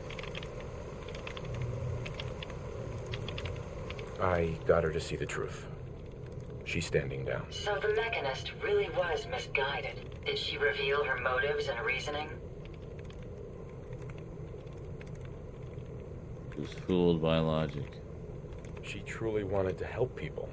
She didn't know what the robo-brains were doing. To her, a life saved was a life saved. A biological wild card. The unknowns are vast. She had to know the risk she was taking by creating them. Many good people endured suffering and death because of the Mechanist. It's a shame a mind as brilliant as hers allowed such atrocities to be committed. She had good intentions. She was simply misled. Even good intentions need checks and balances. Still, I now know that the death of my friends has brought about a safer Commonwealth. Had the Mechanist's robots remained unchecked, I'm certain that damage would have been extensive, halting, if not reversing, any progress that has been made here. With this knowledge, I am finally registering feelings of satisfaction and accomplishment. And I have you to thank for it.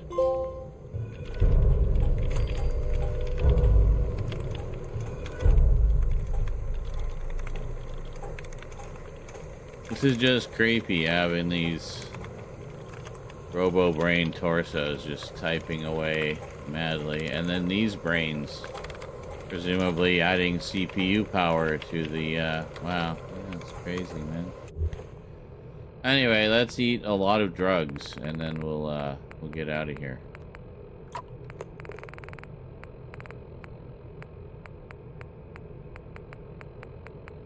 And I think we'll call it a night here. So we accomplished what we set out to accomplish. Namely, which was,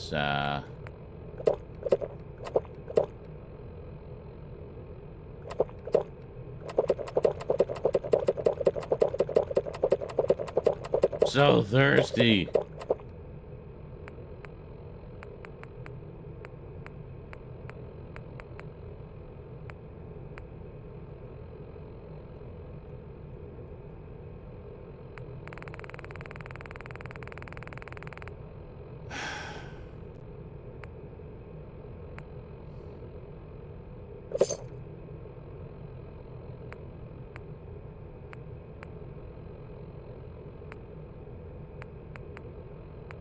Oh, whiskey gives us a strength +2. I'm not equipped to imbibe alcoholic substances, so I'm afraid you'll have to drink alone, ma'am.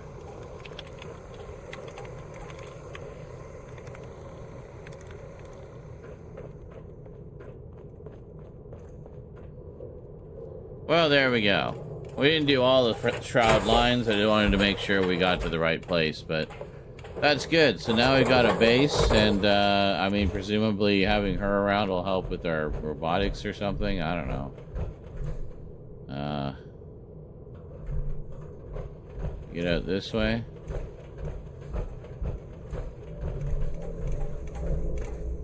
Access port. Activate. Yeah.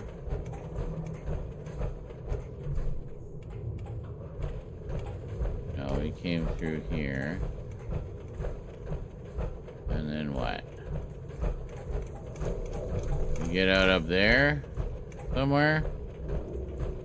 I don't know.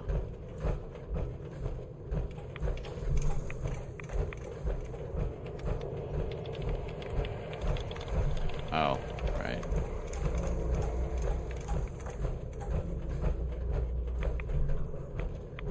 That's all opened up now.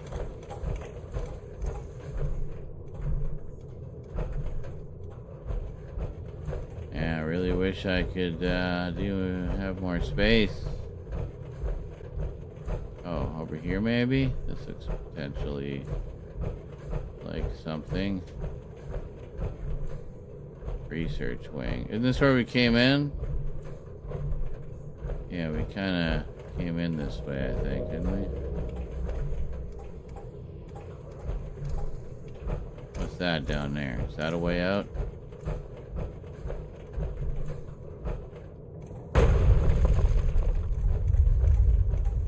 Yes, here we go. I think. Yes. Here we go. See ya, Ada. Huh.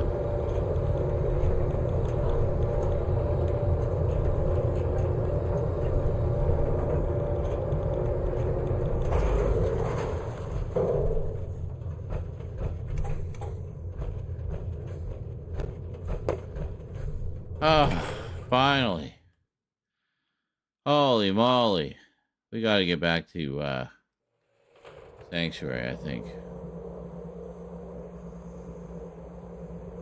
My God, that took a long time. Okay, well, we did it. We finally defeated the Mechanist, so it shouldn't, we shouldn't have as many attacks on the city or on the town anymore.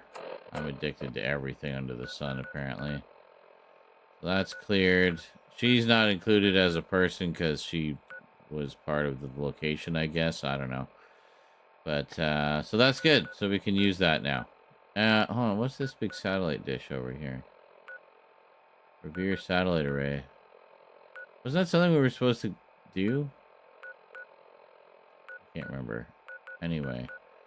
It's possible we got killed and lost some progress at some point. That happens. But, oh, how did the, they suffered some damage over at the Starlight Drive-In. Let's see what happened. Just check up on these places. And then there was the other one. Shit. Why did I do that? Oh, yeah, I wanted to go to fucking... Hold on. I forgot what I was... Yeah.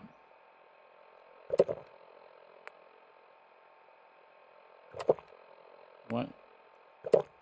Alright, that was a waste.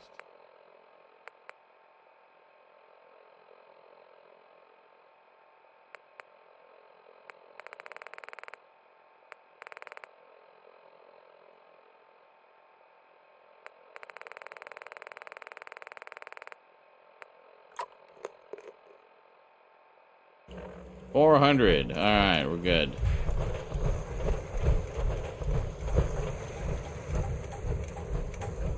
Got a dangerous look about you.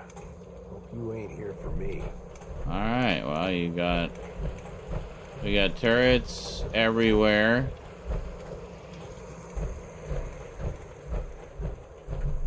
So, I mean, I don't know. We got pretty solid defense here. We got a defense of 43.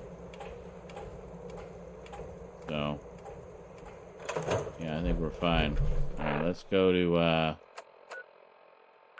Red Rocket. To drop off our junk. Break it all down.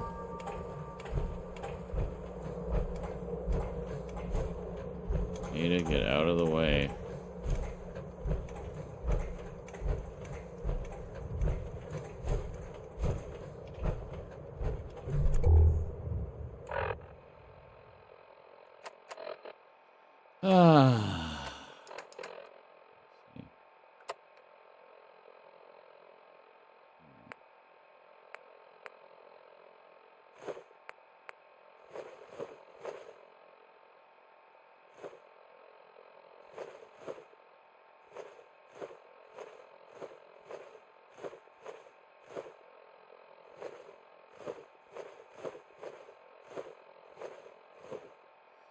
So, I mean, I guess we can go back there and get a bunch of the items that we weren't able to pick up. They won't all despawn. Here.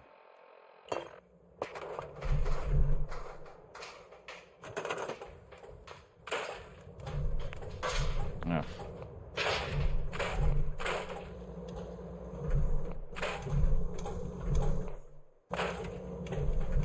Ah, surgical tray. That was all aluminum.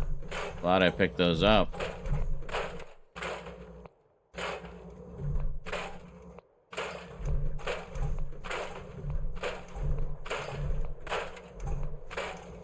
So tonight we learned don't slaughter your Brahmin for steak or anything because it pisses off your entire settlement and they all turn against you.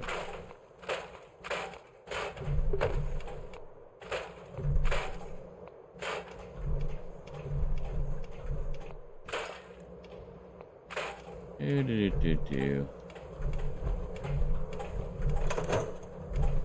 Hey. Yes, sir?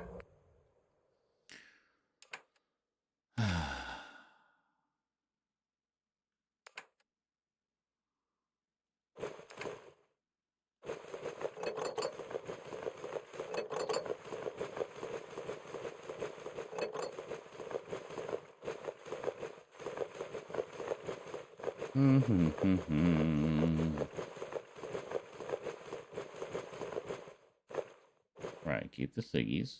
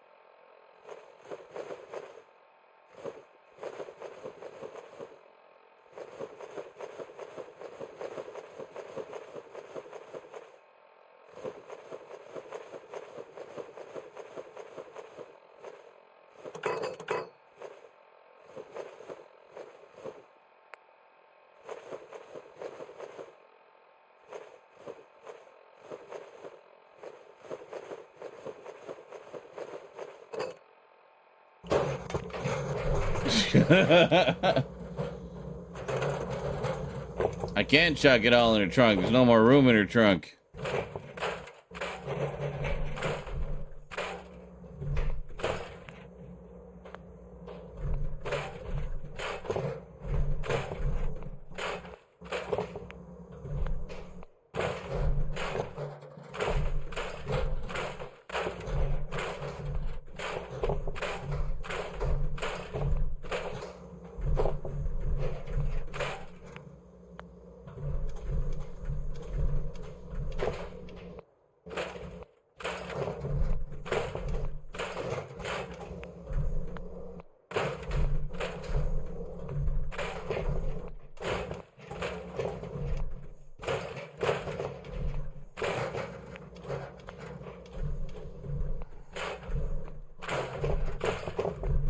The tedious part of RPG resource management.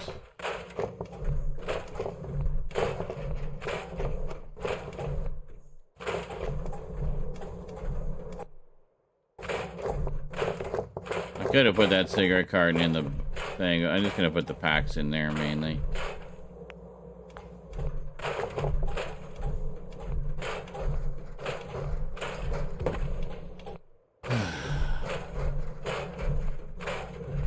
Any wonder we were weighed down. Holy shit.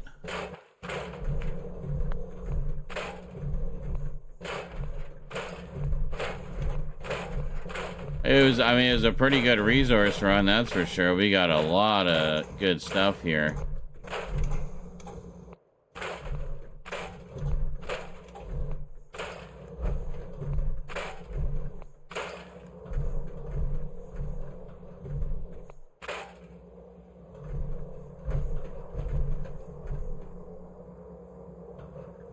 You just highlighted it. There we go.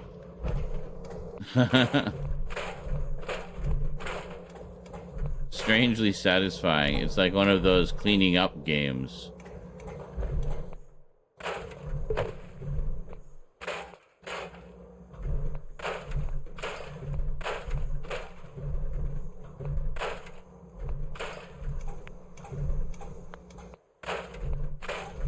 Stop trying to build a robot factory. We're just dealing with junk right now.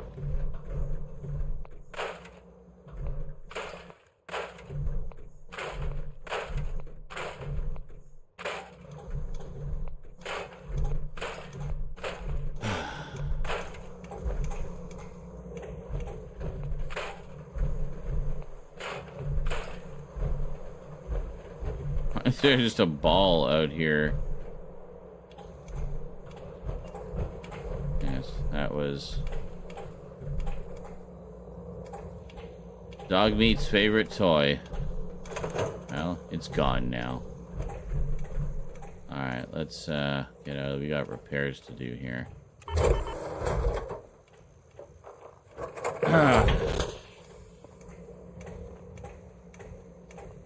She is a chunkier robot. She needed a chunkier robot. Well, she's actually looking a lot better than she was. She had like the derpiest, clankiest legs, and so I gave her Assaultron legs with armor, like additional armor on top. So I definitely got my gal kitted out. It's always fascinating watching you create. Oh, thank you.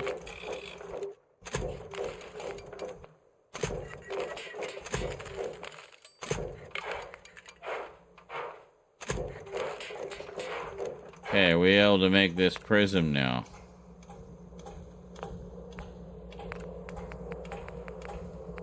Yes.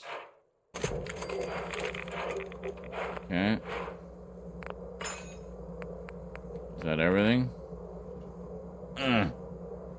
No. Serial mod. Prism. There we go. Increases armor health.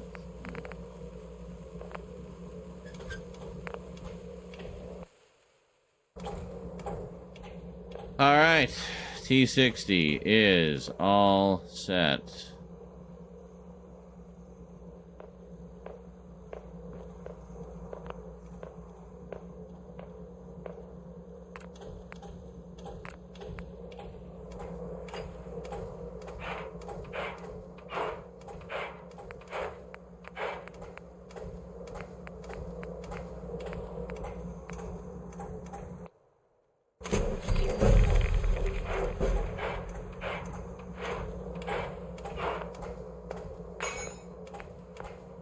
The paint is driving me nuts. So we're going with military paint. Is better. And then back to prism shielding. Oh, which we don't even... Oh, we can't! It won't let us... Oh, I thought it would fix the paint. God damn it. At least we didn't have to make the prism shielding. You just keep it.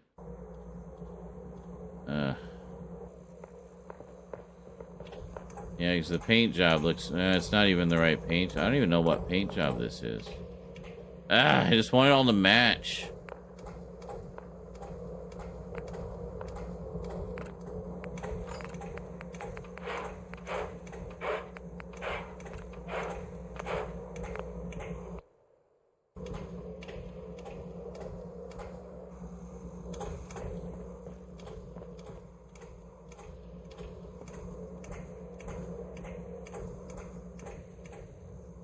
Okay. Now, we wanted a water treatment plant for the sanctuary.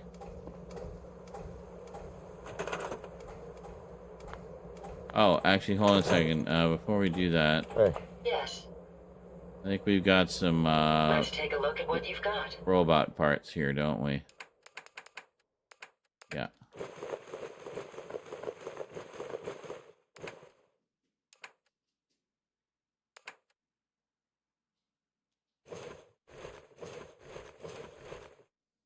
Yeah, I'll just dump all of this stuff here.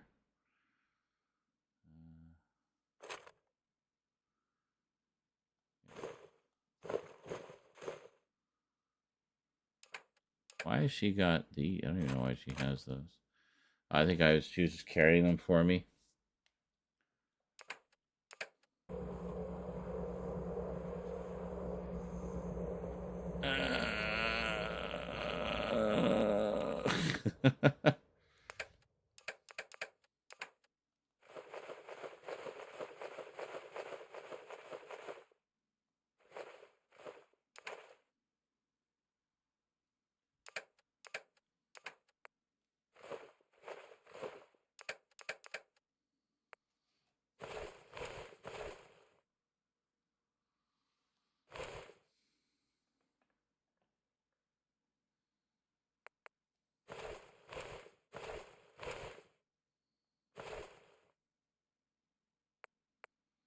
Holy moly, weight 20, value 2,000, 1250. Wow.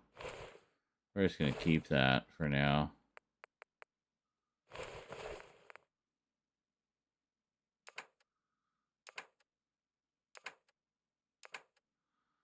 that everything? Okay. And then if we look over here now, our junk should be incredible. Still low on adhesive. Okay on aluminum now.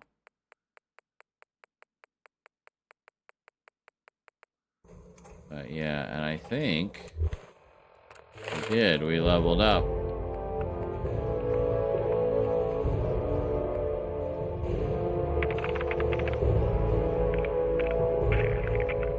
Scrapper. Screw, yeah. You can salvage uncommon components like screws, aluminum, and copper when scrapping weapons and armor. Ah, yes. Okay. Salvage rare components like circuitry, nuclear material, and fiber optics when scrapping weapons and armor. Items with favorited components are highlighted. Get more from salvaging. Yeah, let's do it. As we're finding that we need items more and more, right? So let's do that. What weapons have we got here?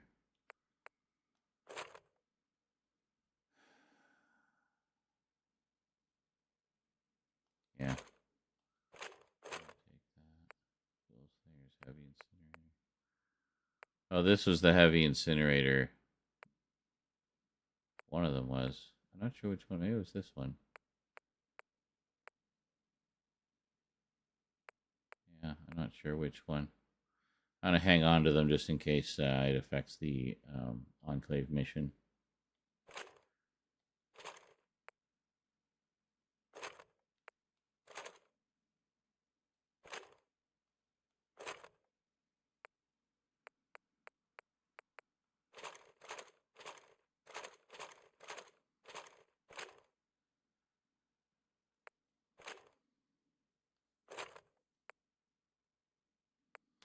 There it is. Tactical excited automatic I'll take that.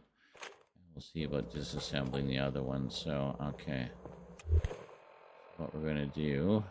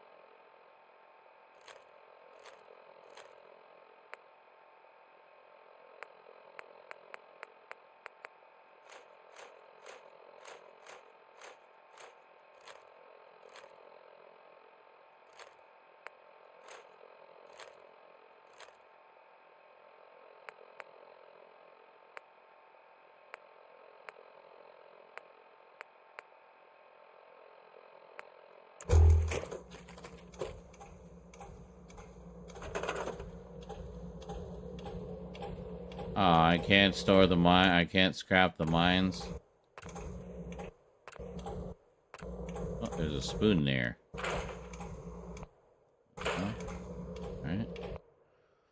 Steel, screw, aluminum, copper, and rubber. Holy shit, man.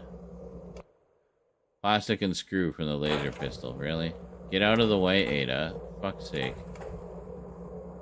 Get out of the way. Steel.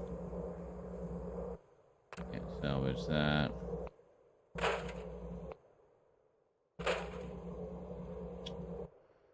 Can't scrap the grenades, eh?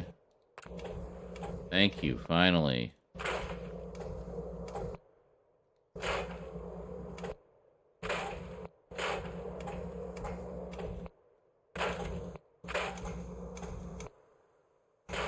I don't know. We got a little bit. We didn't get like a ton of stuff. I was hoping for more. Oh, we got some... Whatever that was. We got a fair amount of stuff. Alright.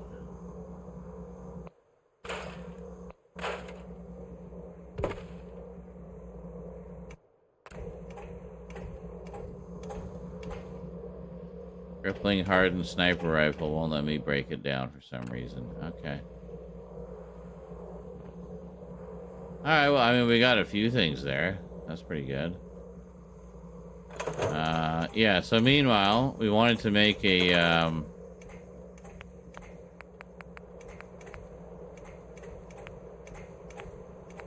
wanted to make one of these for Sanctuary. So what do we need? We need oil, ceramic, rubber, copper. Oil, ceramic, rubber, copper, steel, cloth, and screw. Oil, ceramic, rubber, copper, steel, cloth, screw. Okay.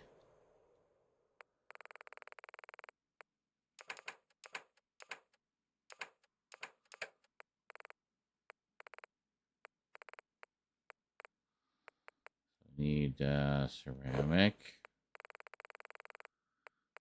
We need oil.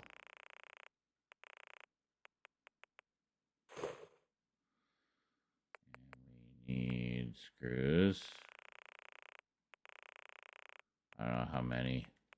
And we need rubber.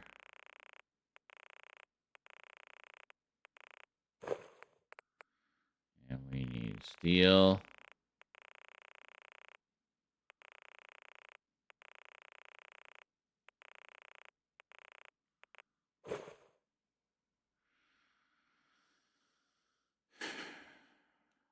What else do we need?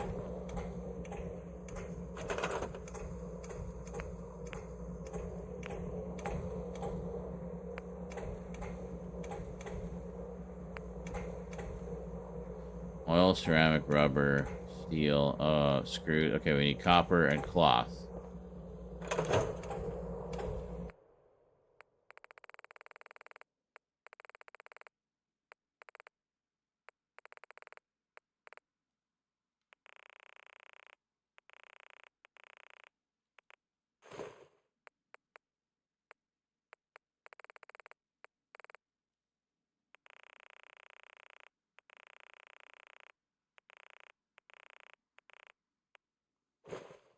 Alright.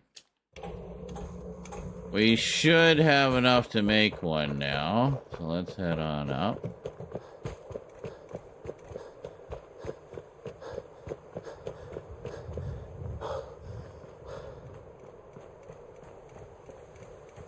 So what we're gonna do...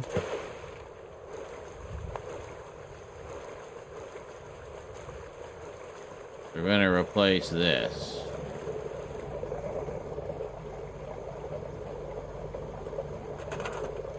Because we're low on water.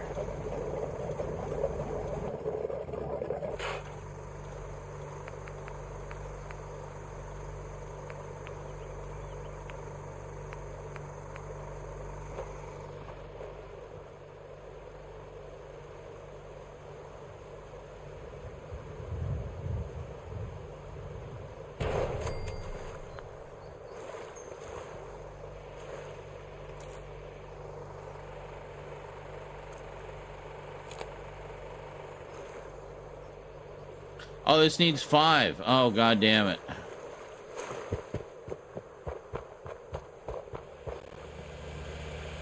Oh, shit. I don't know if I have the right stuff. I have everything I need but one thing. I need a gear. I need gears.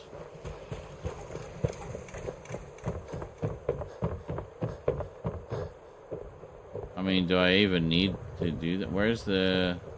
It's fairly far away. Yeah, never mind. We'll just do a little generator just for that one. That's fine. Oh. If we had a good supply of clean water, things would be pretty good. Alright. I'm working on it. Just need to get some gears.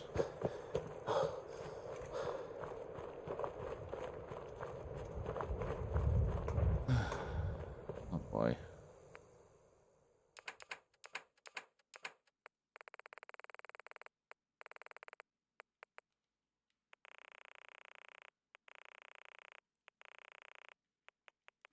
But this should take care of their water needs for a while. Oh shit, they're right here. God damn it.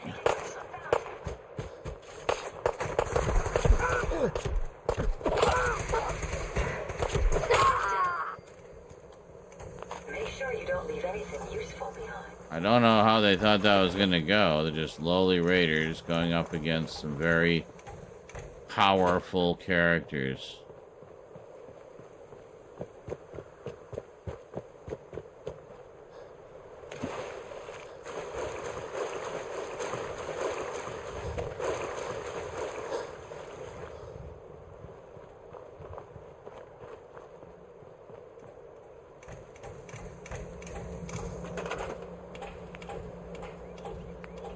Get out of the way.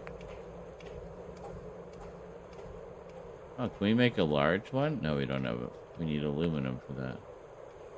Make a windmill? Windmill doesn't make very much, eh? But this should be sufficient.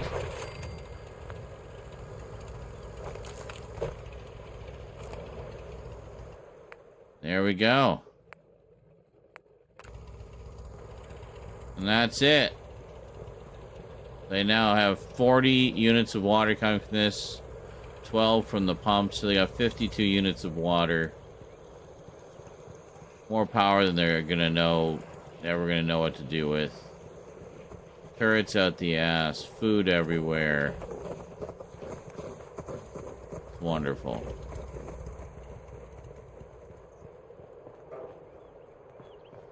I don't know what the purpose of this Brahmin cage is.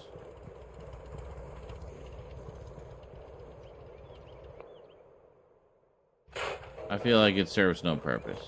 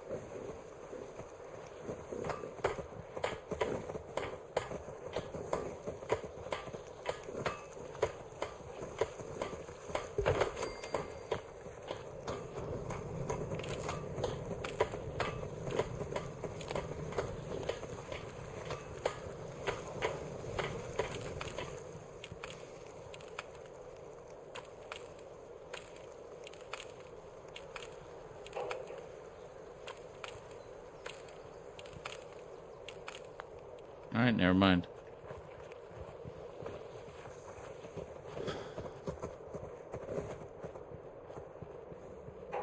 Alright, we should be good now. We should have power pretty much all the way around the house.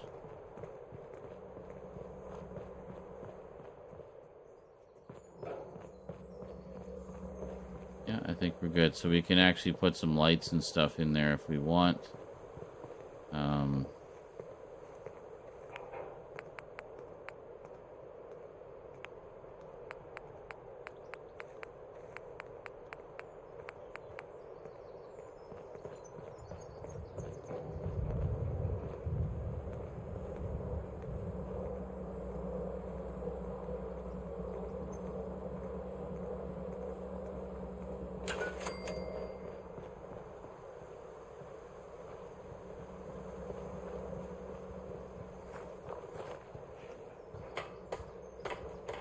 Oh, we can't make any more.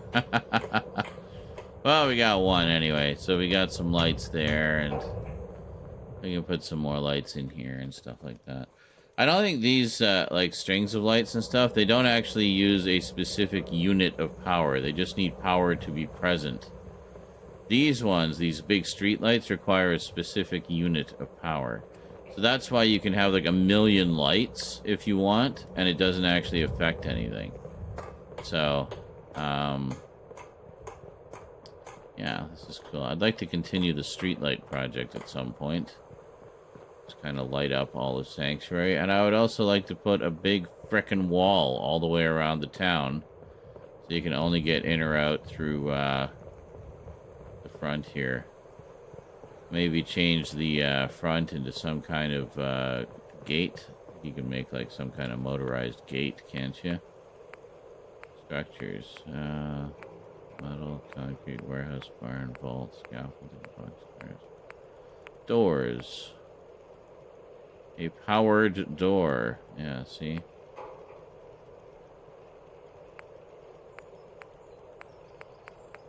A whole bunch of doors. It won't even show us. We can't even look at it.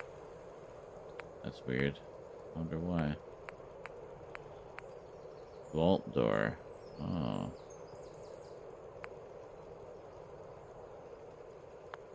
Anyway. I'm sure there's some way you can do like some kind of gate or something.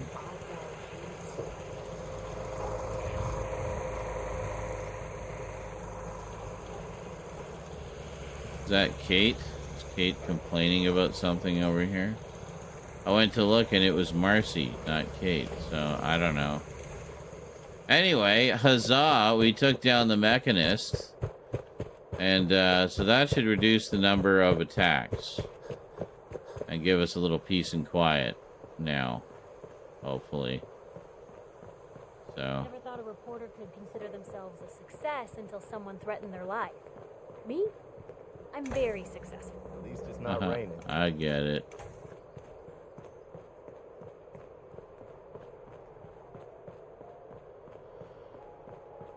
Oh.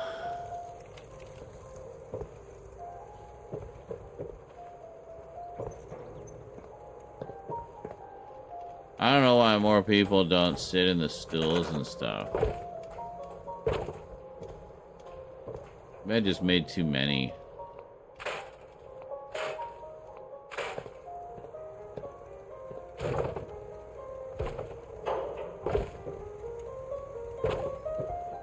Oh, see, he's sitting.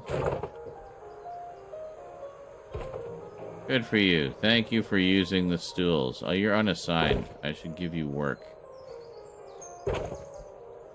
I will give you work. You can help over here.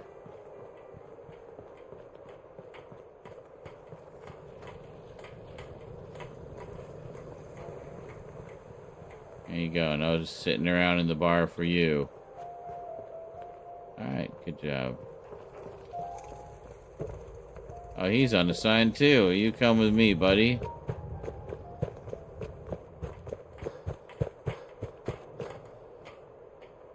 Work on that one. There we go. Well, you. Yeah, you're good. Okay.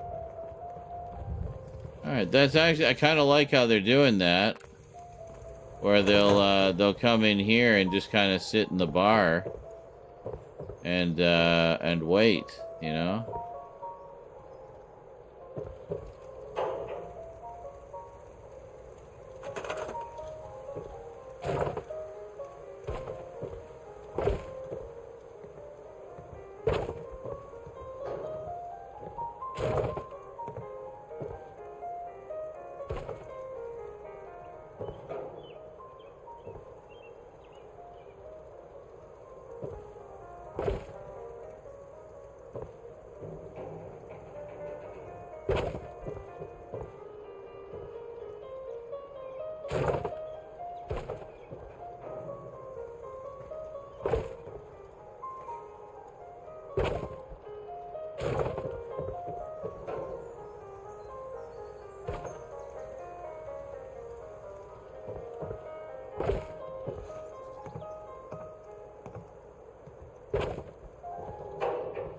There. That's a little better. Just kind of move things out of the way a bit. Maybe constantly trying to kill us, but the Commonwealth never lacks for a second. Here. Alright, so we got this gone. We got our little smoking lounge here.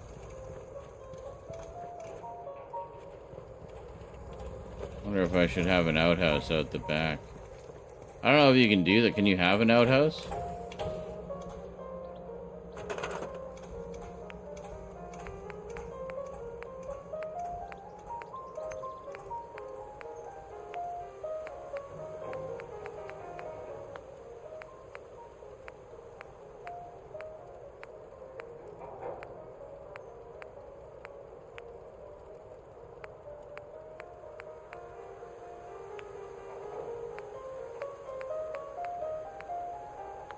I don't know.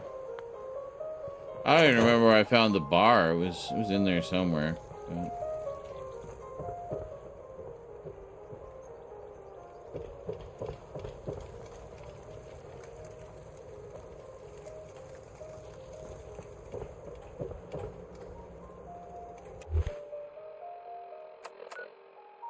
Okay, it is at Red. I couldn't remember where I left the power armor. I didn't think I brought it here. Why is happiness going down?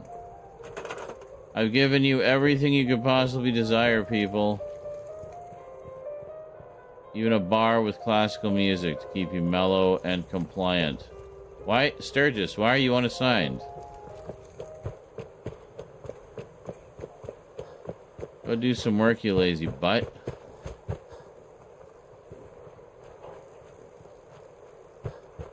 I should probably check on the amount of stuff in here. Oh, you definitely want the bottle caps.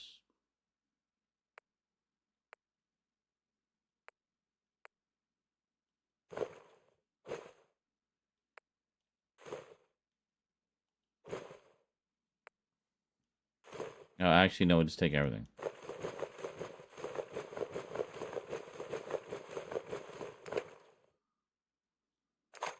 That's fine. Okay. Ada, where are you? Yeah, come here. Heads up.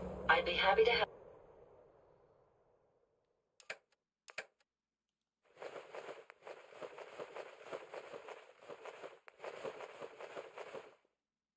Oh, I gotta put those in the machine, right? Okay. Oh, if I can. Let's get this show on the road. Spill it. Huh. What's the angle here? Indeed. I knew you would help us. I just want to trade a few things. Go ahead. Okay, cool. Happy I could help you.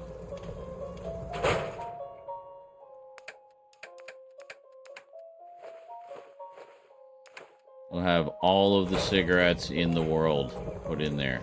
Nothing stays hidden forever. At least, not if I have my say. Anything I can do? You just say the word.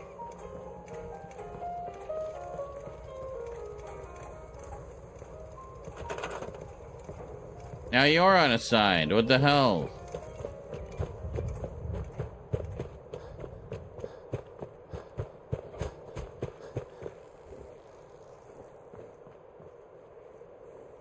There.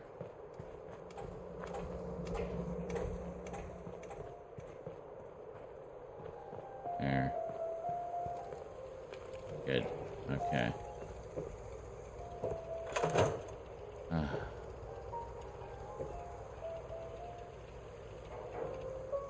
Wait a minute. You're unassigned?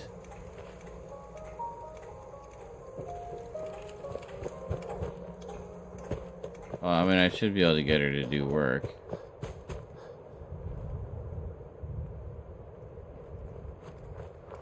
There. Alright, now you got something to do, Piper, instead of wandering around talking to yourself all day. Excellent. Okay.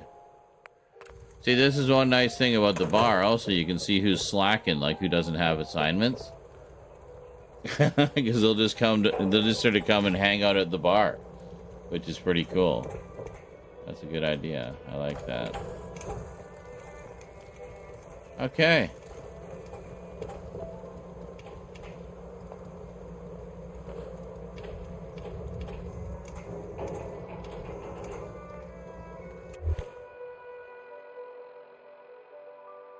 It's 2:43 in the afternoon. Just want to be here early for happy hour.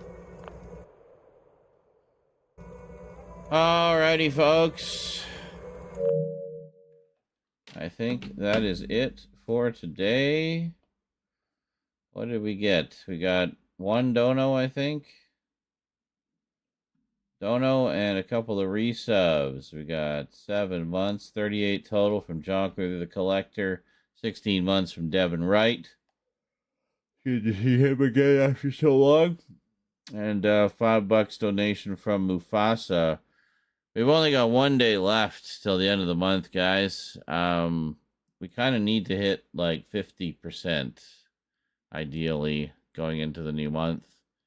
So if we can get there in the next day, that'd be great. I'd be really happy. That'd be nice. Anyway, I think I'm going to go watch the last couple episodes of Season 3 of Northwood and the next couple episodes of Edgemont. And then I'm going to go to bed. I'll see you guys tomorrow at some point, probably for more Fallout. Alrighty, that is it from me to you for now, folks. So have yourselves a wonderful night. And hello, goodbye, jail. Hello, goodbye.